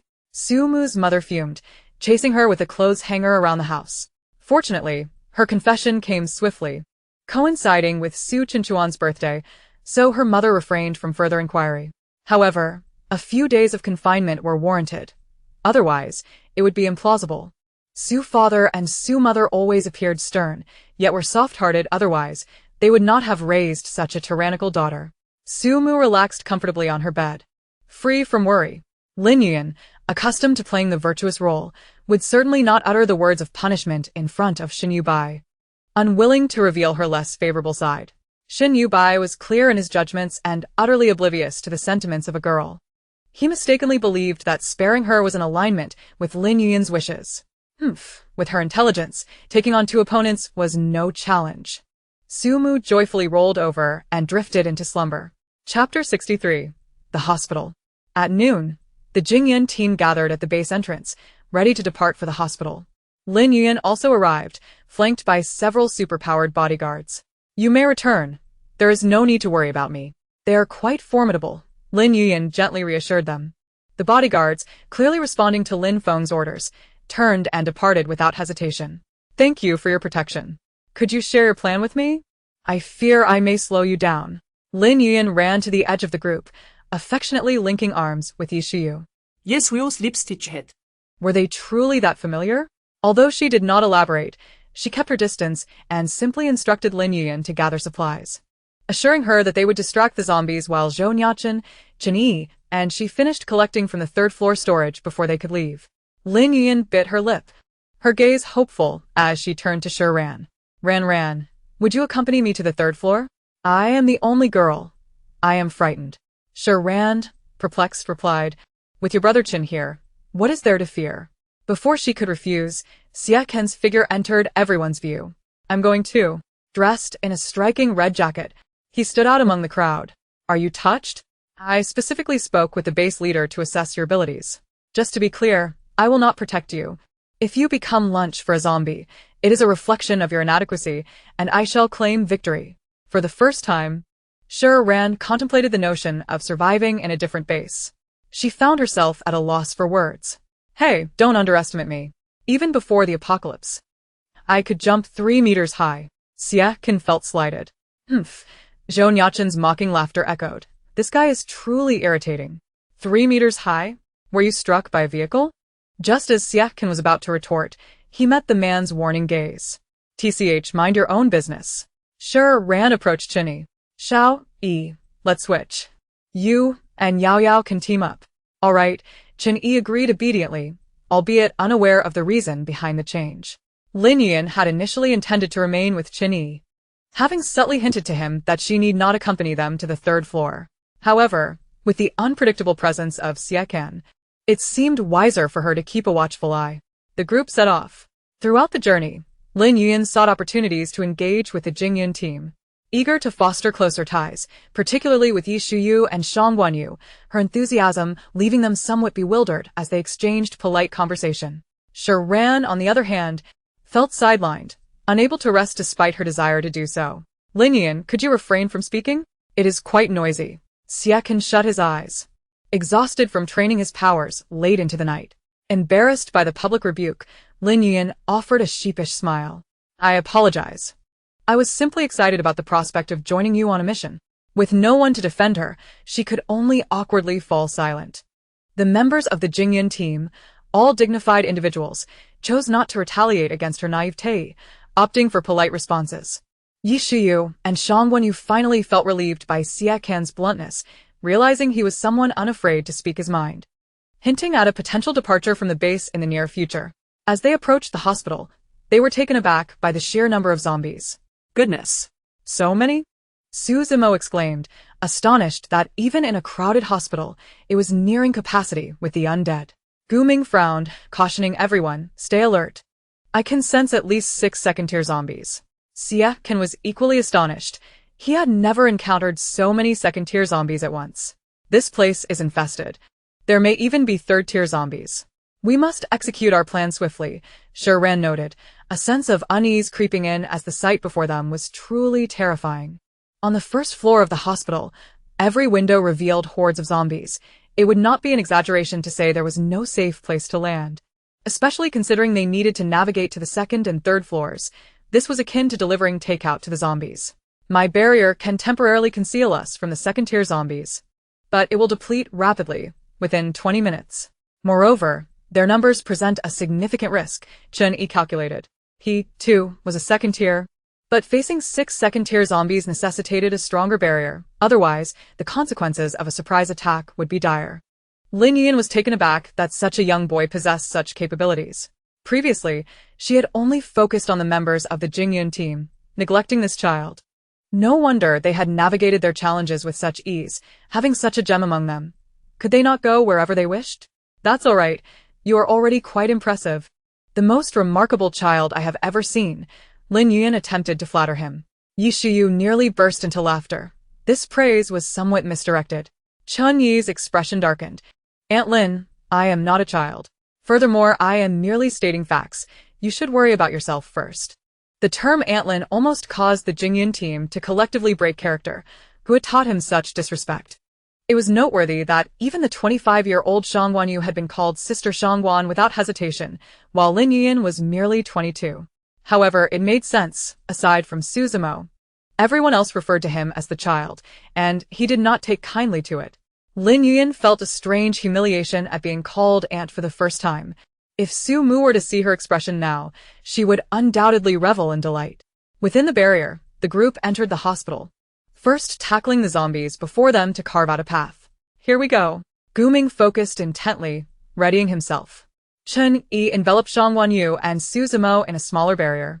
The two exchanged glances before swiftly darting 10 meters away from the group, positioning themselves in an area with fewer zombies.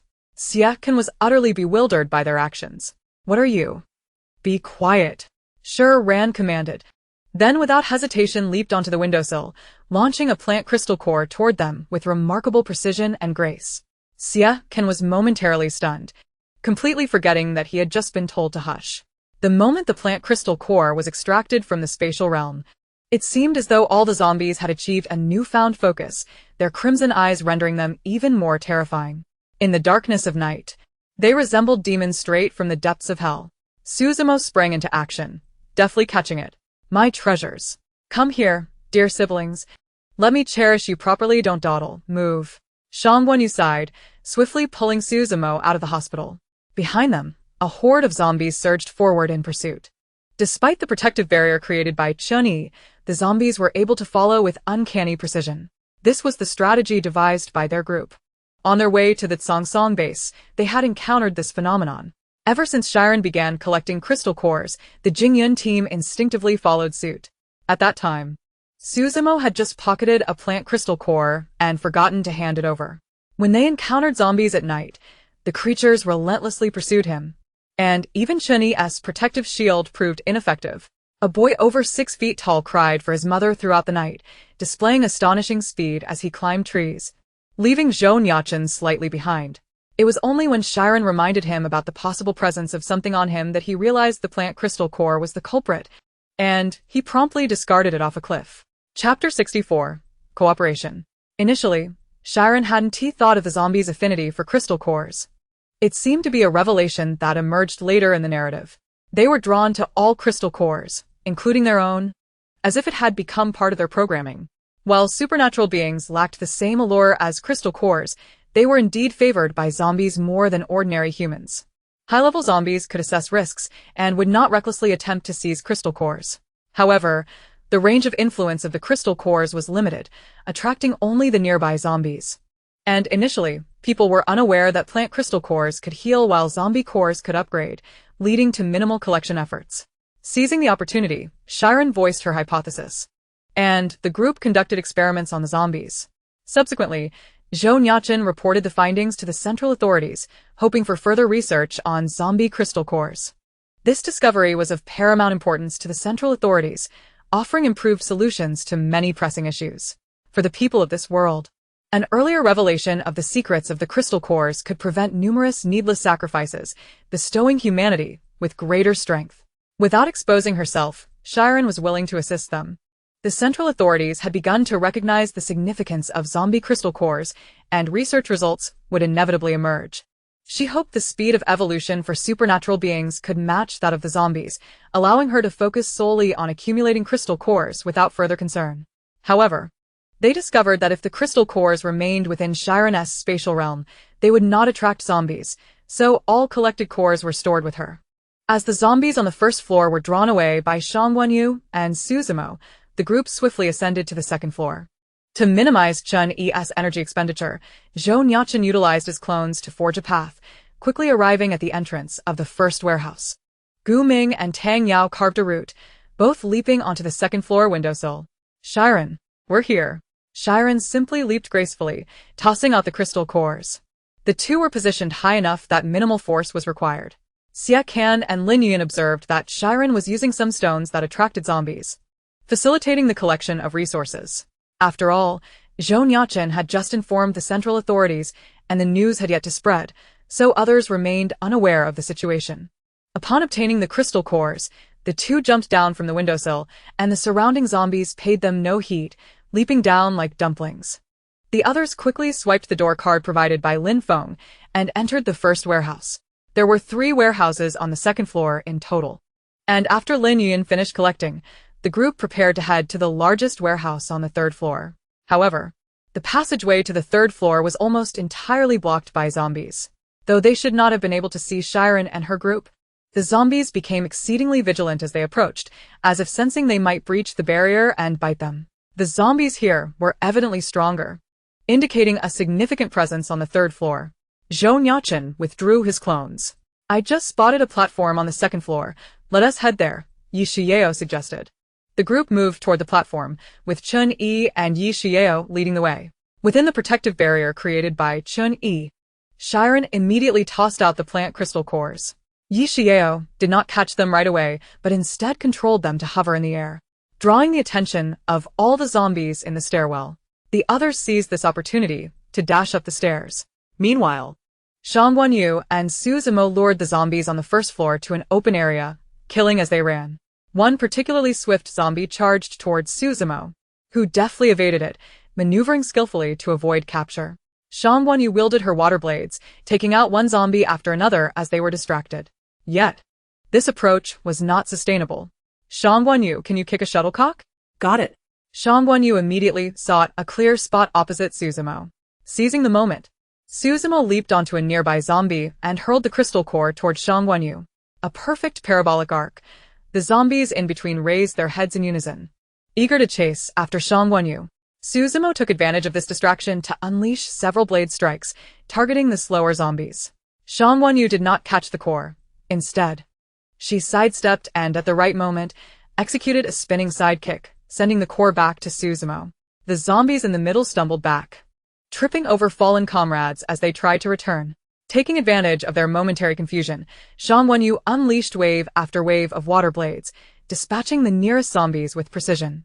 Suzumo mirrored her actions, sending the crystal core back and attacking once more. Ignoring the frantic zombies still scrambling in place, the two appeared to be enjoying themselves immensely. Among them was a lone second-level zombie, remarkably swift, always eluding their strikes, yet its intellect was evidently lacking, appearing both foolish and industrious as it dashed about. Tang Yao leaped down and swiftly dodged, creating a fissure in the ground with his abilities, gradually forming a pit. Gooming immediately filled the pit with ice spikes, and the zombies above jumped down without a sound. However, two zombies managed to navigate down using plants, while another created a mound of earth to ensure a safe landing. The two split up to engage in battle, each confronting one zombie. Since Chun-Yi and Yi Xiao did not possess crystal cores, but instead controlled them in the wind, they managed to handle the situation with relative ease under the protective barrier. Suddenly, a zombie leaped forward, propelled by the wind toward the plant crystal core. Yi Xiao was quicker, guiding the core toward herself while controlling the wind to draw herself closer. Chun-Yi, catch it. After securing the core, Yi Xiao immediately pushed it toward Chun-Yi using the wind. One person and one zombie hung suspended in the air. The wind-type zombie halted in midair as the crystal core flew away, seemingly baffled as its prize transformed into a less desirable supernatural being. What are you doing? Come here for a slap from your sister? Here's a reward for you. Seizing the opportunity while it was distracted, Yi Xiao unleashed a left wind blade that struck the zombie's face with such force that it sent it crashing to the ground, before rushing to assist Chun-Yi. Chun-Yi faced a fire-based second-level zombie, which posed a considerable challenge to the plant-based Chun-Yi. Yi Xiao sprinted over and, at the moment it exhaled flames, she kicked its head aside. The zombies nearby were instantly incinerated. Zhou Nuocheng and the four of them ascended to the third floor. Lin Yuyan and Xie Can were taken aback. In less than 10 minutes, they had directly arrived at the final warehouse, which was nearly bursting with the chaos of the hospital. Accustomed to solitude, Xie Can found himself appreciating the presence of a superpowered team for the first time. Without the protective barrier of Chun-Yi, they became increasingly cautious. Hiding behind the young master, I had just warmed up. Xie Can conjured lightning in both hands, launching an attack against the surrounding zombies. Zhou Nuocheng, I and Xie Can will lead the way. You ensure Miss Lin's safety. Shi Ran also summoned lightning, their powers equally formidable. Just as Lin Yuyan was about to link her arm with Zhou Nuocheng's, he abruptly altered his direction, pushing her into the center with one hand. I'll cover the rear. You stand in the middle. Were it not for the fact that she could not die, Zhou Nuocheng would never have allowed Shi Ran and Xie Can to stand together. Chapter 65. Illusory Corpses. Lin Yuyan gazed at Xie Can and Shi Ran in front of her, along with the relentless zombies lunging at them. She glanced back at Zhou Nuocheng, who was focused on their rear. Shi Ran, you're forcing my hand. With you here, he will never see me. She had been waiting for him, loving him. Why did his gaze only ever follow Shi Ran? His eyes alight with fervor as if filled with starlight? He was such a proud individual, treating everything with nonchalance, yet he poured all his emotions into Shi Ran. She contemplated confronting Shi Ran, questioning whether she harbored feelings for Zhou Nuocheng. Yet, Zhou Nuocheng had clearly witnessed Shi Ran and Xie Can meeting at night, merely pulling her back with such intimate gestures. It dawned on her, did the answer even matter? As long as Shi Ran desired it, Zhou Nuocheng would not hesitate. Not even for a second. Lin Yuyan could not accept that the man she had idolized since childhood had already made room in his heart for another. She decided to be willful this time. If Shi Ran were to disappear, Zhou Nuocheng would finally notice her. Lin Yuyan gradually quickened her pace, drawing closer to Shi Ran. Shi Ran, already wary of Xie Can's scheming, maintained a heightened vigilance towards those around her. Sensing Lin Yuan approaching from behind, she turned her head slightly, their eyes meeting. And Lin Yuan barely had time to conceal her calculating gaze. Keep your distance. Still engaged with the zombies, Shi Ran had no time to ponder Lin Yuan's expression. Yet she sensed that Lin Yuan was not as simple as she appeared. Had she been overthinking? Zhou Nuocheng and Xie Can turned their heads at the sound. Xie Can, bewildered, continued to fend off the zombies. Zhou Nuocheng squinted, creating a clone to guard their rear while he followed closely behind the three, his gaze unwavering. I'm just scared, Lin Yuan murmured, but no one responded. Shi Ran, don't force yourself. If it becomes too much, just hide behind me. I'll try not to mock you. Xie Can's lightning abilities were equally formidable, dispatching one zombie with each hand. Get lost. Oh. As they forged ahead during the skirmish, Shi Ran felt a gust of wind drawing nearer, her sixth sense screaming for her to remain alert. Shi Ran, Zhou Nuocheng called out, preparing to assist. This call only solidified Shi Ran's suspicions as she quickly sensed the wind's position. After clearing the zombies before him, Xie Can noticed Shi Ran's increasingly pallid expression. A sense of foreboding washing over him. Before he could utter a word, Shi Ran suddenly lunged a knife in his direction, prompting Xie Can to hurriedly retreat. However, Shi Ran's knife veered outward, as if striking something, and in the instant she withdrew it, she kicked it over. With a thud, a zombie revealed itself 2 meters away, the blade having pierced its chest. Before it could rise, Shi Ran unleashed a bolt of lightning, obliterating its head. It turned out to be a level 2 invisible zombie. Fortunately not too powerful. Xie Can, still reeling from the near miss of being bitten, looked at the composed girl before him. Thank you. I just didn't want an extra lightning zombie complicating things. Though Xie Can was bothersome, he wasn't to the extent of letting himself be a meal for the zombies. Even if I were a zombie, I'd be the most handsome and strongest one. They all have to listen to me. Xie Can fantasized. But upon meeting Shi Ran's exasperated gaze, he instinctively swallowed the words that were on the tip of his tongue, staving off his hunger. He had been careless, and begrudgingly admitted that Shi Ran had some skill.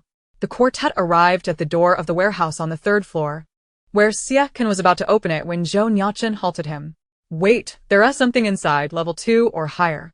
Zhou Nuocheng frowned, hesitating on how to proceed. Upon hearing this, Shi Ran felt certain that the level 3 illusory corpse must be within.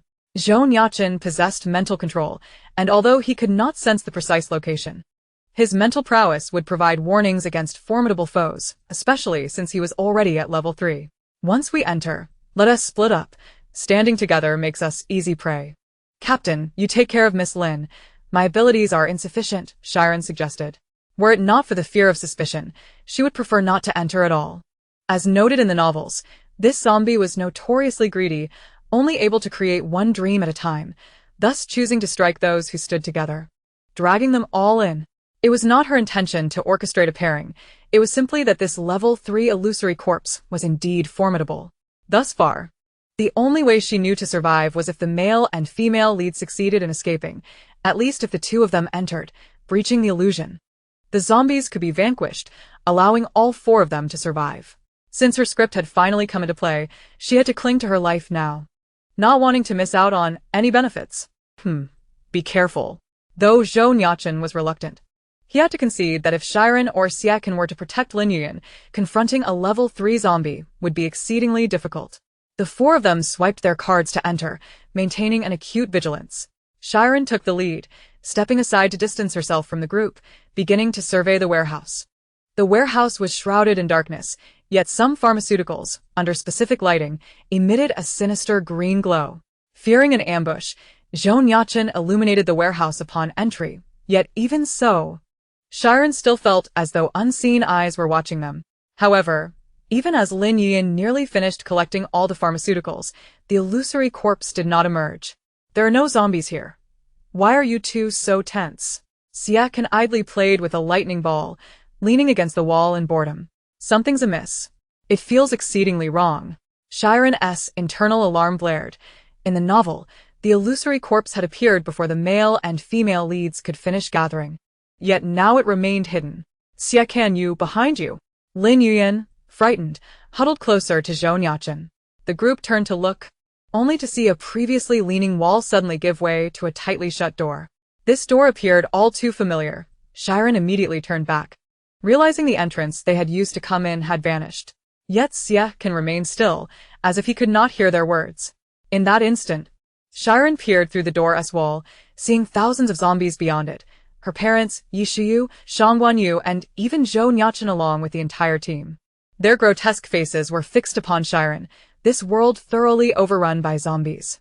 The memories of their collective efforts to battle the zombies, their laughter and warmth, were merely figments of Shi Ran's imagination before she had been bitten.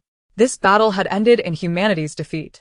A torrent of solitude, heartache, and fear surged within her. The sensation of being the sole survivor in this world rendering her breathless. No, it's impossible. It's all a lie. Amidst the throbbing pain that threatened to split her head, Shi Ran found herself willing to strike herself with lightning. After enduring a wave of agony, clarity gradually returned, and the door remained before her, with Xie Chan and Lin Yuyan incessantly approaching it. The moment Zhou Nuocheng opened his eyes, he too beheld their state of control, prompting him to seek Shi Ran's whereabouts. I'm here. This zombie intends to ensnare us all into an illusion. It lurks behind that door. We must not open it. In Chapter 66, the revelation dawned upon Shi Ran. The zombie's prolonged absence was not merely due to fear, but also its insatiable desire to ensnare them all within its phantasmagoria. That solitary door, seemingly a passage to freedom, was in truth a deadly trap. Once opened, none within the room could escape. It was precisely her and Xie Chan's involvement that had heightened the zombies' vigilance and ferocity. Circumstances invariably veer towards the unforeseen, and Shi Ran began to doubt her own intellect. It was astonishing how a script could devolve into such chaos. The plot resembled a Russian nesting doll, believing one had grasped the truth, only to discover several layers beneath. Mocking one's presumption. With no time for further contemplation, Shi Ran and Zhou Nuocheng had to act swiftly to prevent Lin Yuyan and Xie Chan from crossing the threshold. Positioned between Zhou Nuocheng and Xie Chan, she charged towards Xie Chan, who had placed his hand on the doorknob. Just as he was about to turn it, she seized his wrist, forcefully dislodging his hand from the handle. Xie Chan. Lin Yuyan. Wake up. Shi Ran obstructed the door, a flicker of lucidity passing through the eyes of the two. As Zhou Nuocheng approached her, he was intercepted by Lin Yuyan, who came closer. Brother Chen, what just happened? I'm so scared. Meanwhile, as Shi Ran attempted to lock the door, an explosive force surged from within. In an instant, Shi Ran reacted, leveraging the momentum to execute a spinning sidekick, slamming the door shut. Unable to see inside, she was uncertain how to secure it completely and exerted all her strength, only to be pushed back towards the door, colliding with Xie Chan. However, in that fleeting moment when the door opened, Xie Chan, before he could even shut his eyes, caught a glimpse of a withered corpse darting past, its shattered eyes devoid of pupils, yet eerily fixated. A green light flickered in Xie Chan's gaze, sending a chill through Shi Ran's heart. It's over. Seeing Shi Ran tumble out, Zhou Nuocheng utilized his doppelganger to rush over at lightning speed. Move. Shi Ran barely had time to utter the words before she collided with Xie Chan, and in the blink of an eye, both vanished without a trace. Zhou Nuocheng only managed to grasp a corner of Shi Ran's garment. This dramatic scene unfolded in the span of a mere second, leaving Zhou Nuocheng and the startled Lin Yuyan in a state of disbelief within the warehouse. Finally appearing at the foot of an apartment building, Shi Ran's anxieties dissipated. She sought solace on a nearby wooden bench, sitting quietly, tilting her head to bask in the sunlight, her expression devoid of emotion. The sun shone bright, and the community bustled with life. An elderly man walking his dog, a mother riding an electric scooter while escorting her child to school, classmates dribbling a basketball as they walked, and grandparents strolling with their grandchildren. The mundane cadence of life droned on, yet Shi Ran remained seated on the bench from morning until dusk. Only when her legs began to tingle did she rise and meander through the neighborhood. Venturing into a secluded area, Shi Ran inhaled deeply. To hell with your novel. To hell with your protagonists. To hell with your apocalyptic scenario. Bah. What a load of nonsense. It is evident that my mind must be deranged to cling to such a ridiculous script. 1,000 individuals may each embody their own Hamlet, where minute differences give rise to myriad possibilities. How could those who so grotesquely alter the narrative end up confronting the same storyline, only to experience a moment of glory? Had she become a pawn in someone else's game? If even one person's actions had aligned with her expectations, she might not have found herself in such dire straits. What irony! Zhou Nuocheng and Lin Yuan remained unscathed, while she had succumbed to Xie Chan's illusion, destined to meet her demise regardless. And this Xie Chan, choosing self-destruction over self-awareness, she vowed to give him a piece of her mind when she next encountered him. Shi Ran had come to terms with the bleak reality. Was it not simply a matter of things going awry? Was it not akin to a nesting doll? Had she run a red light on an elderly lady or coerced an old man into relinquishing his seat on the bus? The threads of fate seemed to snap at their most delicate points. Since she was denied peace, she resolved to wreak havoc upon this narrative.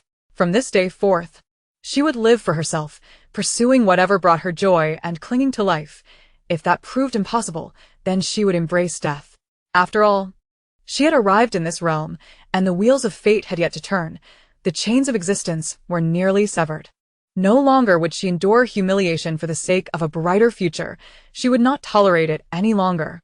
If everyone could step out of their comfort zones, let her be the first to enter. Thank you. This dreamscape belongs to Xie Chan, and only if he survives will she have a chance to escape. However, he must still be a child at this point. The master of the illusion is singular, while the others drawn into it possess extraordinary abilities. And as long as they remain alive, any injuries sustained within will vanish upon exiting. In the narrative, Zhou Nuocheng sensed energy emanating from the east and led Lin Yuan towards the eastern forest. Deep within the woods lay the crystal core of the phantom corpse trapped in the dream. Once Lin Yuan touched it, she would absorb its essence, allowing their escape. The dream's zombie crystal core is pure. The person who absorbs it significantly enhances their abilities, yet only the illusion's master may do so. Lin Yuan, having absorbed it, ascended from level 1 to level 2 in an instant. However, the forest was no easy passage.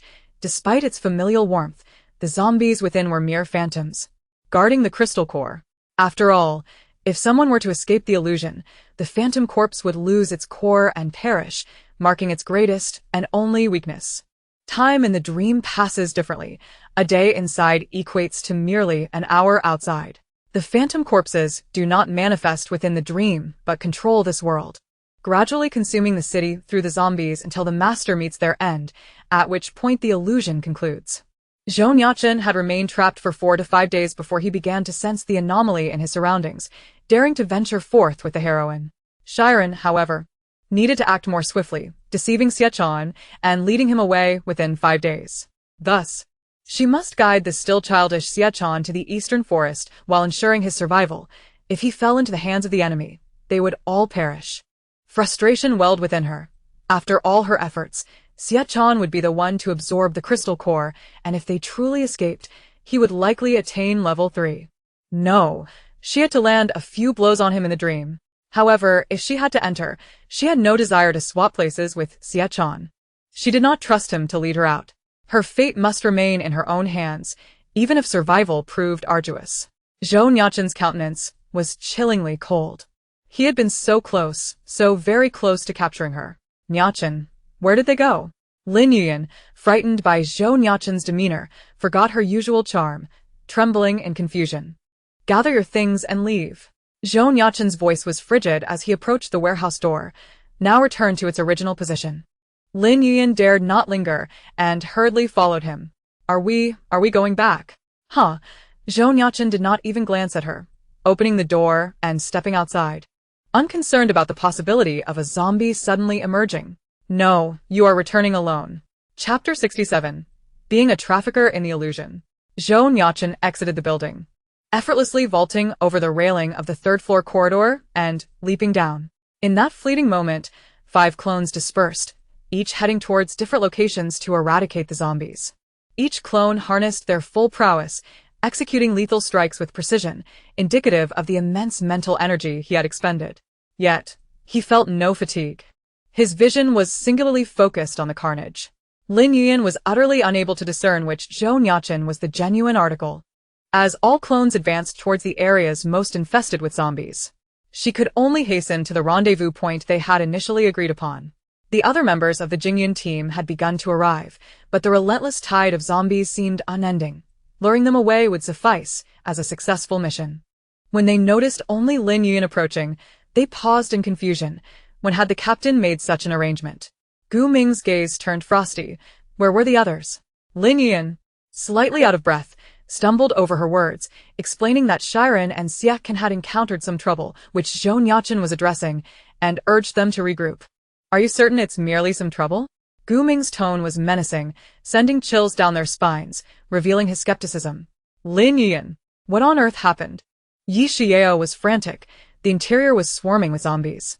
I don't know. There's one particularly sinister zombie inside. Lin Yian was on the verge of tears. Xia Can and Shi Ran had suddenly vanished. It boded ill, and we should quickly summon Zhou Nuocheng and return, or we might all lose our lives. Yi Xiao faltered momentarily, her mind struggling to process the news, and began to venture back inside. Gu Ming immediately grasped her arm, urging her not to rush. If you wish to leave, you may. I will remain here and await her return.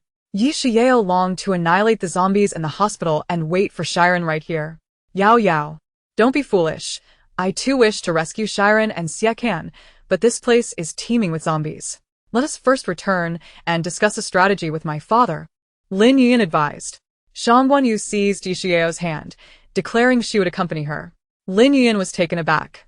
The bond between these sisters had grown so profound that they were prepared to wait here, risking their lives for Shi Ran. Miss Lin. Shi Ran is not just our teammate but also a friend. None of us will leave. You should have a vehicle in your space. You ought to return first.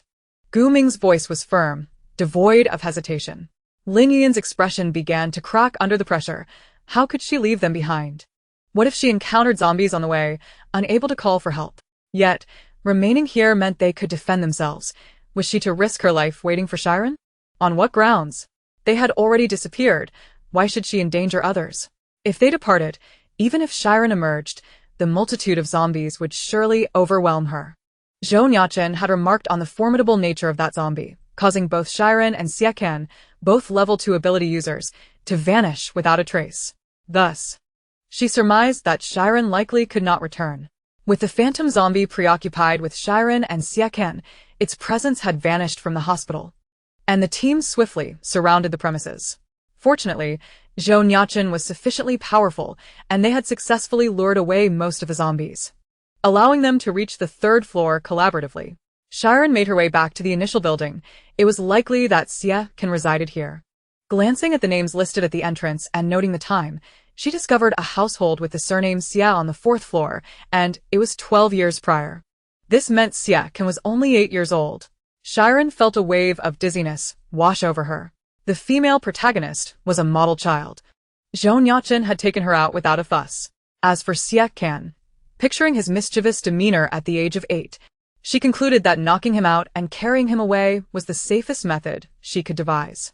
Facing a horde alone, it would be easier to manage one more person. Shi Ran thought, those who cannot kill me might as well finish the job.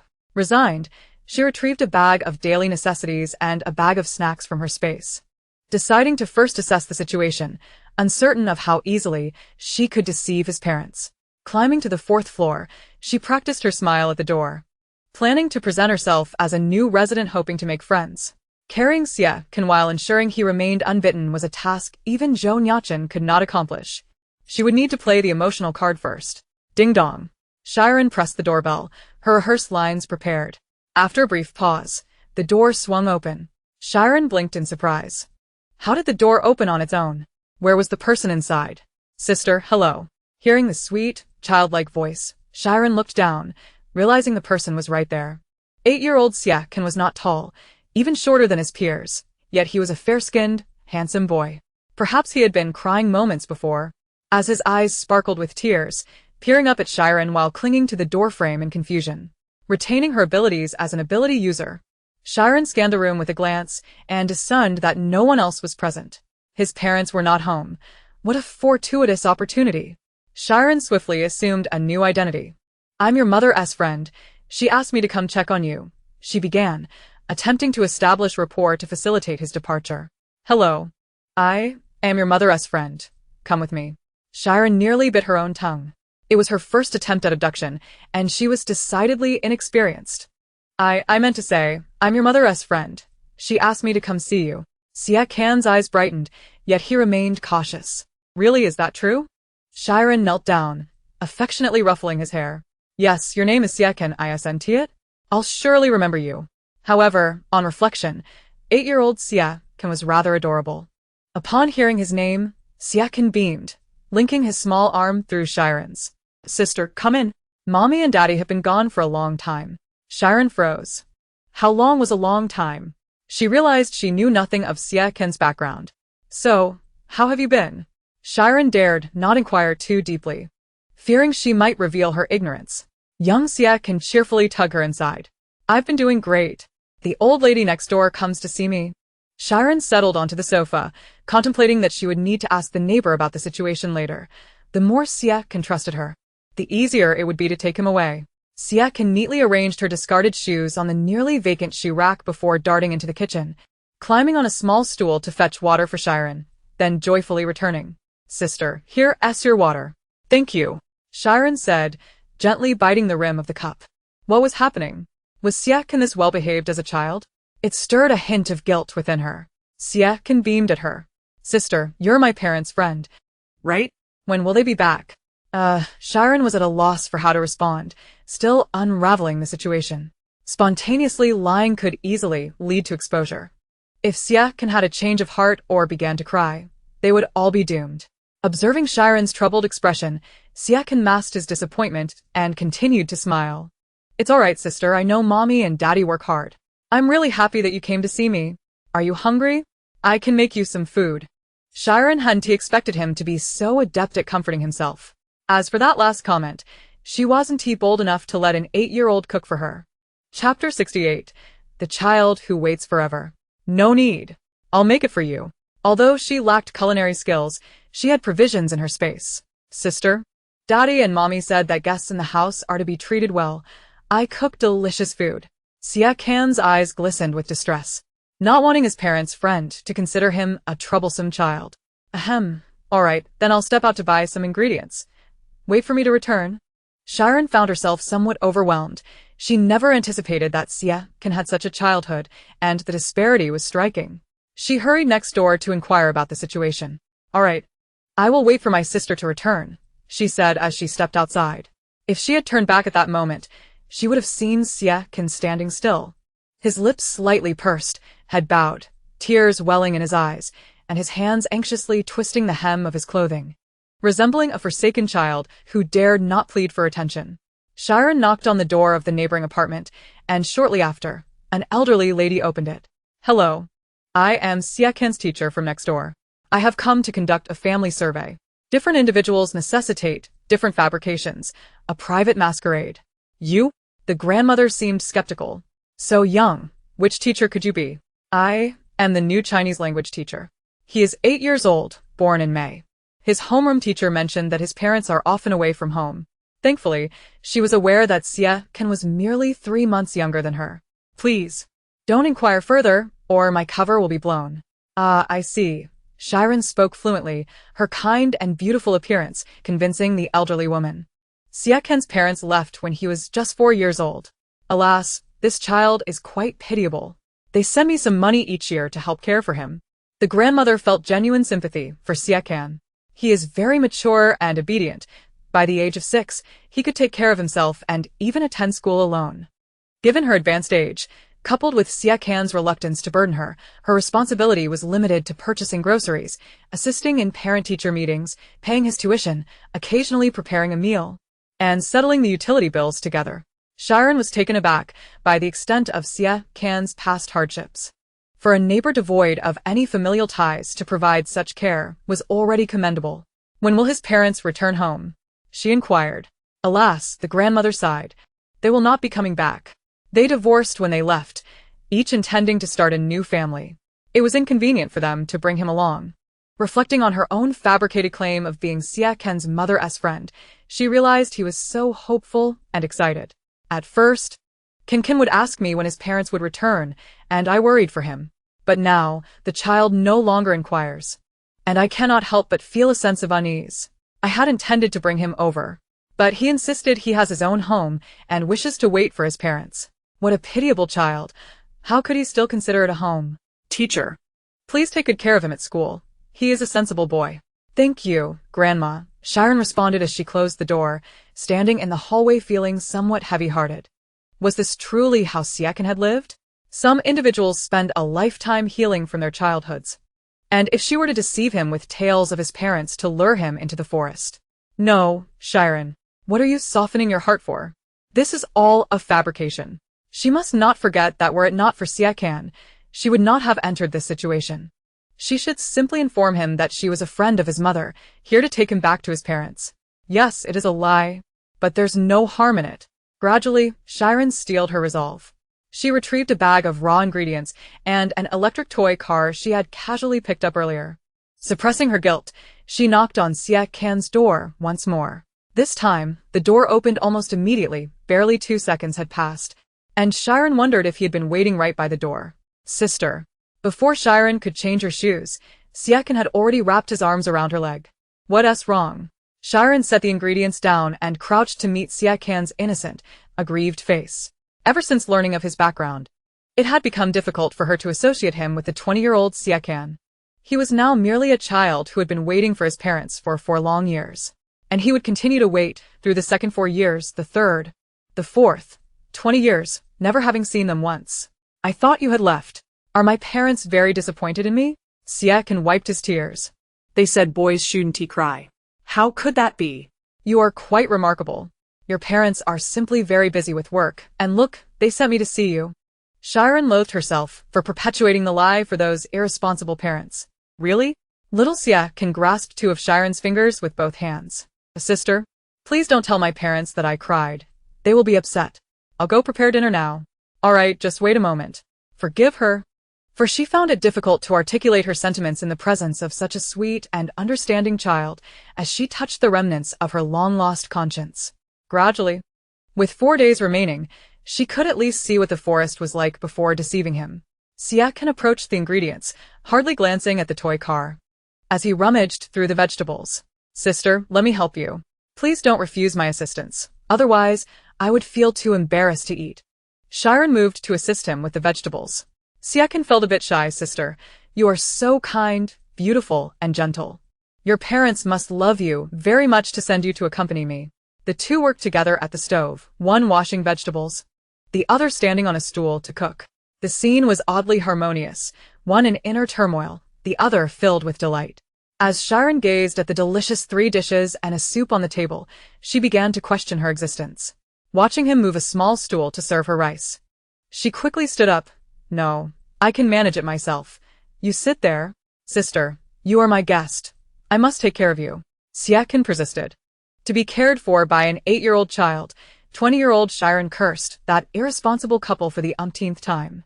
Once everything was prepared, Siakan dashed into another room. Sister, you can eat first. Don't wait for me. I'll be out shortly. Shi Ran, puzzled, refrained from eating, sitting in her seat contemplating her next steps. A few minutes later, Siakan emerged, his face flushed, appearing to have been busy with something that made him sweat. Sister, I've made your bed in your room. You can rest there tonight. Siakan sat down, a bit shy to meet Shi Ran's gaze. Did this child wish for her company? Observing his cautious demeanor, Shi Ran couldn't help but gently pat his head. Thank you. Little Siakan's eyes sparkled, like 2 little lanterns. Tomorrow. She needed to find time to visit the forest and see if she could sense the precise location of the crystal core. As for Siakan, tomorrow is Friday. How about I take you to school?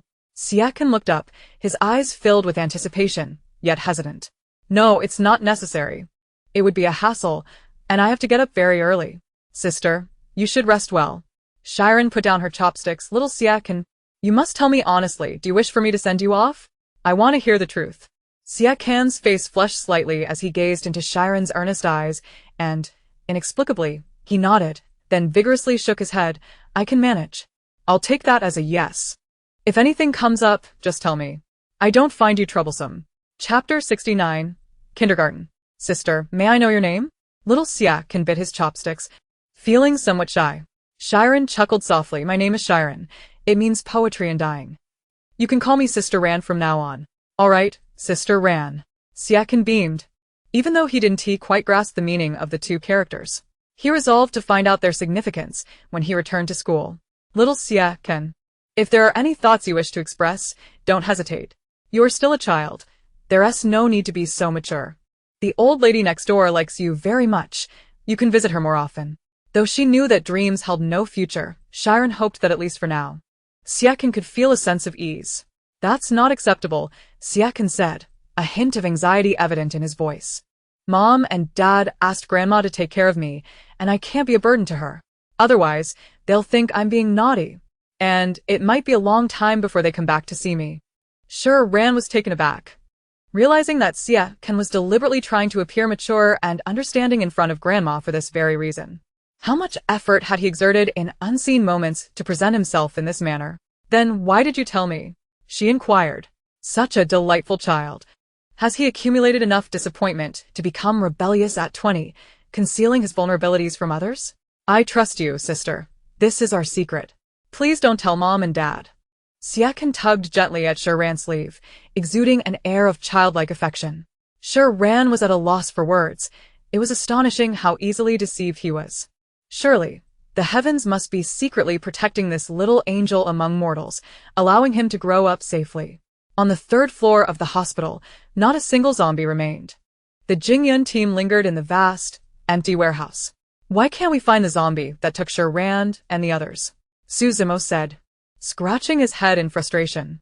Zhou Nuocheng slowly leaned against the wall, fatigue evident from overexertion of his powers. If he was not mistaken, it was likely an illusion-type zombie that had led them elsewhere. His tone remained calm, but the slight tremor in his hands betrayed his current state of mind. Tightly clenched as they were. Ran, where are you?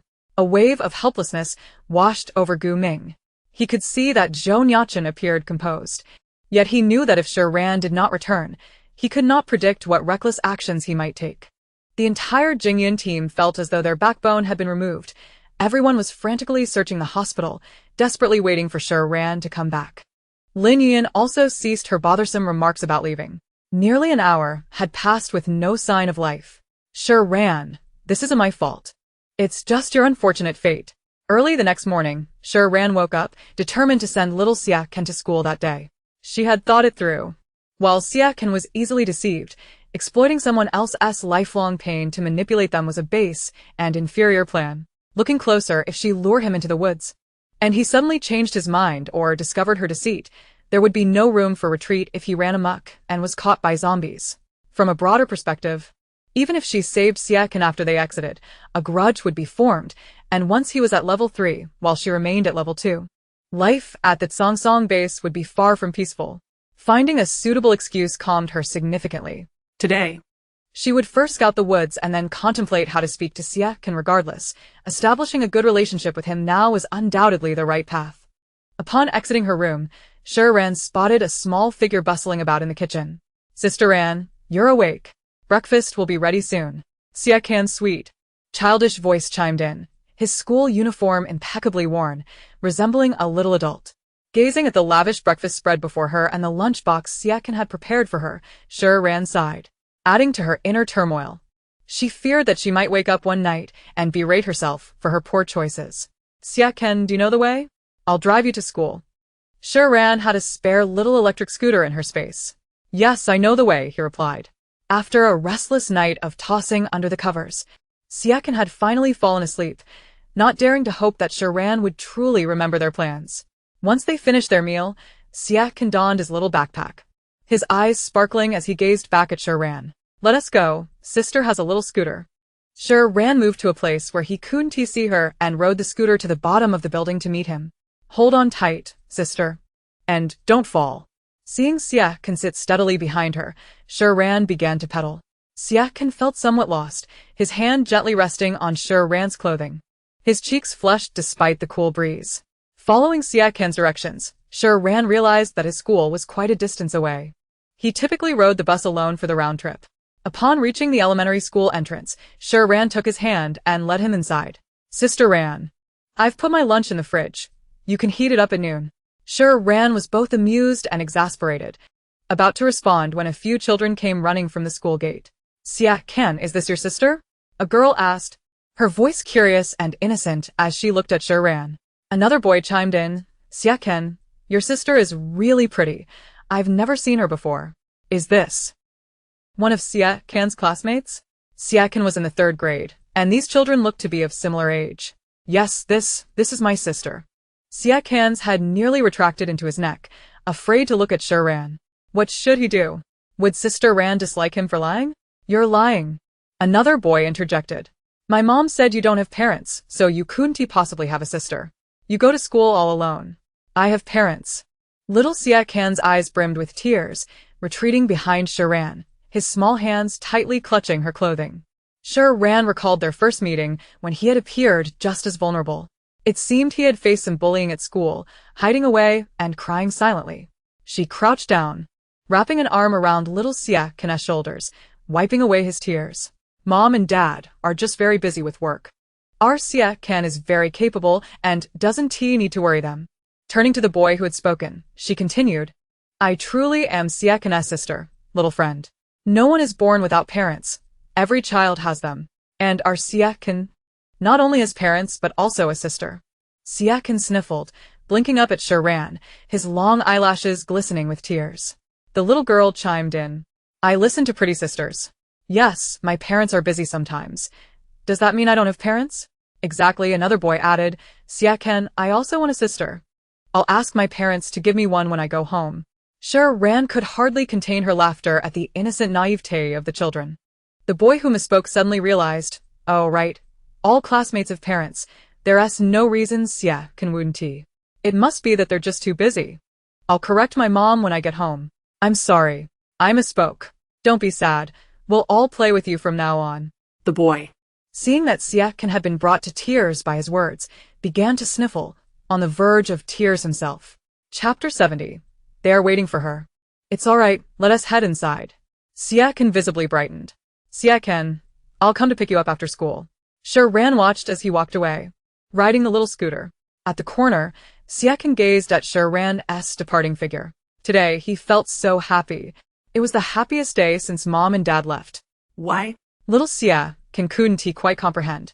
Perhaps it was because Sister's voice was so melodious. When she called him Siakan, it was even more delightful. Though they shared the same dream, the joys and sorrows of people could differ vastly. While little Siakan was gleeful, Shi Ran, venturing into the forest, was met with impending doom. Great, we haven't even reached the depths. And I'm already facing mutated creatures attacking me with a roar. So many. Are they toying with me? Level 3 zombies, indeed formidable. The gap between them and level 2 was not to be underestimated. If Shi Ran wished to escape with Siakan, it would be akin to clawing her way out of hell. Once she managed to escape, she would certainly seek out an expert to ascertain if her current predicament was due to some curse. Poetry found that the inhabitants of the illusion could not perceive these phenomena. It seemed that only she and Siakan were privy to them. The forest exuded an eerie aura, alternating between sunshine and rain, light and darkness, while the rustling of foliage fluctuated in volume. In this realm, even if Siakan believed himself to be Qin Shi Huang, he would hardly entertain the notion that his parents were present. Thankfully, she had refrained from hastily bringing him along. Otherwise, how would she convey the truth? Her capabilities truly only reached this extent.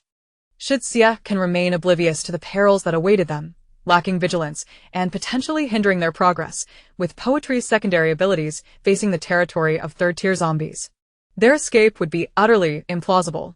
In the novel, Lin Yuan's panicked cries led to Zhou Nuocheng being injured within, and fortunately, they exited in time, preventing him from being infected, with his wounds disappearing before long. Poetry spent the entire afternoon seeking shortcuts through the woods, and being nearby allowed her to vaguely sense the energy fluctuations emanating from the illusion zombies' crystal cores. Thankfully, her spatial crystal cores had an alluring effect on the phantasmal zombies within, significantly enhancing her chances of success. She possessed a total of 184 cores, and after excluding one, she was left with 183. Had she known, she would have gathered more at that time. Currently, their only mode of transportation was a small electric scooter. As both vehicles remained parked at the base, Poetry found a vantage point to rest, observing the stark contrast of a half-peaceful, half-blood-soaked illusion.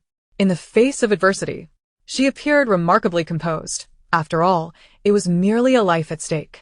Taking a step back, even if she were to perish here, well, perhaps that was a bit excessive.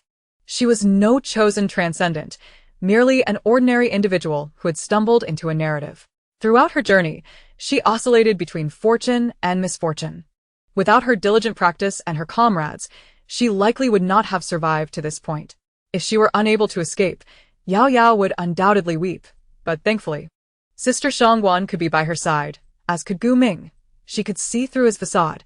He cared deeply for Yao Yao. Suzumo was boisterous and appeared carefree, yet he bore a strong sense of loyalty. Tang Yao, though lacking in expression, was the most nurturing, which offered her some solace. Chun Yi, the taciturn child, was not to be underestimated. She hoped Suzumo would counsel him to take better care of himself and not deplete his powers so recklessly, as it was a cause for concern. As for Zhou Nuocheng, well, she had to admit he was quite handsome, even with his sardonic wit and sharp tongue. He was endearing. If she managed to escape, would that imply she was also formidable at the very least, not inferior to him? If she couldn't, would he mourn her absence? Perhaps, at least for now, maybe.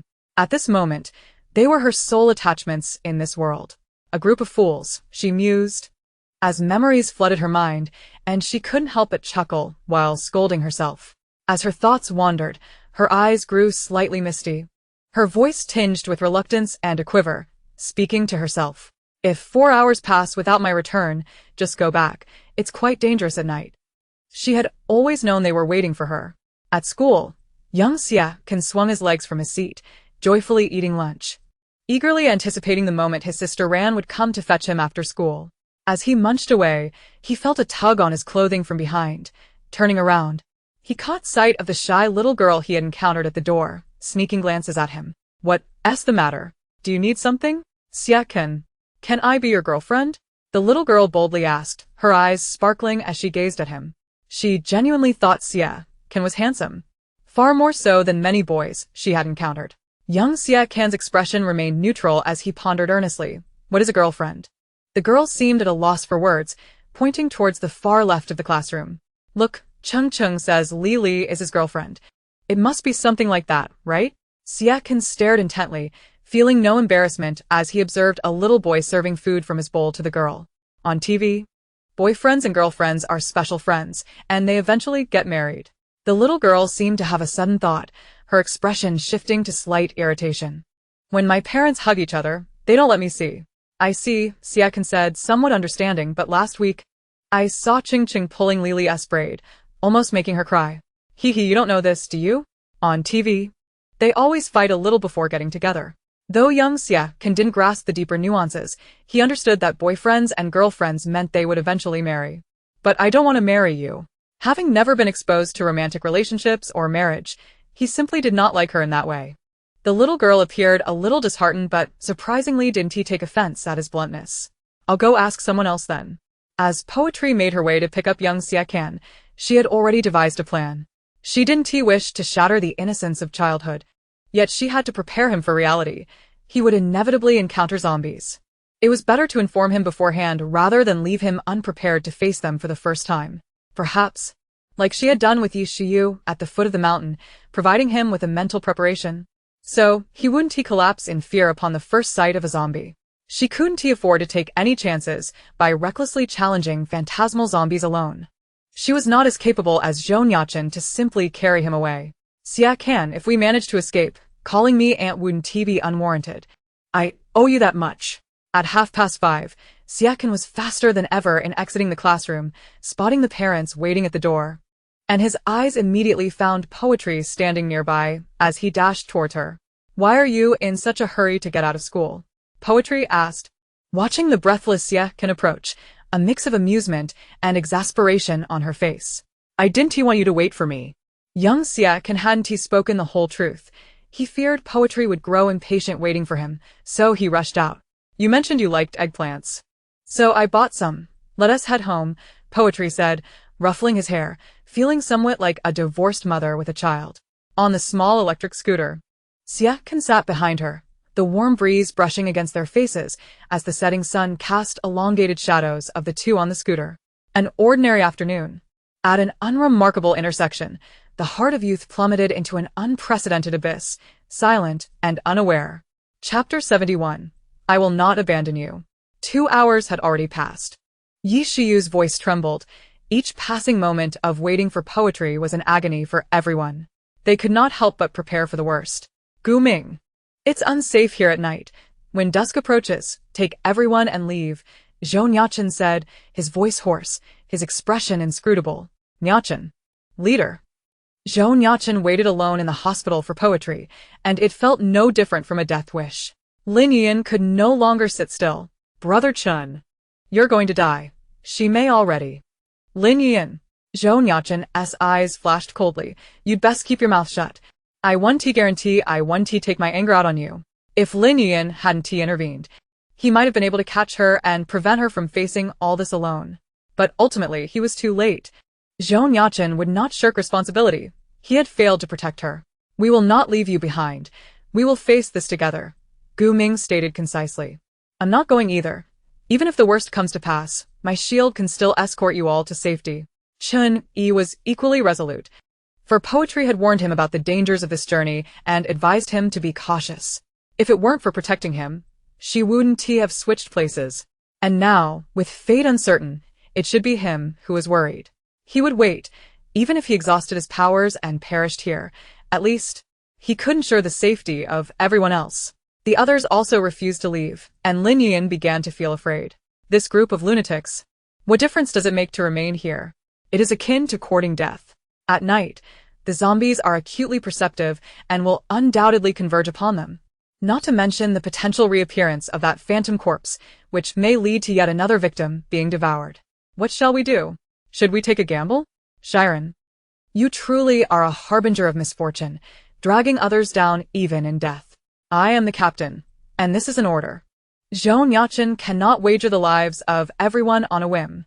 This is not the military. Our paramount directive is to live and die together. Presently, among us, only Gu Ming would dare to throw himself into the line of fire first. There is no choice.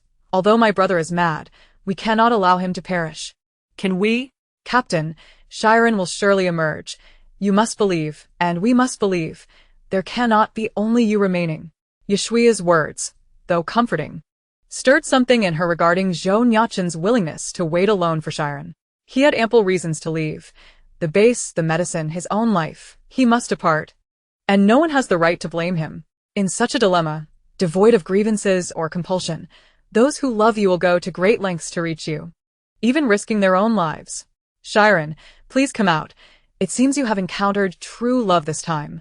On the morning of the third day in this illusion, Shi Ran discovered that little Xia Can was, in fact, a genuine clingy child. In this small place, wherever she went he followed. Little Xia Can, today, sister will take you somewhere. It might be a bit dangerous, but I will protect you. Shi Ran retrieved the bag she had initially brought along, discreetly extracting some self-defense items from within. Sister, I'm a little hesitant, Xia Can said.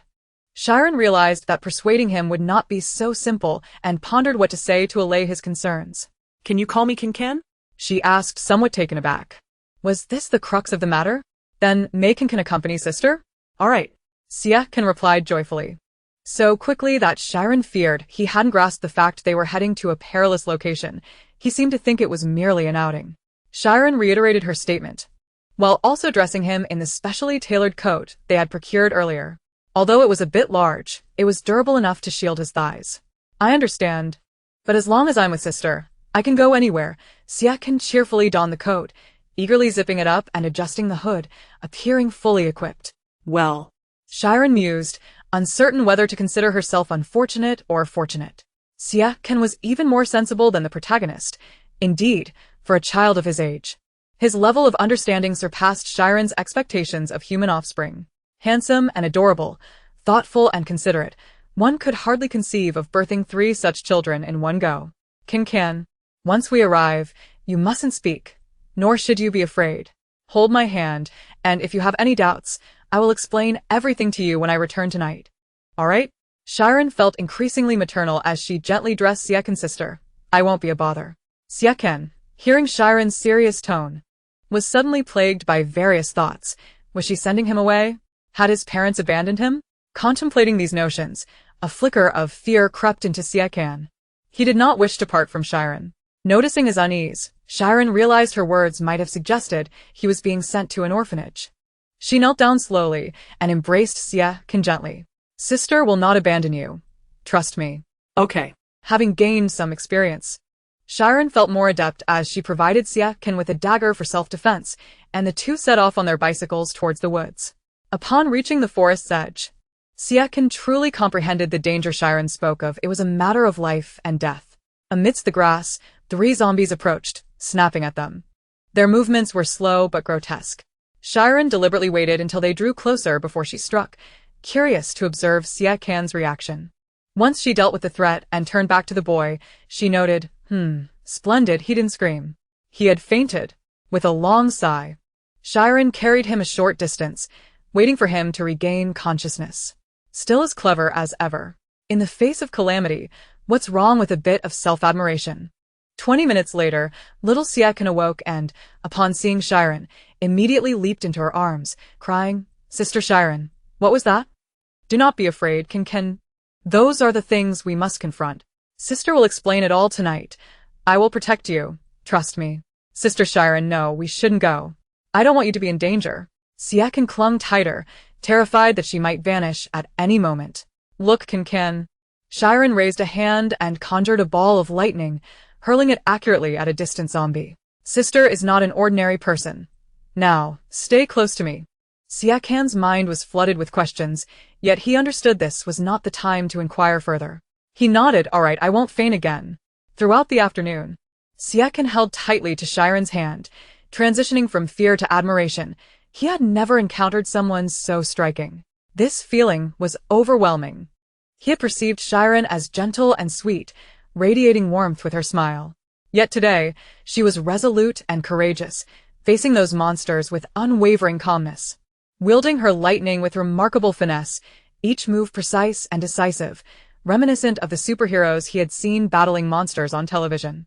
Influenced by Shi Ran's courage, Xia Can felt less afraid, though he still stumbled and fell occasionally.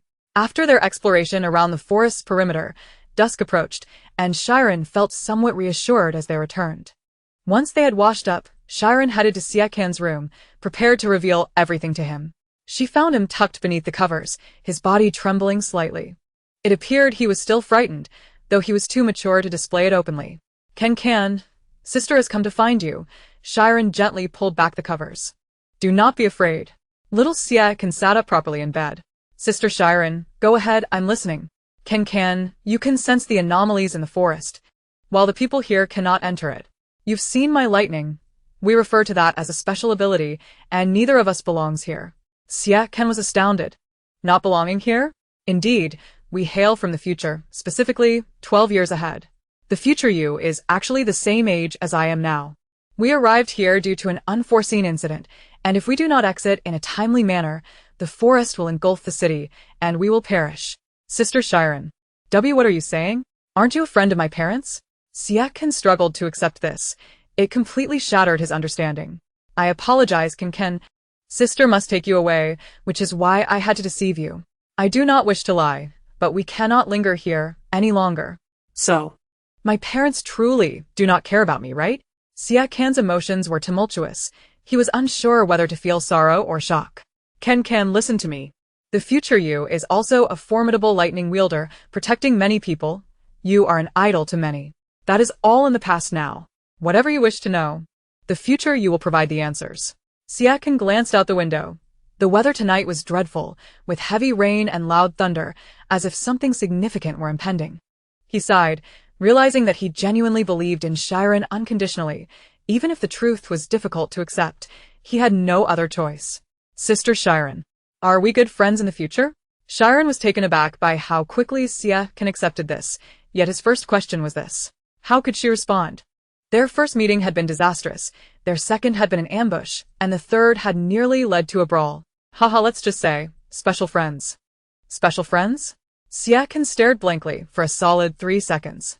Reflecting on the words spoken by the little girl at school, Shi Ran finally found a fitting expression. No pain. No gain. In dramas, it is often through playful brawls that characters come together, hence, the connection between him and Sister Ran. Little Xia Can's face turned crimson, his fingers gripping the quilt as his mind waged an internal battle. Can? Noting little Xia Can's reaction, it seemed he was still grappling with acceptance, prompting her to continue with gentle persuasion. Sister Ran, when shall we venture into the forest? Is there anything you need me to do? Xia Can's sudden interjection disrupted Shi Ran's train of thought. She had not yet reached that point in the conversation. Why was he hastening the process? Tomorrow morning at 10. Sleep in a bit longer and rest well. We shall journey deep into the forest where a glowing stone awaits. You need only retrieve it. Me? And what about you? I will protect you. This is your dream. I merely traverse it with you. Only you can retrieve it for us to escape. I am sorry. Little Xia Can gazed at Shi Ran, his eyes brimming with guilt, realizing he had inadvertently caused her distress. They must be deeply in love for Shi Ran to brave danger in rescuing him. It's all right. Xia Can, consider this your apology to me. And should you challenge me again, I shall twist your head off. They continued along their parallel paths, each absorbed in their own thoughts. Let us meet at 8. 10 is too late. I can rise. Little Xia Can perked up, his desire to venture out palpable. All right. Ha. It's a pity I'm not a lawyer with my eloquence. Then I shall return to rest. I will wake you tomorrow morning, Shi Ran declared before exiting Xia Can's room, oblivious to his unspoken words. Outside, the storm raged, lightning illuminating the sky, and a bloodied visage reflected against the heavens, with eyes resembling the sun and moon surveying the world. In the early hours, little Xia Can gently pushed open Shi Ran's door, drawing the curtains to shield against the tempest, and positioned a small stool by her bedside. He settled on the stool, gazing at her serene, sleeping face. Fear not. I am here with you. At the hospital, by 5 in the afternoon, the sky had begun to darken, and the horde of zombies below grew increasingly dense. I know you are distressed, but I must admit, Lin Yuyan has truly begun to feel fear. There were many sick individuals at the base awaiting their return. Their lives mattered too. Having been absent for so long, what if her father sent someone to find them? As darkness fell, the risk of casualties would only rise. Gu Ming rose. Miss Lin, we will clear the path for you. You should return first. Yi Shiyu, Shangguan Yu, you must also return. No. The two chorused in unison. Yi Shiyu, her emotions in turmoil, exchanged a silent glance with Gu Ming. I will not return, not even in death. Shangguan Yu embraced her, maintaining a rational tone. Vice Captain, though Ran Ran has not emerged, the zombie has not appeared either, indicating they are still engaged with it. If we leave and Ran Ran returns, you may not be able to break out of the hospital with so few people. We will find a way, but the base does indeed require supplies. Once darkness descends, we cannot guarantee the safety of the supplies. Someone must return to alleviate our worries, Zhou Nuocheng interjected. Shi Ran's disappearance was his responsibility, and he would see it through to the end. However, he could not allow two girls to fall into danger alongside them. The need for Lin Yuyan and the supplies was merely a pretext to send them away. Yet, Yi Shiyu could not accept this. Yes, we'll. Gu Ming stepped closer, placing a signal device in her palm. Trust us. Once it is safe to bring Shi Ran out, I will contact you immediately. Yi Shiyu clenched the signal device, looking at Gu Ming as tears began to fall. Her voice trembled with restraint. Fine, I will wait for you for 3 hours. If you do not send a signal, I will come looking for you myself. With that, she turned and exited the warehouse, her beautiful face set in icy determination, the winds howling around her. The sound of wind blades slicing through flesh echoing. What are you standing there for? Hurry up. Lin Yuyan, realizing the call was directed at her, cast a glance at the unresponsive Zhou Nuocheng, gritted her teeth, and followed after Yi Shiyu. Shangguan Yu sighed. I will keep an eye on her. You must bring Ran Ran back. With that, she too exited the warehouse. On the 4th day of the illusion, Shi Ran awoke at 7. The familiar sounds of the kitchen reaching her ears. This child cannot possibly be the reincarnation of the snail girl, can she? Upon finishing her morning routine and stepping out of her room, she found little Xia Can fully equipped, clad in long sleeves and trousers with a small dagger, busily preparing breakfast. You're awake. Come and eat.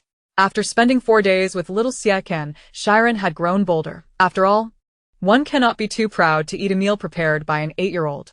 Sitting down without a hint of guilt, she savored her breakfast.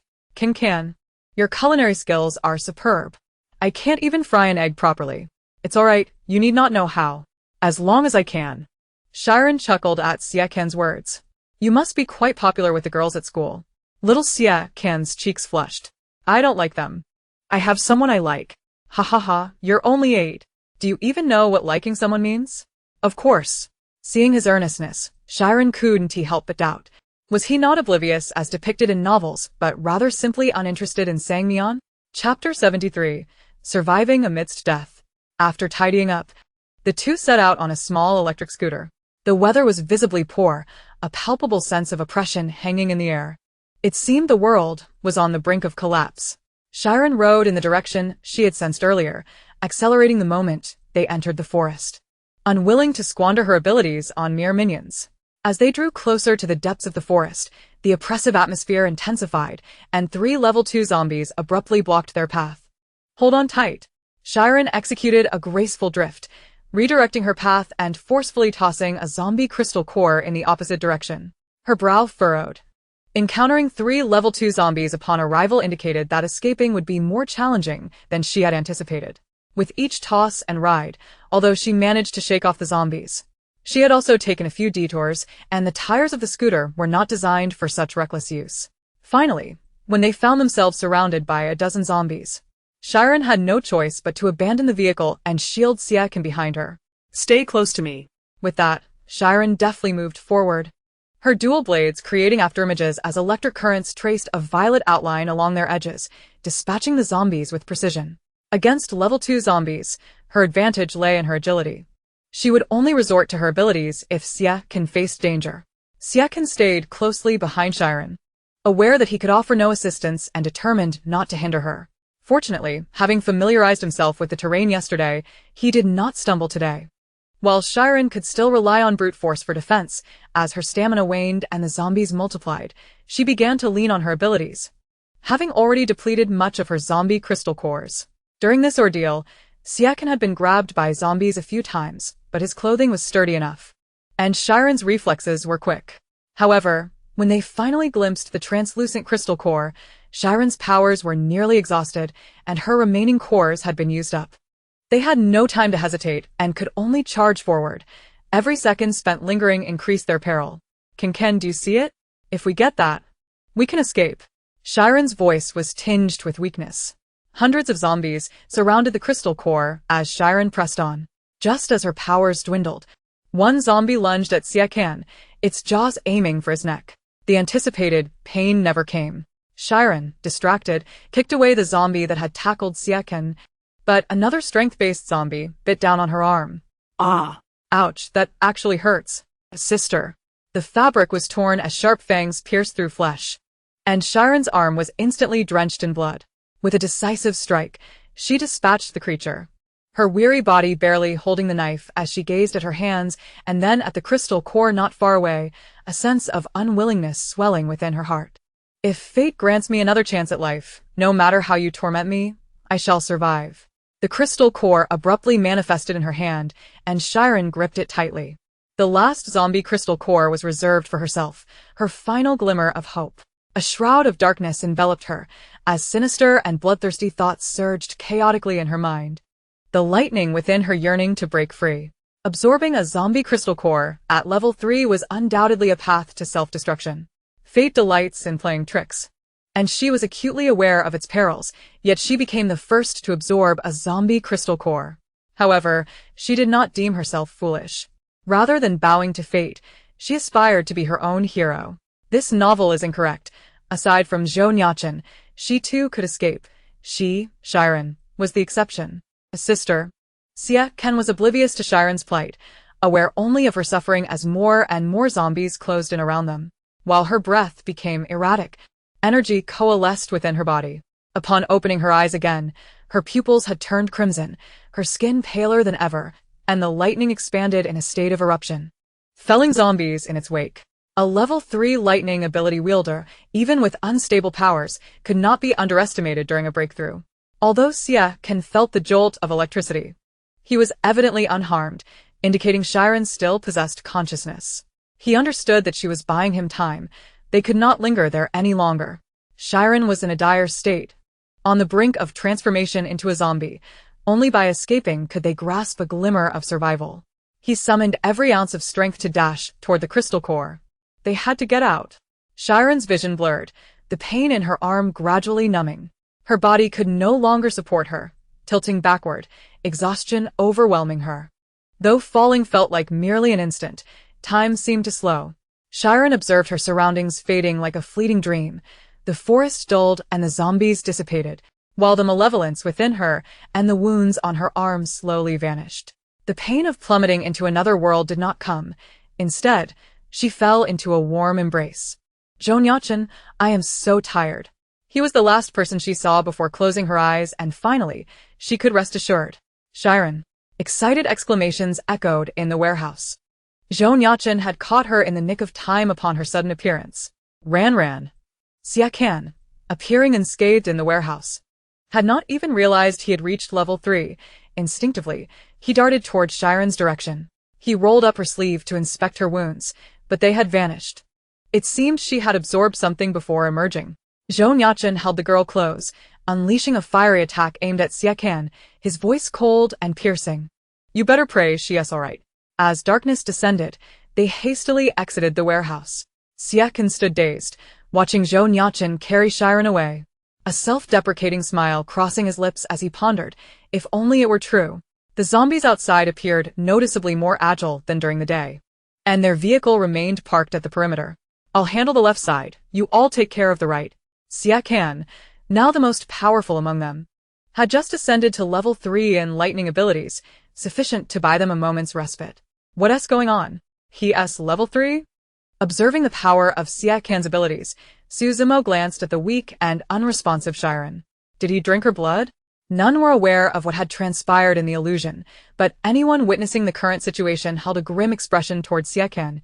Yet, it was not the time for disputes. Zhou Nuocheng, even while holding Shi Ran, moved with effortless grace, his powers nearly at their zenith. His doppelganger leaving trails of flames against the twilight, where zombies fell in droves. Each of his steps was deliberate, as if cradling a precious treasure. Treading upon the setting sun, Shi Ran and Xia Can had not emerged too late. They managed to get into the vehicle, and Guming signaled to Yi Shiyu not to worry. Shi Ran remained ensnared in her nightmare as Zhou Nuocheng gently placed her in a seat. The interior of the vehicle steeped in an eerie silence. Shouldn't you explain? Zhou Nuocheng's tone was grave and sharp. Those familiar with him recognized his anger. Xia Can recalled the events in the illusion. This was between him and her, Captain Zhou. Before he could finish, Zhou Nuocheng seized his collar, swiftly opening the car door and yanking him halfway out. Boss. Nuocheng, don't be impulsive. Keep driving. Zhou Nuocheng's voice brimmed with fury, and Tang Yao dared not stop. Xia Can, if anything happens to her, I won't let you live. The man's eyes burned crimson, his stern visage betraying a loss of control. Akin to a devil from hell poised to unleash chaos. No one doubted the weight of his words. Chapter 74. Be good, let me see. Xia Can understood Zhou Nuocheng was not to be trifled with, but he had not anticipated that, despite reaching level 3, he could not evade his grasp. It was evident that his strength was unfathomable. I said. Although he was being threatened, Xia Can knew he was in the wrong. Had he not underestimated the situation and succumbed to temptation twice, Shi Ran would not have been dragged into danger alongside him. And Shi Ran, who had merely sought to save him, found herself ensnared in the illusion, battling against countless zombies alone. One faced an uncertain fate, the other thrived with vigor.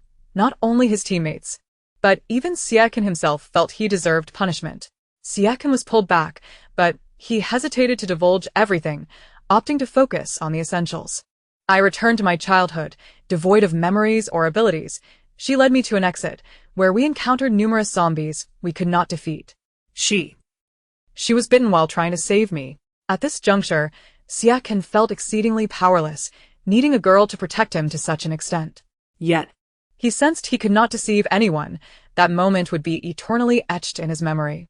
Zhou Nuocheng glanced at the still sleeping girl, noting the absence of any wounds on her. Indeed, Xia Can concurred. When I emerged, the wounds were gone, but in the illusion, she was bitten quite vividly. Oh, right. Just before we were about to be trapped inside, she absorbed a stone. It resembled the ones you tossed around in the hospital, just a different color. A different color? Zhou Nuocheng could no longer contain himself, his head colliding with the car ceiling, yet the vehicle fell into an eerie silence, once more, with no one paying heed. Observing the reactions of the others, Xie Ken felt an ominous premonition arise. What was that? The zombies were so fond of it, it couldn't be related to them. Could it? No one answered him. Zhou Nuocheng glanced at the girl beside him, his dark eyes filled with an unshakable concern. She dares to absorb zombie crystal cores. Ran, are you willing to sacrifice everything to save Xie Ken? Zhou Nuocheng's emotions churned, yet at this moment, Shi Ran's survival was paramount. Had she not reached a dead end, she would not have taken such a risk. Guming shared in the tumult of feelings. Being bitten while her powers were depleted, and then absorbing a zombie crystal core. One path was a dead end, the other also a dead end. In her desperate quest for survival, Shi Ran's audacity was truly admirable. The journey continued in silence. Once they reached the base and parked the vehicle, the night had completely fallen. Zhou Nuocheng carried Shi Ran out of the car, and before he could fully lift her, she clung to him tightly, nearly taking his breath away. As night enveloped them, Shi Ran's skin had begun to turn a shade of blue, her entire body chillingly cold. Trembling uncontrollably, Zhou Nuocheng, filled with anxiety, held her tightly, hoping that his body warmth might provide her some comfort. As the group made their way back to the villa, Guming noticed passers-by casting fleeting glances at them before hastily averting their eyes. The villa was brightly lit. Waiting for them at the entrance were Yi Xiao and Shang Guanyu, along with several members of this high-key team. Shi Ran, in agonizing distress, nestled in Zhou Nuocheng's embrace. Her exposed skin taking on a grayish hue, her hands clenched into fists, with blood seeping through the cracks. While only Xie Chen managed to keep pace with Zhou Nuocheng, the others lagged behind. Without pausing, Zhou Nuocheng strode toward Shi Ran's room. At the door, the assembled group, including this high-key team, caught sight of Shi Ran's condition. Sister, is she a zombie? Sang Mian began to inquire, but was abruptly silenced. Shut up. Although Sang he shared her curiosity, they were outsiders here. Having come to wait for Xie Chen, worried for his safety. Yi Xiao wanted to follow immediately but was restrained by Shang Guanyu, with the captain present. Only he could manage Shi Ran's situation. Along the way, Guming had briefed them on the situation, revealing that Shi Ran was now a level 3 lightning ability wielder. And indeed, only Zhou Nuocheng could keep her in check. Recalling Zhou Nuocheng's demeanor at the hospital, Yi Xiao refrained from pressing further and continued to wait at the entrance for Gu Ming and the others, who were trailing behind. Are you all right? Sang Mian asked, observing Xie Chen, who was intent on entering the house. Yes, she did this to save me, Xie Chen admitted candidly, meeting Yi Xiao's piercing gaze. Yet showing no intention of leaving, Gu Ming understood that Zhou Nuocheng must have taken Shi Ran to rest, so he hesitated at the door. Noticing Yi Xiao's slightly swollen eyes, he handed her an ice pack, saying, Didn't I contact you? Why are you still crying? Yi Xiao awkwardly accepted the ice. Acknowledging that she had indeed been unkind to Gu Ming at the hospital, I wasn't crying on purpose. Gu Ming raised an eyebrow, his emotions concealed behind his glasses. You owe me one. Thank you, huh? Yi Xiao blurted out her gratitude, looking bewildered. Isn't the usual response from the vice captain it's nothing? In Shi Ran's room upstairs, Zhou Nuocheng rushed in without turning on the lights, cradling her as he approached the bed. He bent down gently, attempting to place her on the bed to assess her condition. Shi Ran, already icy and dazed, clung to him stubbornly, as if she could not bear the loss of warmth. The moment he loosened his grip, she latched onto him like a sloth, her legs entwining his trim waist and her arms wrapping tightly around his neck. Zhou Nuocheng's breath became uneven. He found himself at a loss as to where to place his hands, even hesitating to straighten up for fear of her falling. Shi Ran, be good, let go. Yet Shi Ran couldn't comprehend clearly, continuing to burrow into his embrace, feeling the coldness envelop her. As a fire ability wielder, Zhou Nuocheng's high temperature was advantageous, providing solace not only against zombies, but also for the uniquely precarious Shi Ran. One word: intoxicating. Stop rubbing against me. Watching Shi Ran nuzzle against his neck, Zhou Nuocheng felt his ears flush with warmth. Shi Ran remained undeterred, her mind embroiled in conflict. Should I bite him? No, what if I get infected? Yet, Zhou Nuocheng showed no signs of defense against her. A long-forgotten sense of security began to permeate her heart. At this moment, Shi Ran's mind could not grapple with complex thoughts. Whatever came to her was all that mattered. Zhou Nuocheng sighed deeply, settling her at the edge of the bed. Turning her body slightly. I yield to you. Shi Ran perched on Zhou Nuocheng's lap, shifting positions but still maintaining her hold around his neck. Oh. Why is he even warmer now? Excellent, excellent, let's south stay close. Zhou Nuocheng conjured flickering flames, using the light to examine Shi Ran's state. Her skin remained a grayish hue, but thankfully, there were no further signs of purpling. Gently pinching her chin, he attempted to lift her face from his chest. Be good. Let me take a look. Though Shi Ran instinctively shrank from the light, she did not wish to refuse, squinting up at the man illuminated by the firelight. The girl's face was pallid and ghostly, devoid of color, her pupils clouded, the whites of her eyes glimmering, and her long eyelashes fanning out like tiny fans in the flickering glow, resembling a character from a manga. Yet Zhou Nuocheng knew that Shi Ran's condition was dire. She slept during the day and awakened at night, compounded by her current attributes. A zombie? Ha, so what? I shall remain by her side until a cure is found. Chapter 75, Rumors. Captain sang, regarding Shi Ran's condition. Gu Ming understood that they likely saw something, but it was not the right time to divulge more to avoid causing a stir. I know, don't worry. Everyone was astute. They understood what should and shouldn't be said. We'll leave first. You all take care of yourselves, and don't hesitate to ask if you need anything. Since Xie Chan had returned safely, it was inappropriate for them to linger at the door. Before this Heike team could exit 3 meters, they were confronted by a girl blocking their path. What a lively scene. But if you're leaving, oh dear, no one is getting away. Transmigrated. Clearly familiar with the high-level ability residential area, as if returning home. Miss Su, what does this mean?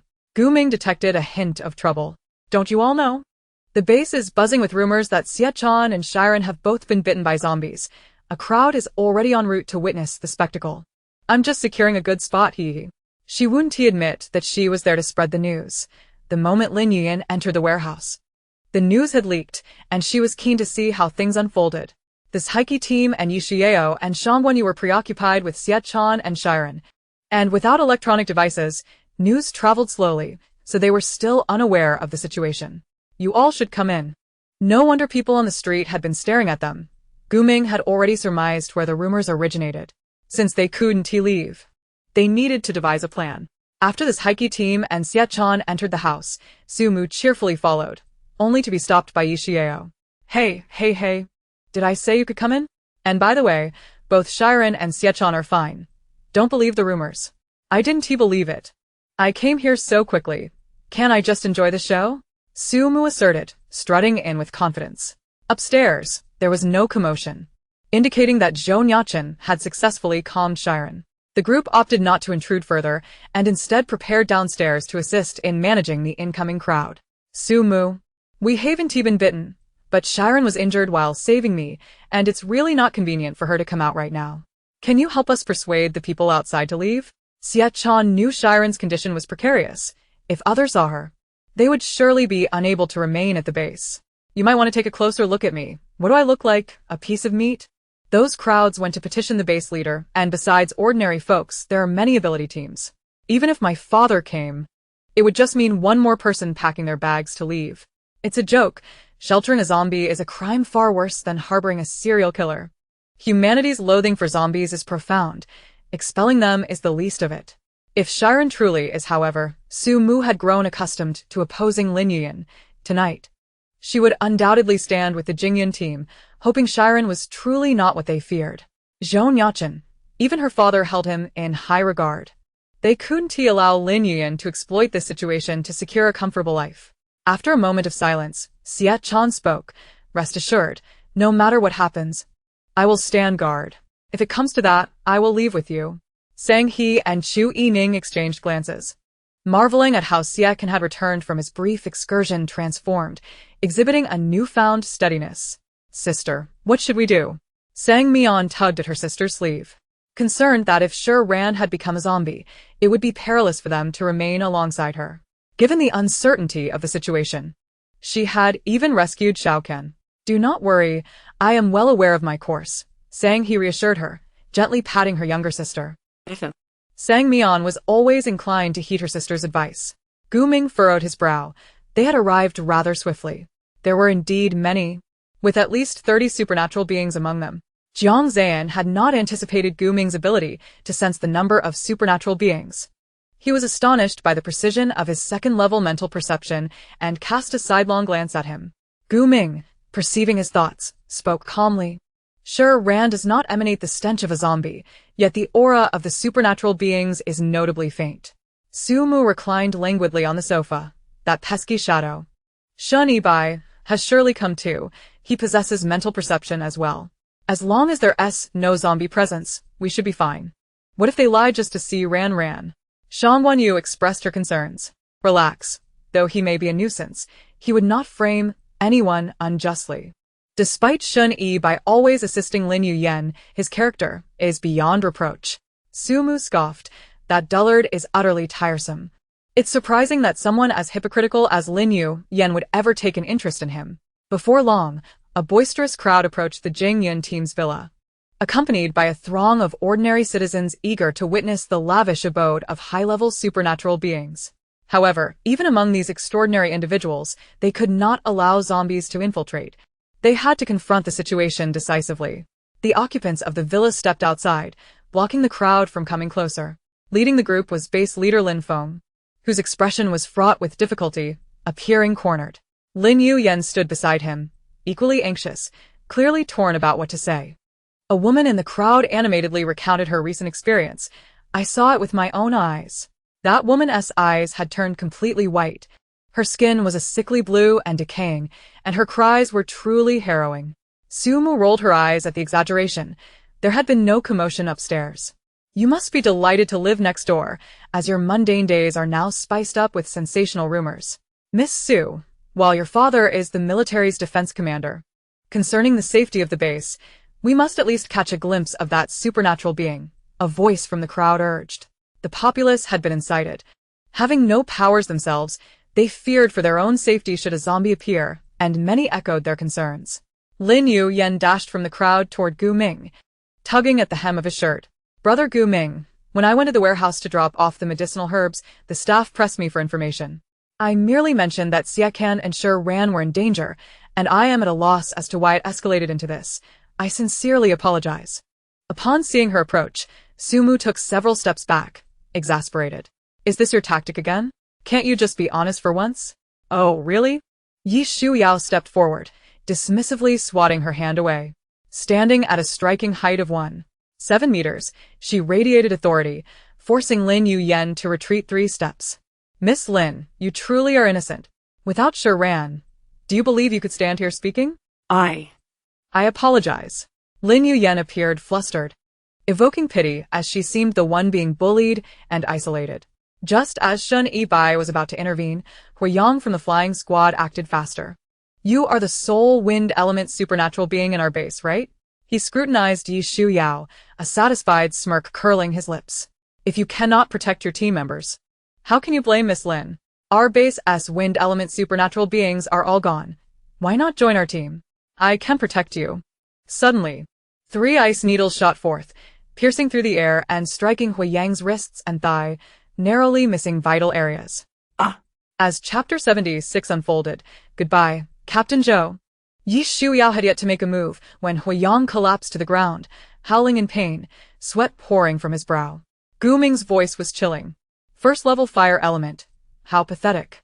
Huiyang felt utterly exposed, unable to discern the attack until it was too late. And his elemental abilities and level had been laid bare before everyone. Many believed that dual-element supernatural beings were inherently weaker than single-element ones, as mastering 2 abilities was undoubtedly more challenging than focusing on just one. However, they were unprepared for the might of the Jingyun team, whose prowess was formidable. Ice needles. What level of mastery over the ice element does one need to wield such power? The captain of the flying squad, Fang Xianqi, was compelled to intervene. Huiyang, Apologize at once. His incompetence was glaring. As a high-level supernatural team, they were no match for Jingyun. And he certainly did not want to be the scapegoat. I'm sorry. Huiyang's reluctance was evident, but he was forcibly pulled away by Fang Xianqi. Miss Lin, you need not concern yourself with our affairs. Gu Ming's voice was icy. If you cannot control your tongue, perhaps silence would serve you better.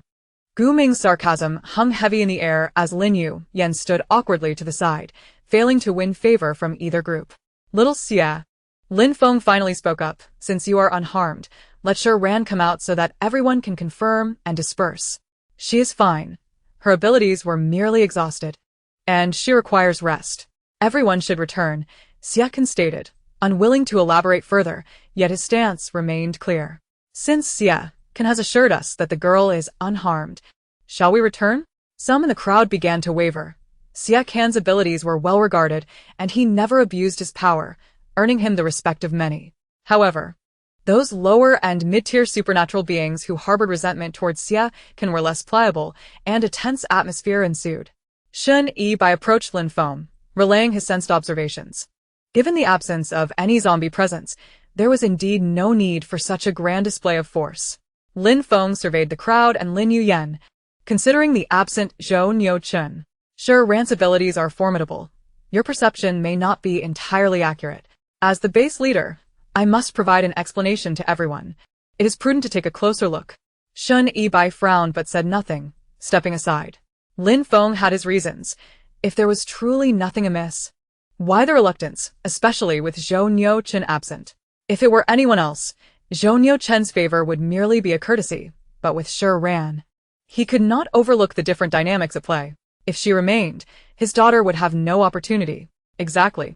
If everything is fine, why not show herself?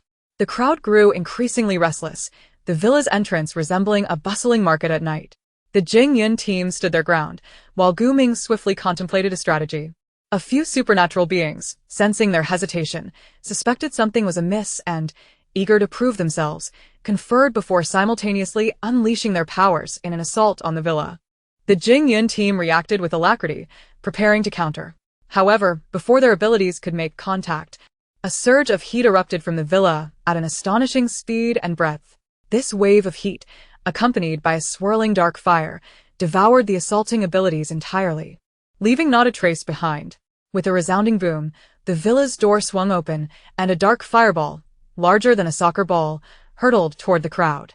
Everyone's expressions shifted dramatically as they hastily retreated, the fireball striking the ground scarcely half a meter from them.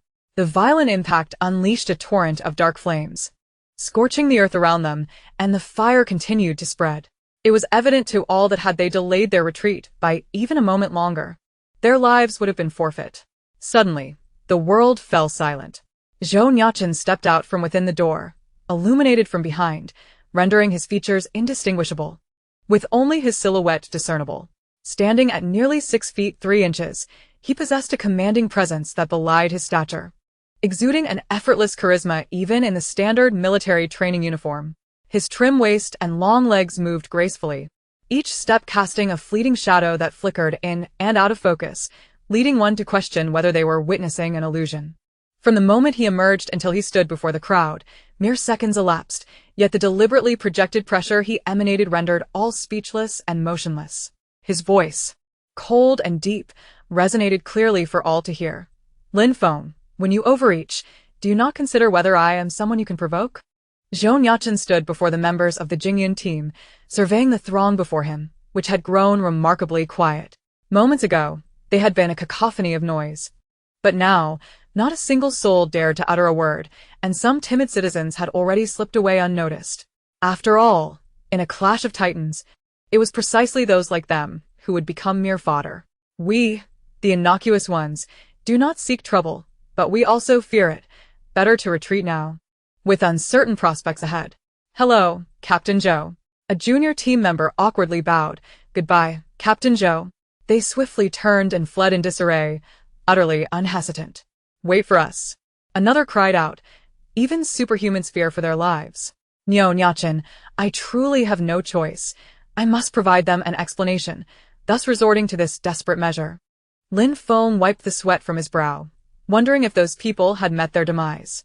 Just moments ago, they had been blubbering, and now the silence was so profound that even the faintest sound could be heard. Oh! Zhou Nuocheng's gaze slowly drifted towards the foremost superhumans. If anyone requires an explanation, allow me to provide it personally. Let us not trouble the base commander, who is undoubtedly quite busy. A masterfully delivered comment. Lin Feng discerned the sarcasm directed at his meddlesomeness. And those superhumans no longer sought explanations, having nearly vanished from existence moments ago. Any explanation they received would likely be infused with the scent of roasted meat. Let us not even discuss the fact that my teammate is not a zombie. Even if she were, you have no claim to her. I will take her away, Zhou Nuocheng asserted. So shall we, the Jingyun team echoed in agreement. Xie can also wish to speak, yet he seemed to lack the standing to do so. The opportunity Zhou Nuocheng had graciously extended was laid before them, and they could only scramble to comply. None dared to be the one to stand out. Since Captain Zhou has assured us, we shall not make things difficult. Let the young lady recover in peace, and we shall not intrude, they concurred. Indeed, on a night like this, she should rest well. She will surely recover. In no time, a throng of individuals had departed, as if pursued by unseen phantoms. Sang Mian, grasping Sang He with one hand and Chu Yining with the other, couldn't help but exclaim, "It seems that no amount of words holds weight. True strength reigns supreme." This Heike team did not linger, allowing Xie Ken to remain lost in his thoughts as they knew he was safe. Su Mu sincerely glanced upstairs. Poetry. Please take care of yourself. If you recover, I would even be willing to turn Lin Yuan into a mere worm. Lin Yuan gained nothing from this encounter. It was evident that even if Shi Ran were not a zombie, Captain Zhou's stance remained resolute, and she was hardly worthy of consideration. In high spirits, Su Mu embraced Yishiyu, shook Shang Guanyu's hand, and skipped away, leaving the two to exchange bewildered glances. Is this young lady from an esteemed family not quite right in the head? Tonight, you will guard her while I step out for a while, Zhou Nuocheng declared, stepping forward without pausing. Having finally soothed Shi Ran to sleep, he needed to find a high-grade plant crystal core as swiftly as possible to stabilize her condition. Lin Yuan, hoping to explain the situation, barely managed to utter a word before Zhou Nuocheng departed like the wind. Such disregard, such a feeling of invisibility, no matter her actions, chilled Lin Yuan to her core. She believed she could evoke an emotional response from him, yet Zhou Nuocheng never once glanced her way, entirely oblivious to her presence. Xie Ken was uncertain of Zhou Nuocheng's intentions, until Shi Ran recovered. The Jingyun team would hardly welcome him, leaving him to find a patch of grass outside a villa to sit and silently keep watch. Chapter 77. I am actually quite fortunate. Due to Shi Ran's unique condition, Gu Ming, a mental-type superhuman, had not slept a wink all night. In the early hours, Zhou Nuocheng returned briefly, bringing with him a level 3 plant crystal core for Shi Ran. After its use, her skin visibly improved, and her breathing became more regular, indicating she was likely out of danger. Yi Shiyu observed the various wounds and the redness around Zhou Nuocheng's eyes. Captain, you should rest. We can fetch any crystals you need. No need, I can manage more swiftly on my own, Zhou Nuocheng declined, moving with speed that left little room for concern over their well-being. Watching him rush about, Yi Shiyu settled down, lazily resting her head on the table. Deputy, when are you all returning to the capital? Gu Ming frowned. Did you not say that the deputy appeared overly ambitious? Ah? Is that really the crux of the matter? To her surprise, Gu Ming seemed to hold a grudge. After all, she had been young and naive, unaware that they might encounter dignitaries on their journey. Without Shi Ran, their friendship would have capsized. Did I ever say that? Heh, you must be mistaken. Yi Shiyu feigned innocence. Observing the girl who was clearly exhausted yet still putting on a brave face, Gu Ming chuckled softly, lightly tapping her forehead with his long fingers. What I mean is, you may call me by my name. Perhaps due to her fatigue, Yi Shiyu's mind was a bit sluggish. It took her a moment to respond. Gu Ming? Go. I want some milk tea. The smile of the individual before her suddenly froze. Yi Shiyu could no longer hold on. She felt herself drifting between wakefulness and sleep. Drowsily continuing, what I meant to say is, I will discuss going to the capital with Shi Ran. It's not ideal here, especially without you all. It's even worse. Before she could finish, she had thoroughly collapsed forward. Gu Ming had not anticipated that Yi Shiyu would side with them. After all, the two girls were as close as sisters, and the group of men had never considered that winning her over would prove easier. Gu Ming observed the friendship between the two girls. It seemed that while Yi Shiyu centered her affections on Shi Ran, should she wish to go to the capital, Shi Ran would undoubtedly agree. It seemed his friend had earned the approval of the family. Upon awakening, Shi Ran found Gu Ming seated on her room sofa, with Yi Shiyu draped over the table, sleeping under a blanket. Gu Ming rose, assessing Shi Ran's complexion and pupils. You appear to be well now. The aura of the superhuman has returned. How do you feel? Much better, though my abilities feel somewhat diminished. I might have slipped back to level 2. But I should be fine. I hadn't expected such rapid recovery, she replied. The side effects of absorbing a low-level zombie crystal core were numerous. Yet she sensed that she was now at full level 2, and she was astonished at how quickly she had recuperated, truly a testament to her resilience. Gu Ming chuckled lightly, choosing not to elaborate further. I will take Yi Shiyu to rest. He will come to find you shortly. With that, Gu Ming gently lifted Yi Shiyu and exited. Shi Ran's cheeks flushed slightly. Why was it that merely hearing Gu Ming refer to he allowed her to immediately understand who he meant? Had their team's camaraderie reached such a profound level? Last night, Shi Ran had some recollection. However, at the time, she seemed to have lost her self-control as a human, feeling warm and drawn to him, nearly biting Zhou Nuocheng. Reflecting on the events of yesterday, rather than feeling embarrassed as she might have previously, Shi Ran experienced a sensation that was difficult to articulate. After a moment of contemplation, Zhou Nuocheng lingered in her thoughts, refusing to be banished. Could it be Shi Ran? Shi Ran came to a sudden realization, sitting on her bed and rubbing her face, exclaiming, "What a wretched fate I have. What is it?" Zhou Nuocheng pushed open the door and approached the bedside, though he did not draw near. Observing the girl, who seemed to have regained some color, her hair slightly disheveled as she sat on the bed, staring blankly with murmurs escaping her lips. No. It's nothing. Shi Ran instinctively denied, and as she lifted her gaze, she was met with the sight of Zhou Nuocheng, bloodied and tattered, his clothing torn and wounds scattered across his body. Despite the exhaustion reflected in his crimson eyes, they brimmed with concern.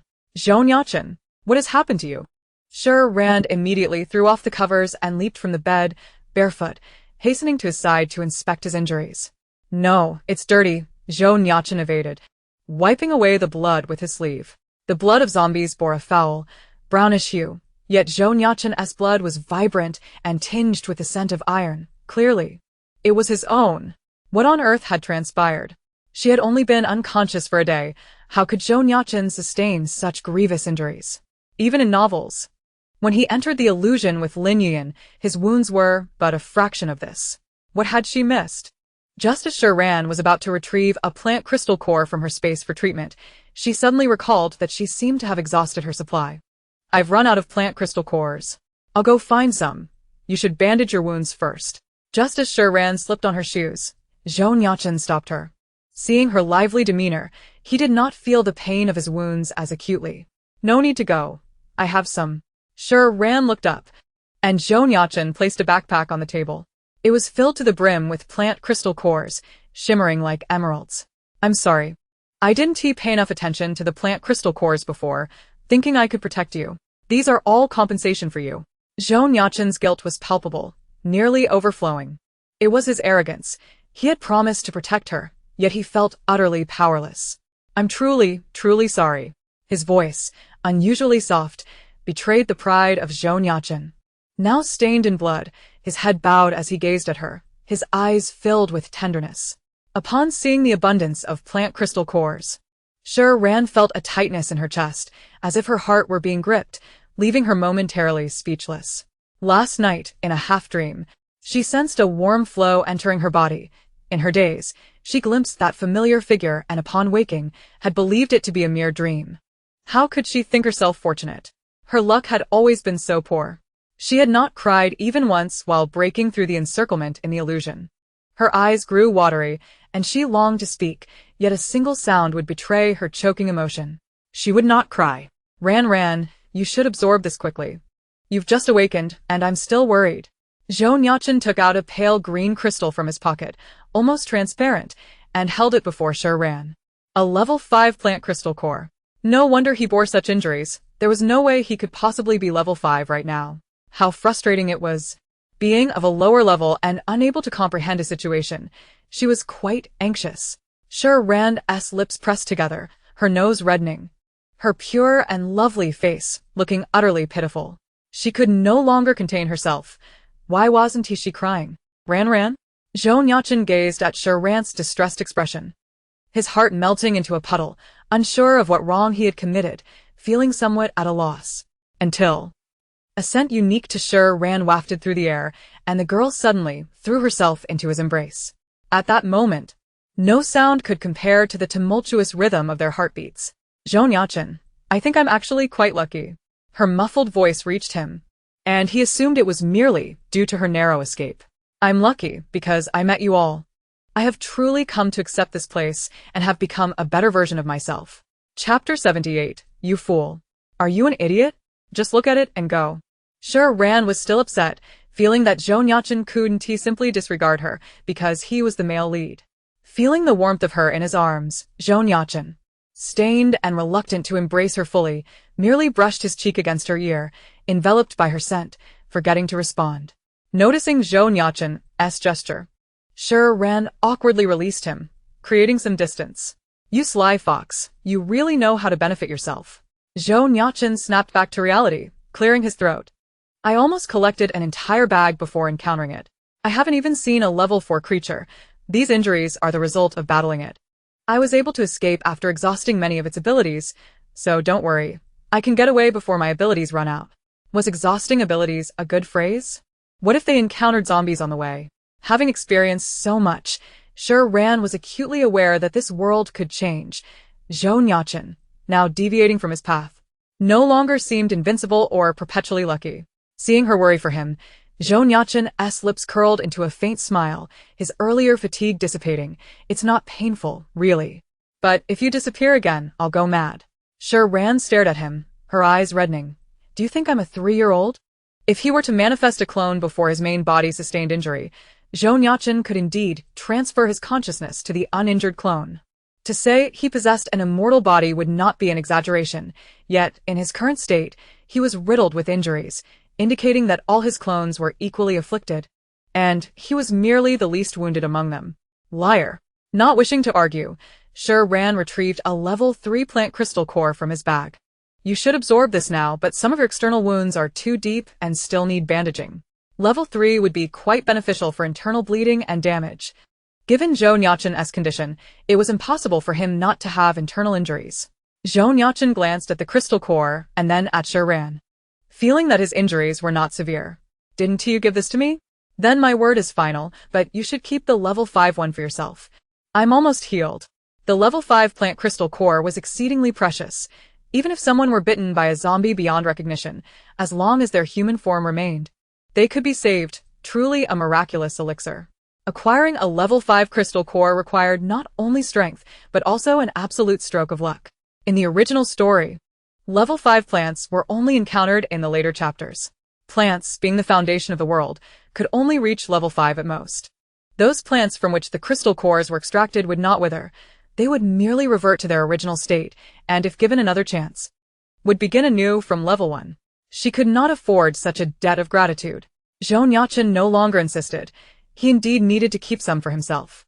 Although this would increase his danger, if Shi Ran were to be injured again, the space might not be usable. Watching him absorb the level 3 crystal core, the minor wounds on his body healed, though some of the whip marks from branches remained too deep, merely fading in intensity. Take off your clothes. Zhou Nuocheng was taken aback, his Adam's apple bobbing, feeling somewhat flustered. Why take off my clothes? I have medicine in my left hand and gauze in my right. I'm applying the medicine. Do you think I'm after your body? Zhou Nuocheng slowly began to unbutton his shirt. You still want to take advantage of others? Shi Ran's hand trembled, nearly spilling the medicine onto him. That would be quite healing. The man's skin was pale, his muscular lines harmonious and powerful. A small mole adorning his collarbone, adding a touch of softness to his otherwise sturdy form. He hadn't fully removed his shirt, but his abs were tantalizingly visible. I take back what I said. Is it too late to take advantage of your body now? She recalled sitting on his lap last night, her arms wrapped around his neck, pressing closely against him, and she had merely thought of seeking warmth. The girl rarely blushed, her eyes uncertain of where to look. She had merely thought that Zhou Nuocheng had suffered for her, and it was only natural to assist him in applying medicine. Yet, once the garment was shed, Shi Ran had completely forgotten her intentions. Shi Ran, I had mentally prepared myself, but clearly, my preparations were insufficient. I suddenly need to use the restroom. Please apply it yourself. After all, whether in the past or present, Shi Ran was merely a 20-year-old girl, too timid to act boldly offline, while online, she was far more audacious, darting away faster than anyone else. Upon seeing her attempt to flee, Zhou Nuocheng reached out, effortlessly pulling her back, and with a deft motion, he seated her sideways on his thigh. What? Why the sudden desire to escape now? You last night. Shi Ran sprang up abruptly, swiftly grabbing the gauze and the ointment from the table, dismissing the moment as an illusion. If one were to overlook the blush adorning her cheeks and her earlier awkward steps, Shi Ran appeared almost like an emotionless machine, applying medicine. Zhou Nuocheng observed her, unable to suppress a chuckle. Having become immune to Zhou Nuocheng's overtly exaggerated demeanor, Shi Ran was unfazed. Who would have thought that the aloof male lead would act so brazenly, disheveled and grinning as if it were nothing of consequence? The others, reassured that Shi Ran was fine, went back to sleep until awakened by the enticing aroma of hot pot around noon. Shi Ran, upon rising, prepared the ingredients for everyone, thoughtfully including 2 portions of each person's favorite dish. Indeed, one must savor life and indulge in joy. It would be too regrettable to miss out on such moments. And she ought to treat her steadfast friends even better. She truly was a considerate spark of energy. Suzumo, who usually rose later than anyone, was the first to the dining table. Hot pot. And my favorite tripe. Shi Ran smiled, and upon seeing Yi Xiao and Shang Wenyu descending the stairs, she eagerly ran to greet them, taking one of each by the hand. They're awake. What a coincidence. Today we have Yao Yao's favorite beef balls and Sister Shangwen's beloved shrimp paste. Yi Xiao shot her a sidelong glance before turning to Shang Wenyu, saying, Sister Shangwan, do I look like a beef ball to you? I think I resemble a rapid heart-saving pill more. Shang Wenyu chuckled lightly, casting a pitiful glance at Shi Ran, silently pleading for assistance. All right, Yao isn't angry with you. Just refrain from putting yourself in danger next time. Things without certainty must never be attempted again. Shi Ran shook their hands, adopting the demeanor of a dutiful schoolgirl. I promise. If there's a next time, I'll transform into a constant companion. With a laugh, Yi Xiao, despite her irritation, found herself unable to maintain her annoyance, resignedly allowing Shi Ran to lead her away. After a good rest, Zhou Nuocheng appeared significantly better, radiating warmth rather than the fierce aura he had exuded the day before. Casually seated beside Shi Ran, he gracefully placed her favorite dishes into the hot pot first. As everyone gathered around, just as they were about to dig in, the doorbell rang. Gu Ming's gaze flickered. He glanced at Zhou Nuocheng and then at Shi Ran, adding, I almost forgot to mention, Xie sat outside all night last night, apparently waiting to see you. Shi Ran tightened her grip on her chopsticks. Having spent 4 days with the young Xie, she felt a familiarity that surpassed even her initial acquaintance with him. Upon hearing his name, her first reaction was to recall that 8-year-old boy. It must be said that her perception of Xie had changed, while they might not become friends. She certainly no longer found him as bothersome as she had at first. Ultimately, it was an unexpected turn of events.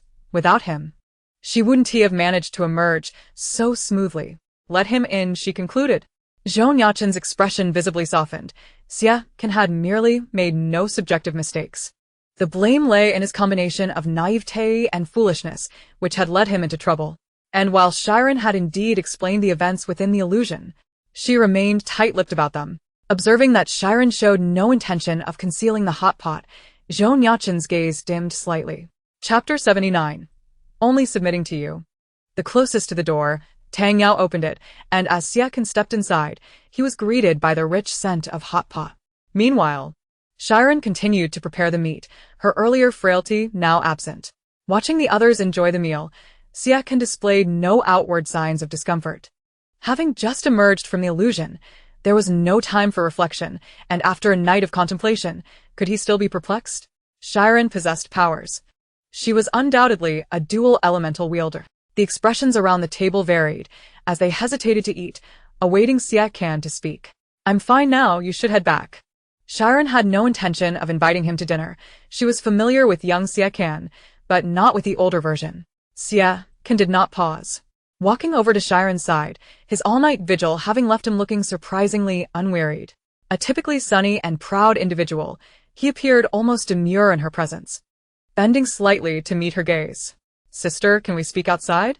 The sharp crack of chopsticks breaking in the spacious villa resonated loudly. Zhou Nuocheng remained still, while the others dared not move. Shi Ran looked up into his clear eyes.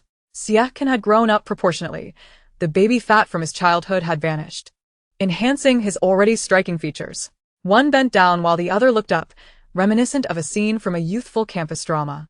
Yes, we all loiret her gaze. Pondering that while it was said brothers shouldn't he call their sister sister and that such thoughts were a bit wild, how could Xie Can, who clearly called her sister, inspire such fanciful notions? Did she have a problem with her thoughts? Considering Xie Can's circumstances, some matters were indeed unsuitable for discussion in front of so many people. Shi Ran would never divulge another's pain. Although the term sister felt a bit awkward, he had consistently referred to her as such in the illusion, and she gave it little thought. You all continue eating. I'll be out for a moment. Shi Ran quietly placed her unused chopsticks beside Zhou Nuocheng's bowl. After speaking, she stood and left with Xie Can. Zhou Nuocheng remained seated, staring at the steaming hot pot, devoid of appetite. Once outside, Shi Ran said, "Just call me by my name. You're older than me. What's wrong with calling you sister? Rest assured, I won't speak of your situation to anyone. As for gratitude, my primary concern was saving myself. So don't take it to heart." Xie Can gazed at Shi Ran, who was now maintaining a distance from him, and felt a pang of sadness. Sister, regardless of the circumstances, I would have certainly perished without you. So from now on, I will protect you. Furthermore, lowering his head, his long lashes quivered as he spoke in a soft, innocent voice. You said it yourself. Outside, we are friends. Shi Ran froze, turning to stare incredulously at Xie Can's face. Wait. Is he being affectionate? Was he possessed by the spirit of his 8-year-old self? In her 2 lifetimes, Shi Ran had never encountered such an innocent display of affection from a young man, causing her to instinctively retreat 2 steps. A temporary measure, she offered an awkward yet polite smile. In Shi Ran's presence, Xie Can could not maintain his usual pride. He understood her intention to distance herself and felt helpless. It's fine. I consider you a friend just the same. Oh, by the way, according to our previous agreement, this afternoon we should. Xie Can recalled their 3-day pact. However, before he could finish, Shi Ran interrupted. No way. Don't even think about it. You're already at level 3. Act like a person, will you? If only she could smash his head in. In the illusion, she had tethered him to her waist. And now he had kicked her into a pit. What a pursuit! Xie Can chuckled softly, regarding Shi Ran's adorable yet irritable demeanor, his voice rich with subtle affection. Are you a silly sister? I concede. Even if you want to hit me, I will never retaliate. The experiences within the illusion may have been tormenting for you, but for me, they were an unexpected warmth I had never dared to wish for. Thank you. Thank you for your kindness. Thank you for your sincerity, which has transformed once bleak and desolate days into cherished memories. Perhaps it was the radiant sounds of laughter, perhaps it was an unintentional embrace, or perhaps it was that tempestuous night filled with thunder and lightning that destined me to yield solely to you. By the entrance, as I gazed upon the 2 figures basking in sunlight, the fleeting moment of turning away left only their silhouettes lingering in my memory. In recent days, the Jingyun team has refrained from taking on new tasks, preparing to hand over the control of the western region of Songsong Base, as promised by Lin Feng. The government has gradually bifurcated into 2 factions.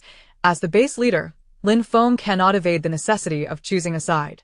In terms of power dynamics, he is inclined towards Premier Xiao and the entrenched Zhou family, yet his political ideology and style bear resemblance to that of the Bai clan.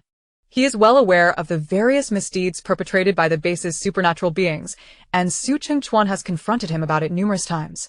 Each time, he can only laugh it off. However, without offering them substantial benefits, how could the base have expanded so rapidly? The lives of the common folk are as fragile as that of ants. Zhou Nuocheng, however, is not easily swayed. The Bai family remains engrossed in their political rivalries and has yet to focus on this side of affairs. Given the current circumstances, he has no choice but to align himself. This is precisely why Grandpa Zhou dispatched Zhou Nuocheng to Songsong Base. Lin Feng had once hoped that if his daughter were to wed the heir of the Zhou family, he would no longer need to compete. After all, Zhou Nuocheng would benefit from him as a father-in-law. Yet now, their relationship has grown distant, and his management style contradicts Premier Xiao's directives, leaving him uncertain whether the Zhou family would sever ties once they have crossed the river. He can only extend an olive branch to Zhou Nuocheng, hoping to stabilize their relationship and wait for the Bai family to approach him, at which point he will choose the most advantageous ally.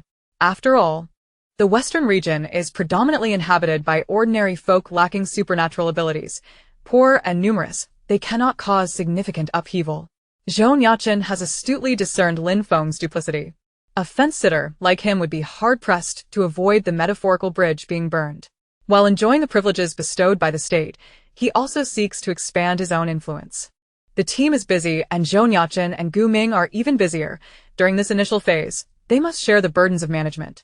However, Shi Ran possesses spatial abilities. Along with previously collected saplings, crop seeds, and tools from the supermarket, which greatly aid in rapidly enhancing productivity in the West. Thus, she occasionally accompanies the two on missions.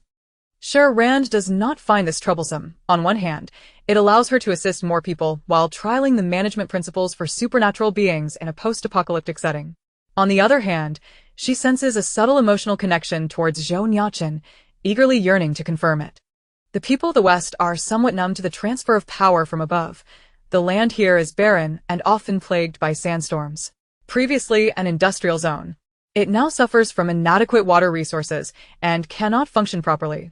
Moreover, being distanced from the core of power at the base, supernatural beings are exceedingly rare, and the resources allocated barely suffice to fill their stomachs. Those who wish to be self-sufficient lack the necessary materials. If not for the government's burdensome presence, Lin Feng would not find it so easy to cede territory. He is no fool. The following evening, Su Chengchuan arrived at the Jingyun team's villa to discuss the reconstruction of the West. Being part of Premier Xiao's faction, Su Chengchuan naturally takes orders from Zhou Nuocheng, overseeing the military and defense affairs of the entire base, making Lin Feng reluctant to act against him. Zhou Nuocheng and Gu Ming have already established the foundational framework for management. While industrial development is not feasible at the moment, they must first enhance the basic living standards and legal regulations. Chapter 80. Their secret. Agriculture is the foundation of the world. Zhou Nuocheng is tasked with delineating farmland and coordinating labor. Shi Ran is responsible for managing the crop varieties and the distribution of resources in the West. Shang Guanyu leads the water-based supernatural beings in implementing efficient irrigation projects for the plants. Meanwhile, Chen Yi, being a wood-based supernatural being, oversees crop growth monitoring and enhances plant survival rates. The three were taken aback. Having joined the illustrious Jingyun team, they now find themselves managing agricultural affairs, quite a down-to-earth endeavor. Shi Ran has grown accustomed to this. Her narrative always seems to yield hidden treasures, as if traversing through a world where she plays in the mud during the apocalypse. With her butterfly wings, she could even catch a cold from her own antics. Whatever, just relax. Law is the essential instrument of governance. Gu Ming is responsible for enacting foundational laws and drafting regulations suited for the post-apocalyptic context, with Su Chengchuan leading the military and enforcing these laws and maintaining regional public order. Tang Yao oversees the repair of houses and the construction of public facilities. Yi Shiyu is tasked with conducting public opinion surveys and external recruitment. If the western region is managed well, perhaps people and supernatural beings from elsewhere will consider settling there. Given that Su Chengchuan cannot solely focus on the West, Su Zimo is responsible for the recruitment and management of supernatural beings in the region. And this is done through compulsory enlistment. Supernatural beings are to be managed solely by humans, lacking leadership authority, and any form of oppression or humiliation is strictly prohibited. Currently, there are no comprehensive laws governing supernatural beings, so if any exhibit uncorrectable bad habits, they will be expelled from the jurisdiction. With Zhou Nuocheng and Gu Ming at the helm, the West underwent a remarkable transformation overnight. Their swift yet orderly management strategy left everyone speechless. Lin Feng, too, could not have anticipated that, due to his own cleverness, the position of base leader would soon become merely a title, precariously teetering on the brink of collapse. At 11 o'clock at night, Zhou Nuocheng has been exceedingly busy these past few days. Only today has the management of the West finally begun to take shape. Since everyone is responsible for different tasks, aside from daily training, the team seldom has the opportunity to convene. Upon opening the villa door, Zhou Nuocheng made his way directly to his room, but the small lamp in the living room still glowed warmly, casting a soft yellow light. Someone must have forgotten to turn it off. As he approached, the first thing he noticed was the figure reclining on the sofa, seemingly asleep. Zhou Nuocheng paused, and before his mind could process the situation, his body instinctively moved closer, crouching down to block the light from her face. The girl's features were gentle, Compared to her usual lively and adorable demeanor, her quietness now rendered her even sweeter. Her cheeks were pale with a hint of pink, and her long eyelashes cast a shadow over a small mole beneath her eye. Zhou Nuocheng leaned in, carefully lifting her in his arms, and heading upstairs. The apocalypse had long instilled a vigilant nature in Shi Ran. The moment she was picked up, her eyes flew open. Upon realizing it was Zhou Nuocheng, she relaxed and lazily leaned against his chest. Ah, that man. For some reason, ever since that hot pot dinner, Zhou Nuocheng has been acting peculiarly towards her. Their conversations have revolved solely around official matters, leaving Shi Ran feeling at a loss to express her feelings. Today, she intended to ease the tension between them by watching a show on the sofa while waiting for him, but inadvertently fell asleep. And what was there to confirm? If she had no feelings for him, she herself would find it ridiculous. But does Zhou Nuocheng like her? Previously, she thought it quite possible. But after the past few days of interaction, she found it difficult to ascertain whether she was merely being overly sentimental or if Zhou Nuocheng's kindness stemmed from camaraderie and friendship. Though she claims not to want to meddle in the narrative, any opportunity to understand him draws her in. In the story, he ascends to great heights in his career, showing a particular fondness for the female protagonist, but otherwise, nothing remarkable stands out. Nevertheless, she cannot consider herself merely a bystander anymore. She decides to probe a little, and if it fails, she would simply pretend it never happened, chuckling to herself. Upon awakening, she would simply walk away. Zhou Nuocheng's voice was cold as he looked down at the girl who was lost in thought against him. Shi Ran truly wished to clarify things. She was not the type to keep things bottled up, but Zhou Nuocheng's demeanor was utterly infuriating. She was determined to see who would crack first. With her leg injured and unable to walk, Shi Ran spoke harshly, displaying no intention of getting down. Zhou Nuocheng looked down at her, his tone unchanged. What's the matter, trying to pull a fast one? Shi Ran nodded earnestly, her expression grave. Zhou Nuocheng relaxed his palms, mentally urging himself to let go. Yet his body remained unresponsive. The indecision startled Shi Ran, who feared Zhou Nuocheng might inadvertently let her fall. Instinctively, she raised her hands and wrapped them around his neck, refusing to relinquish her hold. The man paused, his throat bobbing slightly, his hands tightening reflexively as he ascended the stairs, his tone tinged with both resignation and restraint. Hold on tight. Have you hit a bottleneck? How much does it cost to say a few more words? Shi Ran regretted her words immediately. It was her first time harboring feelings for someone, and she found it impossible to maintain her composure. Zhou Nuocheng continued his stride. You've touched porcelain. And you still expect to smile in return? Shi Ran, do you wish to ride on my shoulders? In a fit of frustration, she realized he wasn't saying anything she wanted to hear. Silently, she scoffed. Who would dare? I see you're quite daring. Zhou Nuocheng kicked open the door and placed the girl on the bed, intending to rise, but his grip around her neck remained firm. Under the moonlight, her eyes sparkled with sincerity. Zhou Nuocheng, what's the matter? Let it be, let it be. A good woman does not contend with men. Family, take note. The clown only performs this once. Next time it will come at a cost. Shi Ran tightened her hold, drawing closer. I think it sounds better if you call me Ran Ran. Which sounds better, Ran Ran or sister? Before Shi Ran could finish her last syllable, Zhou Nuocheng interjected, leaving her utterly bewildered. What sister? Isn't Zhou Nuocheng older than me? Even if sister sounded nice. He couldn't possibly call her that, could he? Cough, cough, that's rather embarrassing. Wait a moment. Where are we now? Observing the girl in a daze, Zhou Nuocheng's eyes darkened. Before Shi Ran, he too found it hard to maintain his composure. What transpired between you and Xie Can in the illusion? Shi Ran felt perplexed as the conversation veered away from its initial topic. Haven't I explained it to you before? I mean the parts you haven't mentioned, like, what does he think of you? Shi Ran's gaze flickered as she carefully considered her words. In the illusion, he was only 8 years old. We spent just a few days together. He regarded me as an older sister? Don't you think he trusts and clings to you excessively? Zhou Nuocheng scrutinized her eyes. Withholding a question he dared not voice. Shi Ran, too, had lost her previous disdain for Xie Can. Over the past few days, he had frequently visited the villa under the pretext of training and researching lightning abilities. While she had been worried about leveling up, Xie Can had inadvertently provided her with hope. Their interactions had become remarkably familiar. He could always interpret her feelings and thoughts immediately, addressing her as sister during their idle moments. Their personalities, ages, and even their abilities were strikingly compatible.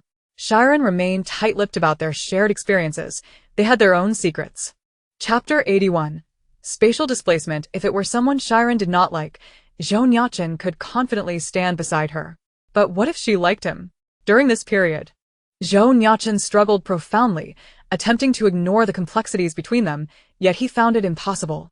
As his feelings burgeoned, he transformed into the very image of himself he despised most, sensitive, suspicious, and timid. How absurd these words were. He had never experienced such feelings in his life. Yet if Shi Ran were to favor Shi Ran, he would have to respect her, for he could not fathom not even being able to be friends. It's fine. I can wait. However, Shi Ran's actions today ignited an uncontrollable flame in his heart. Perhaps things were not as he imagined. Shi Ran also felt a pang of discomfort. Shi Ran's trust in her stemmed from his childhood loss of parents, having lived alone since the age of 4. Throughout his life, he had faced every dark moment alone. And such vulnerabilities were glimpsed by her unintentionally. How could she bring herself to disclose this to others? How do I explain this? The usual banter and quick wit felt utterly inadequate, as she did not wish to deceive Zhou Nuocheng. At this moment, Shi Ran felt more powerless than a eunuch newly introduced to the palace during the late Qing dynasty. Zhou Nuocheng's gaze darkened as he turned to walk outside. So, sister does sound better. This statement was whispered solely for his own ears.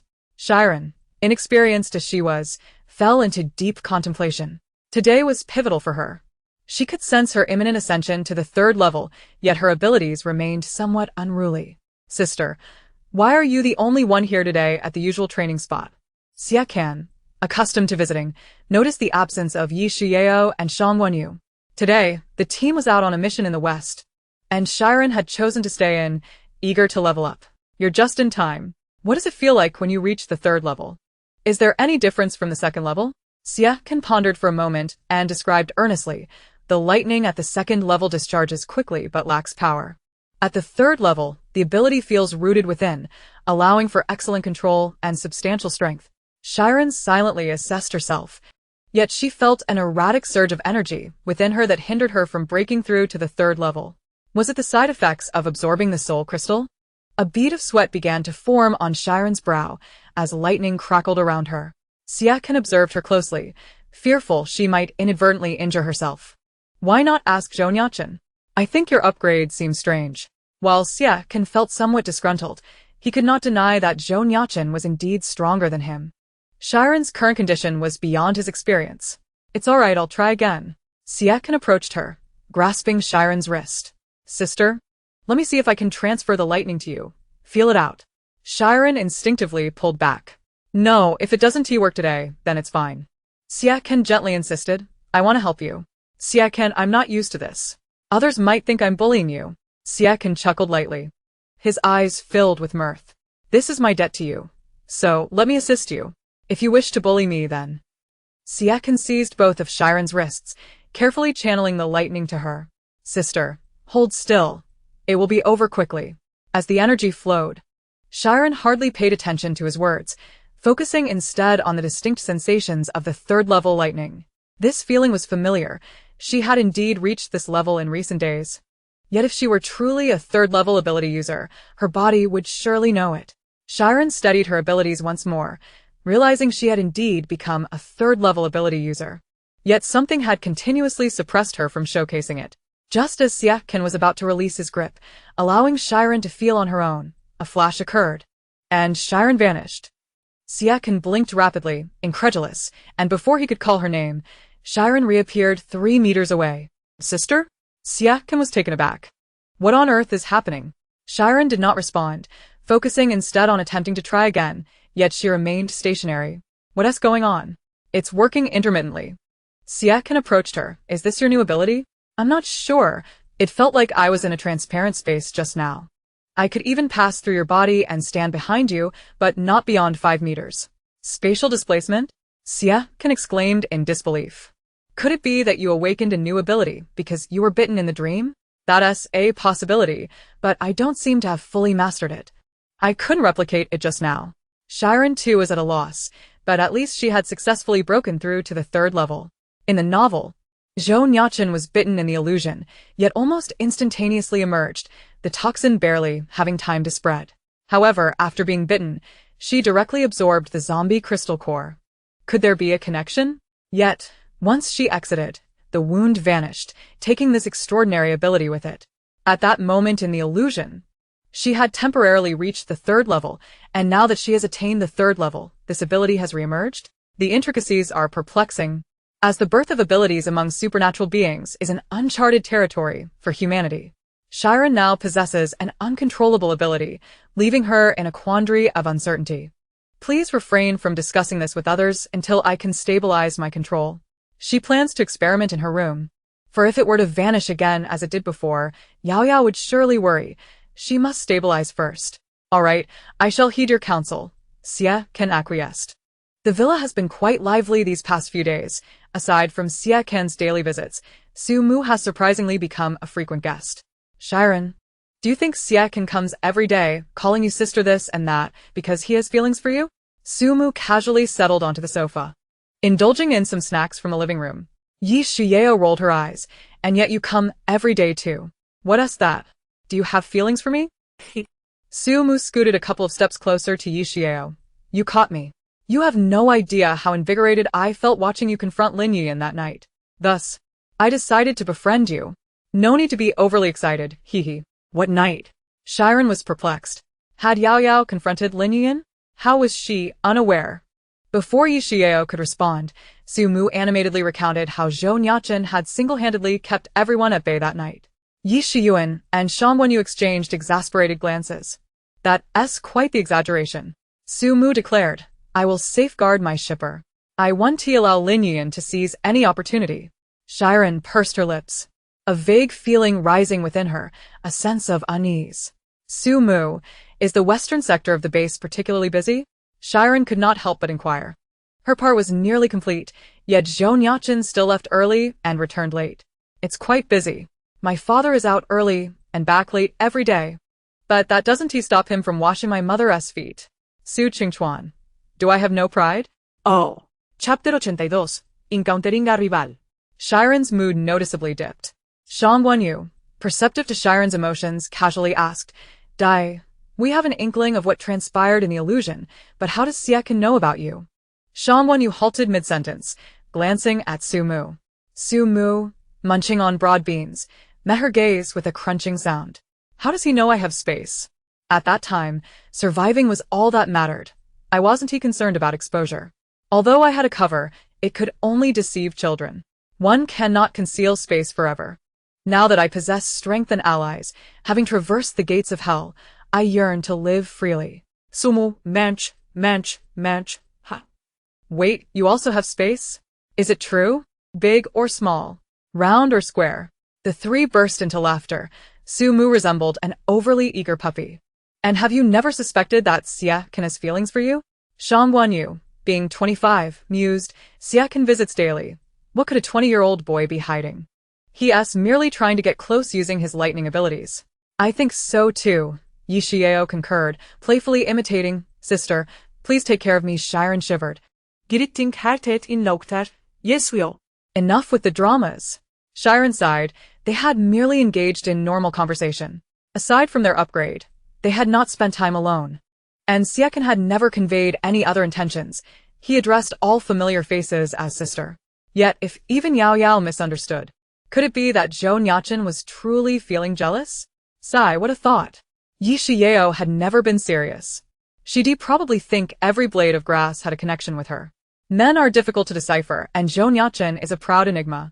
However, doesn't he call the girls around him sister? Su Mu munched on a bag of chips, feeling that Xie Ken was somewhat odd but shared Shi Ran's thought process. Are you a hamster?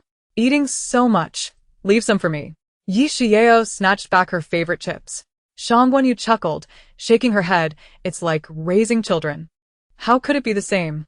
Before she could finish her sentence, the living room window swung open from the outside, and Xie Ken leaped in with long strides, greeting. Sister. Yeah. Sumu. See, if not for Shi Ran, neither Shan Wenyu nor Yi Shiyeo would receive such a greeting. The tone is worlds apart. Could you not always climb through the window? There's a door, you know. It's quite rude, Zhou Mu protested. Why is it only you who is addressed by full name? You come here every day to mooch food, so it's mutual, Shi Ran replied, striding purposefully to Shi Ran's side. Sister, why do you look so unhappy? Shi Ran was taken aback, after pondering Zhou Nuocheng's matter for a while. Could Shi Ran truly discern her feelings? Zhou Mu internally scoffed. The differential treatment was glaring. Shi Ran is already at level 3. Why are you still seeking her out?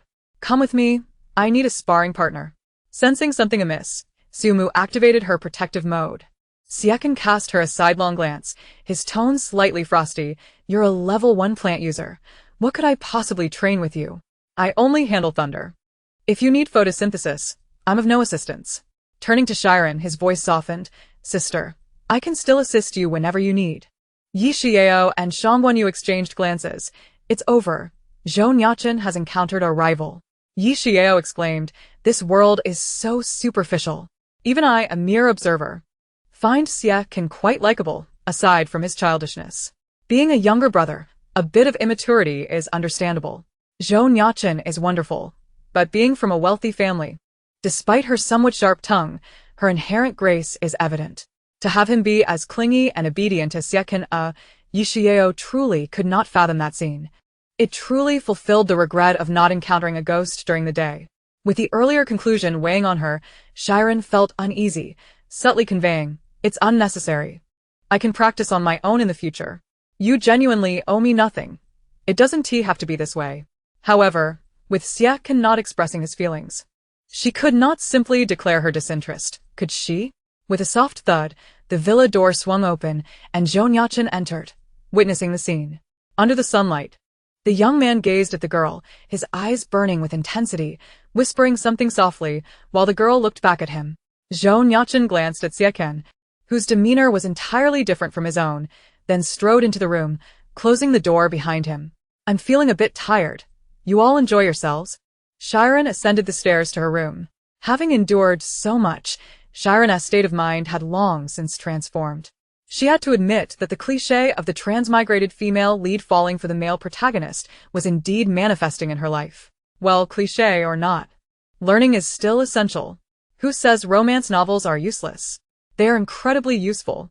After extracting the downloaded novels and studying for 3 hours, Shi Ran finally discerned a pattern.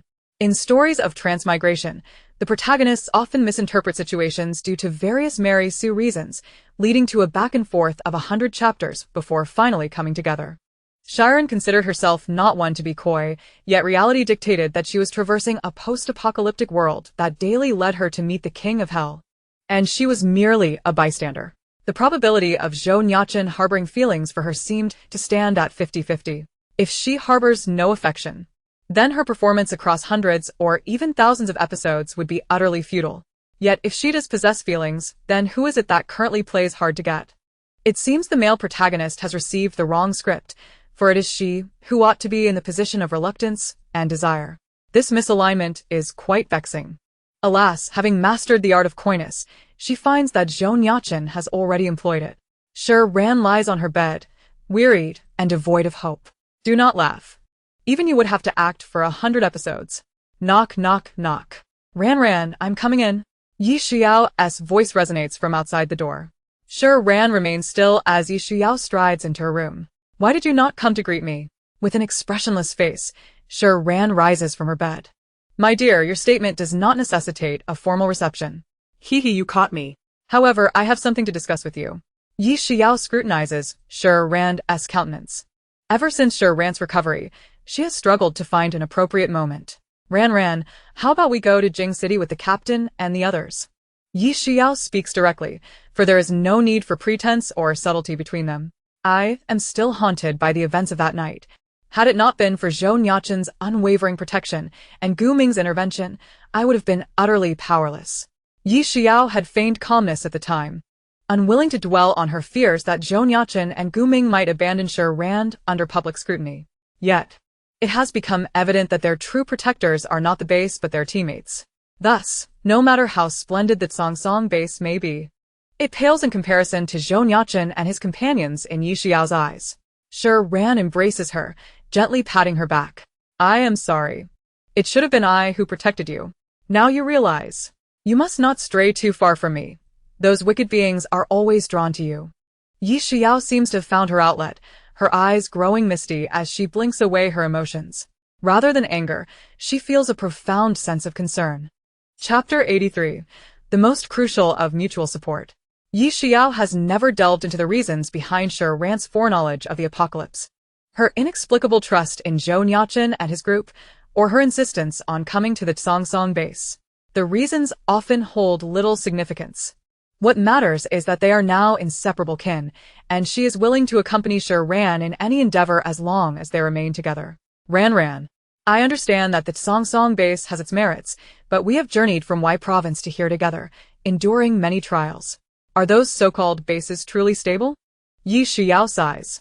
I once shared your belief that the security of a base was paramount, yet in an apocalypse, it offers no salvation and can even exacerbate dire situations. Instead of being hindered within the base, we would be better off alongside Zhou Nuocheng and his crew. In critical moments, they are far more reliable than that trivial base. Shi Ran gazes at Yi Xiao, who has transformed from a tempestuous young lady into a spirited and self-reliant supernatural being. Yi Xiao remains unchanged.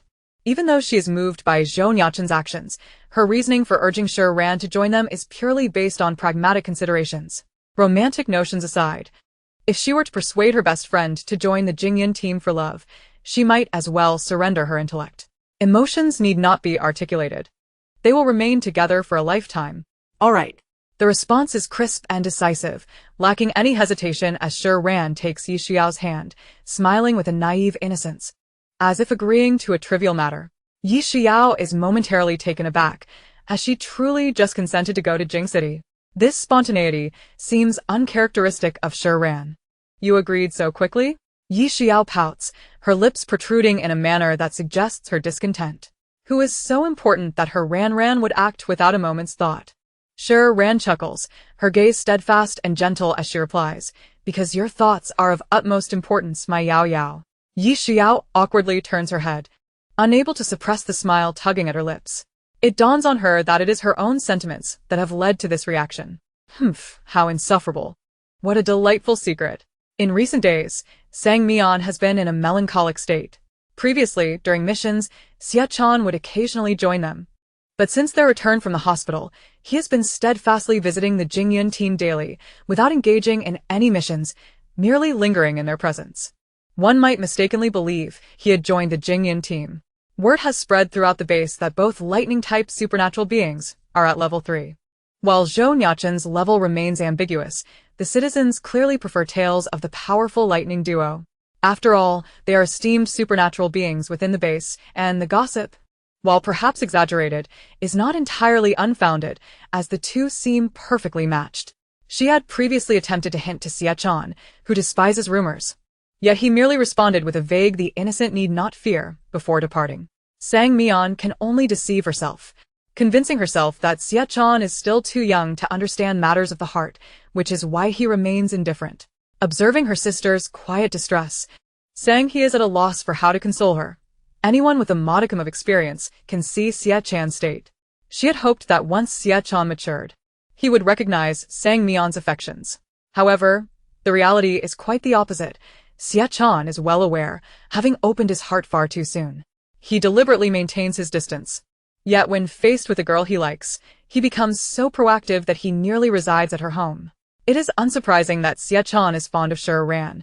It is not unexpected that this Heike team has developed a tacit understanding. It is not because Shi Ran is exceptionally powerful or beautiful, saying he understands Xia Chan's character. Beneath his proud demeanor lies a heart that struggles to accept others. The notions of love at first sight or being swayed by appearance are entirely unrealistic for him. Something must have transpired to provoke such a transformation. No one simply grows fond of another without cause. In early July, the western sector of the Song base has completed its preliminary management. Although the results are yet to be discerned, everything proceeds in an orderly fashion. After all, those emerging from the Jingyan team, like Suzumo, are adept in managing supernatural abilities, shedding their former carefree demeanor. Anticipating that Chen Yi will soon join the Jingyan team, Suzumo seizes the opportunity to train him whenever possible. While the morning crowd is still absent, he takes the initiative to give Chen Yi a private lesson, dedicating an hour to political education. Little E, I've noticed your political awareness is lacking. Did you not pay attention in class before? Chen Yi's eye twitches as Suzumo rambles on without pause, offering no opportunity for interjection. Enough. You're still in high school, and likely haven't covered this material. Come, let me instruct you. Management is actually. Suzumo, you are exceedingly verbose. Chen Yi turns to exit the training room, unable to endure any longer. He might as well seek Gu Ming, who surely has a wealth of information stored on his computer. Hey. You think you can just walk away? Suzumo levitates a dart midair, determined to assert his seniority over the obstinate youth. Chen Yi pivots, raising an eyebrow, and with a shield enveloping him, he unleashes a torrent of vines. Suzumo barely comprehends the moves before vines whirl around him, and the darts scatter across the ground. Suzumo swallows hard, silently reclaiming his dignity, or rather, his darts. Ultimately, he chooses to stew in frustration rather than succumb to anger. Fine, I'll take this defeat. A smirk graces Chen Yi's lips as he departs in high spirits, shutting the door behind him to allow Suzumo to collect himself. The Jingyun team will not remain at Songsong indefinitely. Thus, Zhou Nuocheng and Gu Ming have appointed several reliable supernatural beings for management, hailing from various teams to oversee and assist one another. Su Chengchuan has also dispatched supernatural beings from the military to provide support. Although Zhou Nuocheng and Lin Feng appear amicable for now, within the same territory, they may soon find themselves at odds. Seizing the opportunity, while Lin Feng had yet to sever all ties to the west, Su Chengchuan silently maneuvered the main forces of the army closer to that direction.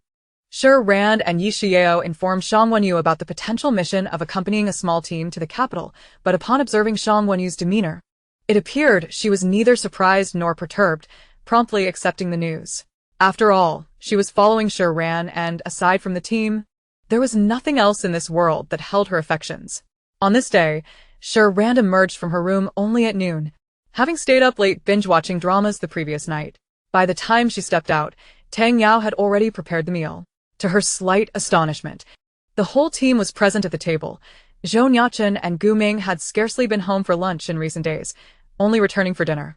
Did the sun rise in the west today? Shi Ran glanced at Zhou Nuocheng and took a seat beside him with utmost seriousness. The peculiar atmosphere between them had persisted for quite some time. Suzumo pretended to be busy serving food to Chen Yi. Come on, little E, you're still growing. Eat more. I'm taller than you, Chen Yi replied, his tone devoid of warmth. His chopsticks were held firmly by Suzumo, who was serving him food. Yet Chen Yi expressionlessly took back the chopsticks Suzumo had placed at the edge of his bowl, nonchalantly beginning his meal. Hey, we're both over 1.8 meters tall. What difference does it make? Suzumo faltered, feeling a bit defeated. If it weren't for the fact that he had been leaving milk for Chen Yi every day this past month, how could Chen Yi have suddenly shot up several centimeters?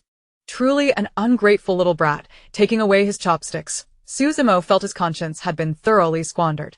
As everyone finished their meals, Gu Ming produced a mission paper and placed it before them. This is our next assignment. To rescue someone? Yi Xiao inquired, glancing at the contents of the paper. Indeed. Zhou Nuocheng explained to the group. They are researchers from the Nanking Institute. Among them is Dr. Lu Yu, a senior virology expert from the National Academy, who became trapped in the institute post-outbreak while studying the zombie virus. Most of their research has already been transmitted to the central authorities. Then why are they in the air raid shelter? Tang Yao questioned, puzzled. The Nanking Institute has fallen, Zhou Nuocheng continued. Everyone is protecting Professor Liu, but sadly, only 30 researchers managed to escape, taking refuge in an air raid shelter that stored supplies before the founding of the nation. Why are we taking on this mission then? Shang Wenyu pondered further. There are specialized military units for rescue. Why is it us this time? They possess equipment to communicate directly with the central authorities. Based on their last known location, the last contact was interrupted near the air raid shelter, Gu Ming explained. With the outbreak, the losses among researchers have been staggering, and experts like Professor Liu, who have studied zombies, are exceedingly rare. This mission was assigned to us by the central authority. As long as the two factions remain relatively harmonious, the rescued individuals will naturally be ours. Even without the directive from Grandpa Zhou. Zhou Nuocheng was acutely aware of what he ought to do. Uncharacteristically, Shi Ran refrained from voicing any opinions, merely listening while occasionally glancing at Gu Ming. What's wrong? As a mental type ability user, Gu Ming could naturally sense something amiss with Shi Ran. Huh? Caught off guard, Shi Ran quickly regained her focus. It's nothing. Lin Feng wouldn't send us alone. How can we ensure Professor Liu will be ours? Daydreaming during a meeting? Who were you thinking about? Zhou Nuocheng scrutinized Shi Ran. His tone serious and tinged with subtle self-mockery, unlike his usual playful banter. As long as we can find him first, I guarantee it, Zhou Nuocheng asserted. Shi Ran, too preoccupied to notice Zhou Nuocheng's unusual demeanor, hastily interjected, since this mission is ours, Lin Feng will surely send others along. Can we recommend candidates to him? Huh? Zhou Nuocheng turned to fixate on Shi Ran, his tone becoming perilous. Shi Ran, we are going to execute a mission. And placing such trust in him, aren't you afraid of losing your life again? Tang Yao and Su Zimo nearly leapt from their seats. Zhou Nuocheng's businesslike tone, so chilling, was only ever heard when facing formidable challenges during training, leaving them breathless. Never had they witnessed such a fearsome side of Zhou Nuocheng. Shi Ran momentarily failed to comprehend his words. Was he referring to Xie Chan? What did this have to do with Xie Chan? Realizing something, Shi Ran chuckled softly, reaching out to ruffle Zhou Nuocheng's hair, inadvertently disheveling his hairstyle, which sent her heart into disarray as well. Indeed, jealousy was still present. How clever of me. I was referring to Shin Yubai, Shi Ran clarified to the group. The air raid shelter is underground, where visibility is nil. The more mental type ability users we have, the better. To avoid losses. After speaking, she winked at Zhou Nuocheng. What do you think, Captain? Zhou Nuocheng felt his heart flutter, forcing himself to appear composed. Sure. He had no idea what he had just agreed to. Clearly, his affections lay with Xie Chan. What did these actions signify? Zhou Nuocheng's thoughts churned in confusion. Yet an undeniable glimmer of hope flickered within him, shattering his facade of seriousness. Su Zimo and Tang Yao felt their eyes nearly pop out, both subconsciously envisioning the scene where, if Zhou Nuocheng were to become angry, someone would simply reach out and tousle his hair. Yikes, that imagery is too gruesome. It cannot be aired. Their leader was utterly under Shi Ran's thumb. Shi Ran had long ceased contemplating the plot, but neglecting it did not mean it wouldn't unfold. In the novel, Gu Ming became permanently deaf during this very scenario. The air raid shelter was swarming with zombie bats. It wasn't about their strength, but rather their overwhelming numbers. Their abilities were peculiar. When noise at different frequencies coincided with the frequency of an ability user's powers, the user would suffer varying degrees of mental harm. The stronger the ability user's powers, the lower the chance of frequency coincidence, yet if it did coincide, the resulting damage could be fatal. Frequencies differ from decibels. While decibels can be predicted and avoided, frequencies are utterly chaotic. In the novel, the team that entered together suffered devastating losses, unable to utilize their abilities while also being unable to see, leading to their brutal demise at the hands of the bats. The leader of this Heike team, Sang He, perished while attempting to protect his teammates within. Due to the multitude of paths, Jing Yun had to split the group, and Gu Ming found himself alone against a level 3 zombie bat. He pushed his mental strength and ice abilities to their utmost limits to escape. Unfortunately, during his last attack, he synchronized his powers with that of a bat, and in that fleeting moment, Gu Ming lost his hearing entirely. Had Zhou Nuocheng not arrived in time, the cost for Gu Ming's escape would have been incalculable. Thankfully, Gu Ming was a mental type user. After a period of training, he could still communicate normally with others, showing no apparent signs of his affliction. However, since that incident, he had become increasingly reluctant to engage in conversation. Except with Zhou Nuocheng, and even with the rest of the team, he kept unnecessary exchanges to a minimum. When Shi Ran read the novel, she merely perceived Gu Ming's newfound silence as a transformation into a more aloof persona, feeling shamefully cool about it. Yet the truth was that Gu Ming was gentle, often teasing and joking with everyone. Even in the midst of their busy days, he and Zhou Nuocheng would return for dinner, supervising the team's ability coordination and performance. He had vigilantly stayed up all night, attuned to her condition. Shi Ran did not wish for any of them to come to harm. To be precise, she did not want any member of the team to suffer. Having learned from past experiences, Shi Ran understood that the next misfortune might not befall Gu Ming alone. It could happen to anyone. What she could do was prepare thoroughly, ensuring that none of them would find themselves depleting their abilities as Gu Ming had. Bringing Xin Yubai along was her most crucial step, with an entire team of mental-type users coupled with the formidable Jian team. Their chances of retreating unscathed would be significantly heightened. In the afternoon, the team sought out Lin Feng, for rescuing individuals was not akin to gathering supplies. Even a slight delay could increase the danger, and the group was set to depart the following day. As a few individuals entered the conference hall, aside from Lin Feng, there were also Xia Can and members of this Heike team present. Zhou Nuochen's spirits, which had just brightened, plunged once more. "Sister, you're here," Xia Can exclaimed, his eyes lighting up as he unconsciously moved toward Shi Ran. Sang Mian clenched her fists slightly, diverting her gaze. Shi Ran was not taken aback, merely nodding gently. In the narrative, Lin Feng had dispatched Xia Can, this Heike team, and another intermediate ability team for rescue. As the air raid shelter not only contained people but also government reserves left behind, serving a dual purpose. However, to Zhou Nuocheng, such familiarity and synergy were painfully glaring, causing an ache in her heart. "Nuocheng, the task for tomorrow is too perilous for just you all. I will send several teams to accompany you. And the army will be on standby outside the cave, striving to rescue Professor Liu as soon as possible." Lin Feng unexpectedly proposed a joint mission, knowing that talents are fiercely contested wherever they might be. "Director Lin, the air raid shelter is quite dark. If you're concerned for our safety, might Captain Shen accompany us?" Shi Ran directly requested assistance, knowing that the relationship between Zhou Nuocheng, Gu Ming, and Lin Feng was delicate. With them making the request, Lin Feng had no choice but to acquiesce, albeit with deeper contemplation. Shi Ran's tone appeared more spontaneous, which could more easily lower defenses. "Sister, I can protect you," Xia Can protested, bending down with practiced ease, leaving this Heike team momentarily stunned. "Adults are speaking. Children should not interrupt." Oh. Xia Can's demeanor drooped as he obediently stood aside. The disparity between witnessing something firsthand and merely hearing about it was vast. That proud youth, who held everyone in disdain, appeared like a small dog yearning for its owner's affection beside Shi Ran, looking both adorable and pitiful. Lin Feng did not deliberate for long, of course. "I initially intended to send an intermediate team along with Xia Can and this Heike team, but given that this is the first mission assigned to us by the central government, it warrants serious attention." "Oh, by the way," Shi Ran interjected, "I did sustain an injury at the hospital, but unexpectedly acquired spatial abilities, so I will conveniently bring back supplies from the air raid shelter." The dangers within the cave were ever-changing. Shi Ran aimed to mitigate all risks. Having an additional Lin Yan seemed merely to protect one more person, but gathering supplies necessitated the presence of ability users. Concealing individuals for protection differed entirely from safeguarding them during combat. Shi Ran had already set herself free. Recalling Lin Yan's closeness and gaze at the hospital, she resolutely rejected the notion of joining the team without any remorse.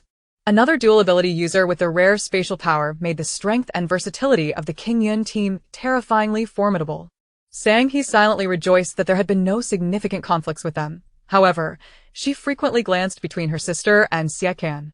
As they departed, Lin Feng's expression was nuanced, appearing to congratulate yet maintaining a stiff countenance. Regrettably, Shi Ran would no longer consider his schemes, should any ulterior motives arise. She would not hesitate to act decisively. "Come here for a moment." Upon arriving at the villa, Zhou Nuocheng passed by Shi Ran and entered her room. Shi Ran followed suit, gently closing the door behind her. Shang Guanyu found it amusing. The sudden awakening of this straightforward girl was undeniably endearing. Zhou Nuocheng's expression shifted slightly. Yet he did not intervene. Shouldn't they discuss their revelation of abilities beforehand? Shi Ran leaned against the door with her arms crossed. "I merely want to avoid complications. In the air raid shelter, if I cannot protect myself, how can I safeguard others? Rest assured, I know my limits." Zhou Nuocheng regarded the stubborn girl before him, remaining silent for a few seconds. "All right, I understand. I will address any issues that arise." He refrained from elaborating, yet internally revised his original plan. Should Lin Feng behave appropriately, allowing him to continue as the base leader would not be out of the question. Lin Feng, however, was currently indecisive. Having once held a position of authority, Zhou Nuocheng would not be excessively ruthless. Appointing reliable individuals to manage the base would ensure he could sustain himself. Yet, the last time he had brought ability users to his residence, Forcing Shi Ran to reveal herself, her exposure of spatial powers would undoubtedly disrupt his plans and attract unwanted attention.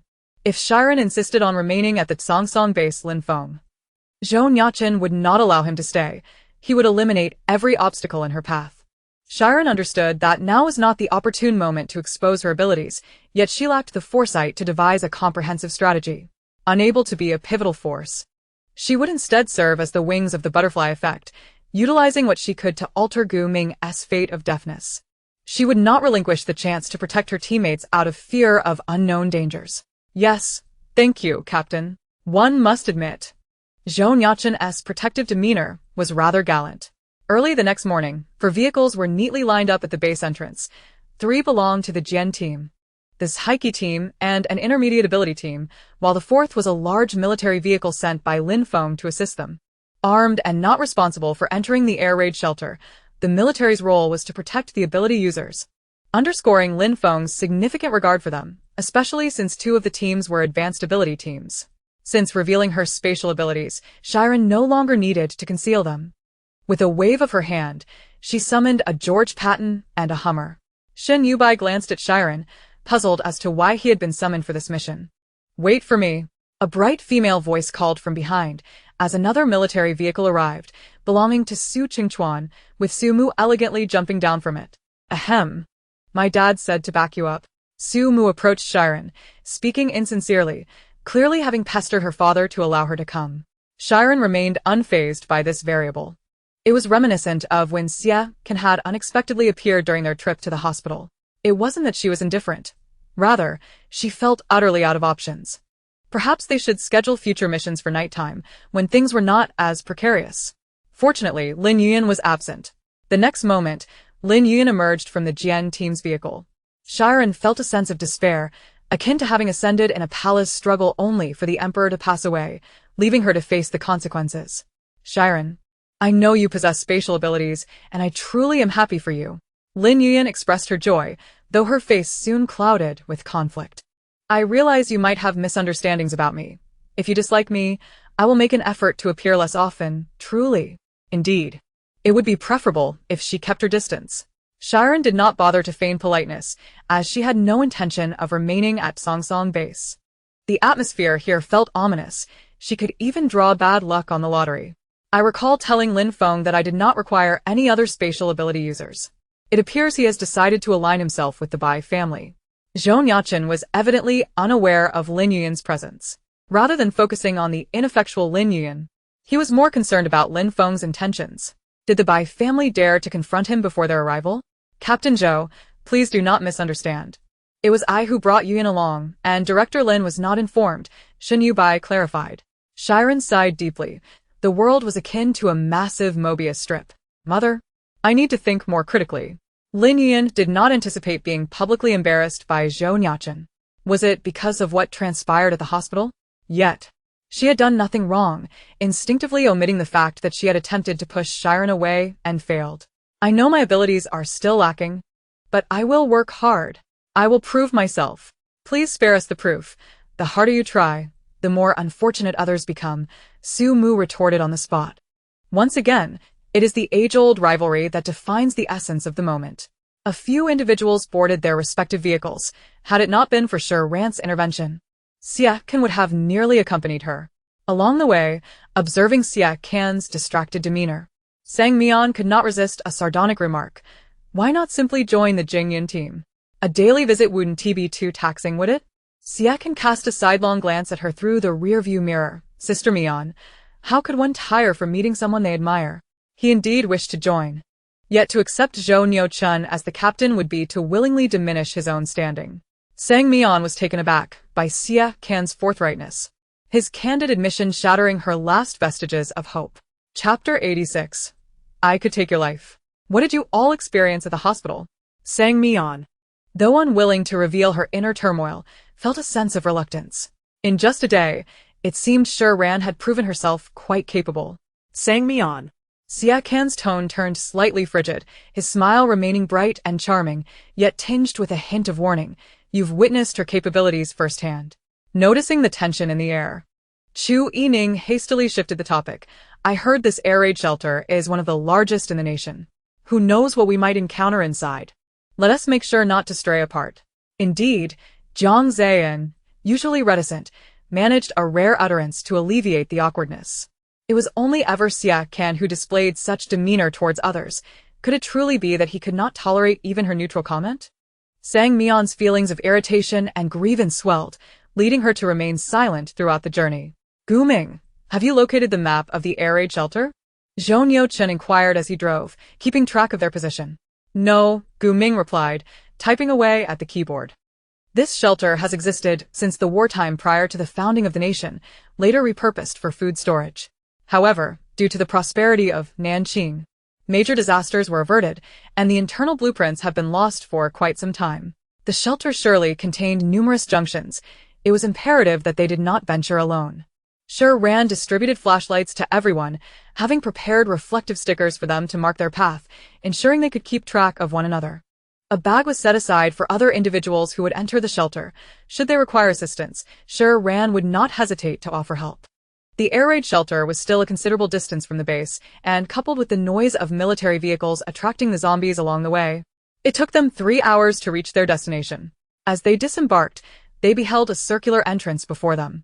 A pitch-black void stretched endlessly, accompanied by a chilling breeze that emitted eerie sounds from within. Shi Ran illuminated the darkness with her flashlight, yet the beam failed to reach the depths. Akin to shining a light into the night, nothing illuminated. Upon witnessing Shi Ran's fearless advance, Lin Yuyan approached her side, speaking softly. Be careful, Ran. Don't be afraid. Ah. Suddenly, a chilling shriek echoed from within the cave as a zombie lunged towards the light with blinding speed. Shi Ran nearly had her eardrum shattered by Lin Yuyan's screams, fearing that Guming might not be the only one to suffer hearing loss. This was no mere capriciousness of fate, it was a harbinger of doom, dragging them toward the abyss. Lin Yuyan had never encountered such a terrifying sight, hastily retreating behind Shi Ran, gripping her arm tightly in panic. Shi Ran's gaze darkened, and with a swift motion, she pressed a button on her flashlight, causing a sharp blade to spring forth from its base. With a deft twist of her wrist, she aimed the blade directly at the zombie's head, executing the maneuver with precision and speed that left many momentarily stunned. Shi Ran's delicate, sweet visage remained expressionless as she tilted her head coolly. The zombie's brain matter splattering forth, mingling with the foul stench of blood, drenching Lin Yuyan in a gruesome shower. Lin Yuyan, unaccustomed to such brutality, stumbled backward, collapsing to the ground, her legs trembling beneath her. Yuyan. Shen Yi rushed forward, hastily cleaning her face and draping his jacket over her shoulders. Lin Yuyan looked at Shen Yi with a pitiful expression, her gaze laden with grievance as she glanced at Shi Ran, as if to suggest that Shi Ran had orchestrated this calamity. The sequence of events transpired rapidly. Shi Ran stood firm at the front, and almost no one grasped the full picture, only that Lin Yuyan was now covered in blood, while another zombie lay defeated nearby. Shi Ran. Lin Yuyan wiped the blood from her body, her voice quivering. I'm sorry, I didn't expect you to refrain from using your abilities. I've put you in harm's way. One of Jing Yun's team members, Yun Fan, could scarcely bear to witness this. Pondering if their leader had an affection for Lin Yuyan, how could one expect to win someone's heart without uttering a word? Shi Ran. Aren't you a level 3 lightning user? That blade was bound to splatter blood. You cannot merely shield yourself. We ought to help one another. Yun Fan pressed. Yun Fan. Shen Yi interjected, causing Yun Fan to fall silent. Though Shen Yi was unsure of what had transpired, he recognized that without Shi Ran, Lin Yuyan might have perished. In that light, it was indeed unjust to lay blame at her feet. The members of Jing Yun all shared a common expression, coldly observing Lin Yuyan on the ground. They had not witnessed the event in its entirety, yet they remained protective. Shang Wenyu approached calmly, extending her hand to pour water over Lin Yuyan, drenching her from head to toe, much to Shen Yi's dismay. Lin Yuyan found herself considerably cleaner, yet being drenched in public brought forth a desire to faint from embarrassment. Yi Shuyao perceived her distress and stepped forward. Hello, this is not a place for napping. Shi Ran, stepping in to defend against the boys who wished to argue on Lin Yuyan's behalf, moved deliberately toward her. When she reached Lin Yuyan, She knelt on one knee, her gaze piercing with a warning, her voice resonating powerfully in the echoing chamber of the air raid shelter. I've told you before. Keep your distance. Can't you see how much I despise you? Not only the others, but even the members of Jingyun were taken aback. While Yi Shu Yao swallowed hard, astonished at Shi Ran's unprecedented display of anger. Ran is so fierce. I adore her. Lin Yuyan's pupils widened in shock. How could Shi Ran dare to confront her so brazenly in front of everyone? Had she lost her mind? Shi Ran, this is too much. Son Mian interjected. Unable to stand by as Lin Yuyan was drenched in blood. Even now, she was being pursued relentlessly despite having already apologized. He pulled at Sang Mian forcefully, urging her to silence. Shi Ran shot her a glance, dismissing her concern. I am not a benevolent soul. Let today serve as a testament. Should you dare to encroach upon my space again, do not be surprised if I not only drench you in blood, but take your life in the process. Shi Ran was not interested in engaging in lengthy debates about whether her hand had been grasped or whether her other hand was occupied with a flashlight, rendering her abilities unusable. What purpose would such discussion serve? Only two individuals were privy to the truth. There was no merit in wasting time in arguments with others. Those who believed in her would continue to do so without her explanation, while those who did not would remain unconvinced, regardless of her words. This sticky, suffocating sensation had truly infuriated her. Work had already been a burden. And here was Lin Yuyan clinging to her, whether out of genuine fear or intentional provocation. Since her life was at stake, a price must be paid. If Lin Yuyan found her displeasing, Shi Ran would ensure her own satisfaction. Regardless, with her threat laid bare, she would show no mercy in the future, and the others could hardly challenge her, achieving a dual purpose. In an unnoticed corner, Su Mu, concealed by her own team, was mimicking a zombie, bounding about with unrestrained enthusiasm. One word encapsulated her feelings: exhilaration. How could Shi Ran be so brazenly malevolent? Few doubted the credibility of her words. For a moment, Lin Yuyan was paralyzed with fear, her eyes brimming with tears as she turned toward Zhou Nuocheng. The man stood expressionless, presenting an opportunity. Perhaps his silence stemmed from his disbelief in Shi Ran's true nature. Nuocheng, Lin Yuyan choked through her sobs. Miss Lin, if you cannot even recall my surname, it seems the blood has already begun to transform you into a zombie. Zhou Nuocheng's gaze ignited with a searing intensity, his tone as frigid as ice. Since you believe we are quite familiar, I shall act as a benevolent soul, taking the opportunity to incinerate you before I venture into the air raid shelter. The atmosphere became so silent that one could hear a pin drop. Lin Yuyan ceased her weeping, her lips quivering yet too fearful to utter a sound. You by go. I'm feeling unwell, so I want to be going in, Lin Yuyan declared, not daring to lift her head as she hurriedly retreated to the military vehicle behind her. Those present dared not breathe. For the members of the Jingyun squad exuded an almost demonic aura, particularly Shi Ran and Zhou Nuocheng, one intent on killing and the other on burning, their tones and expressions chillingly cold. One might mistake them for conducting a funeral, given their recent lackluster performance. Chapter 87. The Team Splits. Shi Ran, wishing to say no more, proceeded towards the cave entrance. Their immediate priority was to rescue the trapped individuals. Let us go, we must enter first. Sister, I'll accompany you. Siakan rushed forward to keep pace with Shi Ran, eager to walk beside her. In a swift motion, Zhou Nuocheng appeared before him, deliberately obstructing his path. Siakan, aware that this was a deliberate use of his doppelganger, retorted, What are you doing? I'm in a hurry. Zhou Nuocheng remained impassive, neither hastening nor retreating, perfectly blocking his way. But my sister is already ahead. Why are you stopping me? Just move forward. Oh. Zhou Nuocheng remained unhurried, stating, She is more anxious than you. Siakan. The others, realizing the situation, followed suit. The Jingyun squad observed their captain's demeanor, sighing. Even a dog would shake its head at such antics, not implying they were akin to dogs. Shun Yubai settled Lin Yuyan in the vehicle, offering her a clean set of clothes.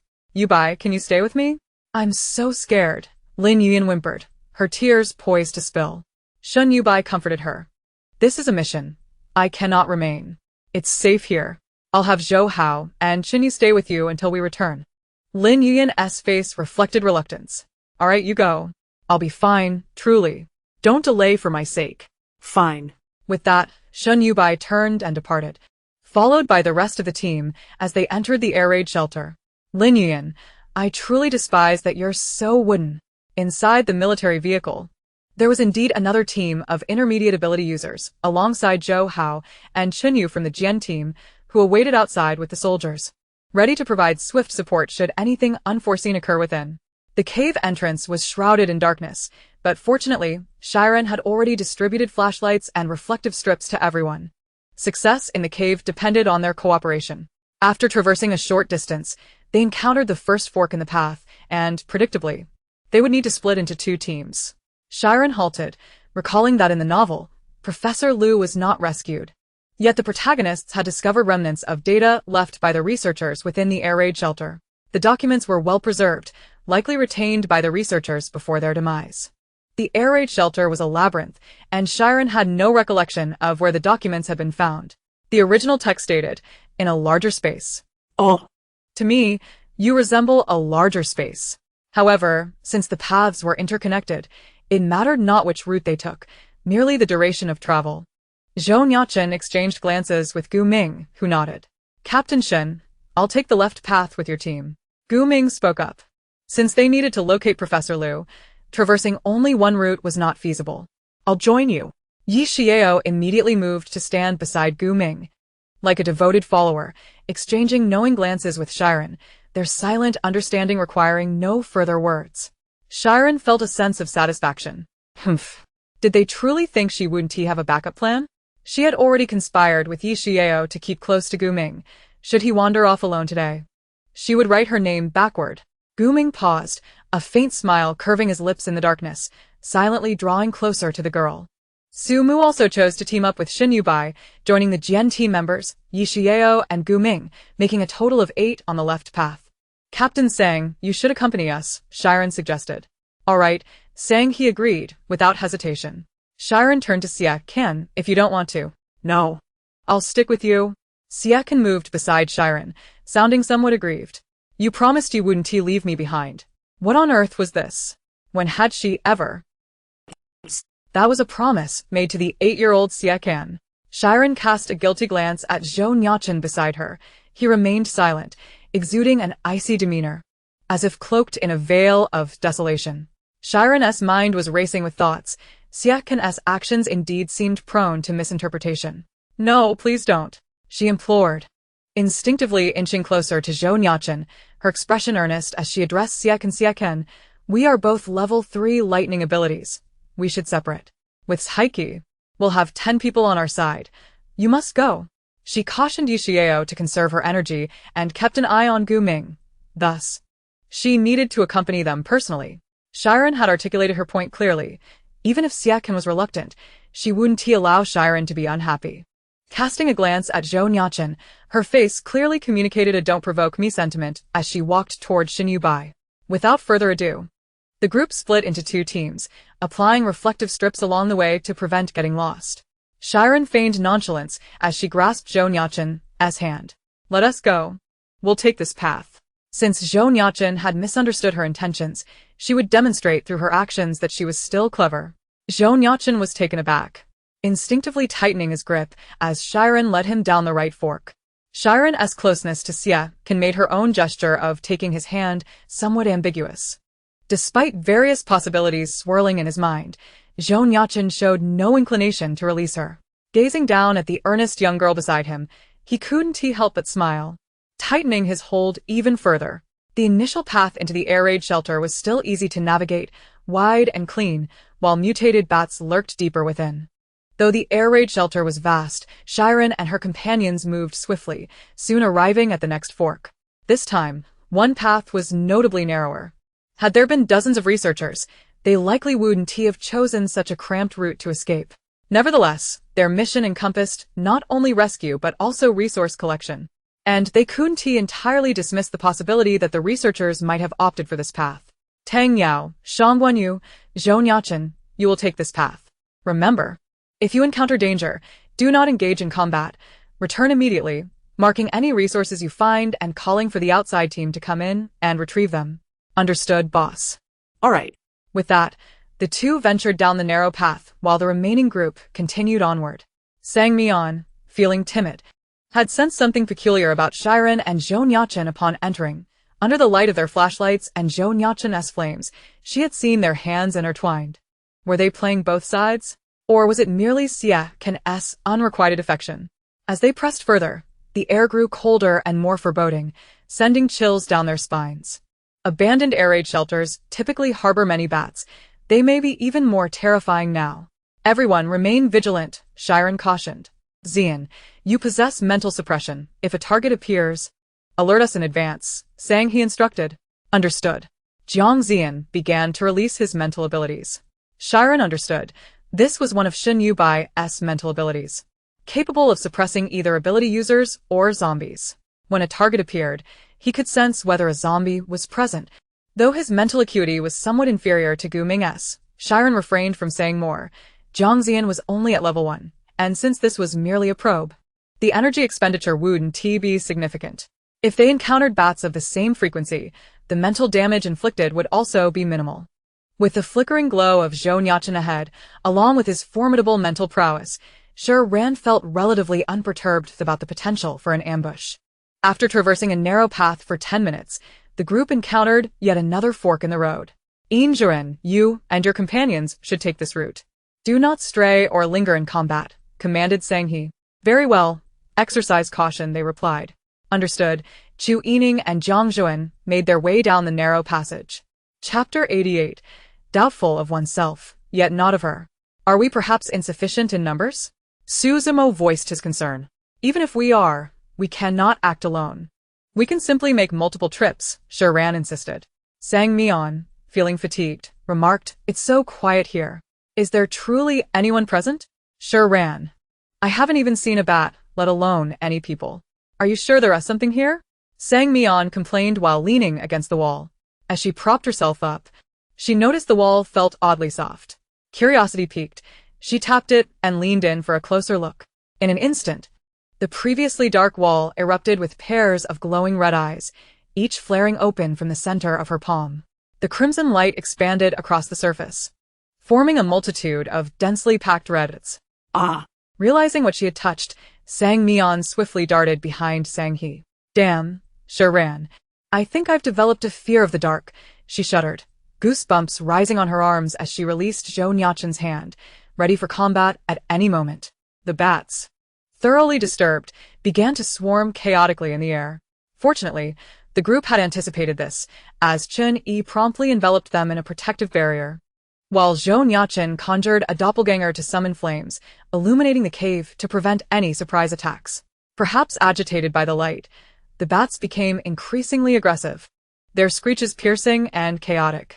Thankfully, compared to the group with their abilities, the bats' offensive power was rather ordinary, akin to that of the pre-apocalyptic world. Lethal upon impact, but overwhelmingly numerous. Ugh! Chen Yi grunted, nearly collapsing from pain, struggling to remain upright on one knee to avoid falling. It hurts, but I clearly wasn't he attacked. Observing Chen Yi's weakened state, the bats charged at him with the intent to tear him apart. Su Zimo, closest to him, rushed forward, conjuring a metallic shield as he ran to place himself between Chen Yi and the oncoming bats. Due to their vast numbers, Su Zimo's shield had to be quite large to prevent any from slipping through, but it was also thin and would not endure for long. Alone, he formed a barrier between the swarm of dark, glowing bats and the injured youth behind him. The sound of metal scraping and the sparks flying vividly illustrated the ferocity of the bats' collisions. Shi Ran and Zhou Nuocheng immediately took notice, both unleashing their respective powers of fire and lightning. Shi Ran focused on immobilizing the bats, ensuring they were entwined and unable to move, mindful of the conductive nature of metal, which could harm Su Zimo. Zhou Nuocheng swiftly unleashed a fiery onslaught, incinerating them completely. Their synergy was remarkable, none escaped, a testament to their daily training. Sensing the demise of their comrades, other bats, drawn by the scent of their kin, flocked deeper into the cave, abandoning the area. Chen Yi, how are you holding up? Su Zimo hurried to assist him, checking for any wounds. As the pain subsided slightly, Chen Yi managed to rise. For some reason, I wasn't bitten, yet my chest aches terribly, and I can hardly use my abilities. These bats seem aggressive yet lack any remarkable traits, Sang he observed. Noting that Shi and Sang Mian could still defend themselves adequately. Shi Ran carefully articulated her thoughts. The mutation of animals is not so straightforward. If their offensive capabilities are weak, they may possess aggression in other forms. Are you suggesting a mental attack? Sang he quickly deduced. Noticing that while Chen Yi bore no visible wounds, he appeared significantly injured. But none of us have experienced any mental assault, right? Sang Mian questioned, bewildered. Do these bats selectively target individuals? Shi Ran handed Chen Yi a level 2 plant crystal core. We ought to uncover the reason behind the bat's attack on Chen Yi. I, too, felt a slight discomfort. His powers are enduring and frequently utilized, perhaps making him more susceptible to injury. They now numbered 6. And the consumption of the protective barrier was substantial. Remaining on the same frequency would amplify their vulnerability to harm. To be candid, the concept of frequency was quite complex. Had Shi Ran not read about it in a novel, she would never have made such a connection. Xiao Yi, refrain from using the protective barrier any further. We will be cautious to avoid bites. Their speed when utilizing abilities reduced the probability of frequency synchronization, and even if they inadvertently aligned, they refrained from employing potent abilities, rendering any mental damage negligible. All right. After absorbing the level 2 crystal core, Chen Yi felt significantly improved, and the group pressed onward. Zhou Nuocheng exhibited skepticism, thinking Shi Ran's conclusion was reached rather hastily. Reflecting on prior events, he sensed that Shi Ran possessed an unusual understanding of the apocalypse. Yet, these feelings remained shallow and elusive, as most of the time, she displayed no peculiarities. Even the occasional surprise in her eyes was not deceptive. Forget it. How could he doubt Shi Ran? It must be a symptom of his profession. Could Professor Liu be inside? Having encountered those bats, they shouldn't venture further, right? Su Zimo inquired. Zhou Nuocheng shone his flashlight around. They awoke due to our presence, but the situation within this cave is intricate. Entering deeper remains a perilous gamble. The group continued forward, yet the bats did not reappear. Wait. Zhou Nuocheng halted, cautiously directing the flashlight towards a dark stone ahead. As the intense light fell upon it, the stone trembled and unexpectedly unfurled its limbs. Is that a person? Sang Mian exclaimed in astonishment, quickly transforming her surprise into elation. Wonderful, we've found someone. Do not advance. It's a zombie. Shi Ran's heart sank as she spotted a white lab coat soaked in blood on the ground. The figure before them, cowering and light-sensitive, turned its head upon noticing the presence of the living, its pupils gleaming brightly. Both Shi Ran and Zhou Nuocheng were aghast at the sight of a face that was gruesomely torn apart. The individual, despite their excitement, did not rise. Instead, they awkwardly twisted their body, performing a small jump to rotate 180 degrees, in a grotesque manner. Realizing something, Shi Ran gulped nervously. What on earth? Crawling again. Can't we have some originality? A sister. He. Sang Mian, although having faced zombies before, had never encountered anything so bizarre. Its limbs appeared conspicuously uncoordinated, yet it crawled with alarming speed, devoid of any discernible pattern, dragging half a face across the ground in a trail of blood. Presumably, it had been bitten by the zombie bats and subsequently mutated. However, humans could not fly, hence the odd crawling. Sang he immediately activated her powers, tearing open the ground beneath it.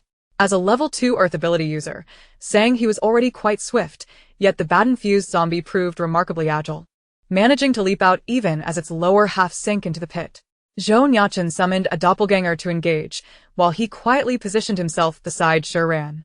Confronted with open flames, the zombie's speed evidently diminished. It began crawling in the opposite direction after being knocked down by the doppelganger. It's trying to escape? Has it developed some level of intelligence? Sang Mian's voice trembled. Being bitten by an animal inevitably retains some animalistic traits. We must pursue it. It could be a researcher. And there may still be survivors inside. Shi Ran glanced at the bloodstained lab coat, pondering if there might be more than one this time. No longer hesitating, the group chased the zombie deeper into the cave. However, as they ran, another narrow path branched off, while the zombie continued down the main route. Su Zimo, Chen Yi. The crowd did not linger. As Zhou Nuocheng finished speaking, Su Zimo and Chen Yi instinctively dashed toward the narrow path, even in pursuit of the zombies. They would not overlook the potential of a small road. It was bewildering. Was this place a labyrinth? The forks seemed endless. Suzumo halted, breathing heavily. Chun-Yi slowed his pace, silently producing reflective tape to adhere as he urged, "Let us move." Chapter 89. Encountering Danger. Meanwhile, the group of 9 was not faring much better. After parting ways with Shi Ran and the others for about 5 minutes, they found themselves confronted with 2 branching paths from the main road ahead, leaving them with 3 options. Those aware of their mission for rescue understood, while those oblivious might have mistaken them for grave robbers. Shun Yubai refrained from unnecessary chatter, directing Team Jian members Song Yaoxing and Yu Qing to the left, while Deng Linzhou and Yun Fan took the right. For safety's sake, Gu Ming initially intended for Yi Xiao to accompany one of the teams, but upon turning, he caught sight of the girl arching her brow at him in a threatening manner. Her expression vividly conveyed the message, "Dare to utter a word, and you'll regret it." Gu Ming chuckled softly, his gaze gentle. "Very well, it is indeed more reassuring to have the young lady accompany me." Xie Can felt disheartened, her thoughts preoccupied with the image of Shi Ran holding Zhou Nuocheng's hand from moments ago. As for Su Mu, she glanced at Xie Can and decided it was better left unmentioned. The girl strode boldly in the center of the group, resembling a landlord collecting rent, instructing Xin Yubai to shine here and touch that. Having only previously accompanied her father's subordinates to combat zombies, this was her inaugural mission, which thrilled her immensely. However, prolonged exposure to the dark environment transformed her excitement into trepidation. After traversing for over 10 minutes, the oppressive silence grew unsettling, prompting Xie Can to heighten her vigilance. Su Mu unconsciously drew closer to the group, her voice trembling slightly. "There's not a soul around, not even a ghostly shadow if there were.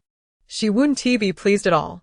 Xie Can, wielding a flashlight, scanned the surroundings, noticing the path narrowing ominously. They had initially walked on a broad road, but it had now constricted to accommodate only 3 people side by side. Shun Yubai and Gu Ming simultaneously halted, exchanging glances. There was something ahead, and it was abundant. Yi Xiao was held back by Gu Ming, questioning, "Why have we stopped?" Unaware of the situation, Su Mu continued forward, only to hear Yi Xiao's words and immediately sprint back. She hid behind Shin Yubai, peering out to glare at him. "If anything happens to me, my father will not spare you." Shin Yubai's expression was as dark as the depths of a bomb shelter. "Su Mu, if you're frightened, you should leave while you can. There is danger ahead. Do not drop the flashlight and call for help promptly." With that, he took the lead, disregarding her fear, hoping she would refrain from following. Determined, Su Mu gritted her teeth and trailed after them. She certainly did not wish to be a burden like Lin Yuan. The path had narrowed to the point where only one could pass through at a time, with Gu Ming at the forefront and Xie Can bringing up the rear. As they reached a bend, Gu Ming turned, his flashlight beam illuminating a vast, bright area ahead, revealing a spacious chamber. Dark bats flitted through the light beam, darting back into the shadows. Sensing the light, they surged towards the narrow path where the group stood. "Be careful." Shun Yubai released his mental suppression, noticeably slowing the bats' advance. Gu Ming promptly conjured an ice shield to barricade the path, isolating them from the bats. There were far too many. Suzumo recalled the massive bodies under the flashlight's beam mere moments ago, impossible to penetrate. Should we still proceed? Professor Liu might not be here. If there were anyone, they would have been devoured by now, prompting the group to ponder their predicament. Yet unexpected events are often just around the corner.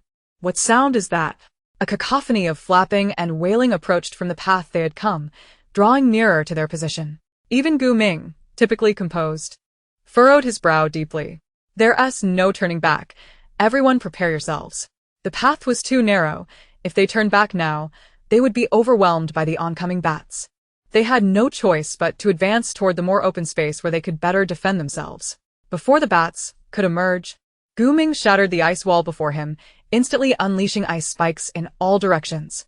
Even with limited visibility from the flashlight, his mental sensing ensured 100% accuracy in the darkness.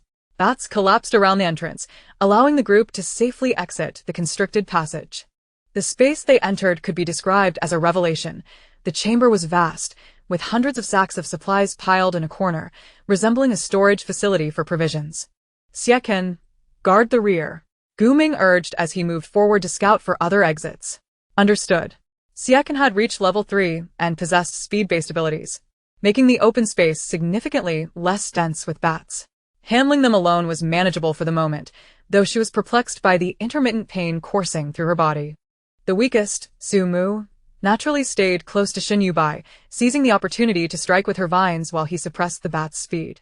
Shen Yubai's prowess with his mental abilities was formidable enough to fend off the approaching bats, ensuring Su Mu remained unharmed. Meanwhile, Yi Xiao and Gu Ming exhibited remarkable synergy.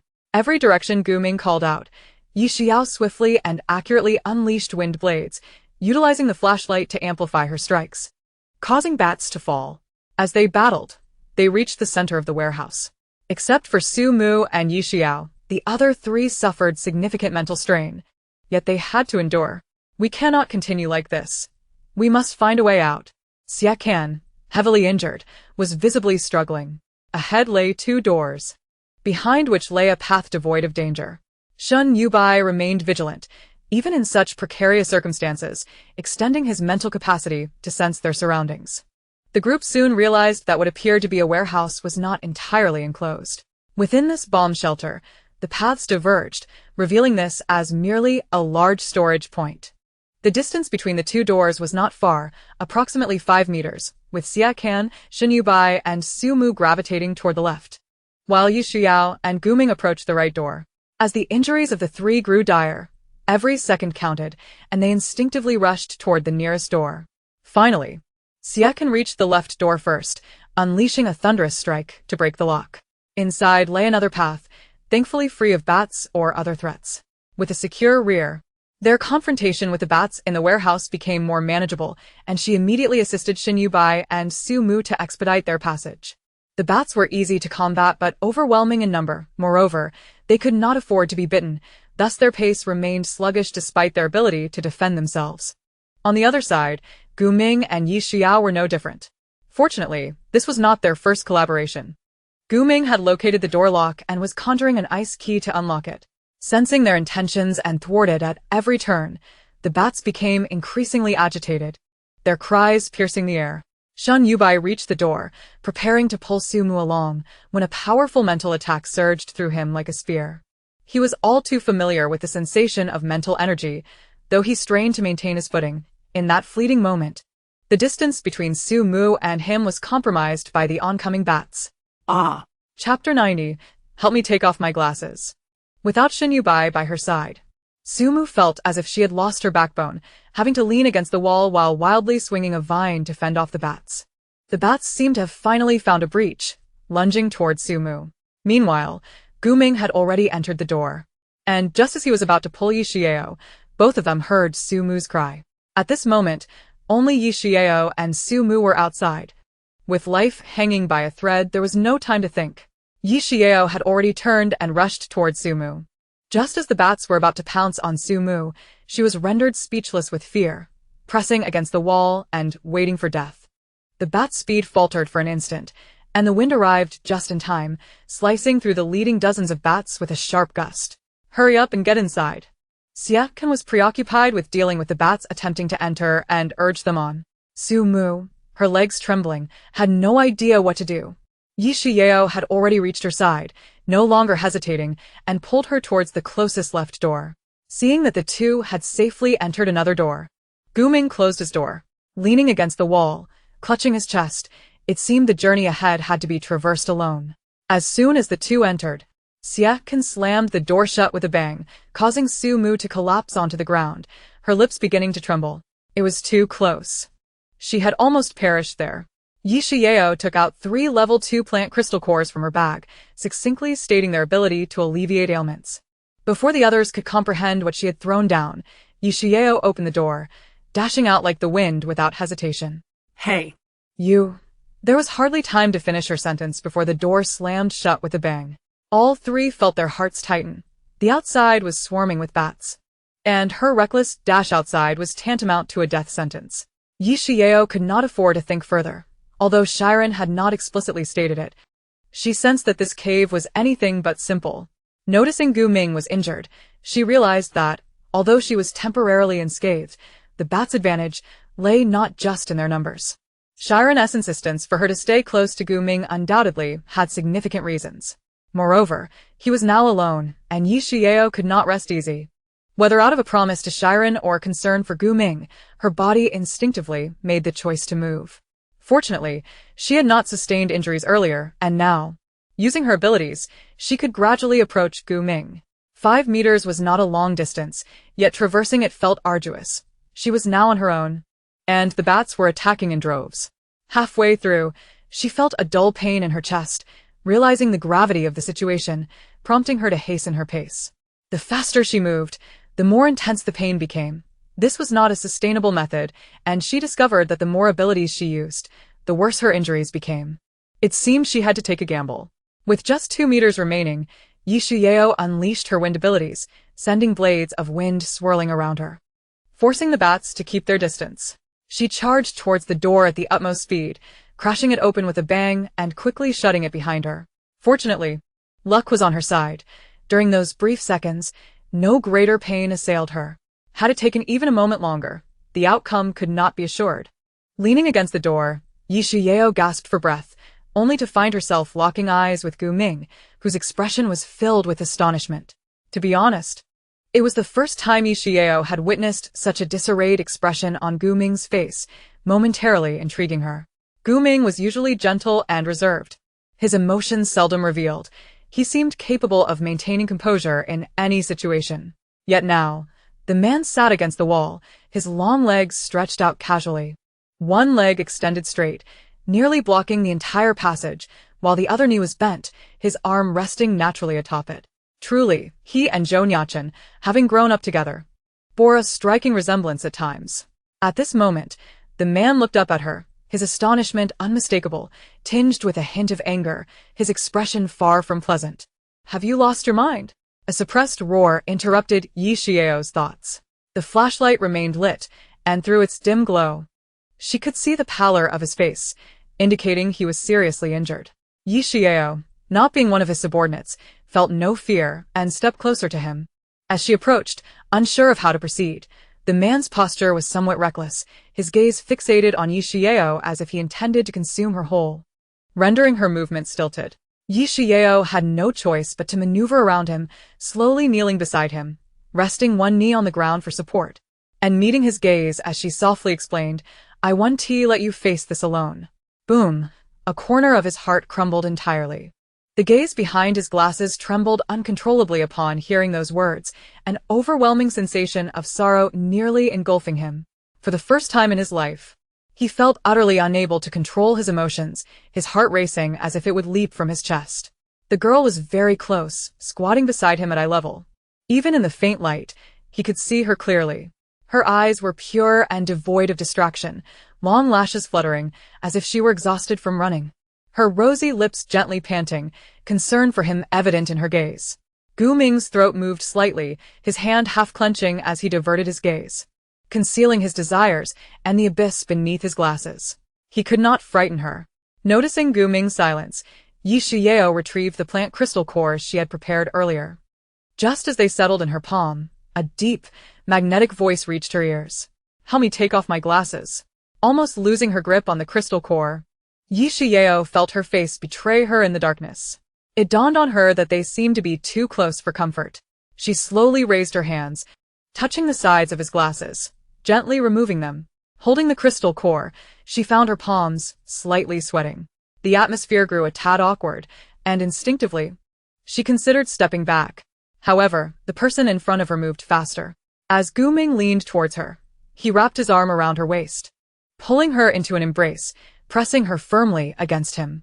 Before Yi Xiao could react, she had already tumbled into his arms, her body sideways on his lap, her hands instinctively gripping his shoulders to prevent herself from falling.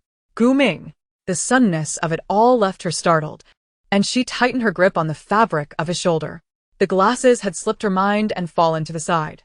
Before she could utter another word, the pressure around her waist intensified. Her body was forced to lean towards him as the man buried his head into the crook of her neck, enveloping her completely.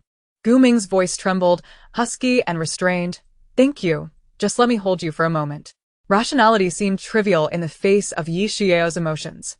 Unable to endure the moment any longer, she thought of soothing him. His voice was muffled, the vibrations resonating through her collarbone, and Yi Shiyeo felt her entire body weaken. In that instant, she was stunned, her hands resting lightly on Gu Ming's shoulders, momentarily forgetting to push him away. Yi Shiyeo genuinely feared her heart might race too rapidly, leading to her untimely demise. Who could withstand such an overwhelming sensation?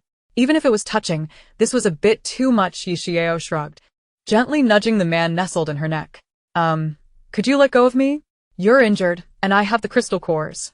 Gu Ming retreated slightly, his gaze returning to clarity as he looked at the crystal core in her hands, yet his hand resting on her waist did not loosen.